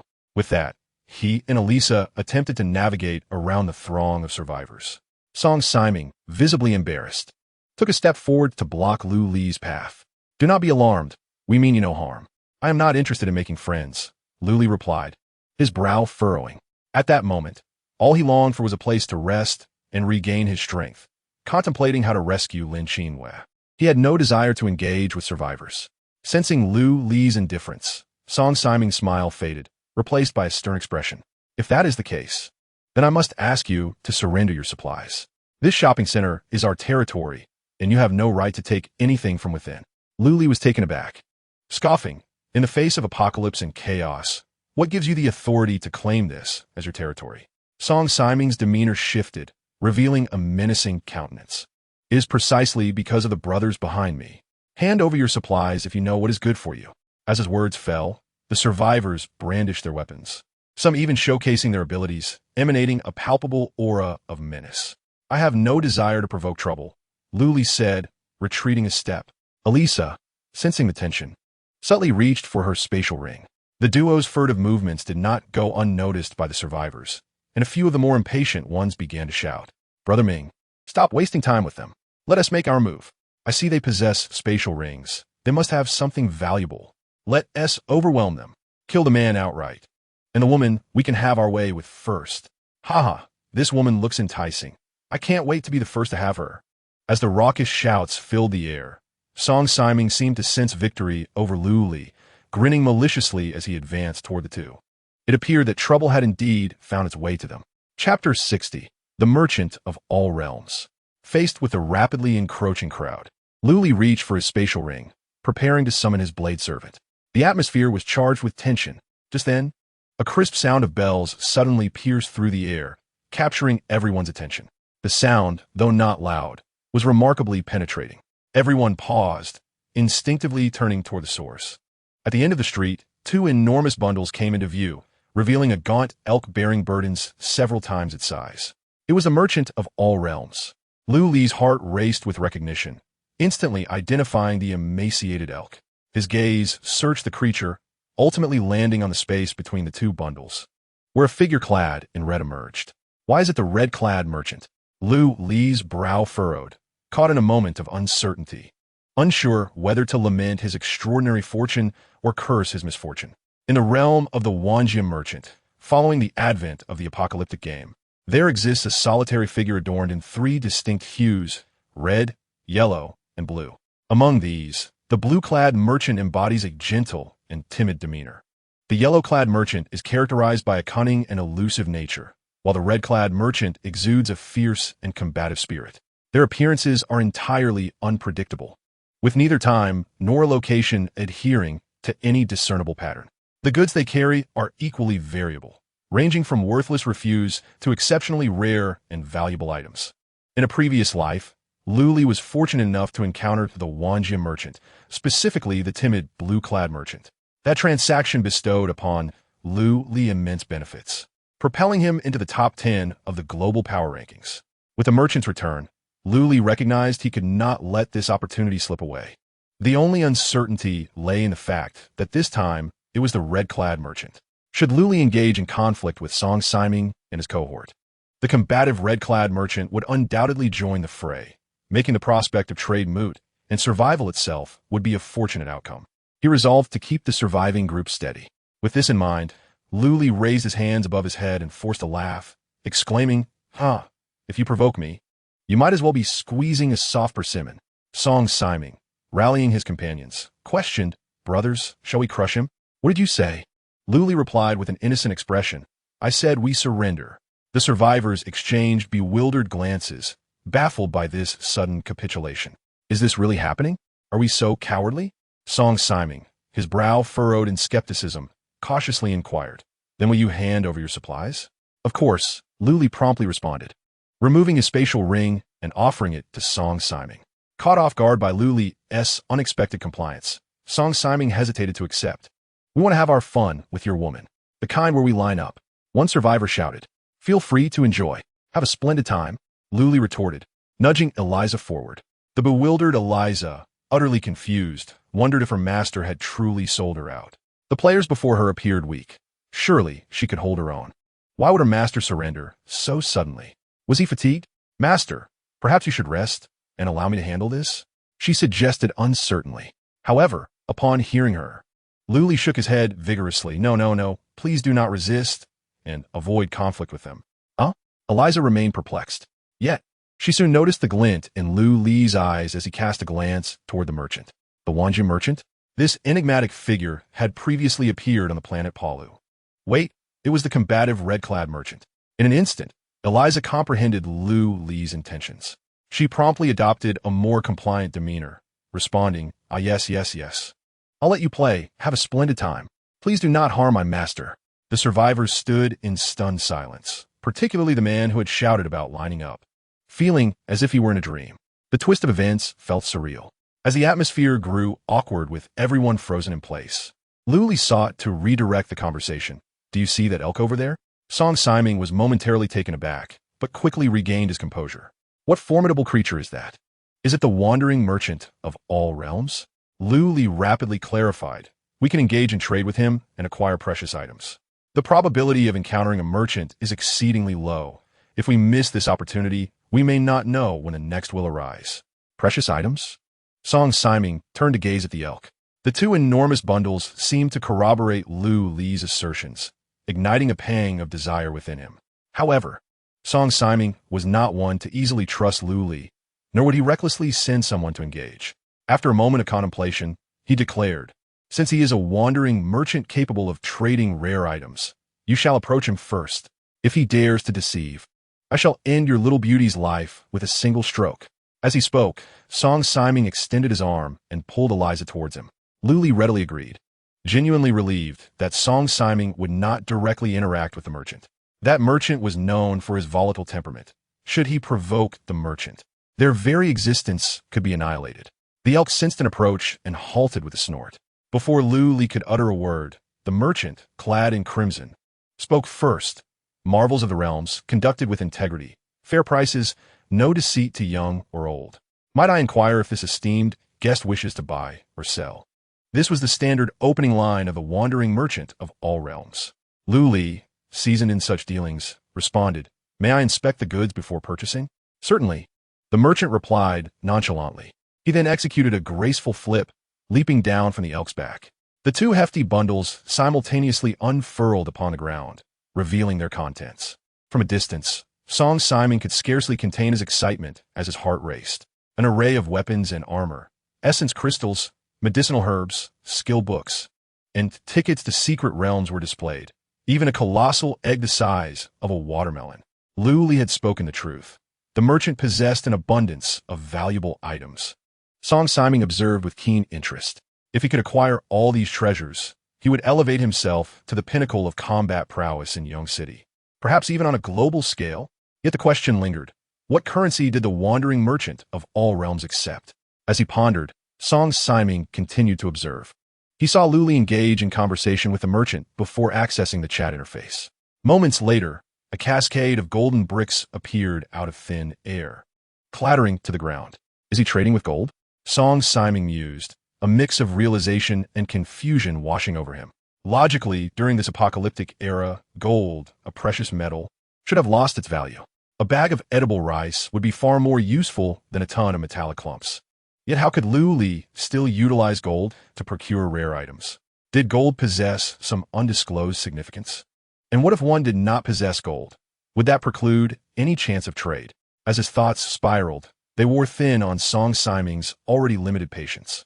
Seeing Lu Li's successful and safe transaction with the merchant, he impulsively pushed Eliza away and led the group towards the merchant. A bold idea began to form in his mind, one that could procure all the goods without the need for gold. The merchant in red noticed someone approaching and spoke in a nonchalant tone. Those wishing to trade, please wait. Transactions are conducted one at a time. Suddenly, Song Siming brandished his sword and shouted, I'm here to rob you. Hand everything over. The merchant raised an eyebrow, clearly unperturbed. Luli interjected, Are you certain you wish to rob me? The merchant regarded Song Siming with a bemused expression, as if observing a chattering monkey. Chapter 61. Those who seek trouble shall find it. Seeing the absurdity of Song Siming's weapon, Luli sighed and muttered, Those who seek trouble shall find it. Song Siming was oblivious to Lu Li's demeanor, threatening, "Stop your nonsense and hand everything over, you little squirt." The merchant was indeed diminutive, standing under a meter tall, which caused Song Siming to perceive him as an easy target, a soft persimmon to be squeezed at will. "Do you call me short?" The merchant's expression grew more peculiar, his eyes reflecting a sense of nostalgia. With a mere flick of his hand, Song Siming failed to react as his perspective suddenly shifted. The merchant, who had only moments ago needed to be looked down upon, now towered above him. Had the merchant grown taller? No, Lu Li still surpassed him in height. It was as though Song Siming had shrunk. In terror, Song Siming's eyes widened as he helplessly stared at his mysteriously vanished lower half. It was gone just like that. "Now, I am taller than you," the merchant remarked, seemingly pleased with Song Siming's reaction, a sly smile gracing his lips. The survivors, witnessing their leader reduced to a mere half, gasped and recoiled, attempting to flee. Yet it was far too late. The merchant extended his right hand and gently clenched it. The panicking survivors were instantaneously compressed together, transforming in mid-air into a gruesome mixture of flesh and blood, unable to even utter a cry. A swift execution. Lu Li gritted his teeth in disbelief. This was not mere combat. It was a lust for blood. Song Siming. Oh, Song Siming, why did you provoke this one? Why did you choose to target the only individual you should have avoided? "Please don't kill me," pleaded the half-bodied Song Siming, writhing on the ground. "Fear not. I shall not take your life. You merely remarked on my height, a crime not deserving of death." After saying this, the merchant snapped his fingers. "I shall send you to a better place." As the words left his lips, the space before the merchant fractured, resembling a massive maw opening swiftly. Song Siming and the mass of blood and flesh were carelessly discarded into the rift like refuse. The space sealed shut, as if nothing had ever occurred. Such is the power of the strong, Lu Li mused silently. Just as he believed the transaction could proceed, the red-clad merchant cast a sinister glance at Eliza. "Are you and them in cahoots?" No, she is with me. We are entirely unacquainted with them." Lu Li hurriedly interjecta. If the red-clad merchant were to misunderstand, it could spell trouble. "Oh, so you are not allies." The merchant nodded slightly, seemingly ready to move on from matter. However, before Lu Li could breathe a sigh of relief, the merchant suddenly asked, "So, do you think I am short?" Lies could be fatal. Lu Li's heart plummeted. Was the merchant short? Standing at less than a meter, he was indeed short. Yet if Lu Li spoke the truth, his life would undoubtedly be in jeopardy. Conversely, if he lied and claimed the merchant was not short, it would be akin to praising a horse's leg. Either way, it was a perilous situation. A tremendous sense of pressure enveloped Lu Li, making him feel as though he were pricked by countless needles. After a moment of contemplation, Lu Li retrieved an item from his spatial ring and said, "I believe you are not short." "Oh, is that so?" A glint of cold light flashed in the merchant's eyes, and the aura of murderous intent thickened. Lu Li quickly added, "Because you could easily behead any tall person to eliminate that disparity. Thus, you are not short at all." Upon finishing, Lu Li promptly presented the item before the merchant's eyes. "A small gift. I hope it meets your approval." The merchant paused, the chill in his gaze dissipating significantly. Upon seeing the small gift Lu Li offered, he burst into hearty laughter. What a clever response. "Very well. I shall give you a 20% discount on all items today." At last, Lu Li breathed a sigh of relief. Fortunately, his wit had prevailed, as he had purchased the super lollipops, the merchant's favorite, at the Nexus Arena. Otherwise, he might not have made it through this ordeal. The transaction resumed. The currency Lu Li used to purchase the items came from the refined gold gifted by Dio. However, due to the limited amount of refined gold available in the Nexus Arena, he could only exchange for 100,000 tons at that moment. Originally, this was insufficient to buy all the goods. But now, with the red-clad merchant offering him a 20% discount, a rough calculation showed it would barely suffice. "I want all the items in your pack," Lu Li declared. Although the total price was slightly above his limit, he still had the super lollipops. Increasing his favorability and negotiating for further discounts would not be too difficult. Ultimately, Lu Li exchanged 100,000 tons of refined gold, along with 10 super lollipops, for all the merchant's goods. "I never expected that my first business transaction on this planet would involve such a delightful customer." The red-clad merchant chuckled as he organized his wares, appearing in remarkably high spirits. Seizing the opportunity, Lu Li added, "I'm very pleased with this transaction. I just wonder if there will be a chance to meet again in the future." The merchant cast Lu Li a meaningful glance, a hint of jest in his tone as he replied, "Fate will bring us together if it is meant to be."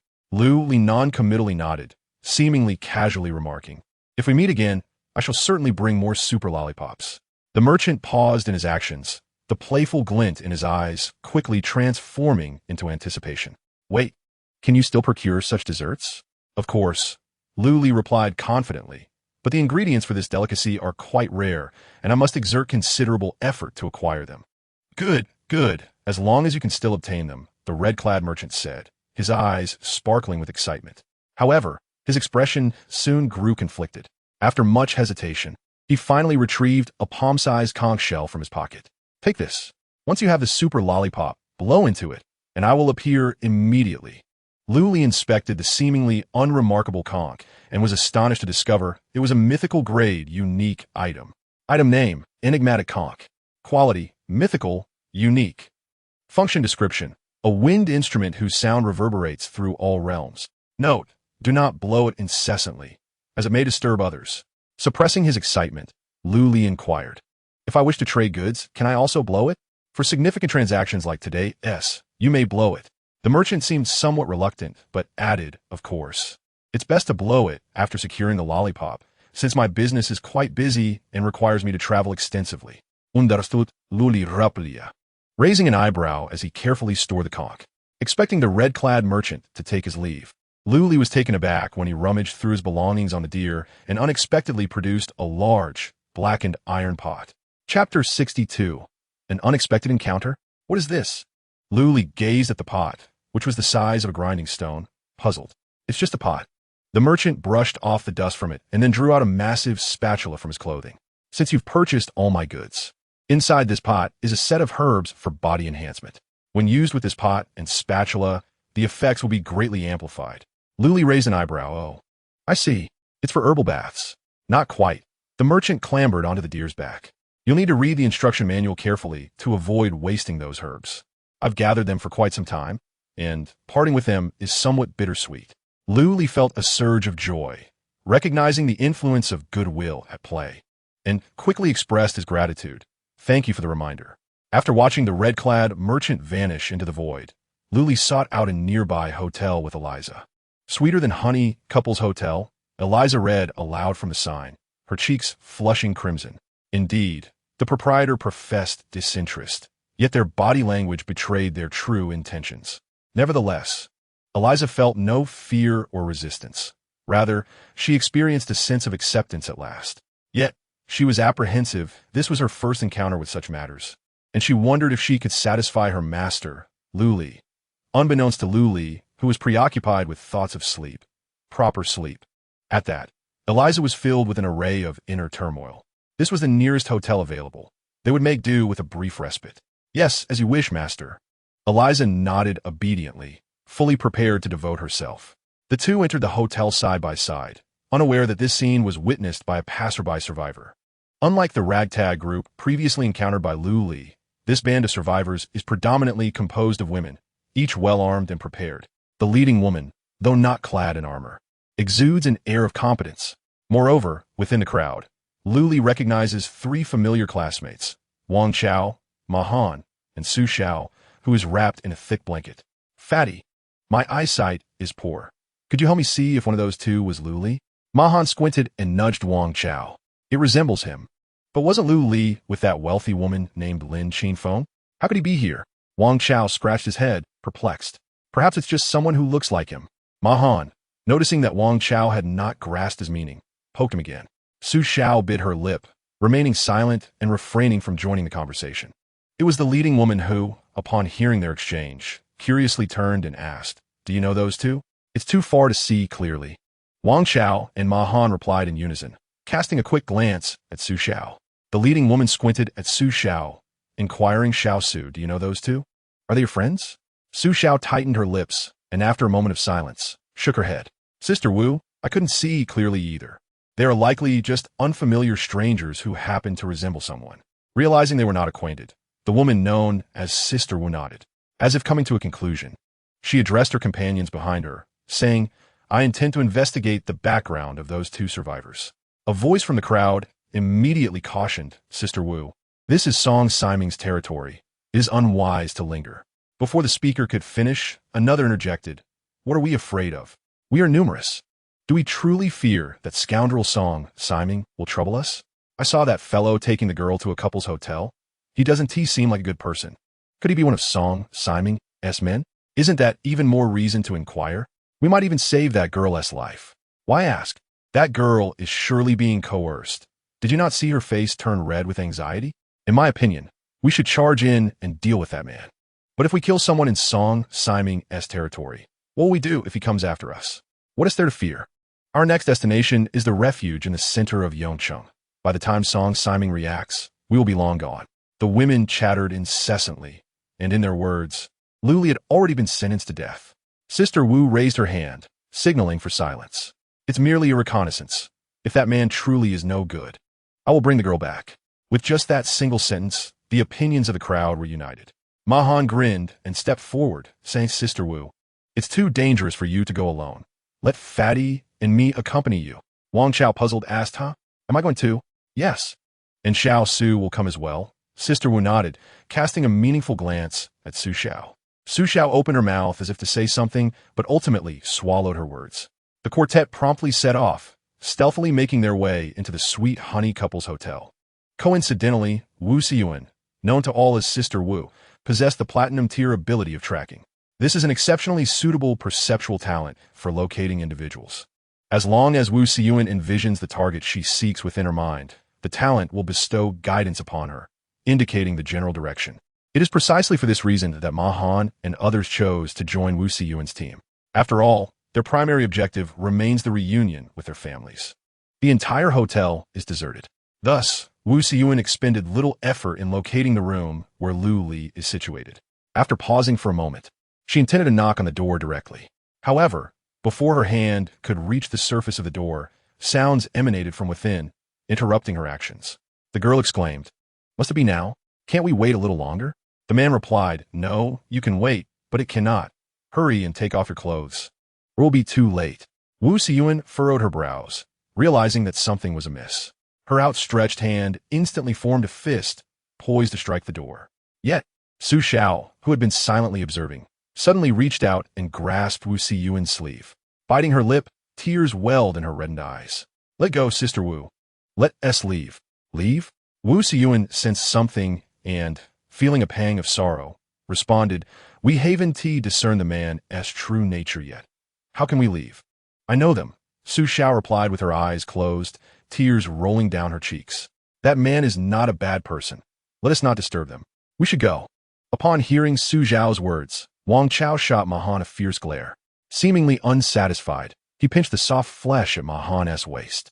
Ma Han winced in pain, but could not cry out, merely retracting his neck, his face reflecting deep remorse for having inadvertently caused trouble. Are we truly not going in? Wu Xiyuan inquired, straining to listen. The man inside appeared exceedingly impatient, incessantly urging the girl to disrobe. Simultaneously, the sounds of clattering and crashing continued to erupt. It felt wild and unruly. We're not going in, Su Xiao declared resolutely, turning to leave. It's getting late. We should hasten to the shelter. In Chapter 63, The Lecherous Egg and the Peculiar Herbs, the hotel room lay in utter disarray. Every decoration had been destroyed, with several walls bearing the scars of impact.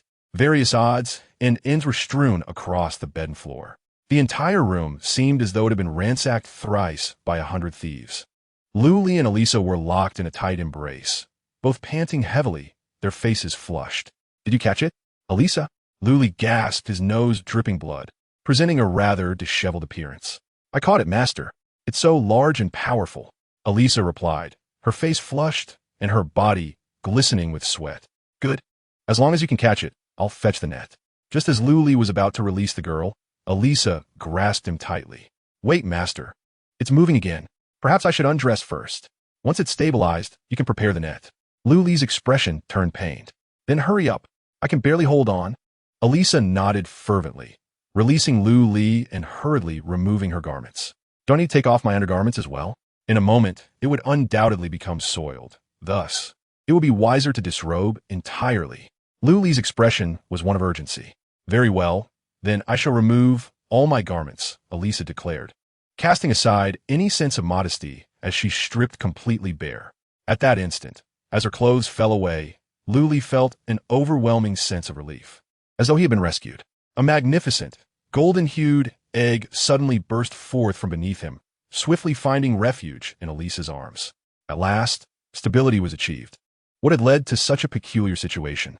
The tale begins with Lu Li's extravagant expenditure of 100,000 tons of refined gold to acquire the merchant's wares. Although the crimson-clad merchant's goods were all of exceptional quality, the most expensive items were a set of materials for body enhancement and a dragon egg the size of a watermelon. Together, after applying a discount, they consumed nearly 80,000 tons of refined gold. Lu Li had focused all his attention on enhancing his rapport with the multiverse merchant, and after the transaction was completed, he neglected to inspect his acquisitions closely. It was not until he entered the hotel room that he considered unveiling the treasures. To his astonishment, upon examination, he nearly dropped his jaw in disbelief. The watermelon-sized egg sold by the merchant turned out to be a dragon egg. Moreover, for reasons unknown, this dragon egg had entered its incubation phase and possessed a degree of self-awareness. As Lu Li extracted it from his spatial ring, the dragon egg suddenly broke free from its protective casing and collided forcefully with his face. Despite Lu Li having reached level 15, with all his physical attributes exceeding 15 points, the impact of the dragon egg imparted a valuable lesson. A sharp pain surged through his nostrils, rendering him momentarily weak. Additionally, this round, slippery object was not only immensely powerful, but also incredibly difficult to grasp. Lu Li and Elisa exerted tremendous effort, yet they could not recapture it. Just as the dragon egg seemed poised to escape the room, Lu Li, in a moment of desperation, devised a strategy to entice it. The allure of seduction. After all, dragons are inherently lustful creatures. With a mindset of experimentation, Elisa's act of undressing to sacrifice her modesty ensued. Fortunately, the tactic proved effective. At present, the dragon egg nestled closely against Elisa, resembling an eager puppy in its youthful exuberance. Elisa, hold on. Lu Li casually wiped the blood from his nose and retrieved the protective casing from the floor, intending to reapply it to the dragon egg. However, to his dismay, since the dragon egg had entered its incubation phase, the protective casing had entirely lost its efficacy. A brief message appeared on its surface, causing Lu Li's brow to furrow. Once the dragon egg enters its incubation phase, it must be fed regularly.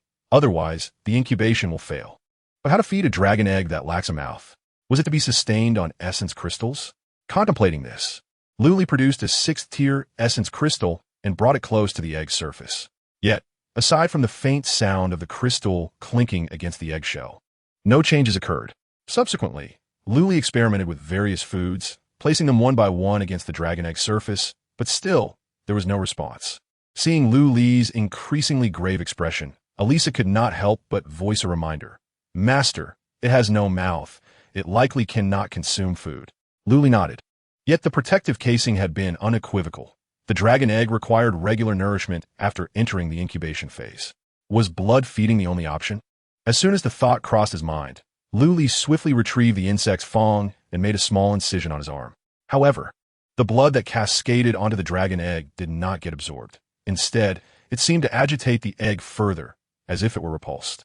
"Master, it may not desire blood," Elisa exclaimed, exerting considerable effort to soothe the dragon egg once more. Lu Li was utterly at a loss, sitting down heavily on the ground. "It refuses to eat anything. Perhaps I should just feed it to the insect's fang? How about trying some herbs?" Elisa suggested gently. "On Palu Star, I once witnessed stone-skinned people hatching beast eggs using herbal baths. The method of herbal bathing could be worth a try." Lu Li's expression brightened at this idea, and he retrieved herbs from his spatial ring. The delicate aroma of the herbs instantly filled the room, invigorating both Lu Li and Elisa. What a rare treasure. The dragon egg also seemed to respond, wriggling out of Elisa's embrace and swiftly moving towards the herbs. Seeing that this approach was indeed effective, Lu Li wasted no time in continuing to extract a cast-iron pot and a spatula from his spatial ring, preparing for the herbal bath. However, he soon paused as he noticed the instruction manual for the herbs. The first line read, "This batch of herbs has a special property. When in contact with water, its efficacy is lost. It is recommended to stir-fry instead." Stir-fry? Lu Li was taken aback. Despite having lived 2 lives, he had never encountered such an unusual method of using herbs. Stir-frying the herbs. Did that mean the intended target also needed to be stir-fried? No wonder the traveling merchant had specifically left behind a pot and spatula. Was this meant to be a frying pan? What is it, master? Are there restrictions on the herbs? Elisa inquired, curiously leaning closer. After reading the manual, she, too, was left stunned. Herbs that require stir-frying to unleash their potency? The world is indeed full of wonders. Should I go gather some firewood first? Elisa whispered. There's no need, Luli replied, his expression oddly contemplative as he flipped his palm and activated his innate ability. Bronze quality, ignite. Ignite. Ignite a crystal, causing it to burn fiercely and continuously until reduced to ashes. This was an ability Luli had unexpectedly acquired while scavenging at Tiani Square. Initially, he had thought it to be a rather useless talent, but now it proved to be quite useful. As the 6th tier crystal ignited, it burst into brilliant blue flames. Reaching an extremely high temperature, the cast iron pot quickly became searing hot. Throw the egg in. Luli instructed Elisa while following the steps in the manual to add the herbs to the pot. Elisa nodded, preparing to place the egg into the pot. However, it appeared to be stuck to her, refusing to budge no matter what she tried. It's no use, master. It won't go in. Watching the herbs in the pot nearing the point of overcooking, Elisa was on the verge of tears. She understood the preciousness of these herbs. Wasting them would be a significant loss for Luli. Perhaps I should hold the dragon egg and jump into the pot together. Are you sure?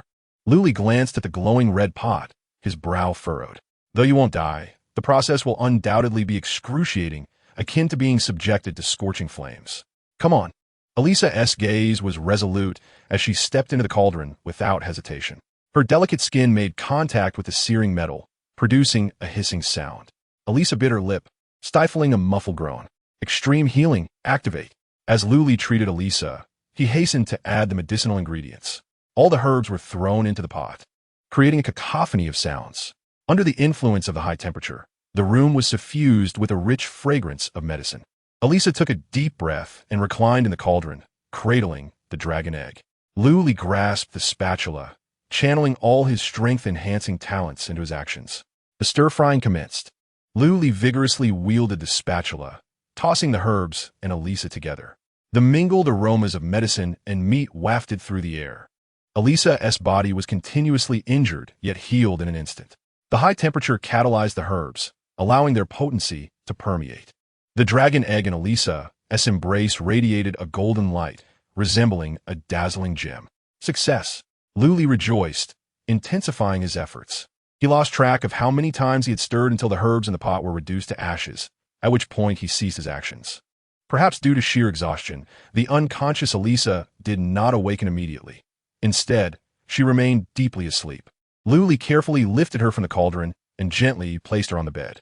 The dragon egg, no longer restless, having absorbed the medicinal energy, nestled quietly in Elisa's arms. Its golden glow faded, as if it, too, had entered a dreamlike slumber like the young girl. I should take a moment to rest as well. Retrieving the pot and spatula, Luli settled onto the sofa and summoned his soul guardians, Chunhao and Xing Yanlin. Though Luli was not one to fall into a deep slumber, vigilance was essential.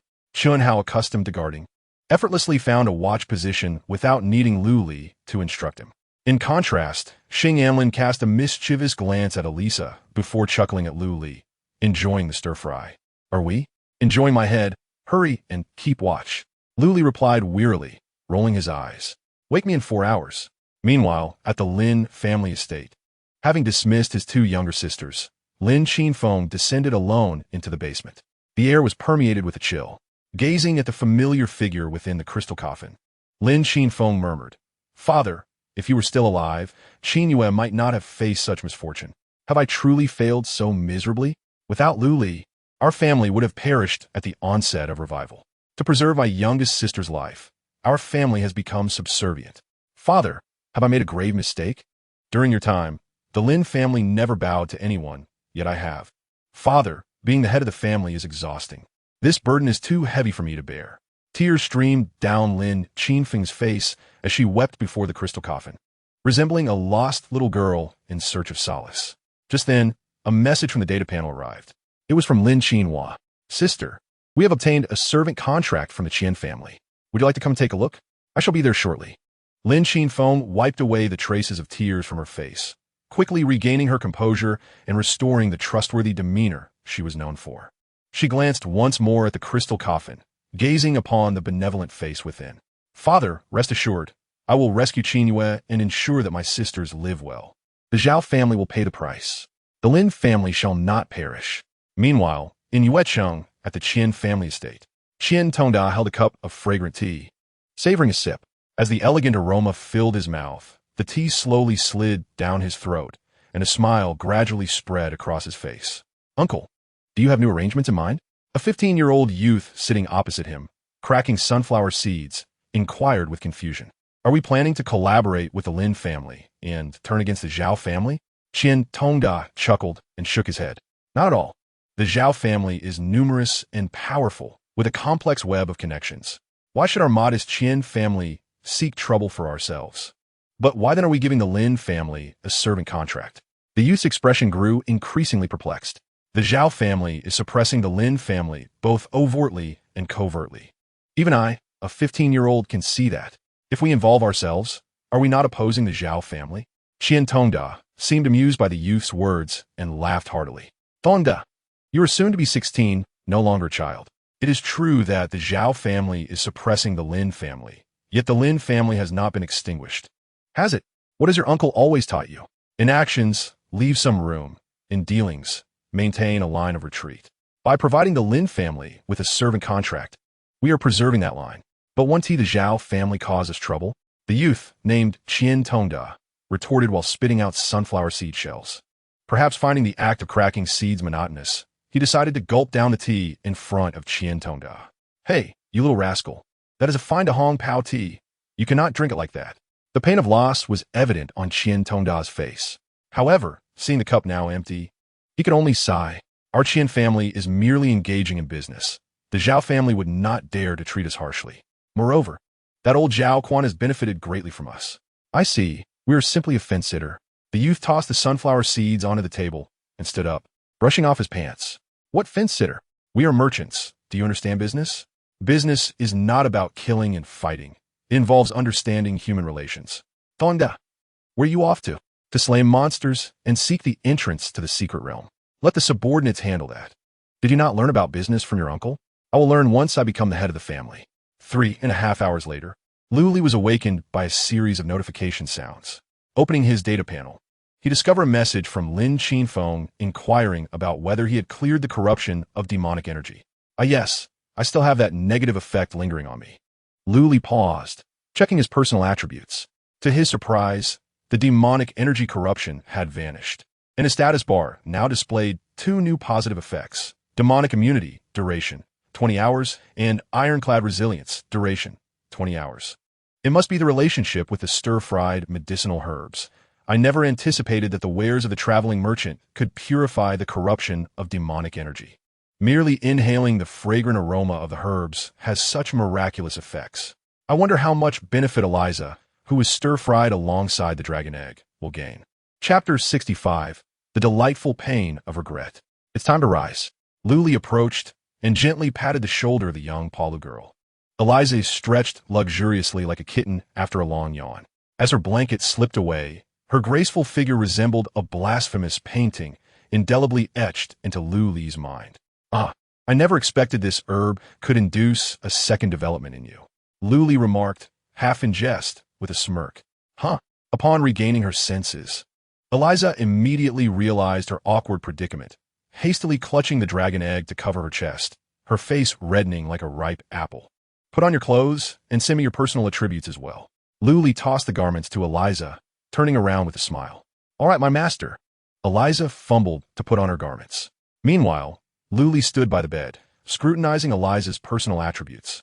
Eliza Baki, level 9, strength 92, constitution 336, speed 91, spirit 249, talent ability, favor of the goddess of luck, diamond, awaiting advancement opportunity. Luli gasped in astonishment. A constitution of 336 and a spirit of 249. It is worth noting that Eliza is only at level 9. Even if those 2 attributes had been allocated with free points, the maximum would only be 9. Merely through a simple stir-fry, Eliza has experienced an impressive 30-point enhancement in attributes. And this is based on the majority of the medicinal potency being absorbed by the dragon egg. If all that potency were absorbed by one individual, the increase in attribute points would likely triple. Moreover, Eliza's talent ability has also undergone a transformation. Though it has not yet advanced, the phrase awaiting advancement opportunity appeared. However, Lu Li, having lived a second life, understood the significance of those 6 words. They indicated that Eliza's talent is already half a step into the threshold of advancement. As long as she remains alive and her luck does not plummet drastically, she will undoubtedly elevate her talent grade. So the diamond grade can indeed advance. Could it be that upon advancement, it becomes a talent like my Soul-Devouring, which lacks a grade rating? Lu Li murmured to himself, suddenly experiencing a delightful pain of regret. The joy stems from the fact that this time, the medicinal herbs were not a loss. They not only enhanced attributes, but also elevated talent grades. A hefty price has yielded substantial returns.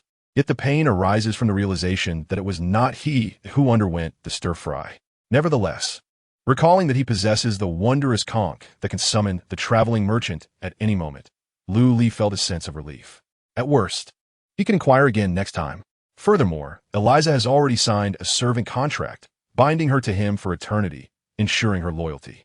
In a certain sense, she can be considered one of his own. Thus, using fine herbs on someone regarded as one's own is indeed worthwhile. Master, I am dressed now. Eliza's voice came from behind him. Ah, even the voice has grown considerably mellower. How delightful. Lu Li smiled gently as he slowly turned his head. To his astonishment, he nearly choked on his own breath at the sight of Eliza. The young woman was clad in attire entirely unlike her previous garments. Aside from a set of armor so minimal it barely concealed its essential parts, she wore but a gossamer white veil that was as thin as a cicada's wing. Not only did it lack any practical covering for her form, but it also accentuated her alluring features, rendering them even more tantalizing. Is my appearance displeasing to you, master? Eliza inquired, sensing Lu Li's peculiar expression. Ah, you look lovely, Lu Li replied, taking a deep breath. But aren't you cold dressed like this? Not at all. I feel quite warm all over, Eliza exclaimed, her spirits visibly lifted by Lu Li's affirmation. She instinctively stepped closer, her body brushing against his. Don't believe me? You can touch. Touch. Lu Li's mind swirled at the sight of her ethereal attire, feeling a wave of dizziness wash over him. Clearly, he had not rested well. Perhaps a brief nap would be in order? Lu Li faced a difficult decision. Yet ultimately, he resolved to send a message to Lin Qinfeng, requesting her assistance in retrieving him. After all, enhancing his strength remained paramount. Furthermore, he required aid from the Lin family to gather gold. The intricacies involving Zhao Jin and the Sakura clan also needed unraveling. Lin Qinyue could not be left to her fate. Recalling the Soul Guard, Chun Hao, and Xing Yanlin, Lu Li draped the garment over Eliza once more. While it did little to alter the overall style, it provided some semblance of modesty. Otherwise, Lu Li feared he might lose control. Before long, Lin Qinfeng arrived personally to escort him. Aside from a slightly bewildered expression upon seeing Eliza, the head of the Lin family exhibited no inappropriate behavior. He was as formal as if bound by a servant contract with Lu Li. The atmosphere inside the carriage was palpably awkward, with neither master nor servants uttering a word. In an effort to alleviate the tension, Lu Li spoke up. Do not worry about your sister, Lin Qinfeng. I shall do my utmost to rescue her. Lin Qinfeng nodded vigorously, gratitude evident on his face. Yet the atmosphere seemed to grow even more uncomfortable. Lu Li continued to seek a topic of conversation. I heard from Zhao Jin that your father was poisoned to death by him. Could you elaborate on that? In truth, Lu Li was more curious about the relationship between Lin Qinxue and the Frost Lord. However, it was not the appropriate moment to broach such a subject. Moreover, everything was merely conjecture on Lu Li's part, and he could not directly inquire about it. After all, the matter of his reincarnation was a closely guarded secret, not to be disclosed to Lin Qinfeng at this time. Thus, he could only subtly probe for other information regarding the Lin family. Upon hearing Lu Li's inquiry, Lin Qinfeng's fingers gripped the steering wheel tightly, turning pale. Gritting her teeth, she began to recount a lesser-known tale. The Lin family is a lineage of swordsmanship, and my father was the strongest swordsman among us. Although our family is modest, lacking the wealth and connections of other clans, our swordsmanship ranks commendably within Huaxia. It is precisely for this reason that we have maintained our standing among the 8 great human-level families. A human-level family? Luli murmured, furrowing his brow to himself. No wonder the Lin family was scarcely visible in the previous life, and no wonder the Zhao family could effortlessly annihilate them. It turns out this clan is truly minuscule. Relying solely on their swordsmanship to sustain the entire family makes it exceedingly difficult to achieve any significant stature. Lu Li's murmurs naturally reached Lin Qinfeng's ears. The expression of realization flickered across the woman's face, her pupils quivering. Yet, this expression lasted but a fleeting moment. Soon, Lin Qinfeng feigned ignorance and continued. A year ago, our Lin family was invited to participate in a swordsmanship exchange competition in Sakura country. Initially, it was agreed that it would merely be a friendly sparring, a gentle touch of blades. However, during that competition, the Sakura participants resorted to underhanded tactics, injuring numerous members of the Lin family. Subsequently, they provoked us further, claiming that our swordsmanship was derived from Fusong, demanding my father to kneel before their Sakura swordsmanship master in a show of submission. My father, a man of unyielding pride, would never tolerate such humiliation. He immediately issued a challenge to compete against the strongest of the Sakura swordsmanship practitioners. Upon hearing this, Luli raised an eyebrow. And then your father lost? Those little Sakura practitioners are that formidable? Lin Qinfeng shook her head, her eyes filled with indignation. If he had lost, it would simply mean he was outmatched, and I would have nothing to say. But my father, he emerged victorious. Chapter 66. Rescuing the Dead? He won? Luli was quite surprised. Then how did it end up like this? They resorted to deceit. Lin Qinfeng gritted her teeth. That so-called strongest of the Sakura swordsmanship, Ishikawa Rokiro, was fully aware he could not best my father. So during the contest, he had no intention of winning. Instead, he sought every means to injure my father. Afterwards, he acted shamelessly, refusing to acknowledge my father's swordsmanship as superior to that of Sakura. My father, in a fit of rage, spat blood on the spot and fell ill upon returning home. At the time, we were unaware that the Sakura swords were poisoned, and my father's wounds healed normally. So we assumed it was merely due to his agitation. Had it not been for Zhao Jin revealing the truth today, my sisters and I would likely still be in the dark. At this point, Lin Qinfeng let out a self-deprecating laugh. Looking back now, all the details had already hinted that the Zhao family had long conspired with Sakura. What a farcical swordsmanship exchange, merely a trap set to ensnare my father. If only I had not been so foolish and had uncovered the truth about the poison sooner, my father would not have perished.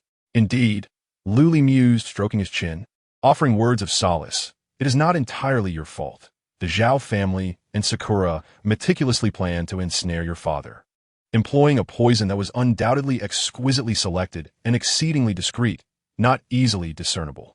Lin Qinfeng's smile was tinged with bitterness as she fell silent. The remainder of the journey was filled with the low rumble of the engine. The Lin family residence, situated in the northern part of Yong City, was modest and simply adorned.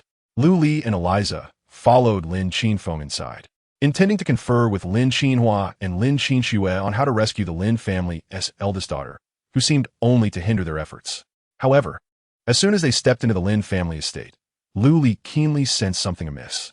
He paused, his gaze involuntarily drifting towards the southwestern corner, a frown creasing his brow. This sensation felt so familiar. Lin Qinfeng noticed Lu Li had not kept pace and turned back in confusion. Mr. Lu, what is the matter? Lu Li did not conceal his intentions and pointed towards the distance. What lies yonder? Lin Qinfeng followed Lu Li's gesture, her heart racing with an unbidden apprehension. With a sorrowful tone, she replied, "That is where my father rests in eternal slumber." Lu Li raised an eyebrow, astonishment evident in his gaze. "Take me to see." Both Lin Qinfeng and Eliza were momentarily taken aback. What was happening? Hadn't Lu Li come to discuss a rescue plan? Why was he suddenly interested in the deceased Lin Tian? Mr. Lu had inquired about her father's deeds during his lifetime. Could it be that he, a hero, wished to pay homage to another? Lin Qinfeng's esteem for Lu Li's sword as she quickly concocted these thoughts. With a respectful demeanor, she said, "Mr. Lu, your sentiments are greatly appreciated by the Lin family. However, should we not first deliberate on the matter concerning Qinhua? As the elder sister, how could one not worry for her younger sibling?" Though Lin Qinfeng maintained a calm, it was only due to Lu Li's esteemed presence. Had it been anyone else making such a request, they would have likely been expelled from the Lin residence. Yet, Lu Li did not waver. Instead, he insisted with increasing urgency, "Rest assured, your sister is not in immediate danger. However, if we do not act swiftly, your father may truly perish." Once more, Lin Qinfeng and Eliza were left in stunned silence. Without waiting for their comprehension, Lu Li seized Lin Qinfeng's hand and strode towards the southwestern corner of the Lin estate. "What are you standing there for? Hurry and lead me." All right. Under Lin Qinfeng's guidance, they soon arrived before the crystal coffin. In the wake of their astonished gazes, Lu Li boldly approached, lifting the coffin's lid to reveal the body within. "Mr. Lu Yu," Lin Qinfeng gasped, attempting to intervene, only to discover that Lu Li had already taken the initiative, tearing open Lin Tian's collar. Indeed, the scent of the soul-calling grass. What? Lin Qinfeng barely had time to process this unfamiliar term before she witnessed Lu Li conjure a bone-slicing knife from thin air. With a swift motion, the blade plunged into Lin Tian's chest. Lin Qinfeng gasped, covering her mouth in shock. Eliza's eyes widened in disbelief. Had Lu Li lost his sanity? What was he doing? As the bone-slicing knife twisted, seemingly extracting something from within, Lu Li's left hand swiftly reached in, grasping a dark, writhing mass that resembled a living clump of hair. It squirmed in his grasp, sending chills down their spines. "Done. Call Lin Qinhua to treat your father. I must focus on dealing with this." Lin Qinfeng was rendered speechless for the third time. Fortunately, Eliza's timely reminder prompted her to summon Lin Qinhua. "What has happened, elder sister?" Upon entering the room, Lin Qinhua was met with a scene that left her utterly horrified. The crystal coffin lay askew, and her father's body had been viciously opened. In the corner, Lu Li stood with a bloodied, bone-slicing knife, a massive black pot beneath him, clanging loudly as it bubbled and boiled. "What is going on? Has he gone mad?" "Younger sister, quickly treat our father." Before Lin Qinhua's mind could fully comprehend the unfolding events, Lin Qinfeng's urgent voice reached her ears. "Treat father. Has eldest sister finally succumbed to her sorrow and lost her sanity?" "Eldest sister, father is already gone. You must gather your strength." Pain etched on Lin Qinhua's face, tears welling in her eyes. "Gather strength? Do it quickly. If you delay any longer, it will be too late." Lin Qinfeng exclaimed, the urgency in his expression palpable. It seemed that eldest sister had not lost her mind. Although Lin Qinhua was perplexed, she directed her innate abilities towards Lin Tianxia. A radiant light descended, gradually healing the wounds on Lin Tianxia's chest. Moments later, to everyone's astonishment, the seemingly lifeless Lin Tianxia suddenly tilted his head and coughed up a significant amount of dark blood. He was truly alive. Lin Qinhua was left in shock, her jaw nearly dropping to the ground. Wasn't her ability group healing? When had it acquired the power of resurrection? "Where am I? It's so cold." Lin Tianxia struggled to sit up from the coffin, bewildered. "Father." Lin Qinfeng wept tears of joy and embraced Lin Tianxia. At that moment, Lin Qinxue arrived, and upon seeing their father sitting up in the coffin, a rare expression of delight broke through her icy demeanor. "Second sister, you revive father?" "Huh? I didn't know." Lin Qinhua still appeared dazed. When her ability first awakened, she had attempted group healing on the deceased Lin Tianxia numerous times, yet none had produced any effect. Why had it succeeded this time? Just as Lin Qinxue was about to inquire further, a loud clattering noise erupted from the corner. Lu Li, sitting on the pot, suddenly changed color and exclaimed, "You all need to get out quickly. I can't hold it back any longer." Chapter 67.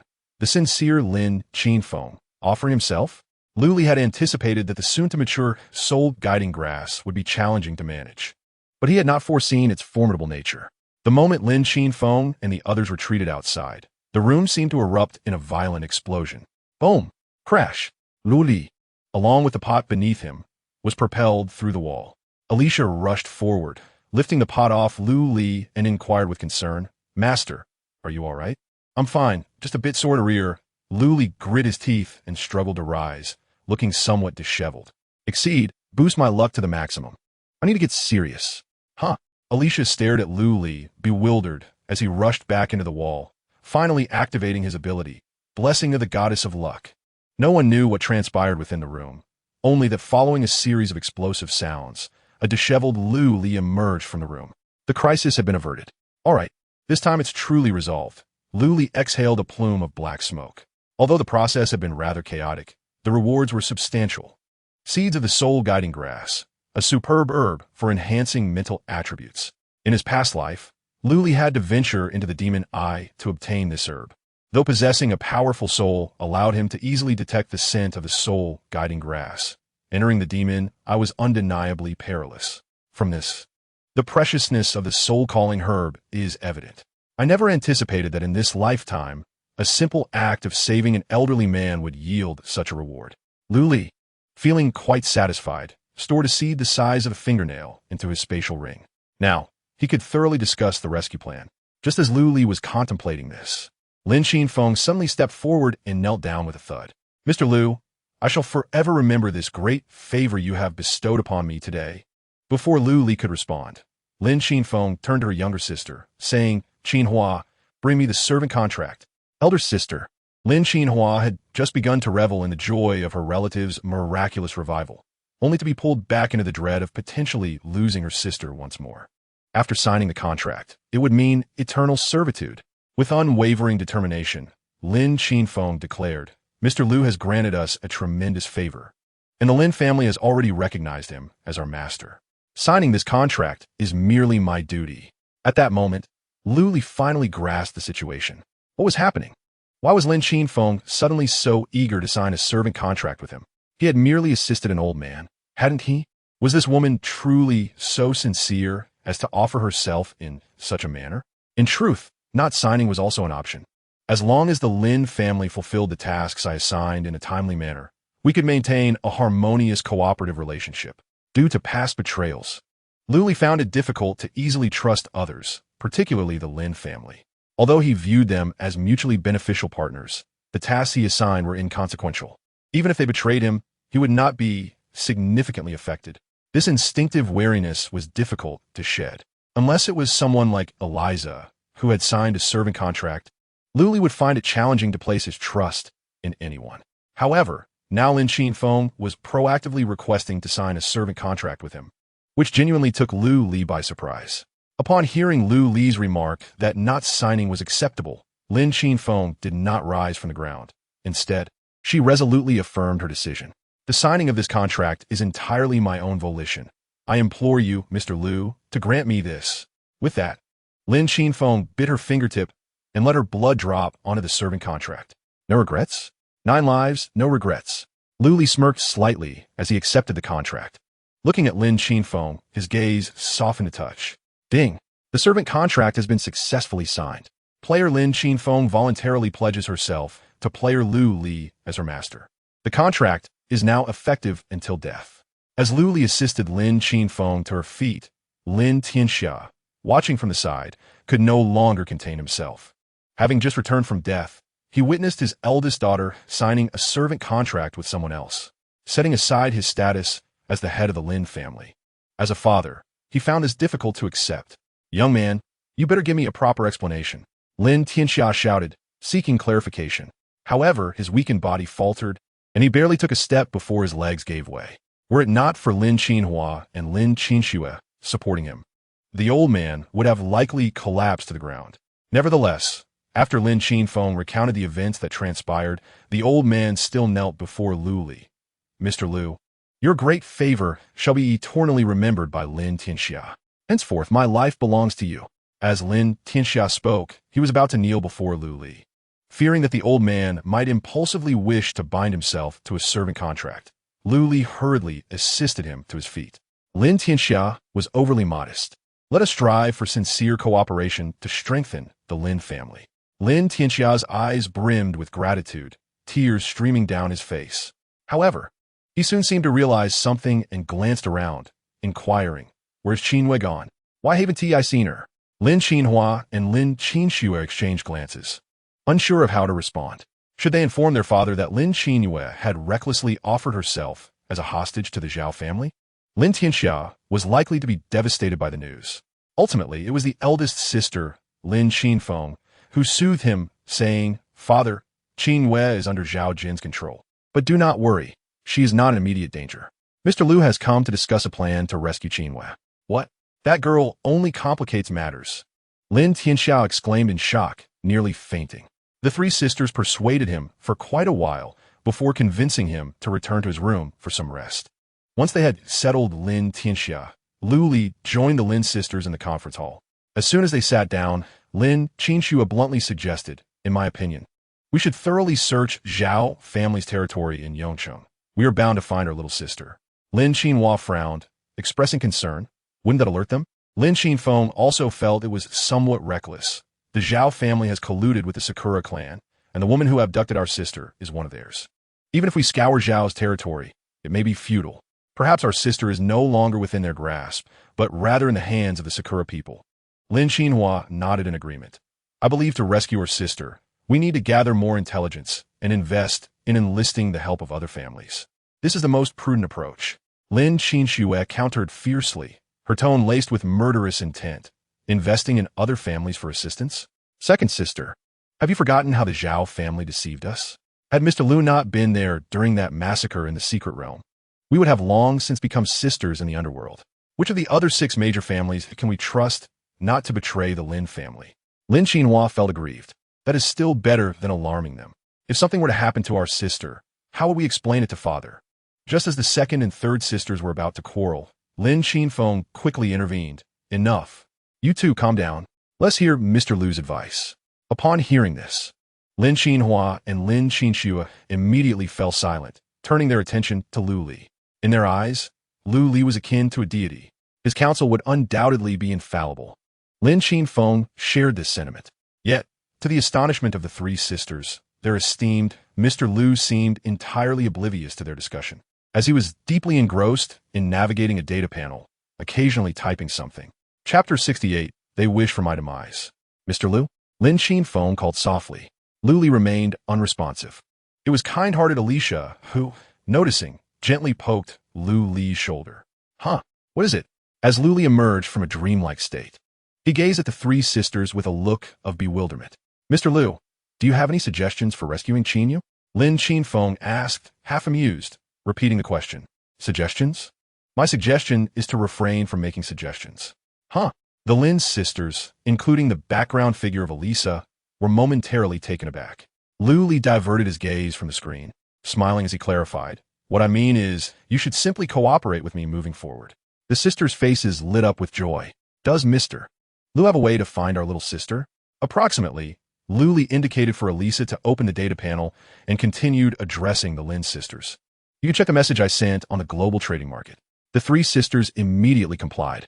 Upon logging in, they encountered Lu Li's trading message, urgent request, offering a high price for items or methods capable of eliminating the negative effects of demonic energy corruption.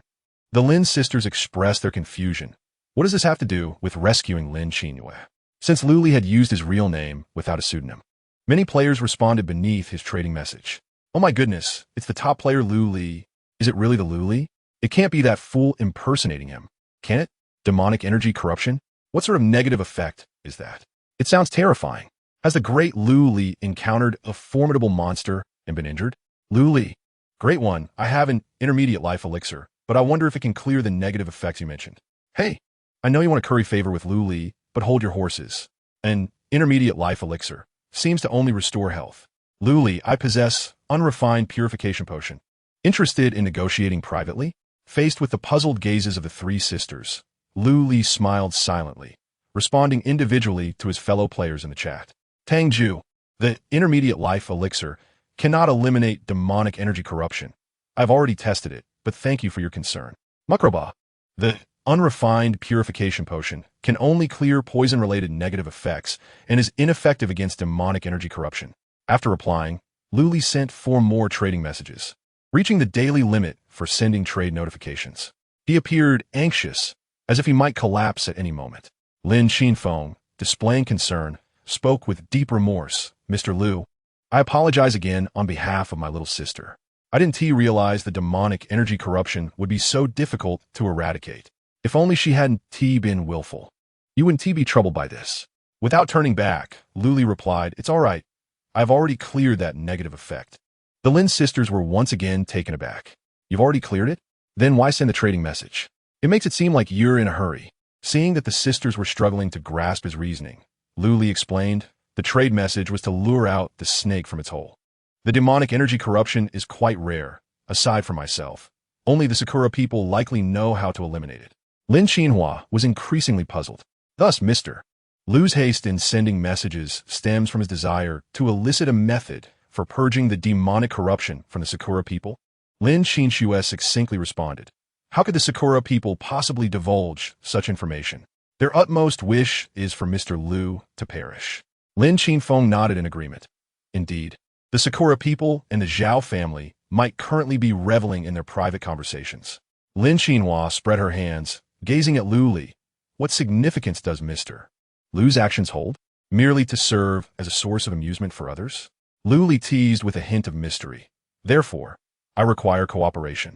Elisa, join the chat channel and reply to me, stating that you possess a means to eliminate the demonic corruption, but it necessitates a face-to-face transaction. The three sisters of the Lin family cast their gazes toward Elisa in unison. The cat-eared girl, unexpectedly thrust into the limelight, felt somewhat awkward. And me? Very well, master. Shortly thereafter, a new message appeared beneath the trade announcement posted by Lu Li. Lu Li, I have a method for cleansing the demonic corruption, but it requires a face-to-face transaction. Upon being sent, it immediately ignited a storm of ridicule. Lucky Elisa, how is it that you possess a solution when so many players do not? Could it be that you are deceiving the esteemed Lu Li? If you truly have a solution, why not simply announce it publicly instead of insisting on a face-to-face meeting? Lucky Elisa, what are your intentions? Do you truly seek to rendezvous with the esteemed Lu Li privately? That couldn't possibly be a scheme to take advantage of him, could it? After all, Lu Li is the top of the leaderboard. Surely, this fortunate Elisa isn't foolish enough to target him. The most fearful are those who are unwittingly calculating. In this apocalyptic world, it would be wise to remain vigilant. Observing the escalating atmosphere within the channel, Lu Li's lips curled into a smirk. In response to Elisa's message, he replied, must it truly be a face-to-face transaction, Lucky Elisa? My current state is rather poor, and I fear unforeseen complications may arise. Upon hearing this, the entire chat channel fell silent for 3 seconds. A full 3 seconds. After that, messages erupted like a torrent. The esteemed Lu Li is unwell? In that case, one must absolutely avoid a face-to-face transaction. Yes, be wary of deceit. This Elisa clearly harbors ill intentions. It must be a scheme to kill and seize treasures. I'm all too familiar with such tactics. Lucky Elisa, once again, if you truly possess a solution, just announce it publicly. The insistence on a face-to-face transaction surely implies ulterior motives. Lu Li gently patted Elisa's shoulder. It is now your turn to respond. Simply state, believe it or not. If one wishes to cleanse the demonic corruption, a face-to-face transaction is necessary. Otherwise, the discussion is moot. Elisa nodded and typed out the response as instructed by Lu Li. This time, the chat channel buzzed with even more excitement. Did you see? They're no longer pretending.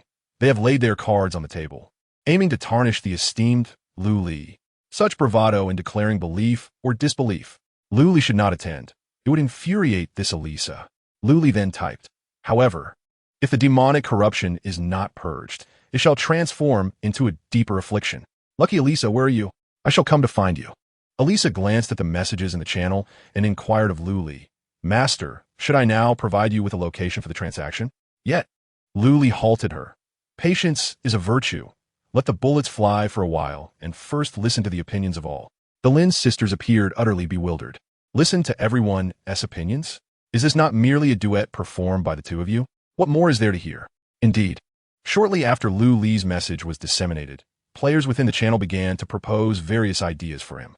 Some offered to act as bodyguards, ensuring Lu Li's safety during the transaction, while others volunteered to serve as intermediaries, representing Lu Li in the dealings. An array of suggestions flooded in, each more diverse than the last. However, the most widely accepted notion among the players was to agree upon a common location for the transaction, enabling players to serve as overseers and supervise the dealings between Eliza and Lu Li. The focus of the discussion swiftly shifted to selecting the transaction site. Ultimately, it was decided that the meeting would take place outside the shelter in the center of Yong City. Chapter 69. The rabbit approaches the stump. Observing the messages on the public channel, Lu Li nodded in satisfaction. You may now respond on my behalf, stating that I stand firm and unafraid of shadows. As per everyone's consensus, the transaction site is set for outside the shelter in Yong City. Very well, Eliza typed in her reply. Subsequently, Luli also confirmed the transaction location on the public channel. The time was set for noon the following day. Lin Qinfeng inquired curiously, Mr. Liu, will this indeed draw the snake from its hole? Lu Li, exuding confidence, nodded precisely. Yet, among the players who had just agreed on the location, not only were there no members of the Sakura faction, but it seemed even the Zhao family was absent. Lin Qinhua pressed further. How can you be certain they will come, Mr. Liu? Lu Li chuckled, because this presents an excellent opportunity, a perfect chance for them to eliminate me. Do you all remember what transpired when that Sakura woman named Xiaogo transformed into a parasitic demon? Subarashii. Ishii Senko was glued to the messages in the chat channel, exhilarated as if intoxicated. Ji Quanchan possesses insight beyond compare. Truly, she is my Sakura's hidden dragon. The petite dog spirit occupying Lin Qinyue's body scoffed dismissively. This Lu Li is more foolish than I had anticipated. I assumed he would eliminate the demonic corruption before seeking us out. To my surprise, he not only failed to do so, but also naively inquired on the public channel. Zhao Erwu meticulously analyzed the messages in the public channel, pondering. Although Lu Li's approach is somewhat reckless, one must concede that he has indeed found a solution. The player named Lucky Lisa will be able to assist Lu Li in purging the demonic corruption by tomorrow noon. Ishii Senko playfully patted Zhao Erwu on the shoulder. And so what? Erwu-san, have you observed where they have chosen to meet? Outside the shelter in Yong City. That is undoubtedly your territory. Zhao Erwu chuckled awkwardly. Indeed, it is my territory. Could it be that Ishii intends to strike during Lu Li and Lisa's transaction? Both Ishii and Komatsu nodded in agreement. A glint of disdain flickered in Zhao Erwu's eyes as he secretly mocked the two for their lack of attention to the public channel's content. The transaction set for tomorrow noon would indeed have other players witnessing and supervising the proceedings. Even if Ishii could eliminate Lu Li and Lisa, could he truly dispose of all the players present? In the event that there are spies from influential families among the onlookers, the chaos stirred by Ishikawa could very well obliterate Zhao Erwu's modest territory. Contemplating this, Zhao Erwu resolved to caution the two adversaries. Gentlemen, it is not my intention to bolster others' ambitions at the expense of my own. The transaction with Lu Li tomorrow at noon will be witnessed by other players. Should you choose to eliminate Lu Li, I have no objections. However, ensuring that all witnesses are silenced may prove to be quite a formidable challenge. He anticipated that his words would garner the attention of Ishikawa and Komatsu. Yet to his astonishment, the duo only laughed more arrogantly. Erwu-san, you need not fret about this matter, Ishikawa declared with an air of hubris. We possess blessed artifacts from the saint that will guarantee those mere spectators will never return. Zhao Erwu was taken aback. A look of skepticism etched upon his face. Is that truly the case? Komatsu, with a condescending gaze, replied, Of course it is true. You may even select their talents as a reward for your collaboration with the Moriaka clan. In the capital, within a heavily guarded safe house, an elderly gentleman clad in a Zhongshan suit scrutinized the public frequency messages, deep in thought. After some time, he turned to his secretary and instructed, Inquire with old Jean if there are any records of negative effects caused by demonic energy. The secretary swiftly typed in the query and, after a moment, responded, None. The elder's brow furrowed deeper. Old Jean, have you attempted divination? I have, the secretary replied. The hexagram was can. Aside from that, there was no other useful information. The elder sighed heavily, as if striving to expel the pent-up frustration within him. Send General Ao to ensure Lu Li's safety. He is very likely the hope of Huaxia. The following morning, Chiziyu rose early. He planned to depart from the abandoned building where he had sought refuge for 3 days, heading towards the heart of Yong City. Not only did that location promise daily sustenance, but he also yearned to join in the excitement. Lu Li, ranked first on the leaderboard, was a genuine powerhouse at level 15. If fortune favored him, and he could attach himself to such a figure, his subsequent days would surely flow smoothly. With this thought in mind, Chiziyu joyfully set forth towards the city center, unaware that this pursuit of excitement would irrevocably alter the course of his life. As he journeyed, Chiziyu encountered no dangers. Compared to the perilous onset of the apocalypse, the city now felt considerably safer. This was not to suggest that all monsters had been eradicated. Rather, the average combat prowess of the players had markedly improved. Following the initial massacre, many players with poor talents and survival skills had perished, leaving behind only those with decent abilities. The survivors had spontaneously formed teams, significantly enhancing their chances of survival. On his way to the shelter, Chiziyu came across one such group of survivors, reportedly residents of Sunshine Community. After the disaster erupted, they had relied on the nearby supermarket for sustenance. Yet, just yesterday, that very supermarket had been inexplicably looted. There was not a morsel of food left, nor even a single pair of socks. In order to avoid starvation, the survivors of the community were compelled to relocate en masse to the refuge in the heart of Yong City.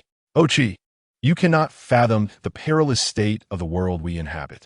Just 2 days ago, our community kindly took in 3 high school students, only to find that their arrival had attracted enemies. Not only did we suffer casualties, but our supplies at the supermarket were plundered as well. Truly, in this world, good deeds are met with ill fortune. Aunt Zhang lamented incessantly, resembling an irate old fly. Observing her fiery gaze, Chiziyu felt an unsettling notion that one of those unfortunate high school students bore his name. Embracing the principle of making friends while avoiding conflict during his travels, Chiziyu could only respond with an awkward smile. He yearned for the tranquility that awaited him at the refuge. However, Aunt Zhang abruptly seized his arm, smilingly inquiring, "Oh Chi, seeing you venture out alone, I presume your talents are quite formidable. Do you have any enemies?" After careful reflection, Chiziyu determined that the only individual who might fit the definition of an enemy was Su Xiao, who had deceived him. Thus, he resolutely shook his head. "Aunt Zhang, I have no enemies." Aunt Zhang's smile broadened, reminiscent of an elderly chrysanthemum in full bloom. "That is splendid. Would you care to join us? Together, we can unite and assist one another to survive in this treacherous world." Chiziyu found himself momentarily at a loss regarding Aunt Zhang's intentions, before finally responding. "But aren't we all headed to the refuge? We'll be part of the same group then." Aunt Zhang waved her hand dismissively, her expression conveying a youthful naivety that he did not yet comprehend. Wherever there are people, there exists a complex web of relationships. Can you assure me that there will be no factions or conflicts within the refuge we are heading to? Rather than waiting to be targeted, it is wiser for us to unite and take the initiative. Chapter 70. The Actor and the Actress. Indeed, she had a point. Chiziyu silently acknowledged Aunt Zhang's perspective. If factions and infighting were to arise in the refuge, it would undoubtedly be individuals like him, the lone players, who would suffer the most. Rather than being reactive, it was far more prudent to be proactive. With this thought in mind, Chiziyu promptly agreed to Aunt Zhang's proposal. The other survivors from Sunshine Community warmly welcomed his inclusion, the atmosphere buzzing with camaraderie, akin to long-lost family members reuniting. As the sun ascended to its zenith, the survivor group, led by Chiziyu, finally arrived at the center of Yong City. Outside the refuge, a considerable gathering had formed, primarily there to witness the impending transaction. Players congregated in small groups, engaging in casual banter. Chiziyu observed this scene, a peculiar sense of unease bubbling within him. It felt as though these players were not harboring friendly intentions, but were akin to hyenas lying in wait for carrion. "Oh my, that fellow named Lu Li certainly knows how to make a spectacle. Look at the crowd gathered to witness the transaction," Aunt Zhang muttered, evidently aware of the events that had transpired in the public channel the day before. "Chi, we must hasten into the refuge. Things here are likely to descend into chaos soon." Puzzled, Chiziyu turned to Aunt Zhang and asked, "Aunt, what do you mean by that?" Aunt Zhang cautiously surveyed the surroundings before whispering, "Lu Li has many enemies. Yesterday, it was he who caused the deaths of several individuals in our Sunshine Community. Today, who knows what chaos may ensue? Listen to Aunt Zhang. He is certainly not a good person, and we should keep our distance from him." With that, Aunt Zhang, disregarding whether Chiziyu had absorbed her words, seized his arm and led him toward the shelter. Chiziyu, unable to resist, could only comply and enter the refuge. As the clock struck noon, the weather, which had been bright and sunny just moments before, suddenly darkened with ominous clouds. Thunder rumbled, suggesting rain could fall at any moment. Just as all players were perplexed by the absence of the trading parties, the distant roar of an automobile engine pierced the air. Approaching rapidly, a black Maybach surged forward, like an unstoppable beast of frenzy. Under the gaze of the crowd, the vehicle drifted to a sudden halt, stirring up a faint scent of scorched earth amidst the dusty atmosphere. The rear door swung open, revealing a pair of long, fair legs. A form-fitting skirt accentuated her alluring curves, while a black veil obscured her charming visage. Her captivating eyes held an enchanting allure, stirring the hearts of onlookers. Most strikingly, the woman adorned herself with cat ears and a tail, truly a mesmerizing sight. The male players present were collectively stirred, their imaginations ignited. They had envisioned their fortunate companion Lisa as a beauty, yet they never anticipated such an extraordinary allure. With delicate branches laden with ripe fruit, she was both delectable and enticing. A slender waist, elegant back, and long legs promised dreams to be woven that night, even amidst the apocalypse. Her cat-eared ensemble exuded a provocative charm that penetrated the very marrow of desire. The remarks of the male players grew increasingly explicit, for in this post-apocalyptic world, morality and law no longer bound human nature. Had it not been for the trepidation regarding Lisa's ambiguous prowess, one could surmise that someone would have lunged forward to unleash their primal instincts. Meanwhile, the female players rolled their eyes at Lisa's attire, attempting to mask their envy with disdain. Unfazed by the reaction surrounding her, Lisa stood serene, like a picturesque landscape, awaiting quietly. Her demeanor, marked by an air of exclusivity, contrasted sharply with her interactions with Lu Li. As time ticked away, Lu Li remained conspicuously absent. Just as the gathered players began to ponder whether Lu Li had stood them up, a sudden distortion of light and shadow appeared before Lisa. A man clad in a trench coat, with light armor underneath, materialized seemingly out of thin air. He appeared to be in a dreadful state, struggling to maintain his balance. My goodness, his pale visage suggests he is indeed in dire straits. Now I understand why the trading time was set for noon. Why? Have you forgotten? The period from noon to 3 o'clock is when the challenge mechanism is activated. This implies that should one defeat the top-ranked player during this time frame, the rewards would be substantial. Hence, the individual who established this timing possesses great wisdom. If possible, it would allow for a fair competition based on merit. Listening to the unabashed discussions around her, Lisa silently commended Lu Li in her heart. Indeed, the master had deduced correctly. The players present to oversee this transaction each harbored their own ulterior motives. After mentally reviewing the scenario Lu Li had orchestrated, Lisa began her performance. She lifted her chin and extracted an item from her spatial ring. A remarkable quality, purification elixir, which upon consumption could cleanse all negative effects, including the malevolent aura that had tainted her. I asked for a modest price, a perfect quality item or equipment in exchange. Upon hearing this, the onlookers displayed expressions of intrigue, exchanging excellent quality for perfect quality. Such audacity, the current market favored sellers. And this woman had clearly deduced that the esteemed Lu Li would require her purification elixir for survival.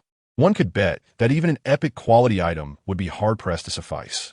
Lu Li's face reflected shock, tinged with a hint of desperation. I possess no perfect quality item. Might I offer 2 excellent quality pieces instead? With that, he retrieved 2 arm guards from his spatial ring. Elisa shook her head. Only perfect quality will do.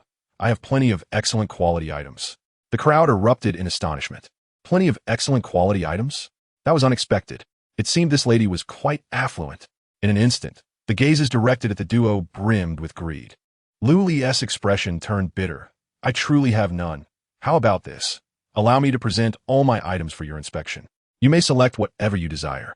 With that, he began to rummage through his spatial ring, leaving a chaotic assortment of weapons, armor, elemental crystals, medicinal herbs, skill books, and dungeon tickets strewn about. The sight of such treasures left the onlookers awestruck. A few impatient souls discreetly drew their weapons. Observing the crowd's reaction, Elisa felt a surge of satisfaction. Everything was progressing smoothly. Next, she merely needed to follow the script. The next scene would involve her seizing the opportunity and launching a surprise attack on Lu Li. As Elisa mentally rehearsed the unfolding plot, she reached for her spatial ring. However, just as she was about to retrieve her dagger for a deadly heist, an unexpected figure burst onto the scene. It was Su Xiao. The girl's face was a portrait of urgency. Lu Li, take this perfect quality equipment and quickly exchange it for the purification elixir. Chapter 71. Luring the serpent from its hole. Su Xiao, what brings you here? Even the unassuming Oscar-nominated Lu Li was taken aback, his eyes wide with astonishment. Su Xiao, oblivious to Lu Li's expression, continued to thrust the equipment into his hands. Quickly, trade for the purification elixir. Your life is at stake. Lu Li glanced down to find a dress, Girl's Allure mini skirt. Wasn't this the very perfect equipment he had once extracted from a chest and gifted to Su Xiao? It appeared to be a bound item, non-transferable. Lu Li let out a silent sigh of relief. Fortunately, the mishap was not severe. With a deft maneuver, it could even enhance the performance. Clearing his throat, he pretended to inspect the skirt, then feigned anger. This item is bound and cannot be traded. Are you trying to bring about my demise? Leave it once. With that, he tossed the skirt onto the ground. Su Xiao was taken aback, her eyes slightly reddened. With a hint of remorse, she apologized. I didn't realize it was a bound item. I'm sorry, Lu Li, it wasn't intentional. As she spoke, she bent down to pick up the dress that lay on the ground. The surrounding players, with keen eyes, seemed to have closed in on Lu Li and Eliza's circle significantly. Anxious, Lu Li impulsively kicked Su Xiao's rear end, exclaiming, "Get lost. We owe each other nothing now. If I see you again, I'll kill you on the spot." Su Xiao was caught off guard, sent sprawling away by Lu Li's kick, leaving her covered in dust. Her pitiful appearance even stirred a sense of pity in Eliza. Master is quite fierce. Nevertheless, despite her sympathy, Eliza understood the predicament that compelled Lu Li to act thus. With the irrelevant personnel cleared away, the performance continued. Eliza swiftly retrieved a dagger from her spatial ring and thrust it towards Lu Li's chest. Immediately after, she exaggeratedly recited her final line. "Ha, Lu Li, you fool.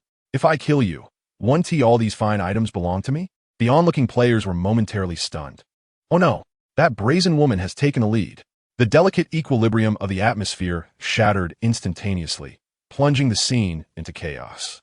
It was unclear who led the outcry. Kill Lu Li, divide the loot.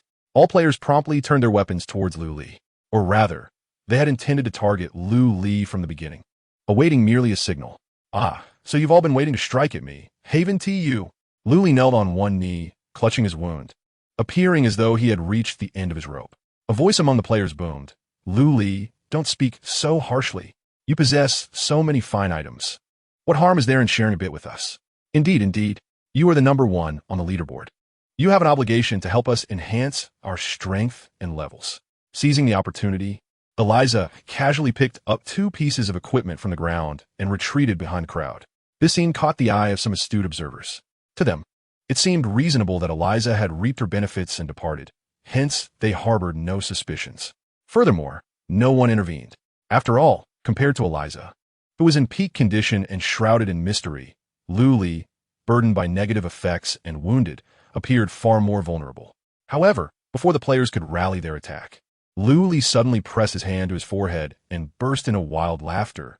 "Do you truly believe that with just this number of people, you can take me down? I am a number one on the leaderboard."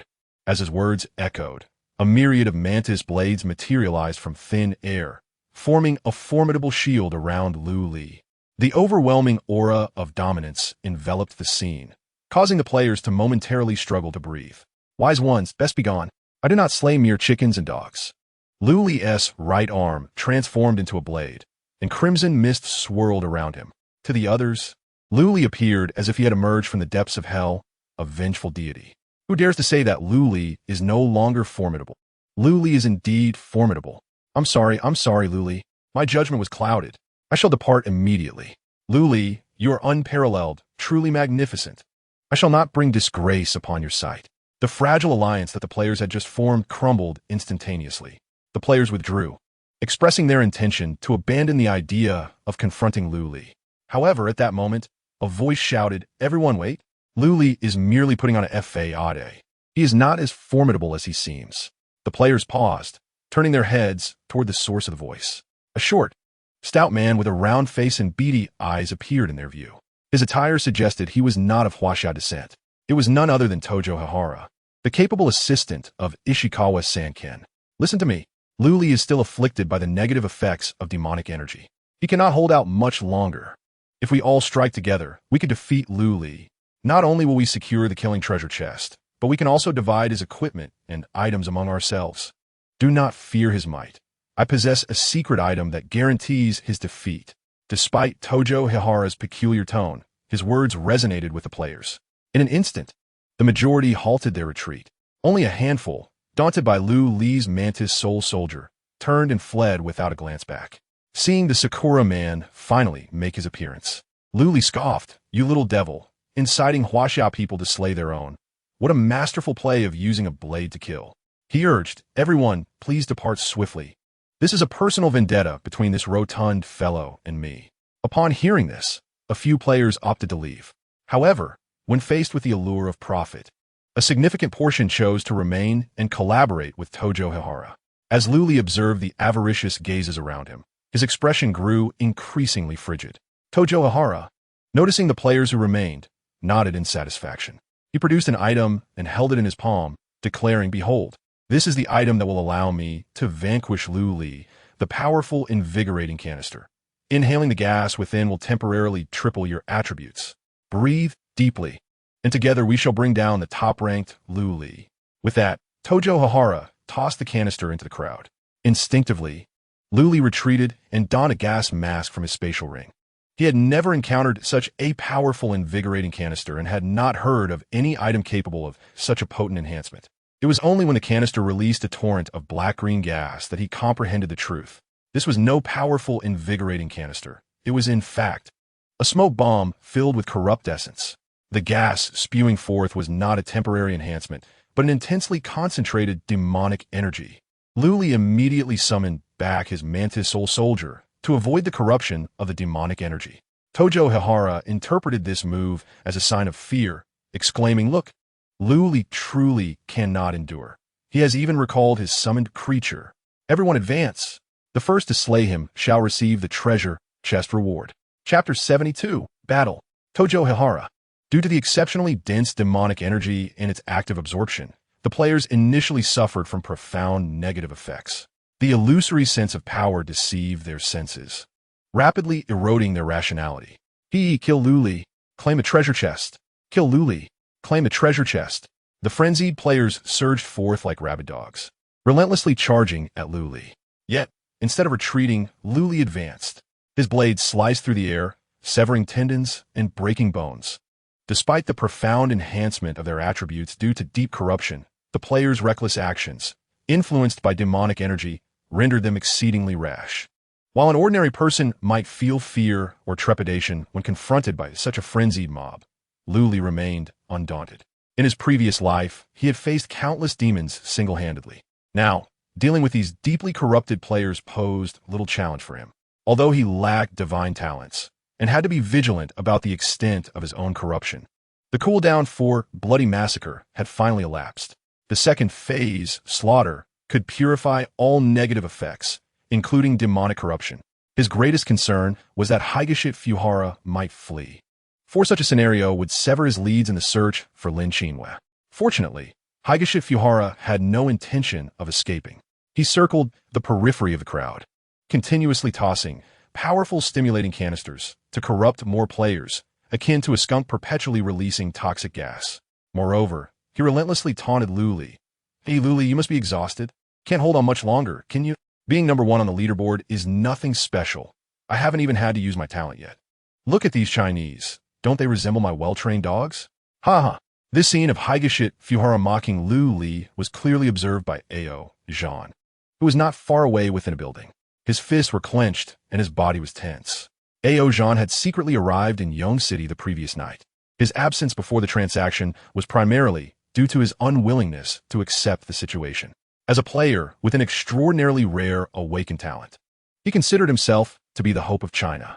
His divine possession not only possessed the highest diamond tier talent, but also exhibited formidable effects. Thus, when he received the mission, he had looked down upon it, dismissing the top of the leaderboard as merely fortunate. It was not as if he was the strongest in combat. However, after witnessing the confrontation between Lu Li and Higashit Fuhara, his perspective shifted. He realized that Lu Li was not merely a fortunate fool. This individual was remarkably strong. While observing the battle, Ao Zhan had envisioned himself in Lu Li's position. He discovered that although he could handle the frenzied players, avoiding injury would prove exceedingly difficult. Conversely, the only wound Lu Li had sustained thus far was from a blade thrust by a woman. The disparity in strength was glaringly apparent. "All squads, heed my command and encircle them. Allow no one to escape, especially that cherry blossom brat. If you let him slip away, you shall face dire consequences." "Yes," came the deep, resonant response through Ao Zhan's earpiece. I shall take the initiative and relieve some pressure from young Lu Li. With that, Ao Zhan prepared to activate his talent. But at that moment, he suddenly halted as a new development in the battle unfolded nearby. What is this? Another trump card? Ao Zhan instinctively withdrew his abilities, gazing in astonishment as Lu Li conjured 4 puppets out of thin air. Each puppet wielded a long blade, their facial features replaced by a monotonous character signifying ferocity. Puppets devoid of any facial features? This was simply astounding. Before Ao Zhan could articulate his thoughts, the 4 blade-wielding minions surged into the crowd.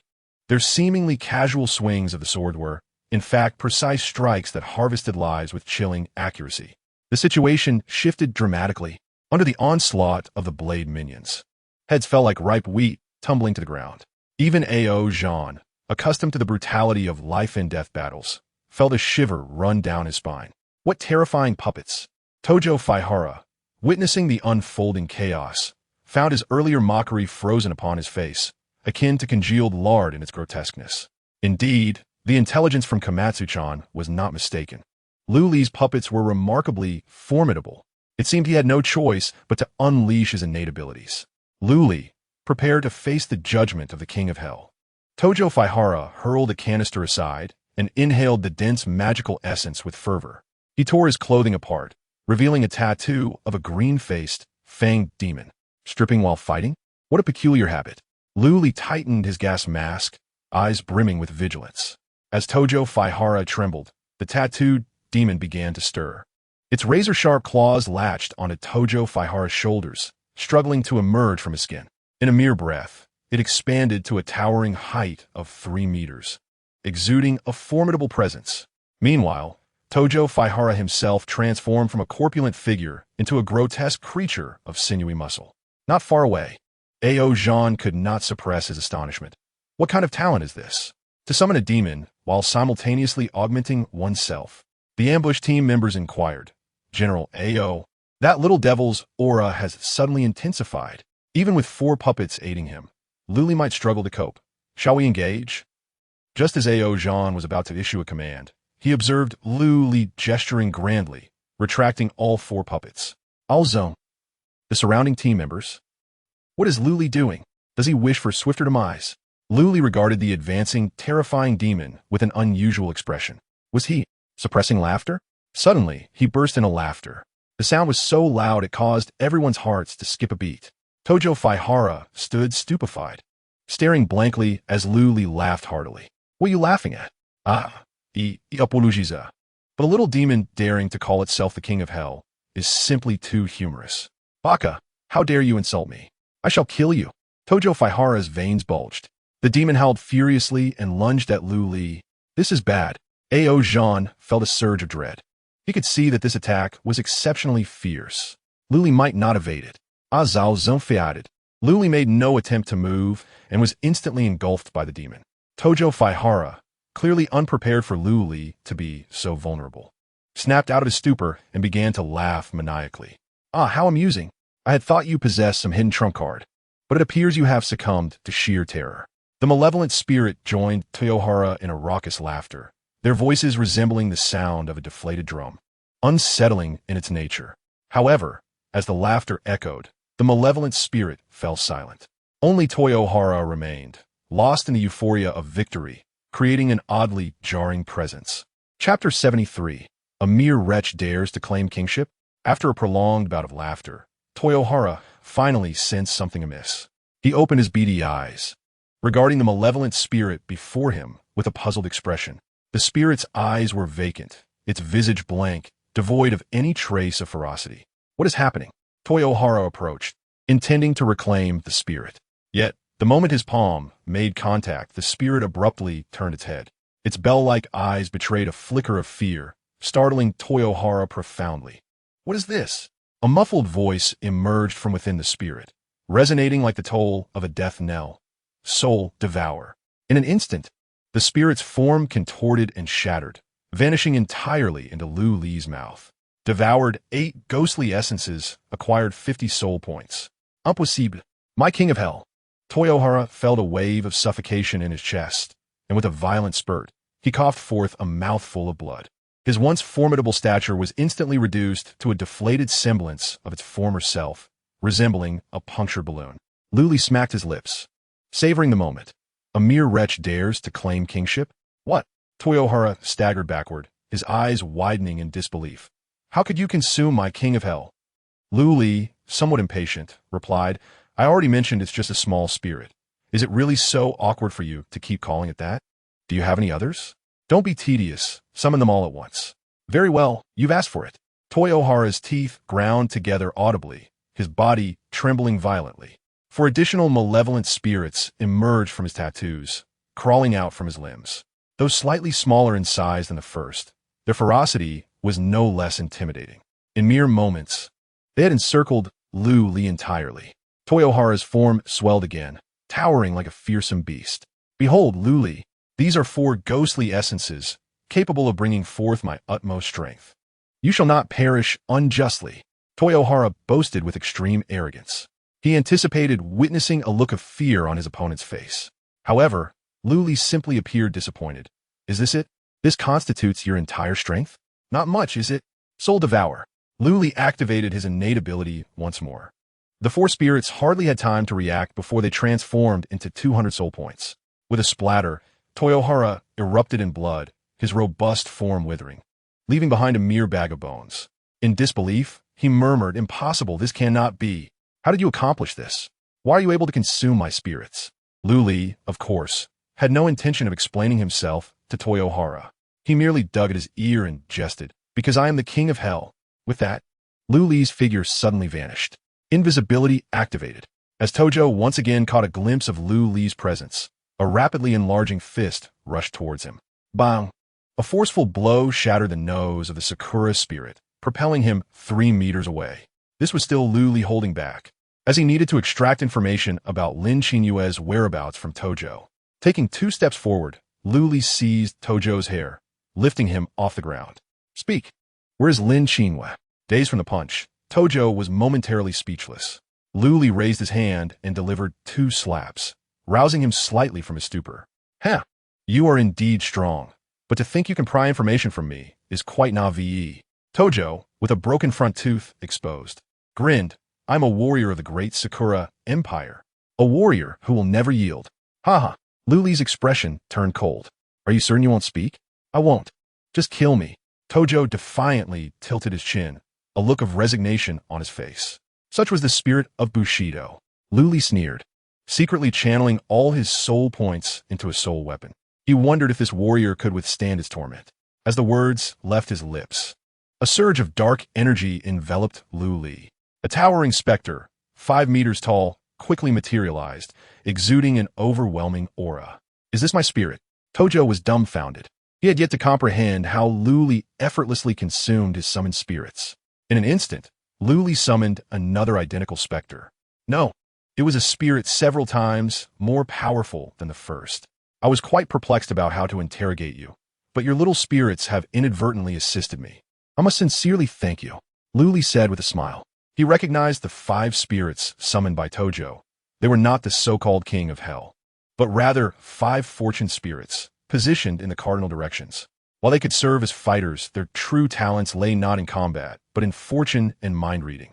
These 5 little spirits could extract wealth without breaking into homes or disrupting boxes, and they could decipher thoughts, stealing the intentions from others' hearts.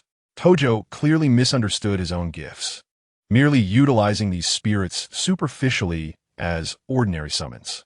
Thus, when Lu Li mentioned that his little spirits could help, Tojo remained utterly bewildered.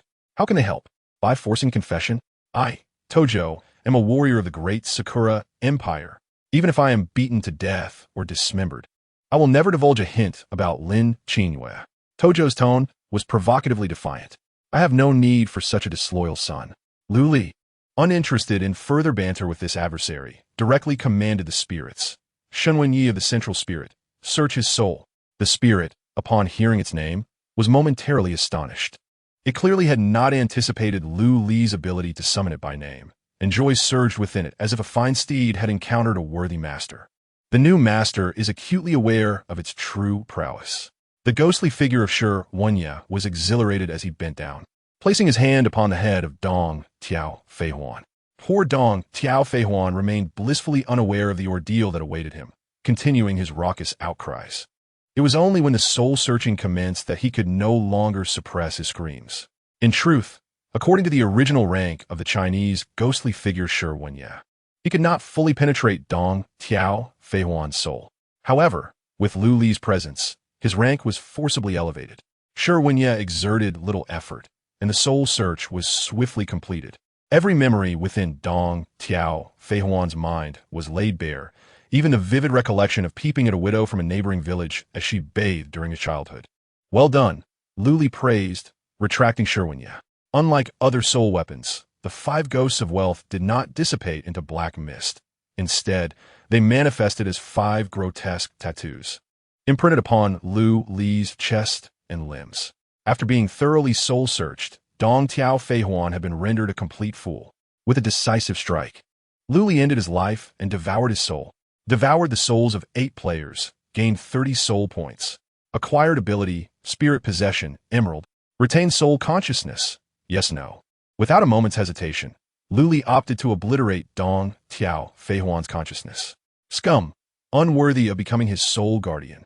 Yet, the innate ability of the cherry blossom ghost did catch Lu Li's eye.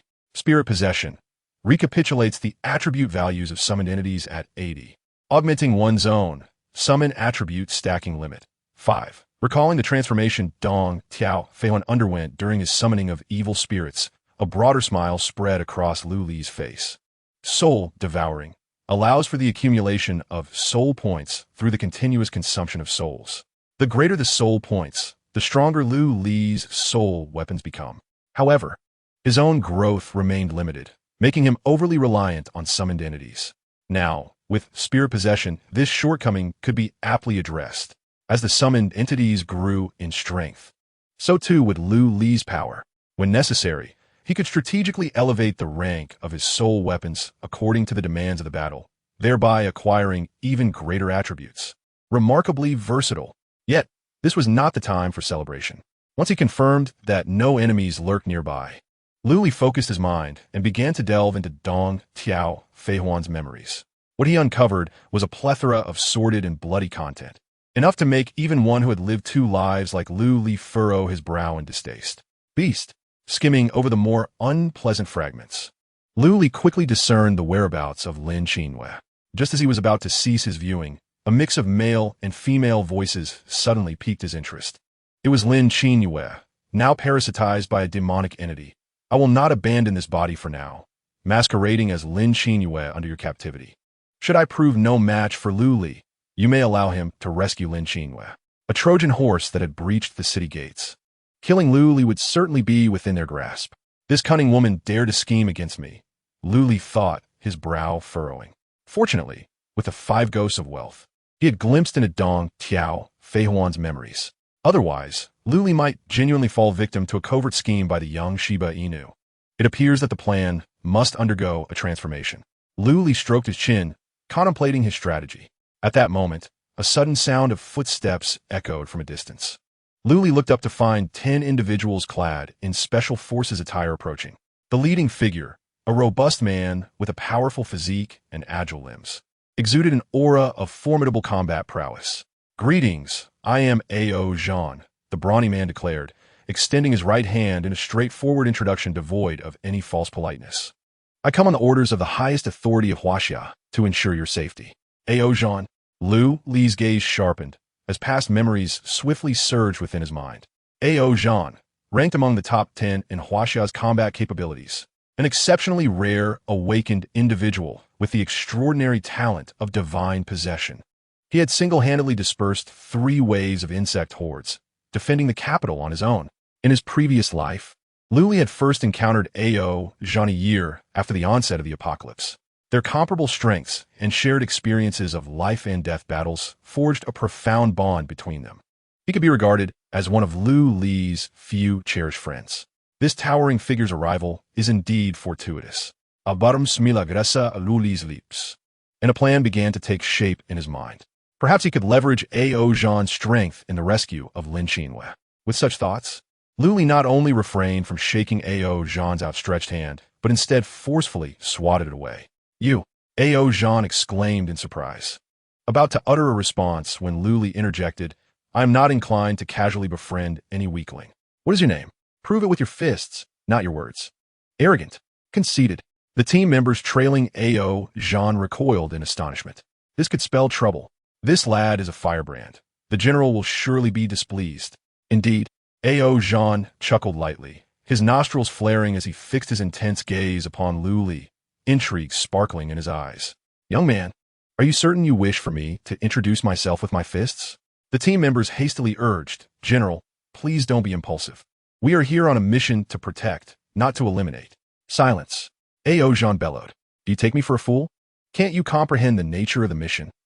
If any of you dare to utter another word, I shall deal with you all. The group fell into a hushed silence, acutely aware of A.O. Jean's unpredictable temper. They knew that when General A.O. Jean lost his composure, he could be truly fearsome. Not even his own men were exempt from his wrath. Observing A.O. Jean reprimanding his team, Luli felt no fear. Rather, he became increasingly playful. Oh, so you only bully those in your own nest? A.O. Jean retorted, you little rascal. Quite audacious. Let me see if you possess the credentials to be so bold. Without warning, A.O. Jean unleashed his innate ability. A sacred silhouette erupted like lightning across the night sky, and an overwhelming pressure radiated from this man. He stood as solid as a mountain, shattering the ground beneath him. Divine possession, giant spirit god, manifest. Luli's heart raced at the sudden display of the giant spirit god. Yet, he maintained his composure, calmly signaling with his hand for a pause. Wait a moment. Aljan halted his fist, which was poised to strike, and growled in frustration. What are you doing? Don't be timid. Luli rolled his eyes in response. I am not timid. I just need to prepare first. With that, he turned to the data panel and temporarily removed the title attached to his name. Aljan scoffed at this. Stop dawdling. You're acting like a coward. Hurry up and unleash your full strength. Luli touched his nose, a smirk playing on his lips.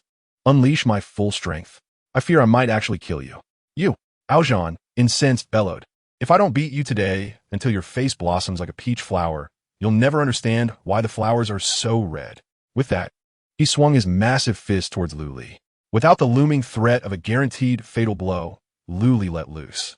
All of his power-based talents activated simultaneously. Luli's right fist shot out, colliding directly with Aljan's fist. A dull sound akin to metal striking metal echoed through the air.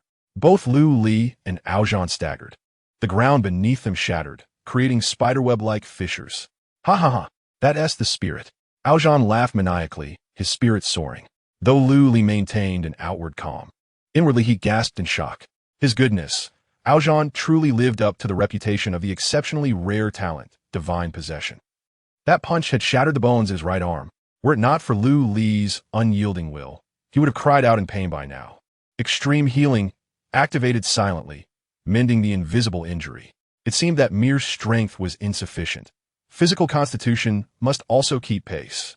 With that realization, Luli decided to employ the talent he had just acquired. Spirit possession. To utterly crush Aljan, Luli specifically chose the soul weapon with outstanding physique and strength. The stone-skinned man he had slain in the Nexus arena was the perfect choice. Upon activating the talent, Luli's muscles bulged, and he instantly grew taller. A tremendous power surged through him. With another punch, he managed to push Aljan back a step. Rather than anger, Aljan's eyes gleamed with exhilaration. Good. Come at me again. The burly man stepped forward, and the spectral figure behind him solidified suddenly. Seeing this, Luli was alarmed. Realizing Aljan was about to unleash a killing move, he quickly maxed out the stacking attributes of spirit possession and attacked first. Fivefold attribute enhancement. His fist crashed violently into Aljan's face. The burly man was sent crashing into the cement ground, as if he had collided with a freight train. Chapter 75. As long as you can catch up to me, I'll let you have your way. Looking at Aljan, whose head was embedded in the ground like a turned-over scallion, the atmosphere fell into a deathly silence. The sound of a pin dropping could be heard. The onlookers had initially prepared to rescue Luli, but now it seemed the one needing rescue was their own leader. General Aljan, are you all right, General? Quick, treat the General. The team members rushed forward, attempting to pull Aljan from the earth. Before they could get close, a more potent aura suddenly erupted from Aljan. forcing the crowd to stagger backward. It was over. General Aojan was furious. A chill ran through the hearts of the onlookers. As Aojan pressed his palms against the ground, he forcefully withdrew his head.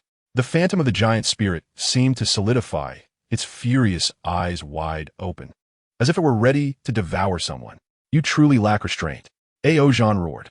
In the next instant, his figure accelerated abruptly, akin to a cannonball fired from its barrel, hurtling straight towards Lu Li. He intended to teach this audacious youth a lesson. Even if the king of heaven himself arrived today, he would have to wait until Aojan had thoroughly beaten Lu Li. However, just as Aojan's fist was about to strike its target, Lu Li suddenly revealed a mischievous grin. He instantly transformed into a cloud of black mist, morphing into the guise of another woeful figure. No way. Not again. Xing Amlin exclaimed in despair, gazing at the incoming fist. Unsurprisingly, he was sent sprawling by Aojan's punch. Did he hit, or did he miss? For a moment, Aojan was taken aback, hesitating for quite some time before scanning his surroundings in search of Lu Li's figure. After what felt like an eternity, he finally spotted that infuriating silhouette at the entrance of the shelter. There stood Lu Li, waving his right hand and shouting, "Hey, you big, brawny fool. I'm right here. If you have the guts, come chase after me. If you can catch me, I might just let you have your way." With that, Lu Li nonchalantly strode into the shelter without looking back.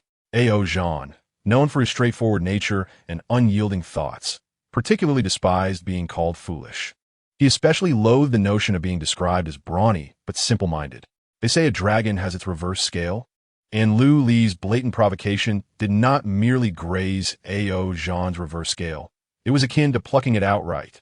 If I don't beat you to a pulp today, even if you manage to clean yourself up, it won't matter. Aojan was thoroughly incensed. At that moment, he cared not for any tasks he had to complete. His mind was solely consumed with the singular thought of mercilessly thrashing Lu Li. He charged straight into the shelter. As Aojan approached like a wrathful deity, Zhao Erwu, who was observing from the shadows, nearly lost control of his bladder in fright. He hastily opened his data panel, intending to inform Shijing Sanquan to retreat. Yet, before he could input a single character, he felt a sudden tap on his back. Turning around, Zhao Erwu was terrified to see that it was none other than Lu Li, shrouded in swirling black mist. "Hello, it's a pleasure to meet you." Lu Li's tone was polite, entirely different from the earlier provocation towards Aojan. At first glance, it seemed as though they had known each other for years, as if they were intimate friends. Wait, friends? Zhao Erwu felt a surge of foreboding. "What do you want?"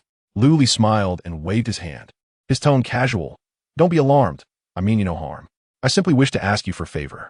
The sound of Aojan's enraged shouts echoed in the background, intensifying Zhao Erwu's sense of dread. He regarded Lu Li with utmost caution, retorting, "I don't know you. Why would I help you?" Lu Li feigned sorrow, exclaiming loudly, "Alas, how can a mouth that burns at 37 degrees utter such frigid words? Have you forgotten the times we escaped the wilderness together, tended to sheep, and reveled in mischief for love? We have worked, been dismissed, confronted our superiors, and even received accolades." Just as Lu Li began to recite a tongue twister, he was abruptly interrupted by Zhao Erwu, who exclaimed, "Stop, stop, stop. When did I ever tend sheep with you? You are completely fabricating this." Before he could finish, Aojan had already pursued them. Lu Li solemnly patted Zhao Erwu on the shoulder, as if entrusting a life-or-death brotherhood, and said, "Brother Zhao Erwu, this big fool behind you is now your responsibility. Make sure to give him a good thrashing for me." "What?" Both Zhao Erwu and Aojan exclaimed in unison, the former filled with disbelief, while the latter seethed with rage. Lu Li did not allow them a moment to react. Activating his stealth ability, he vanished into thin air, leaving Zhao Erwu and Aojan staring at each other in bewilderment. "Ah, so you're going to defend Lu Li, are you?" Aojan laughed through his fury, his fists like boulders cracking ominously. Zhao Erwu waved his hands repeatedly, shaking his head vigorously as if to dispel a nightmare. "No, no, I am not defending Lu Li. I do not even know him." Still trying to play innocent? Aojan glared fiercely, his temper flaring. "Do you think I'm a fool? What about all this talk of working and tending sheep together and engaging in mischief for love?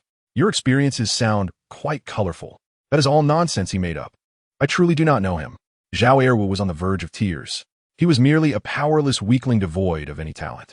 not to mention facing someone as fearsome as A.O. Jean. Even a dog would pose a challenge for him. You truly do not know him? A.O. Jean's teeth ground together, the sound sending shivers down one's spine. By heaven's grace, I truly do not know him. I am merely an innocent bystander. Zhao Erwu lamented the lack of additional mouths bestowed upon him by his parents, speaking at breakneck speed. Then you are Zhao Erwu? A.O. Jean's tone suddenly turned calm, his expression shifting from impulsiveness to contemplation. Yes. Then how can you claim not to know Lu Li? Take this punch. As Zhao Erwu's cries echoed in his ears, Lu Li silently praised A.O. Jean in his heart. This hulking figure proved quite useful. With him around, even if Zhao Erwu did not perish, he could temporarily safeguard the remaining survivors within shelter. Reflecting on this, Lu Li's expression grew solemn once more. It was only after glimpsing the memories of Higashiju Fatohara that he uncovered the dark secret of the refuge in Yongqing Center. The entire shelter served as a repository for the Sakura people's experiments. They harnessed human lives and suffering to energize the magical clay, thereby capturing high-quality abilities and creating deities. It was likely this vile artifact that allowed Zhao Erwu to possess the Heart of Frost and ascend as the Frost Lord in his previous life. Although Lu Li did not harbor the altruism to save all of humanity, he could not stand idly by as the Sakura people achieved their nefarious aims. After all, the entire Zhao family remained on Lu Li's list of vengeance, and the collusion between the Sakura people and the Zhao family had long laid the groundwork for their demise. Qin Feng, bring people to this location and lay an ambush. Act upon my command. Lu Li sent the coordinates of the laboratory to Lin Qin Feng. Concerned that the other party might act impulsively, Lu Li sent the location to Alicia. Proceed to this location and do not show yourself unless absolutely necessary. However, if Lin Qin Feng attempts to enter the laboratory, ensure that she is stopped. Chapter 76. Cherry Blossom Demons. Leave no one behind. Having conveyed all necessary instructions, Lu Li hastily made his way to the destination. Throughout his journey, he maintained an invisibility state to avoid leaving any trace. The laboratory of the Cherry Blossom people was situated underground. Intent on infiltrating quietly, Lu Li deliberately avoided heavily monitored entrances and chose the nearest sewer instead. After confirming the general direction, several soldiers manifested around him. This time, they were not the blade-arm mantises, but rather burrowing bees, creatures adept at tunnel excavation, making them ideal for this task. Furthermore, as Lu Li aimed to elevate the level of his soul soldiers, it took less than 5 minutes to successfully break through the tunnel. The noise was minimal, and no one noticed the disturbance. Recalling his soul soldiers, Lu Li continued to maintain his invisibility state as he infiltrated the laboratory. His rescue plan was not complex. In fact, it could be deemed exceedingly straightforward. All he needed to do was silently eliminate every cherry blossom person within the laboratory, and the mission would be a resounding success. Empowered by his invisibility talent, Lu Li became an unseen harbinger of death, swiftly reaping lives with a mere flick of his blade. The fallen bodies were also put to good use. With the auxiliary talent of Corpse Transformation Crystal, every corpse transformed into a crystal, which Lu Li collected without hesitation. Although this resulted in a drastic reduction in personnel within the laboratory, which would eventually alert the Cherry Blossom people, Lu Li was untroubled by the prospect of exposure. By the time anyone discovered the intrusion, the underground laboratory would likely have been thoroughly purged. The few remaining individuals would pose little threat to him. As for whether the little Cherry Blossom would use Lin Qinyue as leverage to coerce Lu Li, he had been somewhat concerned about this prior to searching their souls. However, now that he was aware of the Cherry Blossom people's overarching plan, he felt no anxiety regarding Lin Qinyue's safety. After all, the one controlling Lin Qinyue's body was the little Matsumoto, Shiba Inu. To ensure the Trojan horse could successfully infiltrate the enemy stronghold, the Cherry Blossom people would undoubtedly prioritize the safety of their hostage. It was precisely for this reason that Lu Li refrained from allowing Lin Qin Feng and the others to accompany him into the depths, instead instructing them to remain outside. This approach served a dual purpose. Firstly, it provided an additional layer of security to prevent any unforeseen complications, and secondly, it helped avoid Lin Qin Feng becoming flustered with concern. It was acceptable if they could not offer assistance, but should they become a burden, the situation would escalate dramatically. The silent slaughter continued unabated. Eventually, a piercing alarm blared, signaling that Lu Li had been compromised. He swiftly dispelled his invisibility state and summoned forth a multitude of Mantis soul soldiers. Given that the laboratory still housed numerous unfortunate souls captured by the Cherry Blossom people, Luli worried that the Mantis soldiers might struggle to distinguish friend from foe and inadvertently harm innocents. Thus, he also summoned the soul guardians Xing Amlin and Chun Hao. Cherry Blossom demons, leave no one behind. Understood. Both Xing Amlin and Chun Hao nodded in unison, leading their respective squads of Mantis soul soldiers to engage elsewhere. Meanwhile, Ishii and Komatsu fixated intently on the images displayed on the monitor, their expressions dark and brooding as if they could weep. They had anticipated that Lu Li was formidable enough to eliminate Higahara Tojo, yet they never envisioned that he would directly infiltrate the underground laboratory. Setting aside how Lu Li managed to slip in unnoticed, the mere location of the laboratory was a well-guarded secret, unless one were a member of the Sakura faction or a high-ranking Zhao family official. No one would know of this hidden enclave. The Sakura faction could not possibly be compromised, for the individuals involved in the plan had been meticulously selected, representing the rarest talents of the Empire. After much contemplation, the only person capable of revealing such secrets could only be that one individual. That scoundrel Zhao Erwu must be the one who betrayed us. Komatsu's eyes glinted with hatred. Ishii furrowed his brow, puzzled. Zhao Erwu's talent was seized by the magical clay. To regain it, he must collaborate with us. Why then would he betray us and expose the laboratory's location to Lu Li? Komatsu scoffed, disdain evident in her gaze. A coward like Zhao Erwu. If Lu Li merely applies some pressure, he would undoubtedly divulge everything. The Huaxia people lack the noble samurai spirit of the Sakura, and ultimately, they are unworthy of trust. Mere spineless wretches. We must swiftly execute the next phase of the plan and have Lu Li rescue Lin Qinhua. Ishii nodded, a hint of remorse flickering across his features. It seems I erred in placing my trust in the despicable Huaxia race, akin to pigs and dogs. Komatsu, please grant me a chance to atone for my mistake. I shall bring back Lu Li's head to atone for the fallen Sakura compatriots.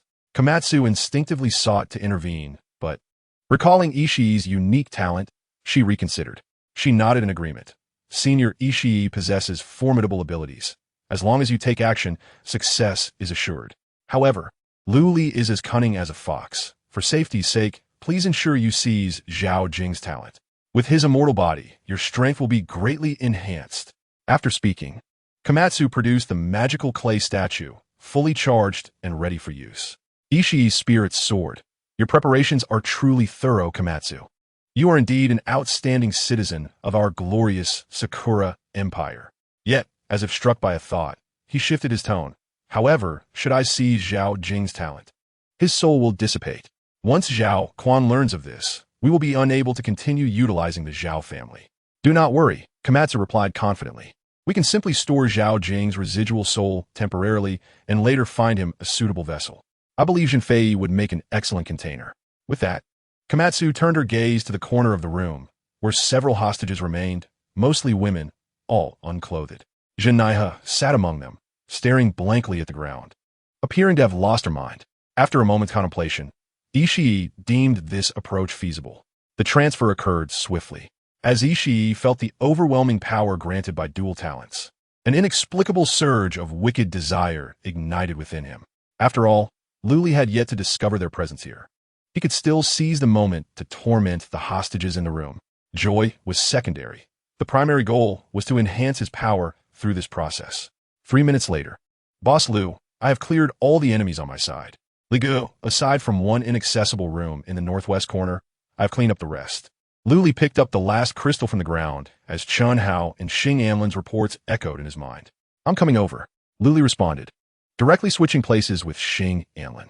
Before him stood a robust metal door, able to block a soul guardian like Xing Amlin, but not Lu Li. Spirit possession activated. Mighty force activated. Mountain shaker activated. A myriad of talents layered upon one another, amplifying Lu Li's strength to a terrifying level. With a single punch, he shattered the metal door. Chapter 77. Reaching new heights of abnormality. Lu Li stepped inside. The scene before him was unbearable. Dozens of pale bodies lay contorted on the ground, marred with bruises of various shades. Shijinji Sangwa crouched amid the pile of bodies, viciously tugging at a woman's hair. Luli's Lipswisha. Truly, this was a nation of perverts with perverse individuals.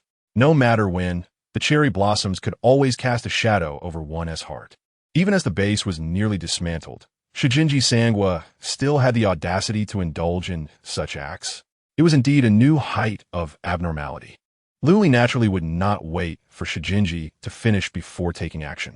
With a thought, arcs of electricity swirled around his palm. He raised his hand and launched 3 lightning arrows, accurately aimed at Shijinji's rear. He had expected to injure or interrupt Shijinji, but to his astonishment, after being struck by the arrows, Shijinji not only remained unscathed but laughed even more joyfully. His actions quickened, and the tortured woman cried out in greater agony. Finally, after satisfying his twisted desires, Shijinji tossed the nearly lifeless woman aside and stood up slowly. He muttered, "How detestable! There's still the youngest one left to enjoy. And you barged in." Luli raised an eyebrow, mocking what? Realizing death is imminent. So you seek pleasure? Shijinji shook his head, a lecherous grin on his face. These women are merely tools for me to enhance my strength. If we're talking about pleasure, it must be with girls under 14. As he spoke, Shijinji walked to the wall. He picked up a katana, caressing it for a moment before suddenly slashing at the nearest women without warning. Those defenseless hostages, still reeling from their suffering, met their demise. Seeing this, Luli leaped forward to intervene. However, Shijinji's speed was astonishingly swift. Luli exerted all his strength, managing to snatch the closest young girl away. Even so, he sustained a severe cut from the katana, the wound gaping as if a bloody centipede clung to him. Shijinji laughed heartily, a boastful expression on his face. The top of the leaderboard, Luli? It seems you are nothing more than this. Luli disregarded Ishii's mockery and surveyed his surroundings. After confirming that Lin Qinyue was bound to a chair and unable to launch a surprise attack against him, he quietly exhaled in relief. Thankfully, it appeared that the plans of the young dog Matsushita had not changed. Ishii only sought a one-on-one confrontation. With his worries alleviated, Luli extended his right arm, forming a blade, and pointed it at Ishii Sanyuan, declaring, "Do you truly believe that there is no one in Huaxia? You, a mere eastern beast." Ishii positioned his katana on his shoulder, a smirk playing on his face. "Don't just rely on your words. If you have the ability, come and kill me." Luli furrowed his brow. Although he had searched through Toyo's and Fat Yuan souls, he was unaware of Ishii Senyuan's innate abilities. This individual often concealed his talents, never revealing them in public. The only thing he knew was that Ishii's 4-dimensional attributes surpassed those of ordinary individuals. Without employing his innate abilities, he could overpower players of the same level. If his talent merely amplified his 4-dimensional attributes, it wouldn't be overly challenging to deal with. Yet, why was he so arrogant, as if he held Luli in contempt? Could it be because of the magic clay statue? Had Ishii Sanyuan acquired formidable innate abilities through it? With this thought, Luli couldn't help but feel a sense of vigilance. If that were the case, he would need to summon all his strength. He could no longer afford to be careless. Unfortunately, Elisa was not present to augment his luck attributes.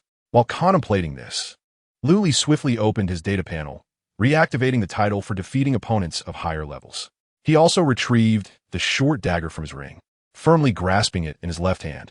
The 5 distinct soul weapons rapidly materialized, enhancing Luli's body under the influence of spirit possession. The level of his soul weapons was maximized. Feeling that this was still insufficient for safety, Luli called out to Ishii Sanyuan, "Just a moment, I need to prepare." Noticing that his opponent had no intention of attacking, he retrieved various enhancement potions from his ring, consuming them one by one. These were fine items purchased from the merchants of the Myriad Realms. Although they could not permanently enhance his attributes, they would temporarily bolster his combat power significantly. As Luli frantically stacked enhancements, a mixture of disdain and surprise crossed Ishii's face. The disdain stemmed from the belief that Luli was overly timid. After all, based on Matsushita's descriptions, Luli was supposed to be the kind of fierce individual unafraid to kill or fight. Now, it seemed that the top-ranked player was as timid as a mouse. The surprise, however, arose from the sheer abundance of Luli's valuable items, bottles of potions, and various tools. Ishii Sanyuan waited a full 5 minutes, and Luli still hadn't finished consuming his potions. This was longer than the time it took him to finish with 10 women combined. "Hey, are you ready yet? Is it really necessary to take this long for just a bit of preparation?" Almost done. I'm just finishing this bottle. Gulp, gulp, and then this one. Gulp, gulp. Another 5 minutes passed quietly. Just as Ishii's patience wore thin, Lu Li finally completed his preparations. Come on, I'm ready. Ishii had grown impatient, brandishing his katana and charging at Lu Li with a fierce cry. Lu Li's body tensed, fully focused on the impending confrontation. He even employed the footwork from the Chun family sword manual. As the katana was about to strike, Lu Li twisted his steps and slightly inclined his body to evade the blade's edge. Immediately, both arms turned simultaneously, the sword's edge slicing through the air, targeting Ishii Song's chest and throat. The lethal moves unleashed. In the midst of the assault, Lu Li did not forget to activate his defensive talent to mitigate any potential damage. However, to Lu Li's astonishment, the battle did not unfold as he had envisioned. It ended rather abruptly. Ishii was utterly unable to evade Lu Li's onslaught. Following the light sounds of the blade piercing flesh, Ishii's head detached from his neck, rolling to the ground. The blade also struck his heart, akin to a leech starved for 10 years, desperately siphoning the life force from his body. Before long, a headless corpse lay upon the ground. Had he won? Lu Li felt somewhat dazed, convinced that it was not yet over, certain that Ishii was up to some trick. Thus, Lu Li cautiously dispatched his soul soldiers to deliver 80 more strikes to Ishii's withered corpse. Even Ishii's head was pulverized under the relentless stomping of the stone-skinned soul soldiers, trampled upon 100 times. Was he truly dead? Lu Li scrutinized the heap of flesh that had become indistinguishable from a puddle of meat. Only after confirming that his opponent was indeed lifeless did he, with a hint of skepticism, activate Soul-Devour, seeking to seize Ishii Song's abilities. Upon glimpsing the talents, Lu Li's doubts were dispelled. Ishii Song possessed 2 abilities, the Diamond Tier, Yin-Yang Balance, and the Emerald Tier, Immortal Body. These abilities were far from weak. On the contrary, their combination was formidable. Yet, such potent talents met their match in Lu Li, leading to their immediate demise. Chapter 78. Let me tighten it for you. The effects of the 2 abilities are as follows. Yin-Yang Balance allows players to randomly increase their attribute points during physical activities. Although capped at 3 times per day, the accumulation is incessant, with growth potential nearly infinite. Given time, a player's 4-dimensional attributes could escalate to a terrifying degree. Meanwhile, Immortal Body is even more powerful. It treats the total sum of a player's 4-dimensional attributes as their constitution. For instance, Lu Li's current attributes are Strength, 158, Constitution, 156, Speed, 159, Mentality, 152. Together, they total 625. Upon activating Immortal Body, Lu Li's constitution would surge directly to 625. The combination of these 2 abilities does not merely confer a slight advantage. It renders opponents utterly incapacitated. Ishii Song's inflated confidence stemmed from this very fact. With the extraordinary enhancement of his constitution, there were virtually no players capable of defeating him at this stage. Yet, regrettably, Ishii Song encountered Lu Li. Initially, Lu Li had acquired a unique talent from the 3-headed hellhound, breaking the law domain. The ability to render all talents below Lu Li ineffective was naturally activated during the fierce battle. This resulted in the complete failure of Ishii's Immortal Body. Although a portion of attribute values from Yin-Yang replenishment remained, they proved inconsequential under the influence of the insect Fang Dagger's absorption of attributes and the multitude of negative effects associated with Blade Arm. It is worth noting that Lu Li had also stacked numerous effects upon himself. It would not be an exaggeration to say that just moments ago, Lu Li could have slain Aozhan, who was fully empowered by divine possession. Had he known his adversary was so feeble, he would not have consumed so many potions. Lu Li felt a twinge of regret. Although those potions were inexpensive and he possessed plenty, every little bit counted. The journey ahead was still long, and such extravagance could not be afforded. However, with the potions already consumed, there was no point in lamenting. He needed to focus on the task at hand. Lu Li strode towards Lin Qinhua. Upon seeing him approach, the young girl, resembling a small dog, quickly forced a smile and feigned overwhelming joy. Lu Li, you've finally come to rescue me. You have no idea how much I have suffered here. Lu Li responded nonchalantly. Oh, really? Well, you can relax now. For I am here not only to alleviate your grievances, but also to provide you with some torment. What? The young girl was momentarily taken aback. her expression one of confusion. Luli let out a dry chuckle and quickly corrected himself. Ah, haha. What I meant to say is, are those ropes binding you too tightly? The girl nodded vigorously, a barely perceptible hint of malice flickering in her eyes. Yes, these Sakura people are truly despicable, binding me so tightly. Luli, please help me untie them. Of course, I'll help you right away, Luli replied. He moved behind the young girl and began his task. However, after a considerable amount of time, she still felt no relief from her restraints. Instead, the ropes seemed to tighten even further. Luli, have you untied the ropes? Why do I feel like it's getting tighter? Luli's mischievous voice drifted back to her. Feeling tight is just right. You should stay put for now. I'll deal with you after I finish my business. What? Oh, I'll come back to take care of you once I'm done.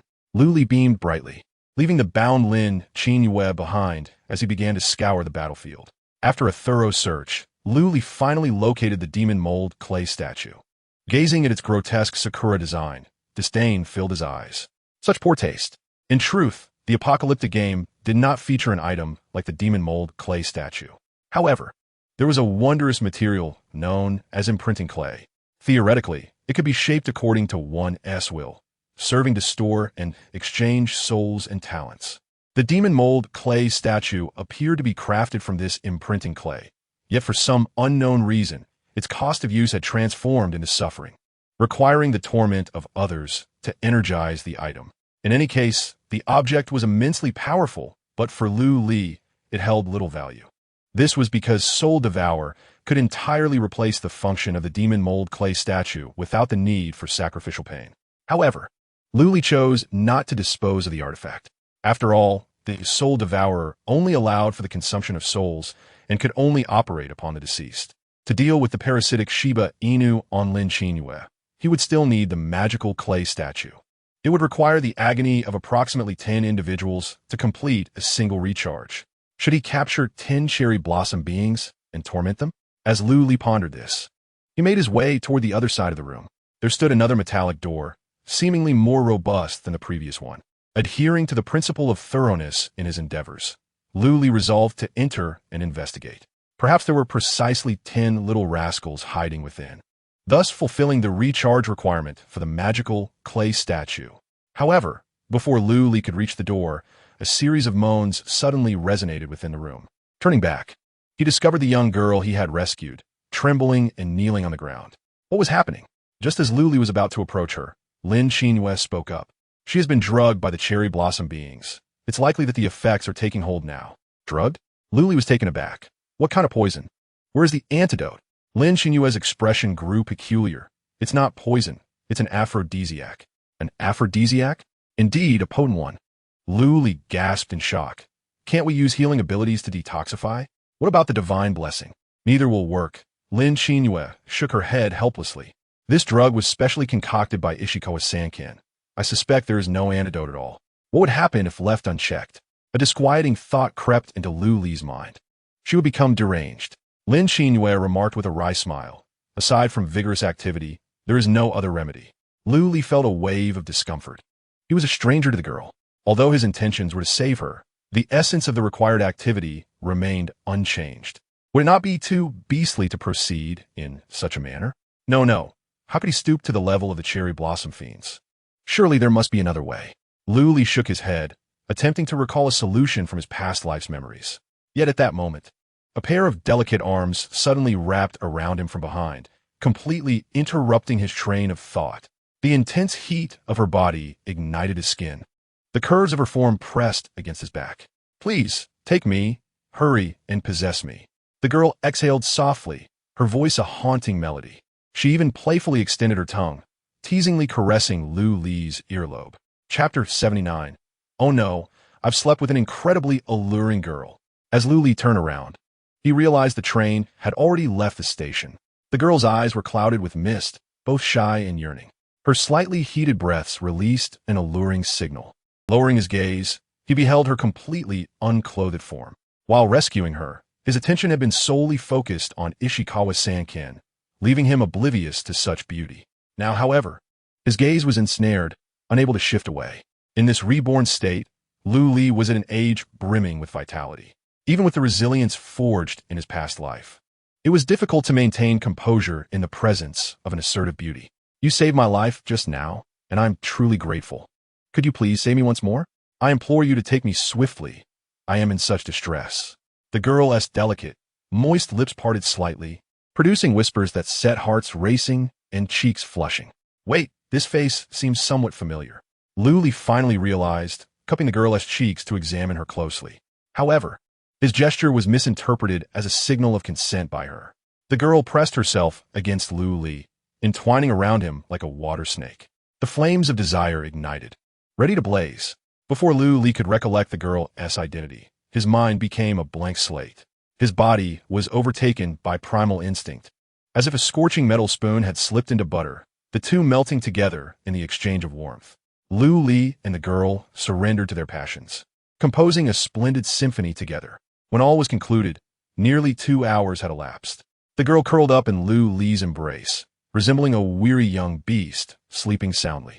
He had actually fallen asleep with her, and, judging by appearances, it seemed to be her first time. This could spell trouble. Luli gazed at her face, feeling a twinge of anxiety in his heart.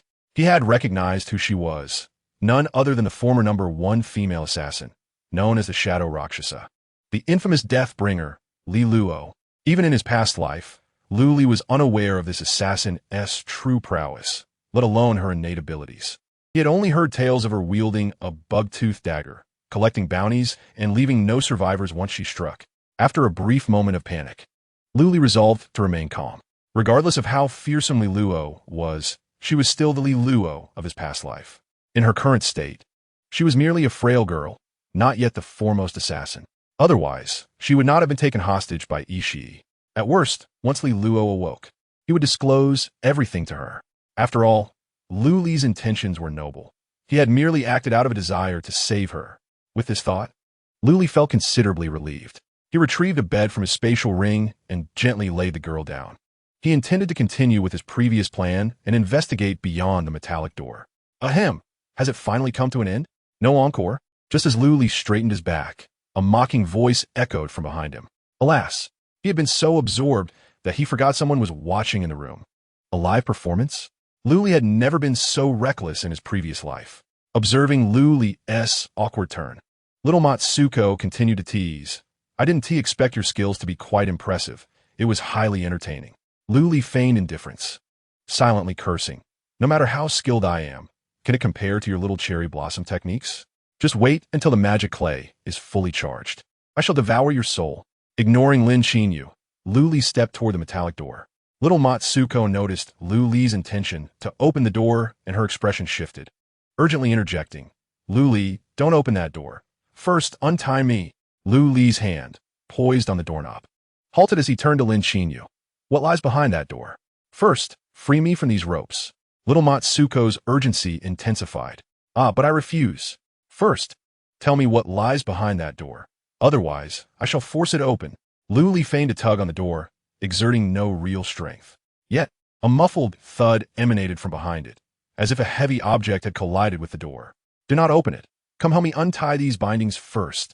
Xiaosong, the young canine, writhed desperately in her chair, yearning for escape. The ropes that once restrained her were merely a ruse, easily removable with a modicum of skill. However, the subsequent bindings crafted by Luli were robust and unyielding, rendering her attempts futile. What is concealed behind that door? Luli sensed the gravity of the situation, retreating several steps to summon his soul weapon, shielding himself. Bang! A resonant thud echoed once more. The stout metal door contorted, bulging outward dramatically. It was no longer a matter of me opening the door. Rather, it seemed whatever lay within sought to emerge. What is it that lurks behind that door? Luli demanded fiercely. The atmosphere abruptly fell into silence, as if the world had forgotten the tumult. Lin Qinyue's lips moved, seemingly poised to reveal the answer. But before she could utter a word, a deafening crash erupted. Bang! The deformed metal door barreled towards Luli like a runaway locomotive. Fortunately, Luli had anticipated this, allowing his soul weapon to absorb much of the impact. Otherwise, he would have sustained considerable injury. Li Luo, roused by the cacophony, propped herself up, directing her gaze towards the source of the sound. Amidst the swirling dust, a familiar silhouette emerged. Mother? Li Luo instinctively called out.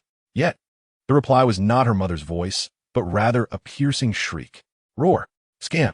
Luli swiftly cast a reconnaissance spell, and relevant information materialized on his panel. Name: Transform Chaotic Mother Bug, Lord level creature. Level: 30. Hint 1. This creature has undergone extensive demonic transformation, completely deviating from its original biological template, and has succumbed to chaos, rendering further information unattainable. Hint 2. The creature's actual combat power is indeterminate. Its displayed level severely misleading, surpassing combat assessment limits. Immediate evacuation is advised. Demonic transformation? Human experimentation. As Luli gazed at the figure emerging from the haze, his heart plummeted. It was a woman, strikingly similar to Liluo, yet devoid of any human spark in her vacant eyes, filled only with a frenzied lust for slaughter. Her arms had vanished, replaced by a pair of grotesque mantis blades. The upper body was grotesquely fused with the enormous abdomen of the mother bug, oozing black blood from coarse, ragged wounds, seemingly to sustain this aberrant amalgamation. Additionally, 2 canisters, each as thick as a thigh, were strapped to her back, continuously pumping gas into her body through a network of tubes. What kind of deranged mind could conceive of merging human and monster? Luli felt a surge of rage, nearly succumbing to the impulse to strike down Xiao Song. Mother! Liluo cried out again, now standing, her gaze towards the chaotic mother bug filled with despair. It seemed as though a call had been heard. The woman turned her stiff neck and slowly gazed towards Liluo. Chapter 80. The Eerie Gift. Mother, mother!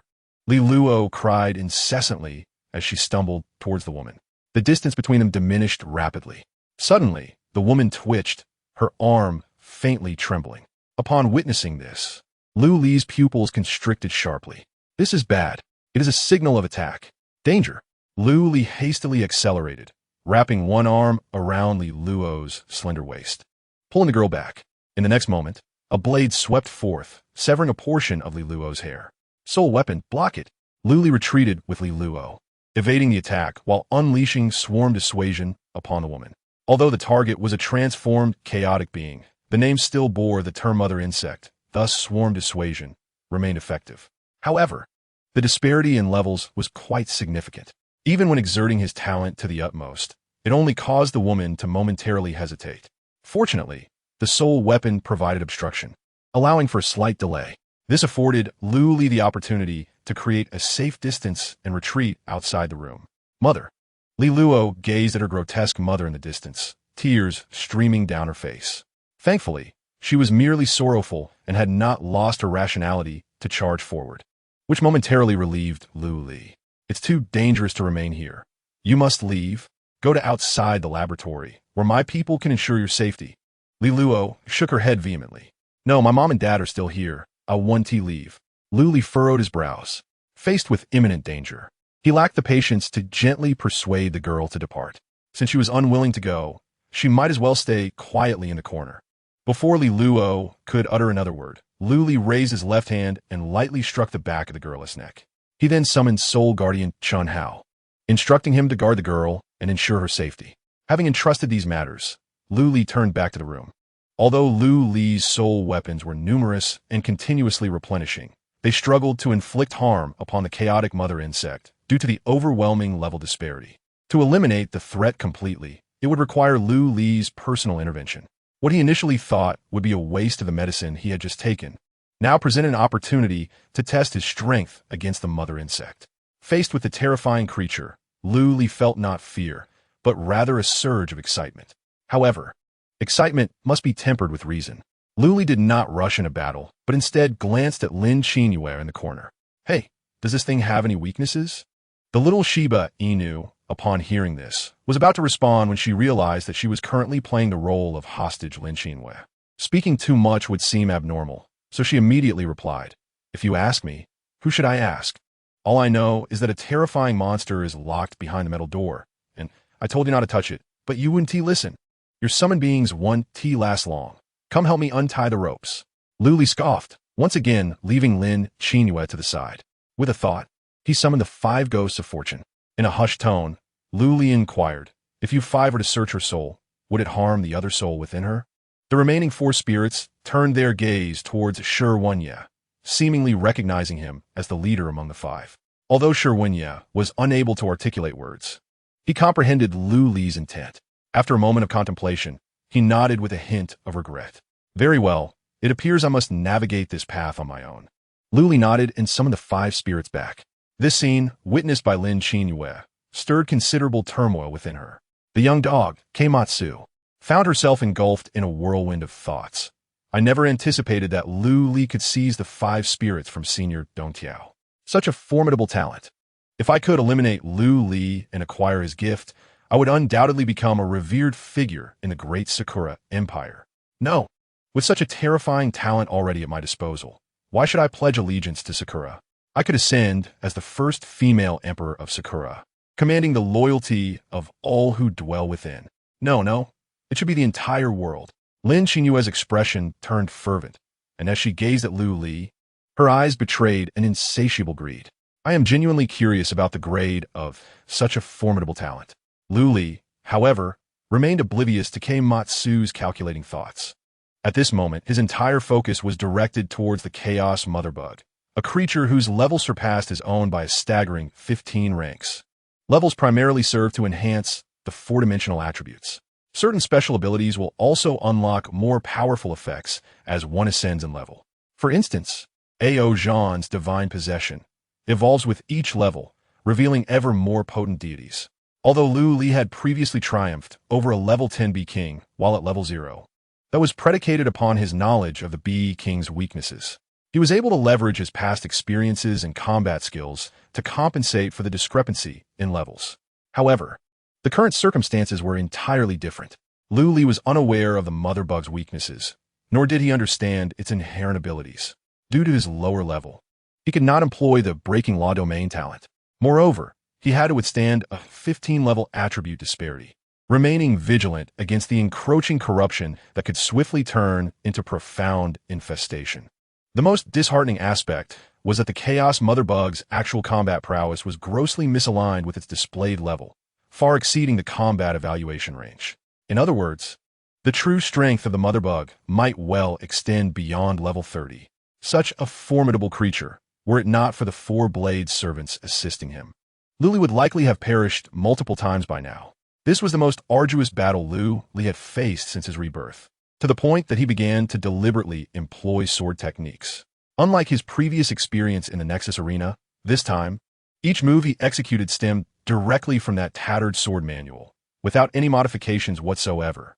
The blade rose, and fervor ignited. In an instant, the entire subterranean realm seemed to resonate with the sound of thunder. A proud and unrestrained aura coalesced around Lu Li, gradually amplifying his power attributes. His combat prowess had reached its zenith, yet it remained insufficient to overcome the Chaos Mother Bug. That grotesque creature appeared to be invincible.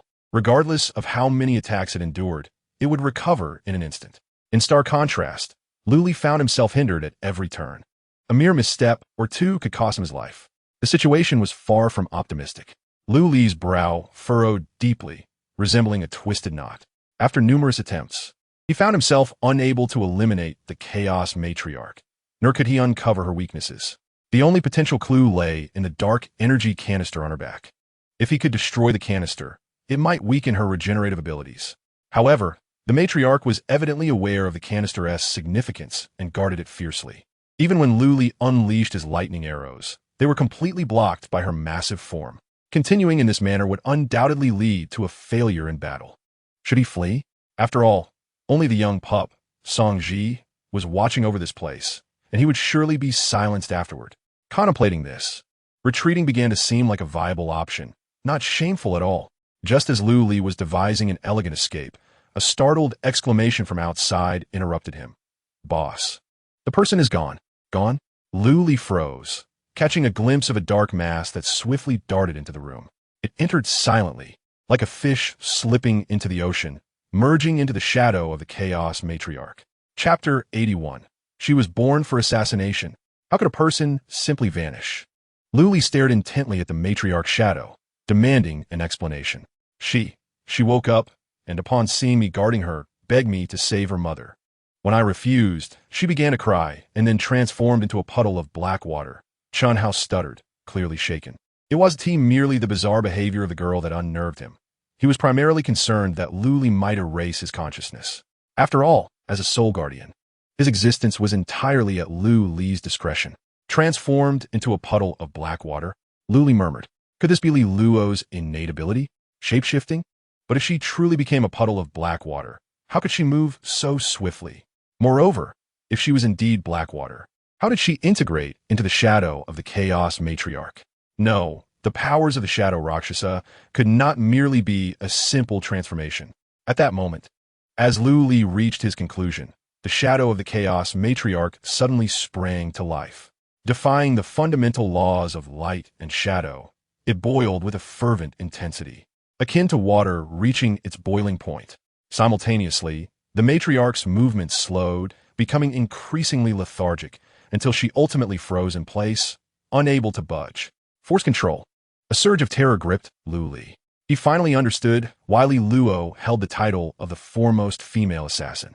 She could infiltrate swiftly and exert control over her opponent, an innate ability perfectly tailored for assassination.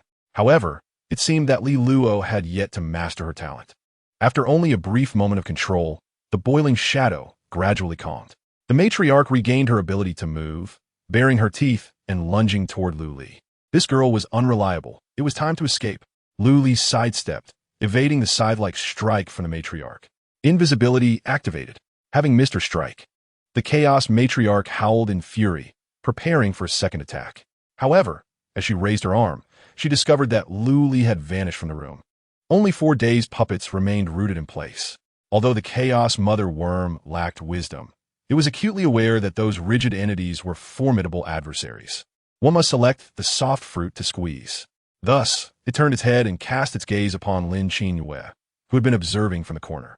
The little Shiba Inu was now in a state of utter panic. The unfolding events had completely exceeded her expectations. She had accounted for everything. Even Lu Li's formidable strength was within her forecasts. Even if Lu Li were to eliminate everyone in the laboratory, she believed she could still evade capture by using Lin Qinyue's body as a cover. Yet, why had the situation devolved into this horrifying spectacle? Not only was she firmly bound to the chair, unable to escape, but she was also on the verge of being torn apart by a monster. Hadn't Lu Li come to rescue the hostages? Why had he abandoned Lin Qinyue and fled? Or had it all gone awry? As the Chaos Mother Worm inched closer, despair filled the eyes of the little Shiba Inu.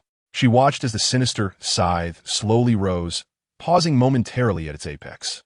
Suddenly, it accelerated downward.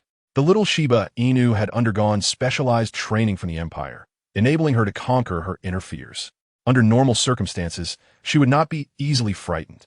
However, confronted with the imminent threat of death, she sorrowfully realized that her training was utterly futile. Save me! The little Shiba Inu instantly broke down, wailing uncontrollably.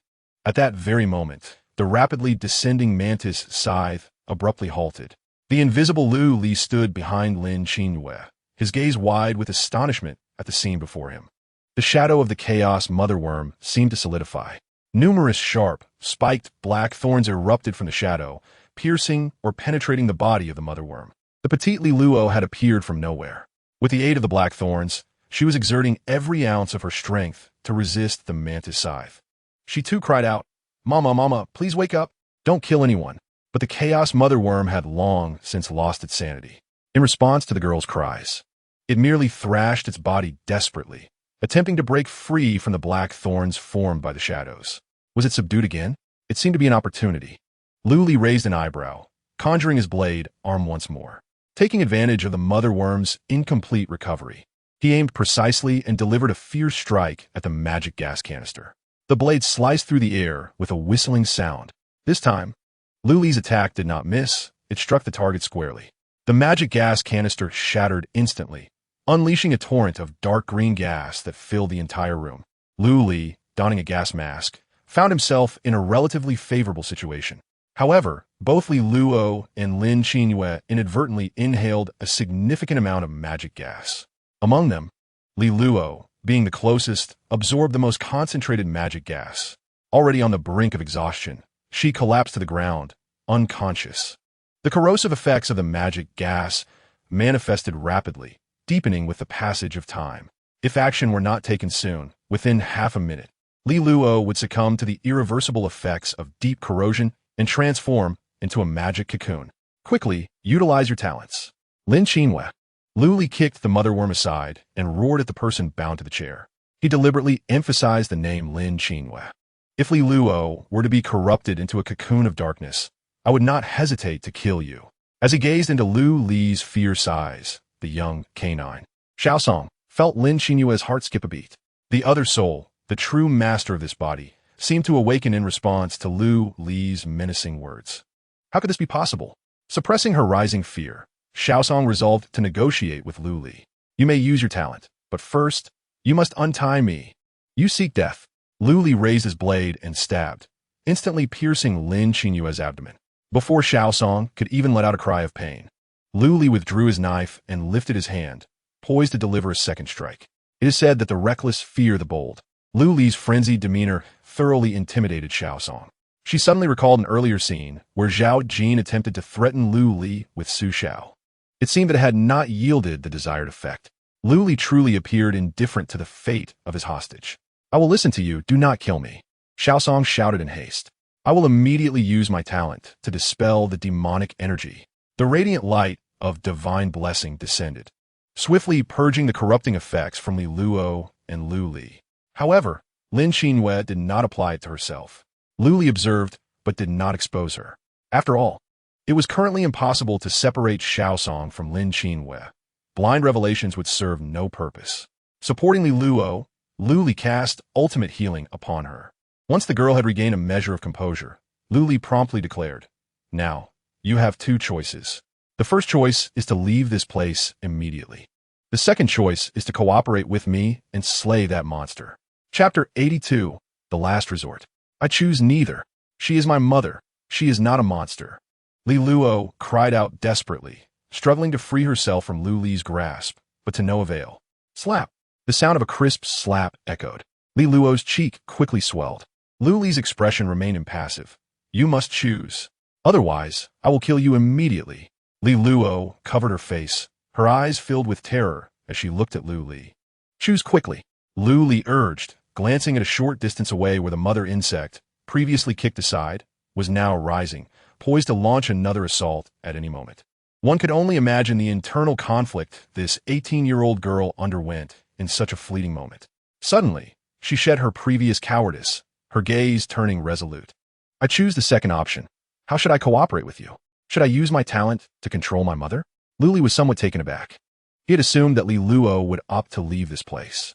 Suppressing his surprise and curiosity, Lu Li nodded. Indeed, how long can you maintain control? I don't know. It's very brief, Li Luo responded rapidly. Perhaps not even 2 seconds. That will suffice. Lu Li turned to the chaotic mother insect. If you can control it for just 1 second, I will be able to kill it. Li Luo's eyes darted. She tentatively asked, Can you leave the chance to kill it to me? Lu Li doubted the integrity of his hearing. Why? Li Luo's gaze was dim. Because she is my mother. Even if she is transformed into a monster, she remains my mother. And you saved my life. You are my benefactor. I do not wish for you to become my enemy for having slain my mother. These few words stirred profound emotions within Lu Li. I will do my utmost. He brandished his weapon, unleashing his full potential.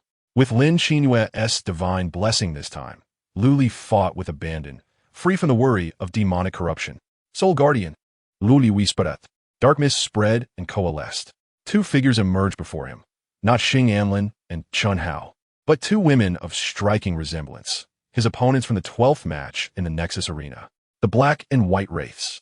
Observing the Soul Guardians he had summoned for the first time, Lu Li smiled faintly. Black Wraith, White Wraith, are you prepared to unleash your hidden abilities in battle? The 2 exchanged glances, then knelt on one knee, speaking in unison, We are willing to serve our master. Lu Li nodded and turned his gaze back to Li Luo. When the battle commences, keep your eyes wide open and do not miss my signal. Understood, she replied, as though they had prearranged their tactics. Lu Li and the Black and White Wraiths charged toward the Chaos Mother Bug, accompanied by 4 puppet blade servants. 7 figures attacked in succession, achieving parity with the Mother Bug. Li Luo remained in the corner, awaiting the signal to activate her talent. However, Lu Li delayed in giving any indication. As she waited, her mind began to wander, not from distraction, but from her fascination with Lu Li's combat. Each refined move and decisive strike seemed to imprint themselves in her mind. After dealing a heavy blow to the mother bug, Lu Li swiftly retreated, casting a glance towards Li Luo. Noticing her rapt attention, his suspicions were confirmed. Indeed, Li Luo's ability to become the foremost female assassin in her past life stemmed not solely from her innate talent, but also from an astonishing level of insight she herself was unaware of. Merely by observing, she could effortlessly enter a state of flow. If cultivated and trained further, the heights she could achieve were beyond measure.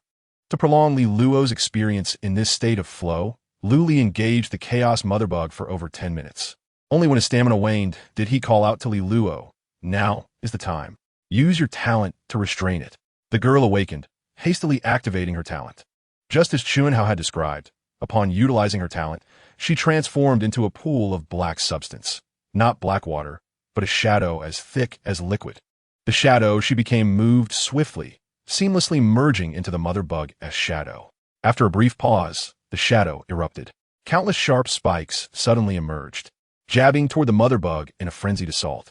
The mother bug attempted to evade, but the dense barrage of spikes left no room for escape. Seizing the opportunity, Lu Li slashed with his blade, severing a portion of the woman's form from the mantis's body. The battle had reached its conclusion. Without the supply of the demonic energy canister, the injuries of the Chaos Mother Worm could no longer heal. What remained was merely to deliver the final blow. Li Luo shed her shadow form, staring blankly at the woman before her, who was clawing and gnashing her teeth. "Here."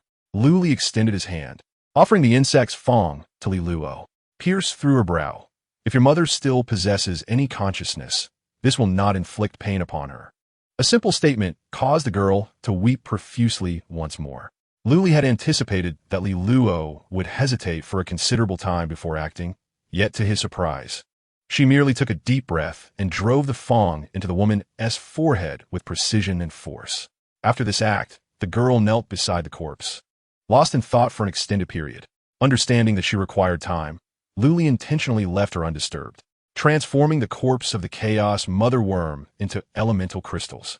Lu Li intended to search the room for spoils. However, before he could enter, Lin Xinhue suddenly called out, "Lu Li, now that the danger is averted, could you help me untie the ropes?" The voice of the little Shiba Inu was unusually loud, almost as if meant to attract attention. Furrowing his brows, Lu Li turned around, initially intending to brush off the little Shiba Inu's plea. But suddenly, out of the corner of his eye, he caught sight of a shadow hurtling swiftly towards him. "I will kill you." Due to the proximity, there was no time to evade. In a split second, Lu Li instinctively turned and raised his hand to block the attack, but was still a moment too late. The sharp scalpel plunged fiercely into his chest. In that instant, Lu Li could even see the triumphant smile on the assailant's face. Yet the expected sound of the blade piercing flesh did not resonate. Instead, there was a crisp sound of metal clashing. Ding! What?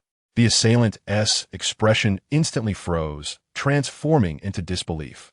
Before he could comprehend the situation, Lu Li delivered a powerful punch. Crack! Under the accumulation of several strength-based abilities, Lu Li's punch shattered the assailant's jaw. Startled, Lu Li glanced down at his chest, where a deep scratch marred his light armor, faint traces of demonic energy lingering within. It is worth noting that this armor had cost Lu Li a considerable sum from the Nexus Arena, boasting the highest defensive attributes among light armors. The recent ambush had indeed left a mark upon it. Lu Li turned his gaze toward the assailant, who appeared to be an honest-looking middle-aged man, a stranger. "Who are you? Why do you wish to kill me?" However, with his jaw shattered, the assailant could hardly utter a word.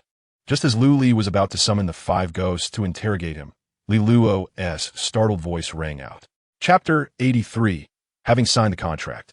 "He is one of us. Do you recognize him?" Lu Li asked, watching as Li Luo stumbled closer, astonished. "Of course, this is my father, Zhenaiha." Upon seeing her father's jaw shattered, Li Luo's eyes filled with heart-wrenching pain.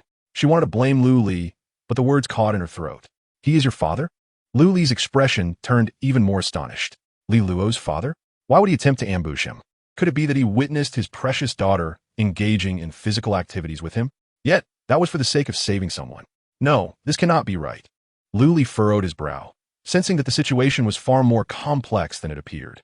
Suddenly, he recalled the manner in which the little puppy had intentionally shouted loudly just before he entered the room. Could it be that there existed another soul within Jinaiha? If that were indeed the case, it would be even more reckless to allow the five ghosts to search for souls. Otherwise, injuring Jinaiha's soul would surely lead to Li Luo harboring deep resentment towards him. Lu Li refrained from questioning Lin Qingyue and instead summoned the black and white twins to restrain Jinaiha. He then activated extreme healing on him. The injury to his jaw healed rapidly, yet inexplicably, Jinaiha still struggled to articulate his words. Not only were his enunciations unclear, but his logical sequence was also rather muddled. Lu Li, I implore you, you must kill me, take care of my daughter, or Zhao's family will not spare you. I beg you. After listening intently for quite some time, Lu Li managed to discern two distinct meanings from Jinaiha's fragmented speech. One expressed a desire to end his life, while the other pleaded for him to take care of Li Luo. It indeed seemed that two souls inhabited a single body. The one beseeching Lu Li to look after Li Luo was likely Jinaiha, while the other, threatening that the Zhao family would not let Lu Li off the hook, could only refer to Zhao Jin. One troublesome entity was already enough. Now a second had emerged. Lu Li felt a weight of frustration. According to the energy standards of the demonic transformation, separating the little puppy and Zhao Jin souls would require the sacrifice of at least 20 individuals suffering. Where could he possibly find such a multitude of unfortunate souls? Upon witnessing Jinaiha's disarray, Li Luo immediately grasped the issue at hand. Any lingering blame towards Lu Li vanished entirely. She nervously twisted the bedsheet wrapped around her, her small face reflecting an expression of pure pity. Benefactor, what has happened to my father? Lu Li hesitated. It's a long story. In short, to prevent your father from harming himself, we should tie him up for now. Must we bind him? Li Luo instinctively sought to protest. However, upon noticing the injury on Lu Li's chest, the latter part of her sentence faltered. The ambush from her father was indisputable. Lu Li did not raise his hand to kill. Merely restricting his movements was already an act of great mercy. The black and white twins acted swiftly, soon securing Jinaiha tightly, confirming that there were no further threats in the laboratory. Lu Li opened a chat interface and typed a series of messages. Shortly, Lin Qinfeng arrived with several members of the Lin family. Among them was Eliza, who brought unexpected news. She had been followed. Although the pursuer had been cautious, they could not escape the keen senses of the cat-eared girl.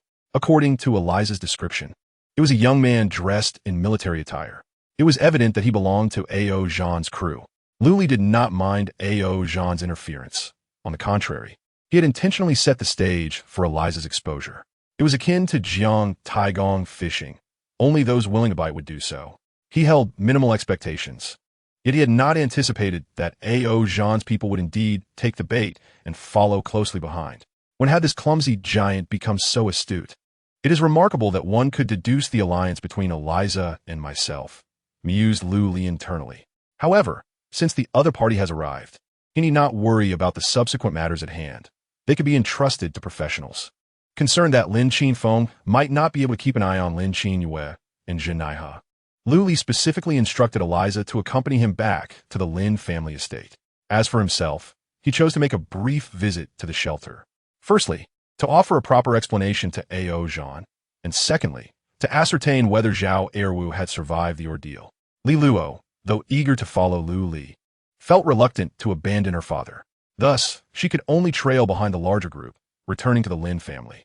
Surrounded by strangers, she dared not engage in conversation, silently following like a forlorn little shadow. Observant Eliza quickly noticed her discomfort.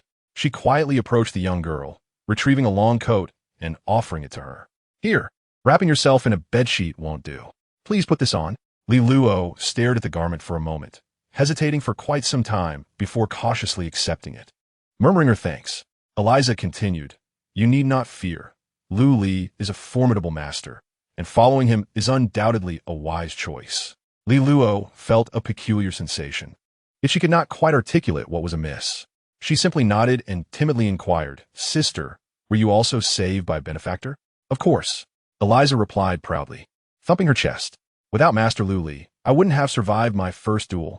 Her exuberance was accompanied by a rather distracting display, leaving Li Luo momentarily dazed.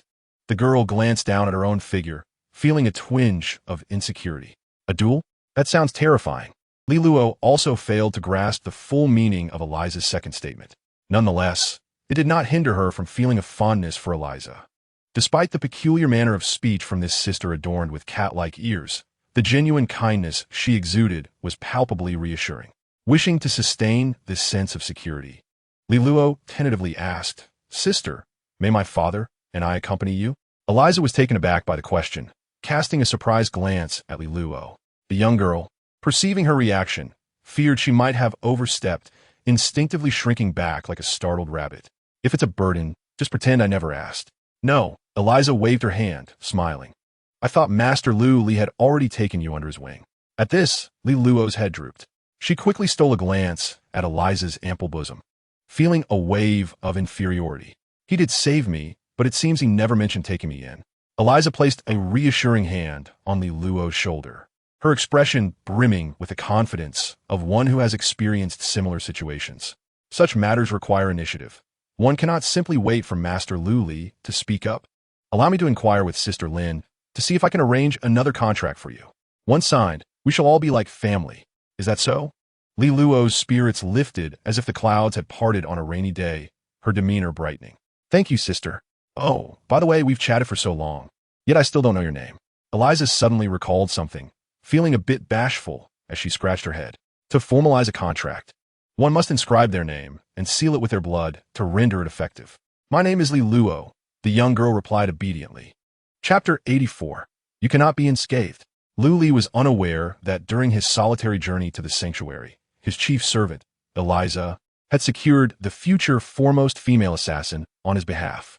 At present, he merely stood at the entrance of the sanctuary, his head throbbing as he gazed across at Ao Zhan. Zhao Erwu, having been thoroughly beaten, lay on the ground, devoid of the strength to cry out. Had it not been for the healing abilities of the special forces under Ao Zhan, who continuously administered restorative effects, Zhao Erwu would have likely perished countless times by now. "I thought you had fled. Come on, continue fighting," Ao Zhan shouted, appearing ready to charge at any moment. Lu Li raised his hands in surrender, declaring, "I submit. I acknowledge your prowess. Is that satisfactory?" "Ao Zhan, right? I am Lu Li, the extraordinary Lu Li. It is a pleasure to make your acquaintance." As he spoke, Lu Li swiftly approached, seizing Ao Zhan's hand and shaking it before he could react. "No pain, no gain. We shall be good friends henceforth." Ao Zhan glanced at his hand, which had been grasped, then looked at the beaming Lu Li, utterly bewildered. What was happening? Wasn't this fellow initially quite arrogant? He had proclaimed disdain for casual acquaintances, insisting that introductions should be made through fists rather than words. What caused him to transform after just a few hours? Was it the sight of Zhao Erwu's pitiful state that instilled fear in him?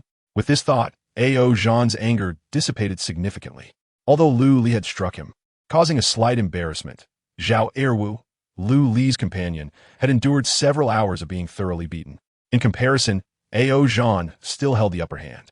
Indeed, this aligns perfectly with the notion of no pain, no gain. Realizing this, Ao Zhan's demeanor shifted to one of friendliness.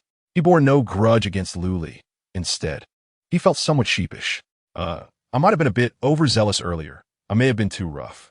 But rest assured, your brother's injuries are my responsibility. I will ensure he recovers completely."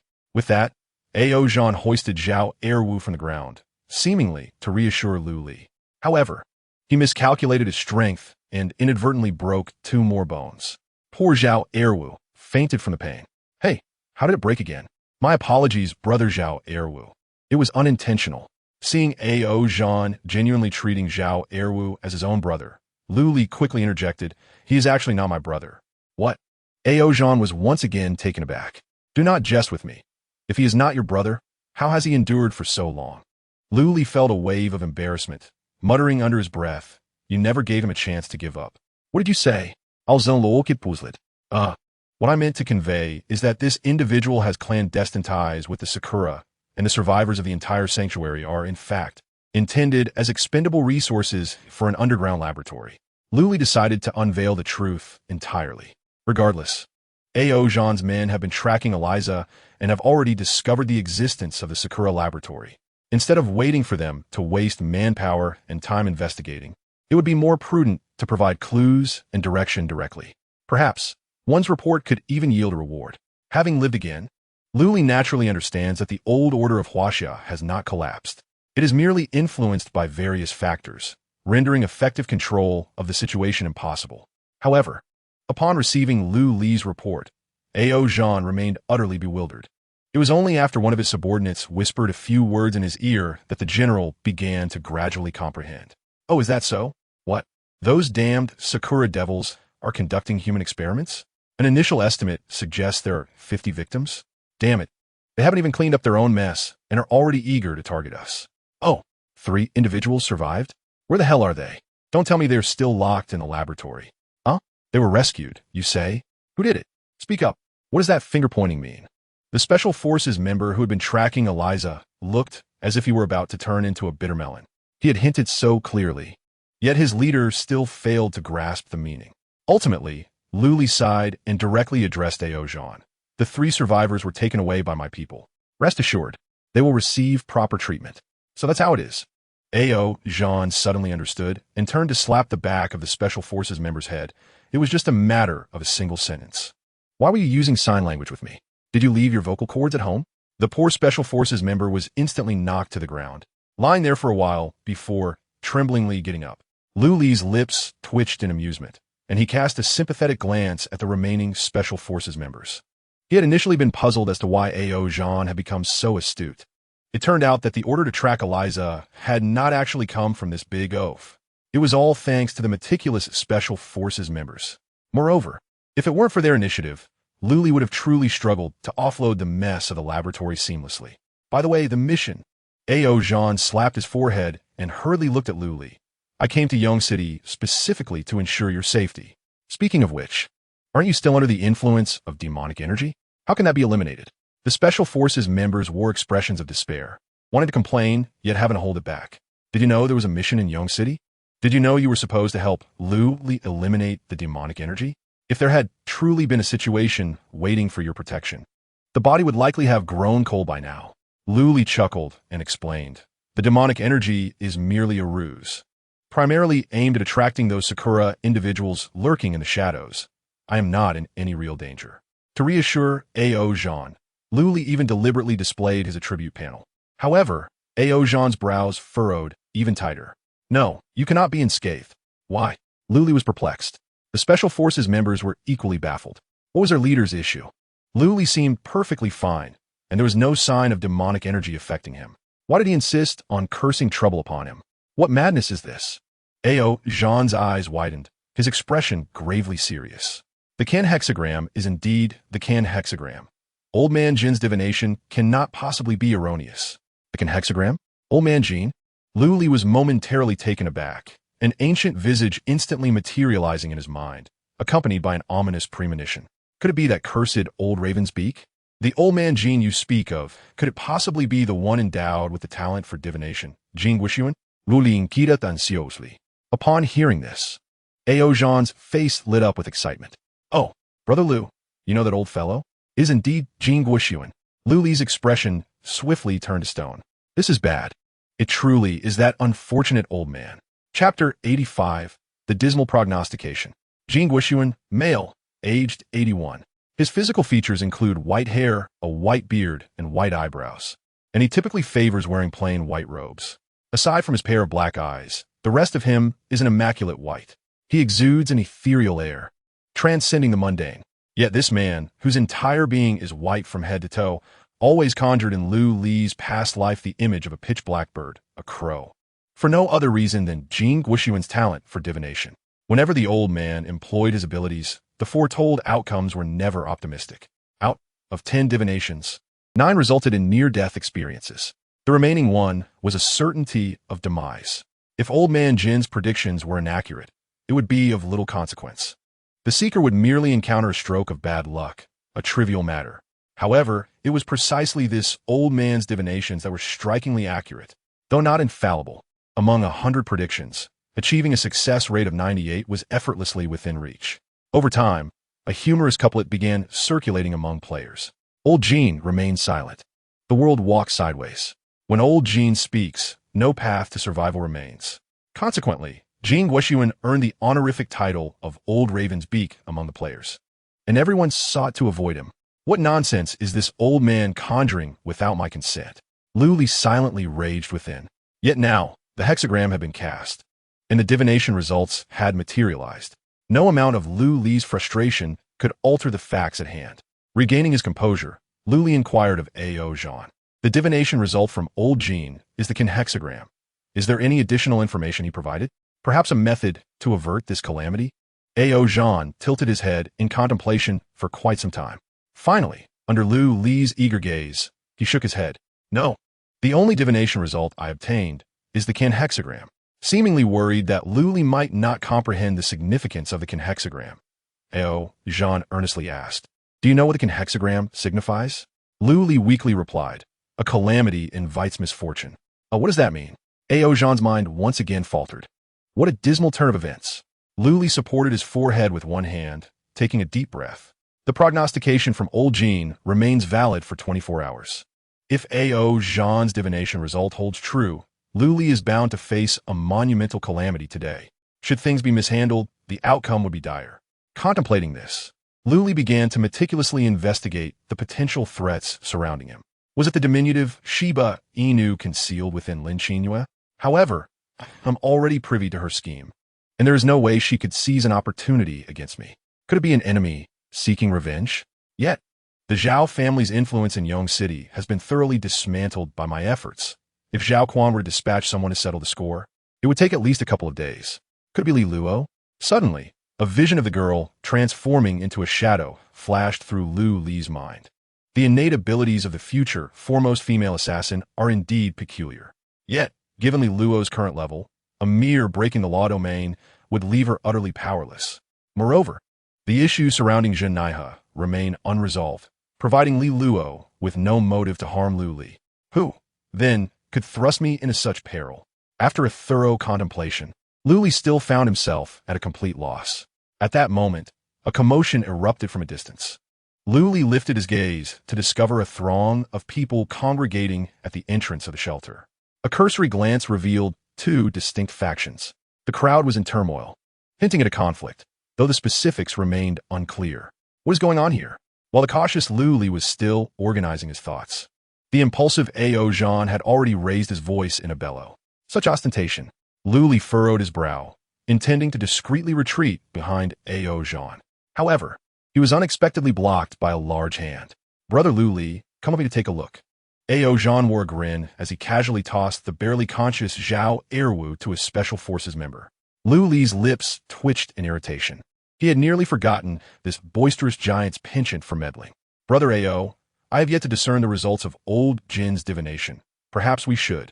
Lu Li had no desire to involve himself in the disputes of other survivors. His own issues had yet to be resolved. A.O. Jean laughed heartily, his large hand once again slapping Lu Li on the shoulder. "It's merely a matter of mediating the survivors' quarrels. It won't take much time. Besides, Brother Lu Li, you are formidable. Should any calamity arise, it would be unlikely to emerge from among these survivors." Such assertions were debatable. Lu Li frowned, unconvinced by A.O. Jean's optimistic perspective. Experience from his previous life had taught him that maintaining vigilance was essential for survival in a post-apocalyptic world. Yet, A.O. Jean was determined to prevent Lu Li from standing idly by. With a swift motion, he hooked Lu Li's shoulder and propelled him toward the crowd. Unable to resist, Lu Li resorted to activating his invisibility ability, rendering himself transparent. The survivors within the shelter had witnessed A.O. Jean's earlier entrance, during which he had hung Zhao Erwu up and delivered a beating. Although they were unclear about A.O. Jean's identity, the sheer force of his fists had certainly opened their eyes. In this world of chaos, strength reigned supreme. Therefore, once A.O. Jean intervened, the survivors did not simply allow him to remain aloof. Instead, they clamored to recount the facts. Lu Li listened intently for a brief moment, discerning that the conflict had arisen from a group attempting to expel certain survivors. "I am not being alarmist. Those few harbingers of disaster will truly bring calamity. Leaving them the shelter is a blatant disregard for everyone's safety." Aunt Zhang shouted loudly, spitting as she spoke. A.O. Jean wiped his face, feeling a bit disdainful. "I said, Aunt, we are all survivors seeking refuge. None of us brings calamity upon ourselves." Seeing someone support her, a woman exuding an air of competence emerged from the crowd. It was Wu Xiyuan, who had previously led Su Xiao and her companions. nearly catching them in a compromising situation. She retorted to Aunt Zhang, "Indeed, Aunt, we are all survivors seeking shelter. To hastily expel our 3 members based on mere speculation is utterly unreasonable." Aunt Zhang placed her hands on her hips, her eyes darting. "How can you be so oblivious to right and wrong? I am an elder, and I wouldn't spout nonsense. Your 3 team members have countless enemies outside, and they could attract retribution at any moment. What else could they be but harbingers of disaster? If you don't believe me, you can ask those behind me." With that, Aunt Zhang twisted her ample waist, showcasing her witnesses. The residents of Sunshine Community chimed in, resembling a chaotic swarm of flies. Wu Siyuan furrowed her brow, listening for a long time before she could barely grasp the situation. She argued loudly, "Do not misunderstand. My team members are also victims, not targets of vengeance. The shelter is safe, and I would stake my integrity on that." The crowd fell silent for a brief moment. Seeing this, Wu Siyuan wished to continue, but suddenly, a beer bottle came flying out of nowhere, smashing against her head with a loud thud. Chapter 86. Harbinger of Disaster. What is your integrity worth? Can it guarantee the lives of everyone in the shelter? Came the harsh jeers from the crowd. The sound of the shattering glass acted like a rapidly igniting fuse, setting off the already restless crowd. Conflict erupted instantly. Due to the survival pressures of the apocalypse, all survivors were simmering with anger, and with some deliberately inciting trouble. The brawl turned deadly. Within half a minute, injuries were reported. Sensing the situation was escalating, Ao Zhan quickly activated his innate ability, Divine Possession. With the imposing figure of the giant spirit roaring, he managed to restore order to the chaotic crowd. Nevertheless, many were still injured, and the issue urgently needed resolution. Ao Zhan furrowed his brow and looked at Aunt Zhang and Wu Siyuan. "Where are those 3 harbingers? Bring them out for me to see." Wu Siyuan's brow furrowed. Her gaze towards Ao Zhan tinged with disappointment. "They are my teammates, not harbingers of disaster." Ao Zhan appeared awkward. "I was merely speaking casually. Let them come out first." Wu Siyuan maintained a serious expression and waved her hand behind her. The crowd parted, revealing 3 familiar faces. Luli was momentarily taken aback, a bitter smile appearing on his face in his invisibility state. The 3 harbingers were none other than Su Xiao, Wang Chao, and Ma Han. Wang Chao and Ma Han had already activated their abilities and were glaring angrily at the crowd, while Su Xiao hung her head low, resembling a child who had committed a transgression. Wu Siyuan gently draped her arm around the girl's shoulders, whispering words of comfort. "Xiao Su, do not be afraid. Regardless of the outcome, I shall never abandon you." Su Xiao sighed sorrowfully, her voice barely above a whisper. "Thank you, Sister Wu, for your kindness. I'm the one dragging you down." Ao Zhan scrutinized the 3 youths, raising an eyebrow in disbelief. "Just these 3 young ones? They are still high schoolers. How could they possibly be a source of calamity? Trust me, having them at the shelter will not invite disaster." However, Aunt Zhang's initial expression of smugness quickly evaporated, and she erupted into a loud outburst. "How can someone of your stature utter such foolishness?" Ao Zhan's expression stiffened. "They have already explained. These 3 are merely collateral damage, and not the targets of vengeance." Aunt Zhang turned her head defiantly. "I care not. Their mere presence will attract that so-called disaster named Luli, jeopardizing the safety of the shelter." "Wait, Luli." Ao Zhan suddenly regained his composure. "The disaster you speak of is named Luli?" Aunt Zhang and the other survivors from Sunshine Community nodded in unison. "Yes, that disaster is indeed named Luli. Lu Gu is not a disaster. If it weren't for him back then, you would have perished long ago." Wang Chao interjected vehemently. "Indeed, had Wang Xian not lured the danger to us, we would have never faced peril. Why do you not pursue the perpetrators and instead target us, the victims? Do you think we 3 are easy prey?" Mahan also shouted defiantly. Yet, despite their loud protestations, their voices were drowned out by the crowd. Su Zhao's expression grew more sorrowful. She tugged at Wu Siyuan's sleeve, softly saying, "Sister Wu, perhaps it is best to leave. This shelter does not welcome me. I shall take my leave." "No, you 3 are already my teammates. I have vowed not to forsake you," Wu Siyuan insisted. Her companions echoed her sentiments. "Indeed, Xiao Su, this is not your fault.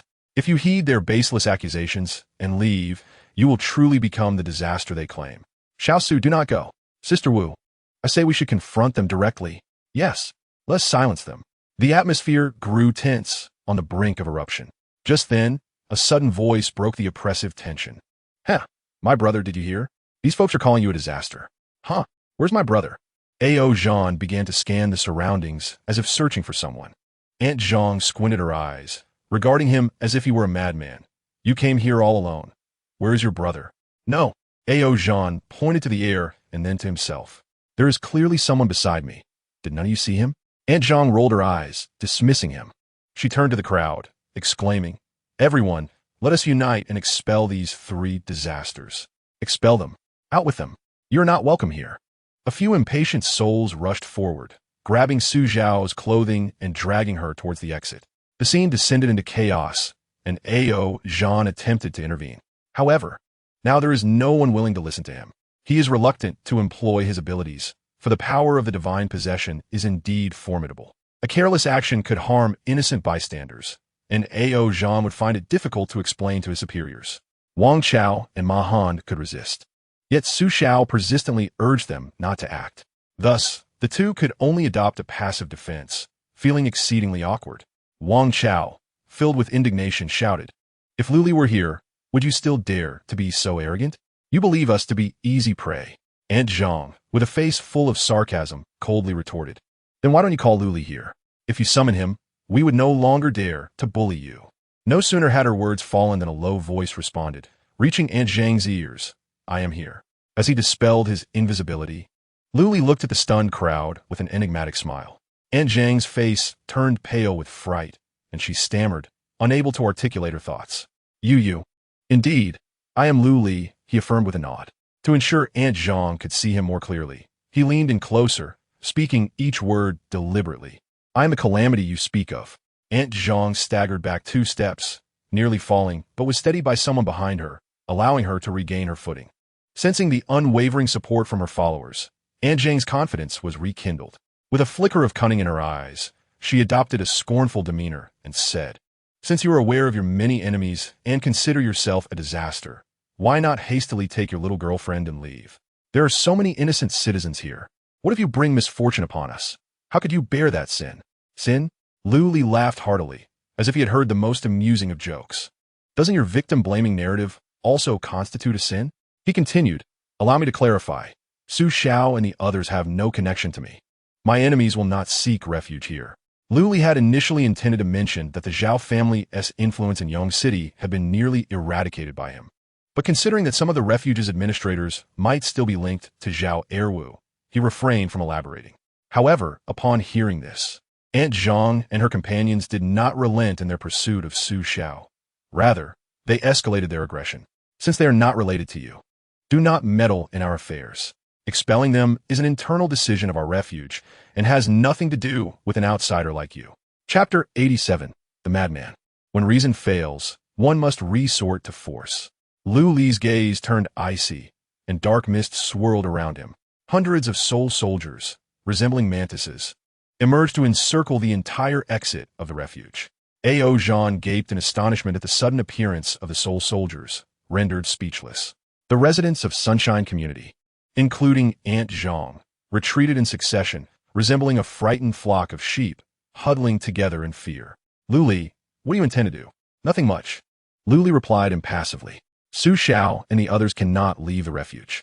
Those who agree, this is the exit, and you may depart now. With this, the soul soldiers parted, revealing a small gap. Those who do not agree, remain. You have 1 minute to contemplate. With that, Luli crossed his arms and began to wait. Regardless of what Aunt Zhang uttered, he paid her no heed. Wu Xiyuan was the first to lead her team through the gap. Before departing, she gave Luli a thumbs up, exclaiming, You're not bad, lad. You're a man. Luli did not glance at Wu Xiyuan, but merely responded coldly, There are still 40 seconds. A.O. Jean, sensing the murderous intent emanating from Luli, attempted to intervene. Brother, don't be impulsive. We can negotiate. It's not yet at that stage. Luli cast a sidelong glance at A.O. Jean, his tone calm. You should leave too. Do not attempt to stop me. It is beyond your capability. What? A.O. Jean was taken aback, chuckling dismissively. Brother, don't joke around. Before A.O. Jean could finish his sentence, Luli unleashed his talent. Law-breaking domain. Within a radius of 20 meters centered on him, all talents instantly ceased to function, including A.O. Jean's divine possession. I am not jesting, Lu Li reiterated, looking at Ao Zhan with an emotionless demeanor. There are still 20 seconds. I do not wish to kill you as well. Ao Zhan, sensing the peculiar shift within himself, was rendered speechless. The surrounding special forces, realizing the gravity of the situation, rushed through the gap, dragging their leader out. Observing the murderous aura permeating the Soul Soldiers, many residents of Sunshine Community opted to vacate the premises. Aunt Zhang's eyes reflected panic, yet perhaps feeling a sense of pride, she remained rooted in place. Lu Li, there are so many of us here. Are you truly going to kill us all? Lu Li did not respond and continued to count down. There are still 10 seconds. Are you really willing to sacrifice so many innocent lives just to let 3 people into the shelter? Only 5 seconds remain. Are you mad? Your actions are no different from those monsters. Time expired. A smirk graced Lu Li's lips. You squander your chance at survival. The slaughter commenced. The mantis-like arms were already adept at ambush, and with the effect of law-breaking domain, slaying Aunt Zhang and the others was akin to slicing through vegetables. In less than 10 breaths, only one person remained at the scene. Lu Li intentionally spared Aunt Zhang. At this moment, she was so terrified that she lost control of her bowels, trembling on the ground, muttering incoherently. Upon closer inspection, it became evident that she was reciting a muddled version of Amitabha. I shall grant you another opportunity, Lu Li said with a smile, his expression gentle. Go apologize. The Buddha will forgive you. Aunt Zhang, as if granted a reprieve, attempted to rise from the ground. However, after several attempts, her legs felt numb and unresponsive. Ultimately, Aunt Zhang could only crawl on her knees to Su Xiao, tearfully declaring, I'm sorry. I was wrong. I should not have called you calamities. I spoke thoughtlessly. Su Xiao displayed a look of compassion, turning to Lu Li. Why did you have to kill them? They merely enjoyed gossiping. Their sins do not warrant death. Lu Li chuckled, imitating Aunt Zhang's earlier tone, and said nonchalantly, Killing them is my personal decision as a madman. It has nothing to do with your saintly sentiments. You. Su Xiao was momentarily at a loss for words, unable to respond. Behind her, Wang Chao and Ma Han wore expressions of sheer delight. Quietly giving Lu Li a thumbs up, Aunt Zhang turned to Lu Li, clasping her hands in a pleading gesture.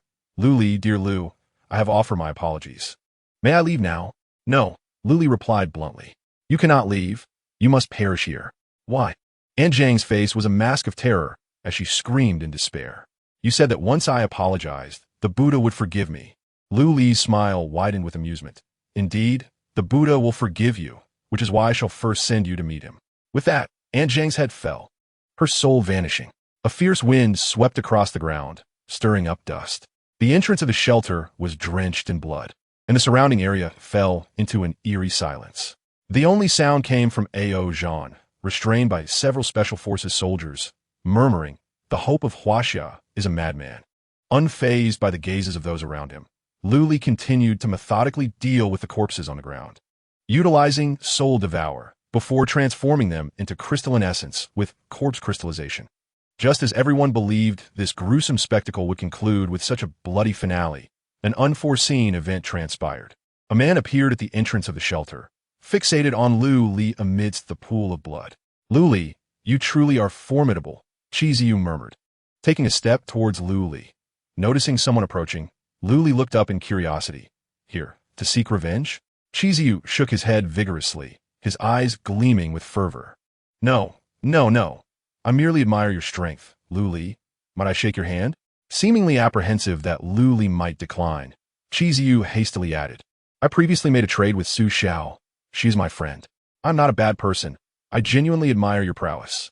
Hearing this, Lu Li instinctively cast a questioning glance at Su Xiao, who appeared equally puzzled. She addressed Chi Ziyu. You traded with me? Who are you? I am Chi Ziyu, the one who exchanged essence crystals with you. You even managed to slightly swindle me. He chuckled, showing no signs of anger. Ah, so it was you, Su Xiao replied, feeling a bit awkward.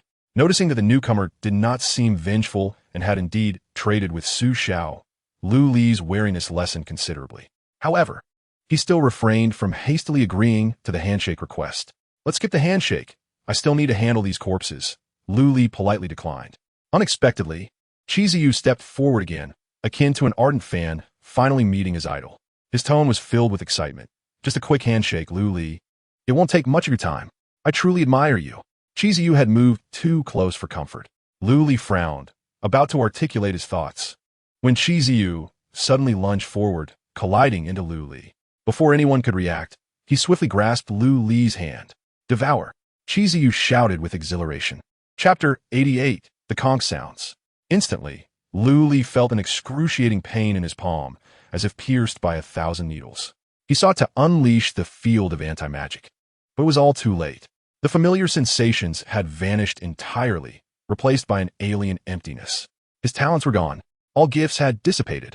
Even Soul-Devouring had transformed into an unusable state of restriction. In contrast, Chiziyu's face flushed with intense excitement, veins bulging prominently. Ha, I did it! I have succeeded.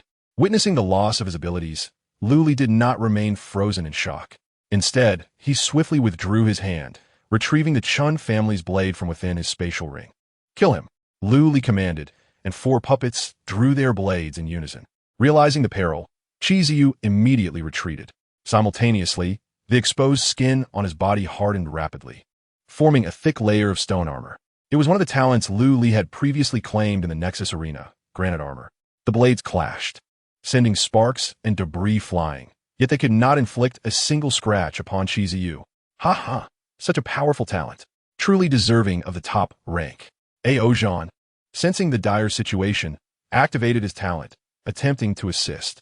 However, as he approached, the effects of divine possession were directly shattered by the field of anti-magic. Ultimately, he could only rely on his inherently formidable physique to contend with Chiziyu. Yet, as the battle progressed, Aozhan sensed something amiss. Each time Chiziyu countered an attack, he employed a different tactic. For instance, previously he had chosen to withstand a strike with granite armor. This time, he evaded Aozhan's punch with swift movement. He was rapidly acclimatizing to Lu Li's talents. Was Lu Li's gift truly this potent? Even Aozhan, with his simple mind, realized that Lu Li had not exerted his full strength when battling him initially.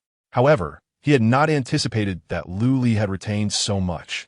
Now, with Chiziyu wielding his talents, Aozhan felt the oppressive weight of impending death. After several exchanges, not only had he failed to injure Chiziyu, but he also found it challenging to extricate himself from the conflict. Aozhan, is it? Your talent seems rather commendable. Why not relinquish it to me? Chiziyu cackled, his face a mask of ferocity. What? Aozhan was taken aback. Just as he attempted to withdraw, a lightning arrow struck towards him with blinding speed. Should it connect, Aozhan would instantly lose the ability to move, becoming mere prey for Chiziyu. He tried to evade, but the lightning arrow was far too swift. It was over. Aozhan despaired, bracing himself for his demise. Yet, at that moment, a figure suddenly interposed before him, absorbing the formidable lightning arrow. Lu Li, are you insane? Without your talents, you will perish, Aozhan exclaimed, his eyes wide with disbelief. Lu Li grunted softly, but sustained no injury. Do you think I rely solely on talents? With arcs of electricity swirling, the outer layer of his cloak was incinerated, revealing a light armor beneath. Lu Li flipped his hand, and an exquisitely crafted seashell materialized. Amidst the puzzled gazes of Chiziyu and Aozhan, Lu Li blew into the seashell. A sound erupted, akin to a ship's whistle, reverberating painfully in the ears of those nearby. Chiziyu's eyes were filled with vigilance, unwilling to let his guard down for even a moment. Yet, nothing transpired. There were no sound wave attacks, nor any injuries inflicted. The tool employed by Lu Li appeared to be merely a slightly louder instrument. Are you here to amuse me? After confirming the absence of threats, Chiziyu couldn't help but scoff. Lu Li remained silent, patiently awaiting the unfolding events, with 4 blade servants restraining him. Chiziyu found himself unable to approach or escape. All he had to do was wait. Hurry up, why is it taking so long? Although Lu Li's expression remained calm, a sense of urgency brewed within him. After all, this was his first time utilizing the miraculous conch, a unique mythical grade item. He was uncertain how long it would take for the interdimensional merchant to arrive after the conch was sounded. If it took half a day, Chiziyu would surely have fled. Fortunately, Lu Li's concerns were unfounded. Just 3 minutes after the conch was blown, the sky suddenly erupted with a thunderous roar. A majestic stag, burdened by enormous packages many times its size, shattered the void as it approached. Lu Li squinted, recognizing the familiar crimson figure seated at the center of the package, allowing his heart to finally settle. It was the red-clad merchant. As the stag landed, its hooves carved two skid marks into the ground. The red-clad merchant greeted Lu Li with excitement. I didn't expect to see you again so soon. Have you found my beloved lollipop? Lu Li forced a smile. There are plenty of lollipops. However, this time, I did not summon you to purchase items, but rather to procure a service. The red-clad merchant paused, an eager grin spreading across his face. The unique interdimensional merchant offered more than mere transactions. Lu Li was aware of the special abilities possessed by each merchant. The red-clad was combative, capable of hiring assassins. The blue-clad was timid, able to pay for escape. The yellow-clad was cunning, capable of purchasing answers to questions for a chance at enhanced items. Without further prompting from Lu Li, the red-clad merchant comprehended the situation. He surveyed the surroundings and inquired, "Whom do you wish to kill?" "Him." Lu Li pointed at Chiziyu. "No problem." The red-clad merchant raised his arm, aiming at Chiziyu's neck, slowly extending a finger. Although Chiziyu could not discern the identity of the suddenly appearing red-clad figure, his instincts prompted the most appropriate reaction. He instinctively sidestepped, evading the invisible spatial force. The red-clad merchant failed to deliver a fatal blow, merely severing one of Chiziyu's arms. "Oh, I actually missed." The red-clad merchant exclaimed in surprise. Lu Li felt a surge of anxiety, but refrained from urging him. Don't rush. This time we'll definitely succeed." The red-clad merchant spread his fingers, aiming once more at Chiziyu. Chiziyu attempted to flee, only to find several invisible walls seemingly materializing around him. No matter how hard he struggled, he cannot break free. "You cannot escape." The red-clad merchant chuckled menacingly, slowly clenching his right fist. Just as the spatial force was about to crush Chiziyu, he suddenly produced a ticket to a secret realm, shouting, "Lu Li, if I can survive from the secret realm, I will surely kill you." Ha ha ha.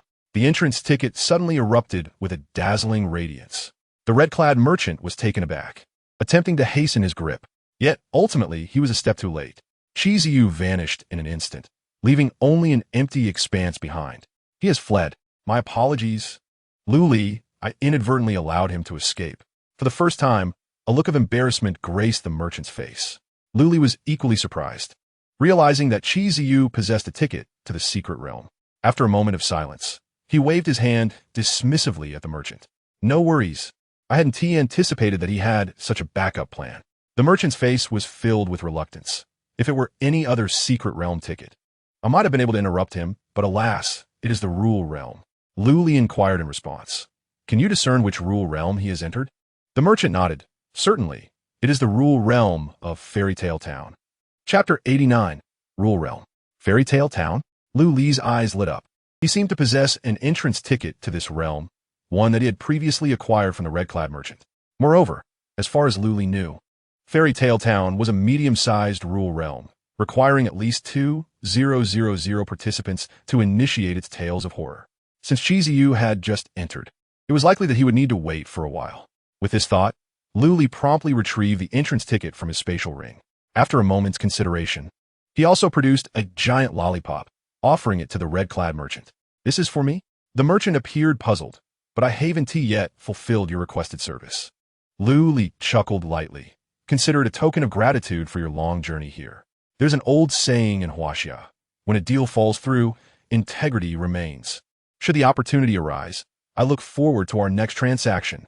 The merchant was momentarily taken aback, then broke into a wide smile. "Very well. Next time we meet, I shall give you a discount." Observing Lu Li's apparent intention to enter the secret realm, Ao Zhan expressed concern. "Lu Li, you cannot be thinking of entering the realm. Can you?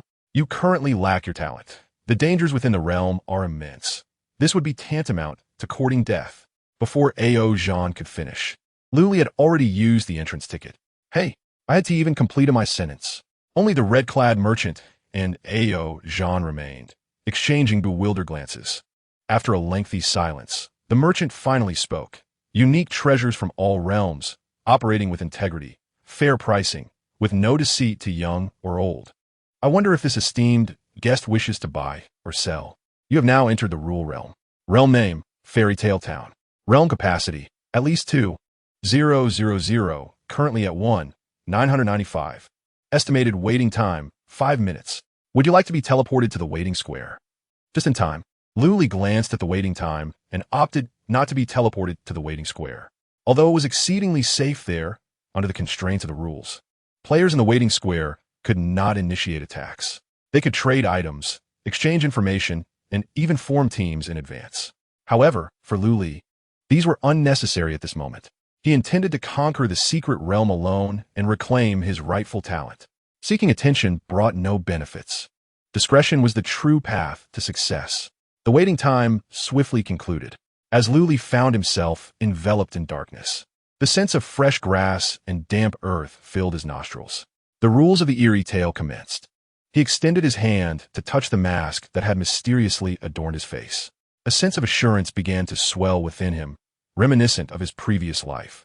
This was the first tale in the Fairy Tale Town trilogy, The Big Bad Wolf and the Three Little Pigs. Surveying his surroundings, Luli realized he stood in the midst of an expansive meadow, surrounded by players, all donning pig masks, who were engaged in animated discussions in small clusters. He refrained from anxiously searching for Chizuyu's figure. Instead, he settled cross-legged on the ground, patiently awaiting the emergence of the rules. Before long, the animated sky above twinkled with stars that swiftly rearranged to form lines of regulations. Welcome, players, to the eerie tale of Fairy Tale Town. Please adhere to the following rules to survive as long as possible. Part 1 of the Fairy Tale Town trilogy, The Big Bad Wolf and the Three Little Pigs. 1. The sun has set, and the Big Bad Wolf is about to appear. All pigs must hasten back to their houses before they are devoured. 2. The Big Bad Wolf is a fearsome creature that delights in hunting pigs. It lurks by day and is active from midnight until dawn. 3. Mama Pig has stated that pigs lack the ability to combat the Big Bad Wolf. For their safety, they must construct pig houses to keep the wolf at bay. 4. The space within pig houses is limited. Each can accommodate a maximum of 300 pigs. 5. While the pigs are harmless companions, they will keep all outsiders outside the pig house. Though the rules were few, they were laden with significant implications. After thoroughly reviewing them, Luli felt a sense of relief wash over him, realizing they aligned perfectly with his past experiences. He rose, intent on making his way toward the pig house along the path. Yet, after only a couple of steps, he was intercepted by 2 female players, also donning pig masks. "Friend, are you from Waxia?" one inquired.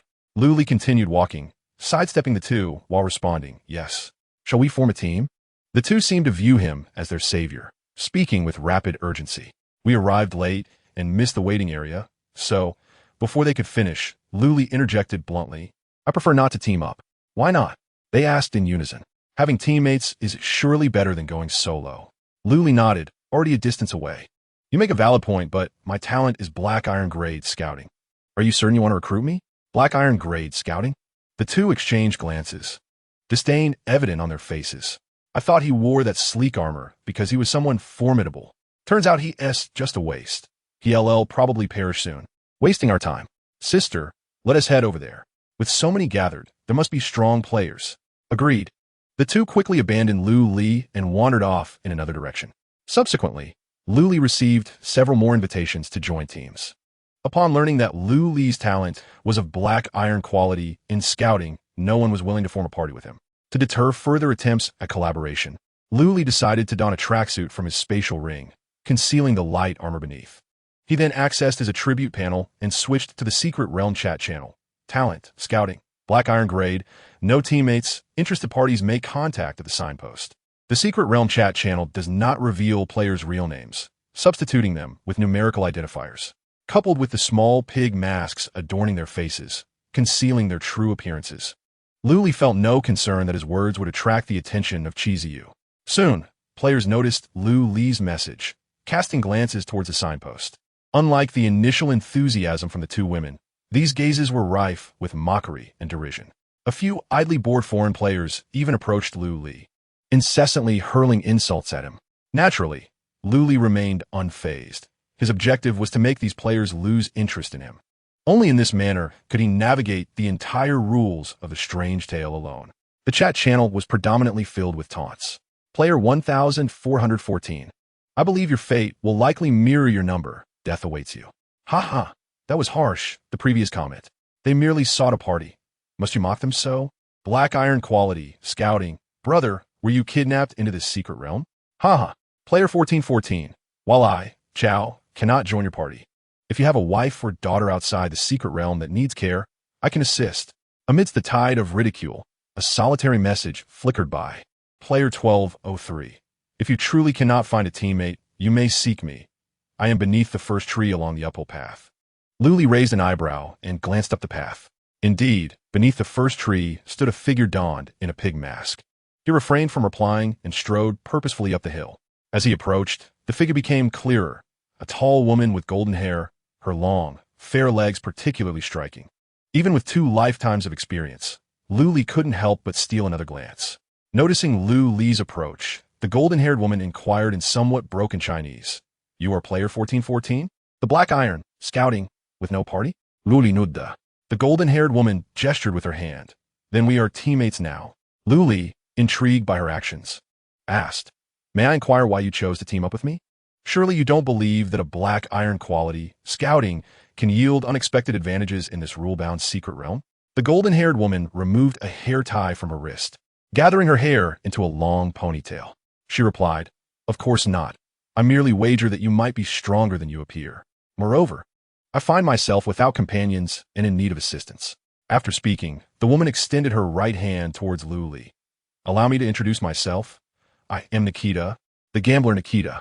Observing the outstretched hand, Lu Li shook his head and softly replied, I appreciate your kindness, but I must confess that I am not inclined to form a team. My apologies. With that, Lu Li continued on his way. Nikita stood frozen in place, momentarily forgetting to withdraw her hand. It was not until Lu Li's figure vanished into the woods that she seemed to come to her senses, murmuring to herself, Is it truly that he does not wish to team up? What a peculiar man. As Lu Li ascended the mountain, players on the grass also began to set out in succession. The tale of the big bad wolf and the 3 little pigs is well known among most players. Even those unfamiliar with it received a brief overview from their companions. The essence of the story revolves around Mother Pig raising her 3 piglets, sending them off to build their respective houses to protect themselves from the big bad wolf.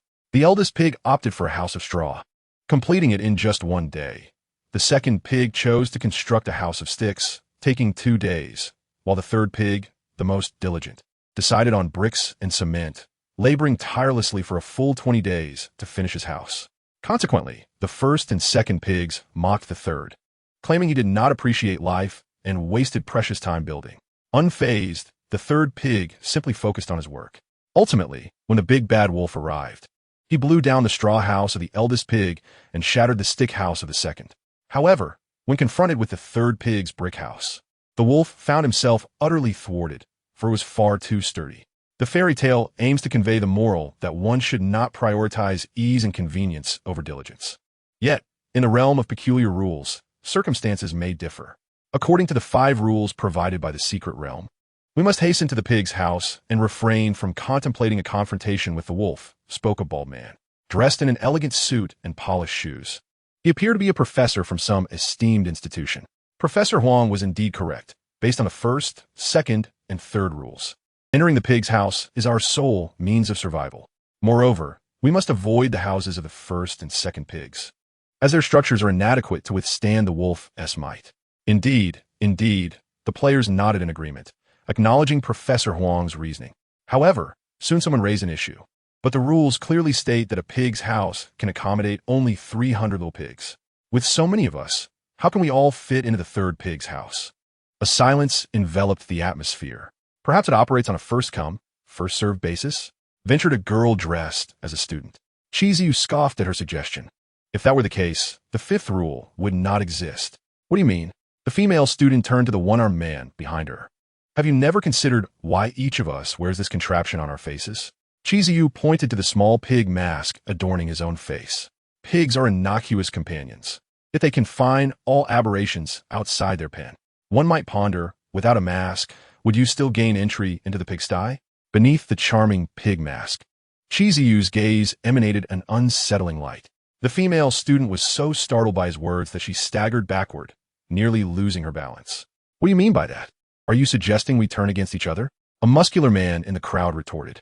He appeared to be a companion of the female student, seemingly intent on defending her. Chizu, with a smile devoid of warmth, directed his attention toward him. I never claimed that we should turn against one another. I merely elucidated the rules.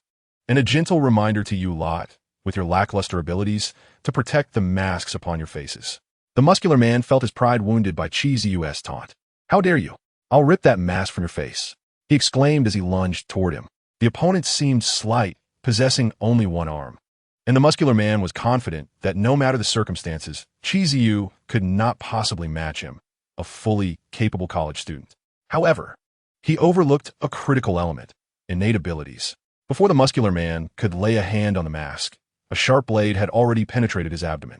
Blade arm. The muscular man stared blankly at the wound on his belly before collapsing to the ground with a thud.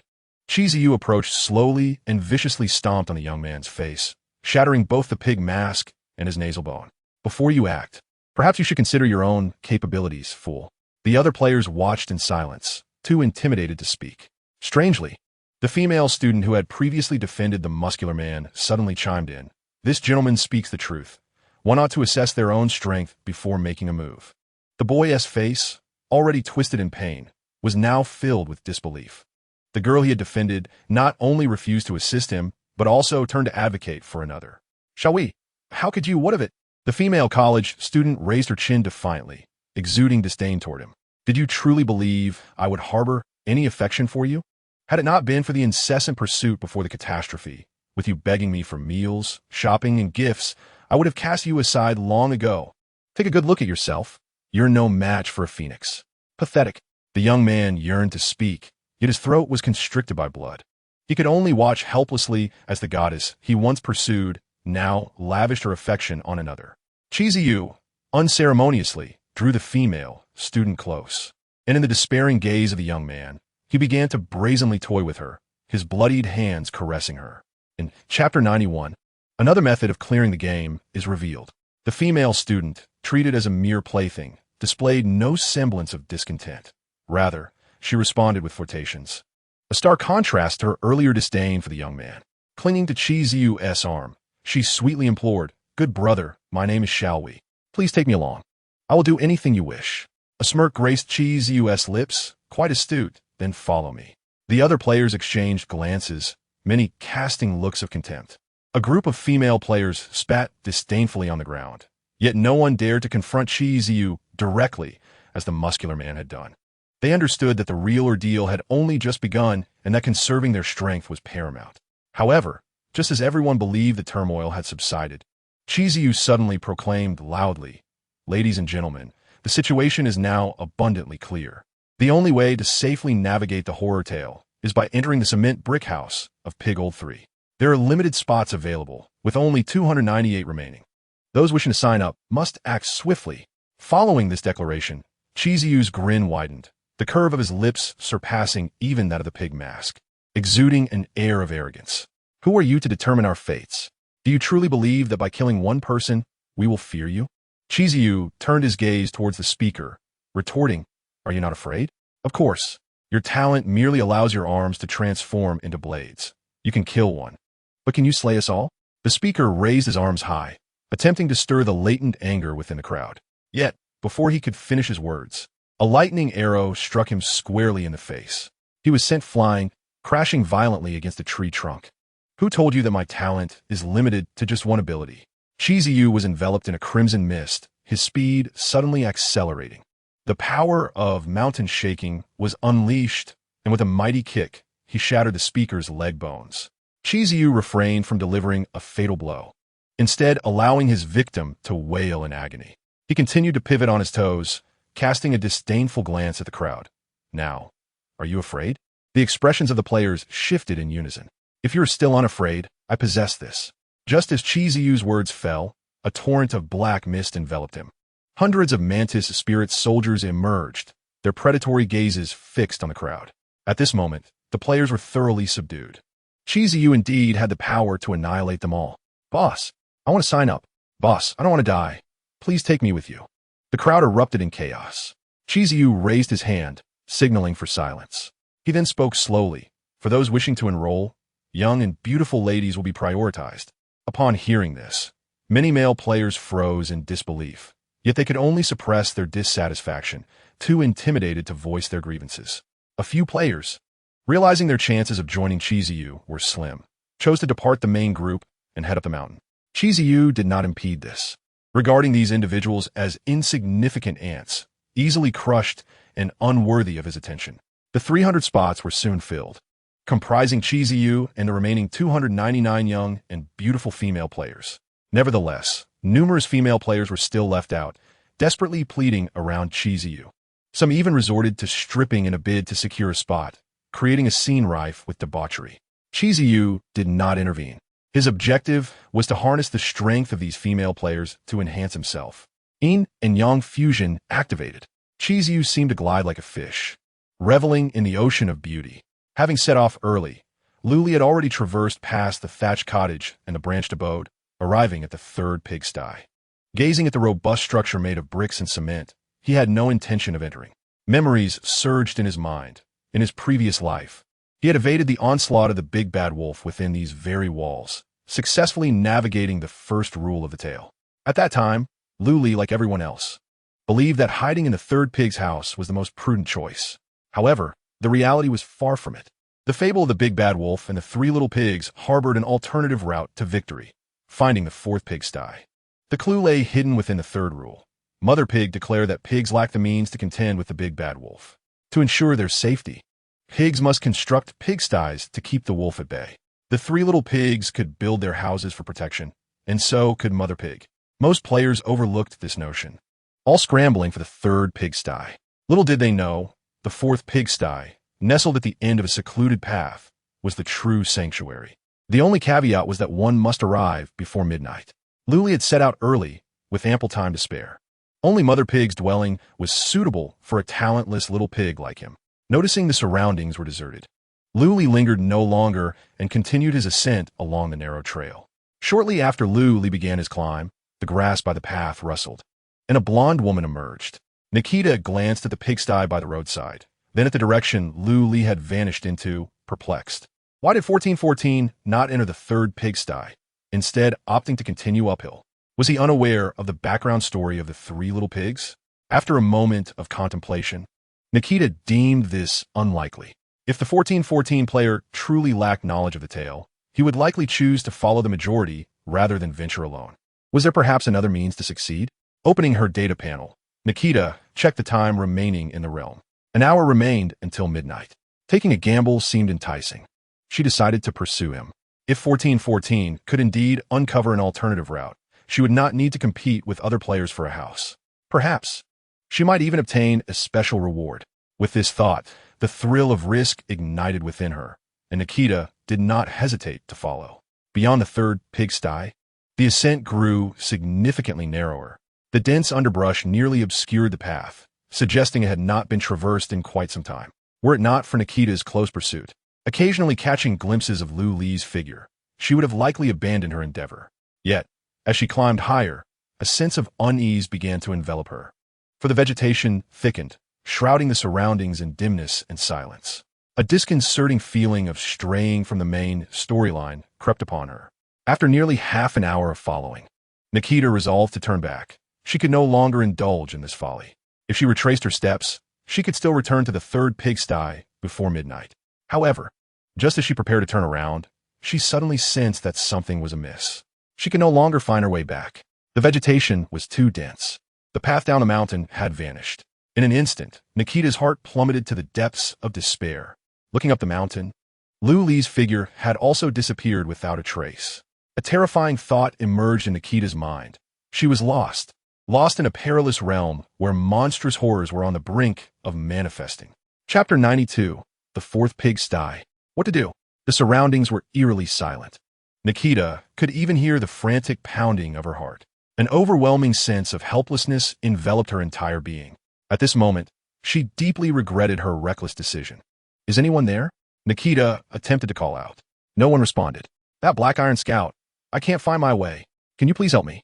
Nikita shouted with all her might. Yet, there was still no reaction. It felt as if she were the only player left on the entire mountain. Ah, the data panel. I can send a message to 1414 in the chat interface. As if grasping a lifeline, Nikita quickly opened the chat interface and sent a private message to Luli. 1414, I apologize for my previous actions, but I am lost now. Can you come and help me? The message was sent, but it sank into silence like a stone cast into the ocean. Luli did not reply. Not even a punctuation mark. Please, 1414, I truly regret my actions.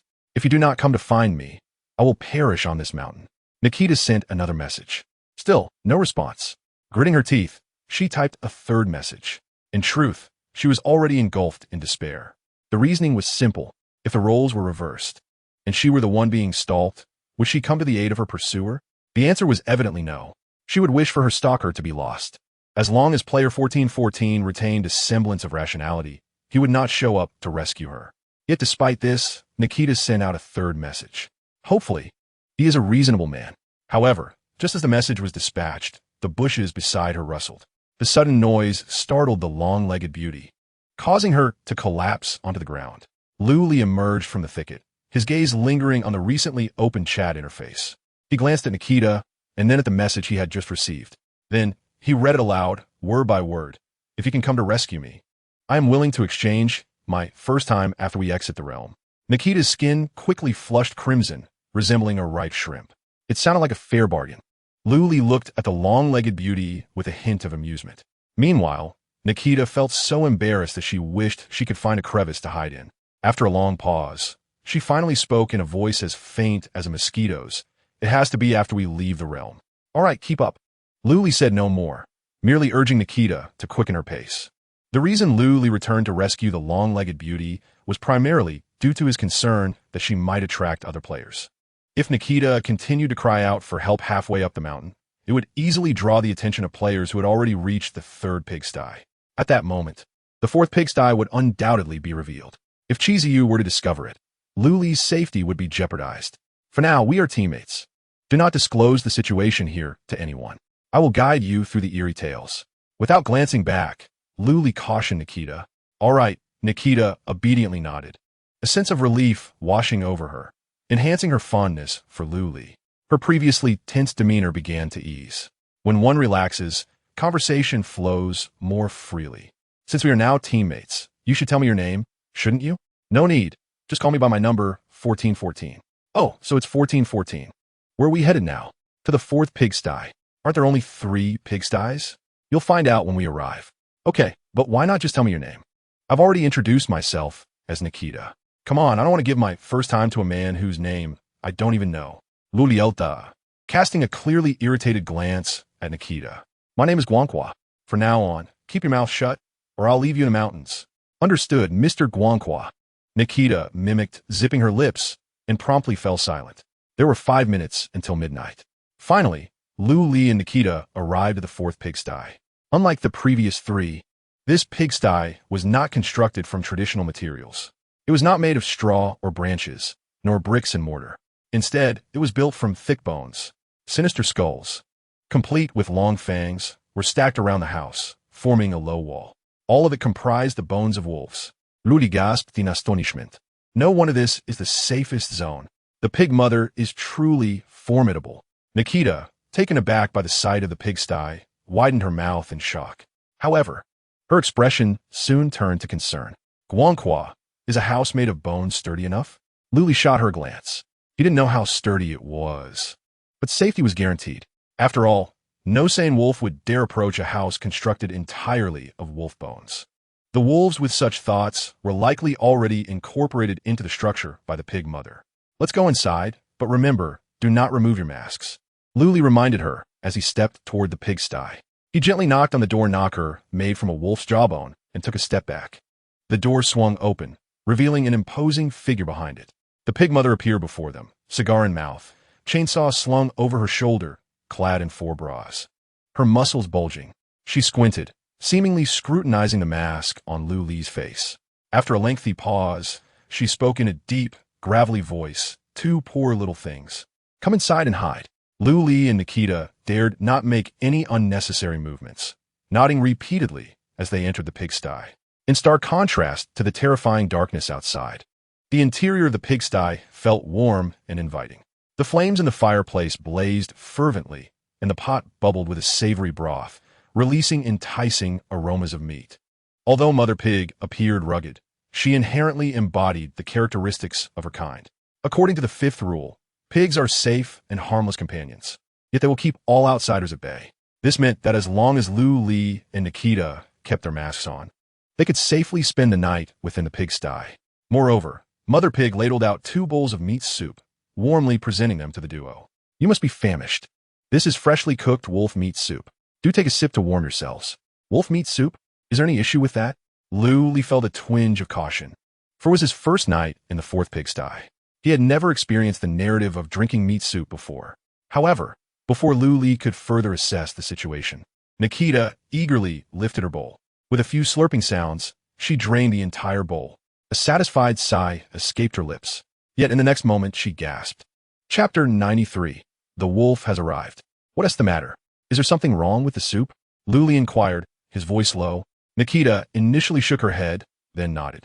After a moment of hesitation, she finally spoke. This soup can increase attribute points. My constitution just rose by 10 points. Really? Lu Li exclaimed in delight, lifting his bowl to take a sip. Indeed, as Nikita had said, his constitution points increased by 2. Drinking the entire bowl would indeed augment it by 10 points. While Lu Li and Nikita reveled in this unexpected boon, other players faced a starkly different predicament. On the mountainside, outside the 3 pigsties, a gruesome scene unfolded along the path, littered with corpses, most of which had fallen victim to Chiziyu. The remaining few bore gruesome bite marks. Whenever a twisted shadow flitted between the trees, several bodies would inexplicably vanish from the ground. The crunching sounds echoed like cicadas on a summer night, reverberating through the dim mountains. Inside the straw hut of the pig boss, 300 players huddled together, incessantly cursing Chiziyu. The terrifying noises from outside caused them to squirm with unease. If given a chance to choose again, they would rather die than enter this treacherous realm of rules. Suddenly, a rapid knocking reverberated through the hut, startling the players. The wolf is here. Before they could react, the entire straw hut collapsed in an instant. Twisted shadows surged into the crowd, and players scattered in panic. Despite knowing that all the pigsties were at capacity, the instinct for survival drove the majority to flee uphill. The twisted shadows were unhurried, harvesting each life at their own pace, ensuring not a single soul was overlooked. Those who narrowly escaped soon arrived at the 2nd pigsty. Open the door. The monster is coming. Let us in. They pounded desperately on the door. Yet, how could the players inside the pigsty possibly open it? The area has long been filled with people. You are not unaware of this. Stop knocking. After all, you are all doomed, and do not attract the big bad wolf. Do not blame us for being heartless. If blame is to be assigned, let it fall upon Chiziyu. Indeed, if the door opens, we are all finished. We do not wish to perish. Upon hearing this, the players outside, already on edge, completely lost their composure. If you refuse to open the door, then let us all perish together. Many players began to pound on the door, while others resorted to their talents, intending to demolish the forked pig house entirely. The structure swayed precariously. A few players, witnessing this, chose instead to flee up the mountain, fully aware that the 3rd pig house was already at capacity and that Chiziyu would never open the door. Yet, under the threat of death, even an extra second of life was worth pursuing. These players, without hesitation, opted to continue their escape. Soon, the twisted shadows reached the 2nd pig house. Compared to the initial arrival, the shadows had clearly swollen in size and multiplied several times over. They formed a sporadic circle, inching closer to the pig house door. The wails, pleas for mercy, and angry curses abruptly ceased, replaced by a chilling cacophony of gnawing sounds. Just as the players inside the house dared to breathe a sigh of relief, knock, knock, knock, the urgent banging on the door erupted. Damn it, these short-lived souls are truly a curse. What shall we do? The fort house may not endure. Panic surged within the pig house. Should we all rush out and confront the big bad wolf together? One player suggested, Are you foolish? Did you not read the rules carefully? The 3rd rule explicitly states that pigs lack the ability to confront the big bad wolf to ensure their safety. Pigs can only construct pig houses to keep the wolf at bay.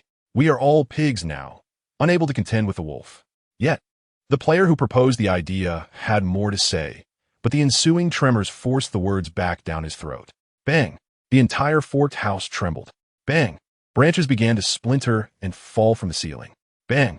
The walls cracked, and a cold wind howled into the house. It's going to collapse. Everyone run! Someone shouted. The once composed players descended into chaos, shoving and trampling one another as they surged toward the exit. The twisted shadows, much like before, effortlessly harvested the players' lives unhurriedly. Still, a portion of the players narrowly escaped this fate, sprinting toward the third pig house on the mountain. These players had witnessed Chi Ziyu's prowess and knew he was not to be trifled with. Therefore, they refrained from banging on the door and instead pleaded fervently, hoping Chi Ziyu would intervene and employ his formidable abilities to save them. Leaning back in his chair, Chi Ziyu was surrounded by a carefully chosen entourage of beautiful women, who were massaging his shoulders and legs. At his behest, these women were completely unclad, their masks rendering them strikingly reminiscent of pigs. Hearing the pleas from outside, Xiao Hui, a university student kneeling at Chi Ziyu's feet, suddenly looked up, seeming concerned as she inquired, "Brother Ziyu, you would let them in, would you?" Chi Ziyu scoffed. "Rest assured, that one happen. Focus." With that, he shifted his leg, signaling Xiao Hui to continue her ministrations. While indulging in the service of the beauty, he seized the teacup beside him and drained its contents. This was the tea of Pig Third, 3 cups in total, each capable of enhancing his mental acuity by 1 point. Naturally, all were now consumed by Chi Ziyu. After finishing, he casually tossed the cup aside. Immediately, numerous female players scrambled to seize it, even resorting to physical altercations. They extended their tongues, striving to lick every remnant of tea from the cup. Observing the fray, Chi Ziyu couldn't help but reflect inwardly. Such power is exhilarating. What if Luli holds the top rank? In the end, I still seized his talent. Though it cost me an arm, it has yielded an extraordinary life experience. Worth it. He mused about Luli, perhaps hiding in some corner, weeping. How amusing. The combination of his swelling pride and the soothing massage enveloping him made Chi Ziyu shiver with contentment. Delightful. Xiao Hui rubbed her aching wrist and looked up again. "Brother Ziyu, I suddenly had an idea." In a buoyant mood, Chi Ziyu glanced at the university student dismissively. "What idea?" "The third rule," Xiao Hui pondered. "Since we must wear masks to be treated as pigs and enter the pigsty, does that mean once we remove the masks, we can confront the big bad wolf?" "What do you mean?" Chi Ziyu frowned. "Are you suggesting I take off my mask to rescue the players outside?" "Of course not." Xiao Hui vigorously shook her head. "Those lives are cheap, not worth your effort, Brother Ziyu. What I mean is, if we could slay the big bad wolf and obtain wolf meat, your strength could advance even further." Indeed, Chi Ziyu relaxed his brow. Pig Third mentioned that his mother once made him wolf meat soup. It seems wolf meat, much like Pig Third's tea, could enhance attribute points. At this point, the players in the room believed Chi Ziyu was preparing to act. However, he suddenly shifted his tone, his expression darkening. "But what if removing the mask still leaves us powerless against the big bad wolf?" Chi Ziyu abruptly seized Xiao Hui by the neck. "Are you trying to deceive me into a futile death?" Xiao Hui hurriedly shook her head. No, Brother Ziyu. I have a way to verify this hypothesis without you having to try it personally." With a swift motion, Chi Ziyu tossed Xiao Hui to the ground, coldly demanding, "Speak. If you cannot provide an answer, I will end you." It was no wonder Chi Ziyu reacted so strongly. He was inherently timid, and the rapid surge in his strength after acquiring Lu Li's formidable talent left him feeling insecure. Consequently, he became tense at the slightest disturbance. After a prolonged moment of coughing, Xiao Hui finally spoke. "Let the players outside remove their masks. After all, they cannot enter the house. As long as there is a way to survive, they will certainly attempt it." One must admit, Xiao Hui's strategy is indeed clever. Merely by uttering a few words, she can gamble with the lives of others to validate her hypothesis. Should her conjecture prove erroneous, Chi Ziyu and the others sheltered within the pigsty would incur no losses. "Let us proceed as you suggest." Chi Ziyu contemplated for a moment before nodding. Xiao Hui hastily squeezed towards the door, calling out to the players outside, "Remove your masks. You may be able to harm the big bad wolf. By joining forces, we might just defeat it." Initially, the players outside were reluctant to heed her words. However, as shadows began to close in, their options dwindled. "Damn it, we're all doomed anyway. Let us give a shot." Someone tore off their mask. Soon, ecstatic shouts erupted. "Wow, this method truly works. After removing my mask, those shadows transformed into tangible wolves. My attacks are effective. I repelled the big bad wolf. I've slain one." The players, now infused with hope in their dire predicament, rallied with fervor. Alas, the number of wolves was overwhelmingly vast. Even with the players outside exerting 120% of their combat prowess, they remained outmatched. Their numbers dwindled rapidly. Just then, The door of the pigsty swung open. Cheesy Yu, cloaked in swirling black mist, strode forth and gently removed his mask. "Allow me to save you, a bunch of worthless fools." Meanwhile, Mama Pig, observing Lu Li and Nikita finishing their soup, inquired, "How is it?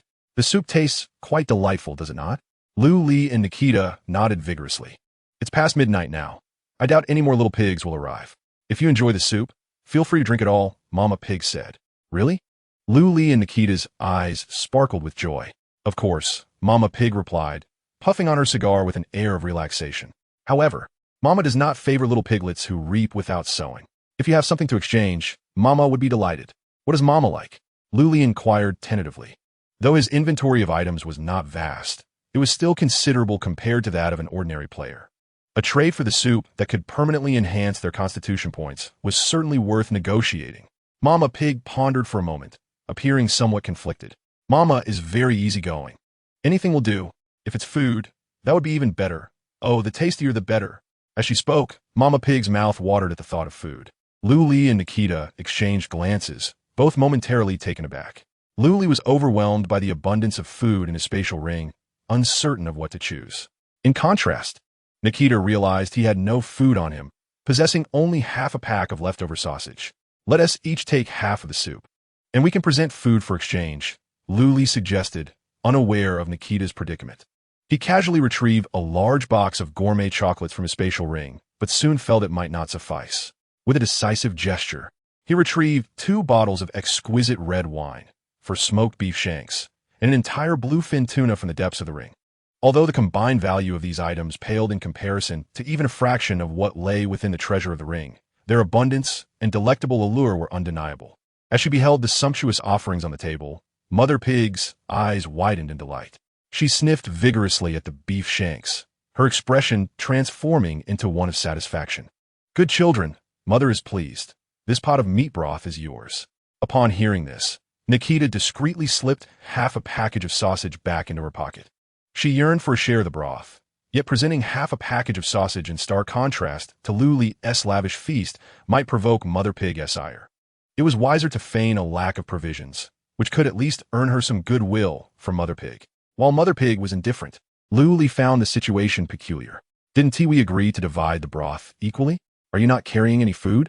Nikita, frustrated at her own oversight in bringing no food and therefore missing out on the broth, begrudgingly pulled out the half package of sausage and tossed it into Lu Li's arms. "This is all I have. Let us not embarrass ourselves further." Lu Li gazed at the sausage in his hands, caught between amusement and disbelief. He chose not to dwell on it further and prepared to store the entire pot of wolf meat broth in his spatial ring for a leisurely savor later. Just as he was about to package the pot, he suddenly noticed a line of small characters inscribed along the rim.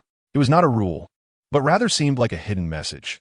"This pot is dedicated to the eternal friendship between Mother Pig and the hunter." The hunter? Lu Li was taken aback, the previously obscure connections beginning to crystallize in his mind. Seeing Lu Li lost in thought while holding the pot, Nikita curiously approached. Upon reading the inscription, she remarked, "The hunter? I don't recall a hunter in the story of the Big Bad Wolf and the 3 Little Pigs." Indeed, that character was not part of the tale. As Lu Li packed the meat broth, he explained, "The rules of the bizarre Tale Fairy Tale Town are divided into a trilogy. This hint may pertain to the next tale." He turned to Mother Pig and asked, "Mother, are you on good terms with the hunter?" "Indeed," Mother Pig nodded. "Aside from this pot, that chainsaw was also a gift from the hunter." As expected, Lu Li's mind raced with understanding. According to the 3rd rule, pigs lack the capacity to combat the Big Bad Wolf. Yet, Mother Pig, despite being a pig herself, had slain the wolf and constructed a house from its bones, an act that contradicted the rule. There must be a reason behind this anomaly. It now appeared that the reason lay within the chainsaw, a unique tool capable of easily dispatching the Big Bad Wolf. If he could acquire this tool, perhaps the next tale could be navigated more swiftly. Chapter 95, Little Red Riding Hood and the Big Bad Wolf. With this thought in mind, Lu Li boldly inquired, "Mother, is your chainsaw for sale?" At this declaration, both Mother Pig and Nikita were momentarily stunned. Nikita looked at Lu Li as if he had lost his senses, tugging at his sleeve as she whispered urgently, "What are you doing? Have you been intoxicated by the wolf meat broth? Don't provoke Mother Pig." Lu Li maintained a calm demeanor, his gaze unwaveringly serious. "Mother, I truly adore this chainsaw. If selling it is not an option, may I borrow it for a few days? The surprise on Mama Pig's face gradually faded as she took a deep puff from her cigar. It is certainly out of the question to sell it to you. This was a gift from the hunter, imbued with profound significance. However, I could allow you to borrow it for a few days, under one condition. A glint of shrewdness flickered in Mama Pig's eyes. Little piglet, to prevent you from absconding with the chainsaw, you must provide an item of equal value as collateral. Luli let out a bitter chuckle inwardly. He had not originally intended to return it, but with Mama Pig now speaking, he felt it inappropriate to negotiate further. All right, I shall use this item as collateral. As he spoke, Luli retrieved a short dagger with an insect tooth from his spatial ring. Mama Pig took it, gave it a cursory glance, and nodded. A growth-type item, rather rare indeed. Its value suffices as collateral. You may take the chainsaw, but do ensure it remains intact. Thank you, Mama. Luli expressed his gratitude, rising to place the chainsaw into his spatial ring. The entire transaction flowed seamlessly, leaving Nikita in a state of astonishment. Had Luli truly managed to acquire the chainsaw? Was it permissible to engage in such dealings within the secret realm? While Nikita was uncertain of how the chainsaw would aid in the forthcoming eerie tales, one thing was abundantly clear. This item was undoubtedly formidable. A typical player could scarcely present an equivalent item for collateral. Yet Luli had merely exchanged a dagger to procure the chainsaw. What did this signify? It indicated that Luli possessed an astonishingly substantial background.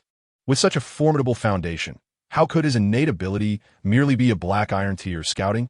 Something was amiss. Who exactly was this man from Huaxia named Guangwai? Nikita pondered silently, feeling compelled to report the events that transpired here to her father upon leaving the secret realm. The long night stretched on. After enjoying the delectable feast provided by Luli, Mama Pig soon dozed off on the sofa, seemingly unprepared to guard against the big bad wolf. Luli and Nikita curled up on the sofa, preparing to sleep. Nikita yearned for conversation, yet Luli exhibited no interest whatsoever. No matter how she probed, his responses remained perpetually perfunctory. Eventually, Luli simply closed his eyes and feigned sleep, leaving Nikita quite vexed. In her boredom, Nikita resorted to opening the data panel, hoping to find messages from other players in the chat interface.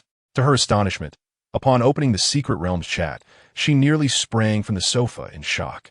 The screen was flooded with messages directed at 12:03 and 14:14, those being her and Luli. 12:03 and 14:14. Are you still alive? Where are you now? Besides Pig Third's pigsty, is there any other place to evade the big bad wolf? 12:03 and 14:14. Respond immediately. The esteemed Cheesy U requests your reply. Have you both perished? Who knows where you've hidden, surely reaping considerable benefits in secret. You selfish creatures, hoarding information without sharing, only concerned with your own survival. Nikita initially intended to respond, but as she read the increasingly unfriendly messages, her hand retreated from the data panel. Why should intelligence be shared with you? When you were vying for the pigsty, did you ever consider yielding to others? Nikita rolled her eyes dramatically and muttered to herself. Although she had not witnessed the players fighting over the pigsty, she could scroll through the chat records and observe the players' survival statuses. The majority of those who had sent distress signals to Chiziu were already deceased, and the few remaining had fallen silent. After scrolling for a while, Nikita found it utterly tedious, chose not to respond, and simply closed the chat interface to sleep. When she awoke again, it was already the following morning. The first rule of the horror tale had been easily passed. Unbeknownst to her, Lu Li, who had awakened at some point, was examining the data panel. Upon noticing Nikita was awake, he pointed to the milk and bread on the table. After a simple breakfast, they would enter the next horror tale in an hour. Had Mother Pig prepared breakfast for them? As Nikita enjoyed her meal, she felt invigorated, though it seemed somewhat unbelievable. Last night had been the most restful sleep she had experienced. It was prepared by me, Luli remarked lightly, because in the upcoming horror tale, you may not have the opportunity to eat. Huh? Nikita halted her chewing. What is the next rule of the horror tale? Is it dangerous? It is Little Red Riding Hood and the Big Bad Wolf, Luli replied as he closed the data panel. The details are on the panel. You can review them while having breakfast. You will need to choose your camp. Nikita nodded and opened the data panel. As Luli had stated, there was indeed a detailed introduction to the second rule of the horror tale. Congratulations to all players for surviving successfully in 1 hour. The second part of the Fairy Tale Town trilogy, Little Red Riding Hood and the Big Bad Wolf, will commence. Before the horror tale begins, All players must choose their camp. Camps are divided into 3 types: the Big Bad Wolf Camp, Little Red Riding Hood Camp, and Hunter Camp. Big Bad Wolf rules. 1. The Big Bad Wolf possesses immense strength and agility, making it the most fearsome creature in the forest. We are invincible. 2. The Big Bad Wolf's disguise is imperceptible. 3. Remember, the Big Bad Wolf must not starve excessively, or will involuntarily howl like a famished wolf. 4. Little Red Riding Hood is simply too adorable, so the Big Bad Wolf must devour her. Killing Little Red Riding Hood is the ultimate goal of every Big Bad Wolf. 5. Never attempt to confront the hunter, otherwise you will end up as a wolfskin rug. 6. Do not launch ambushes on open roads without any cover. Such actions will not only allow Little Red Riding Hood to escape, but may also attract the hunter's attention. Little Red Riding Hood must know one. Little Red Riding Hood is a charming girl, clever and resourceful, yet unable to contend with the Big Bad Wolf. When encountering the Big Bad Wolf, do not hesitate. Run. 2. The hunter is a good friend of Little Red Riding Hood. With him around, she will be quite safe. Little Red Riding Hood must reach her grandmother's house before the sun sets, for the encroaching darkness poses a particular peril to the young girl. Considerations for the hunter. 1. The hunter is commendable, and a hunter armed with a firearm is exceptionally formidable. However, should Little Red Riding Hood meet with misfortune, the hunter would be overwhelmed with sorrow, leading to his own demise. 2. The hunter's pursuit is to hunt. The Big Bad Wolf stands as the prime target for his endeavors. Eliminate them all and transform their pelts into splendid carpets. 3. Little Red Riding Hood is a well-behaved child, and it is the hunter's duty to ensure her safety, yet he must not neglect his hunting pursuits. 4.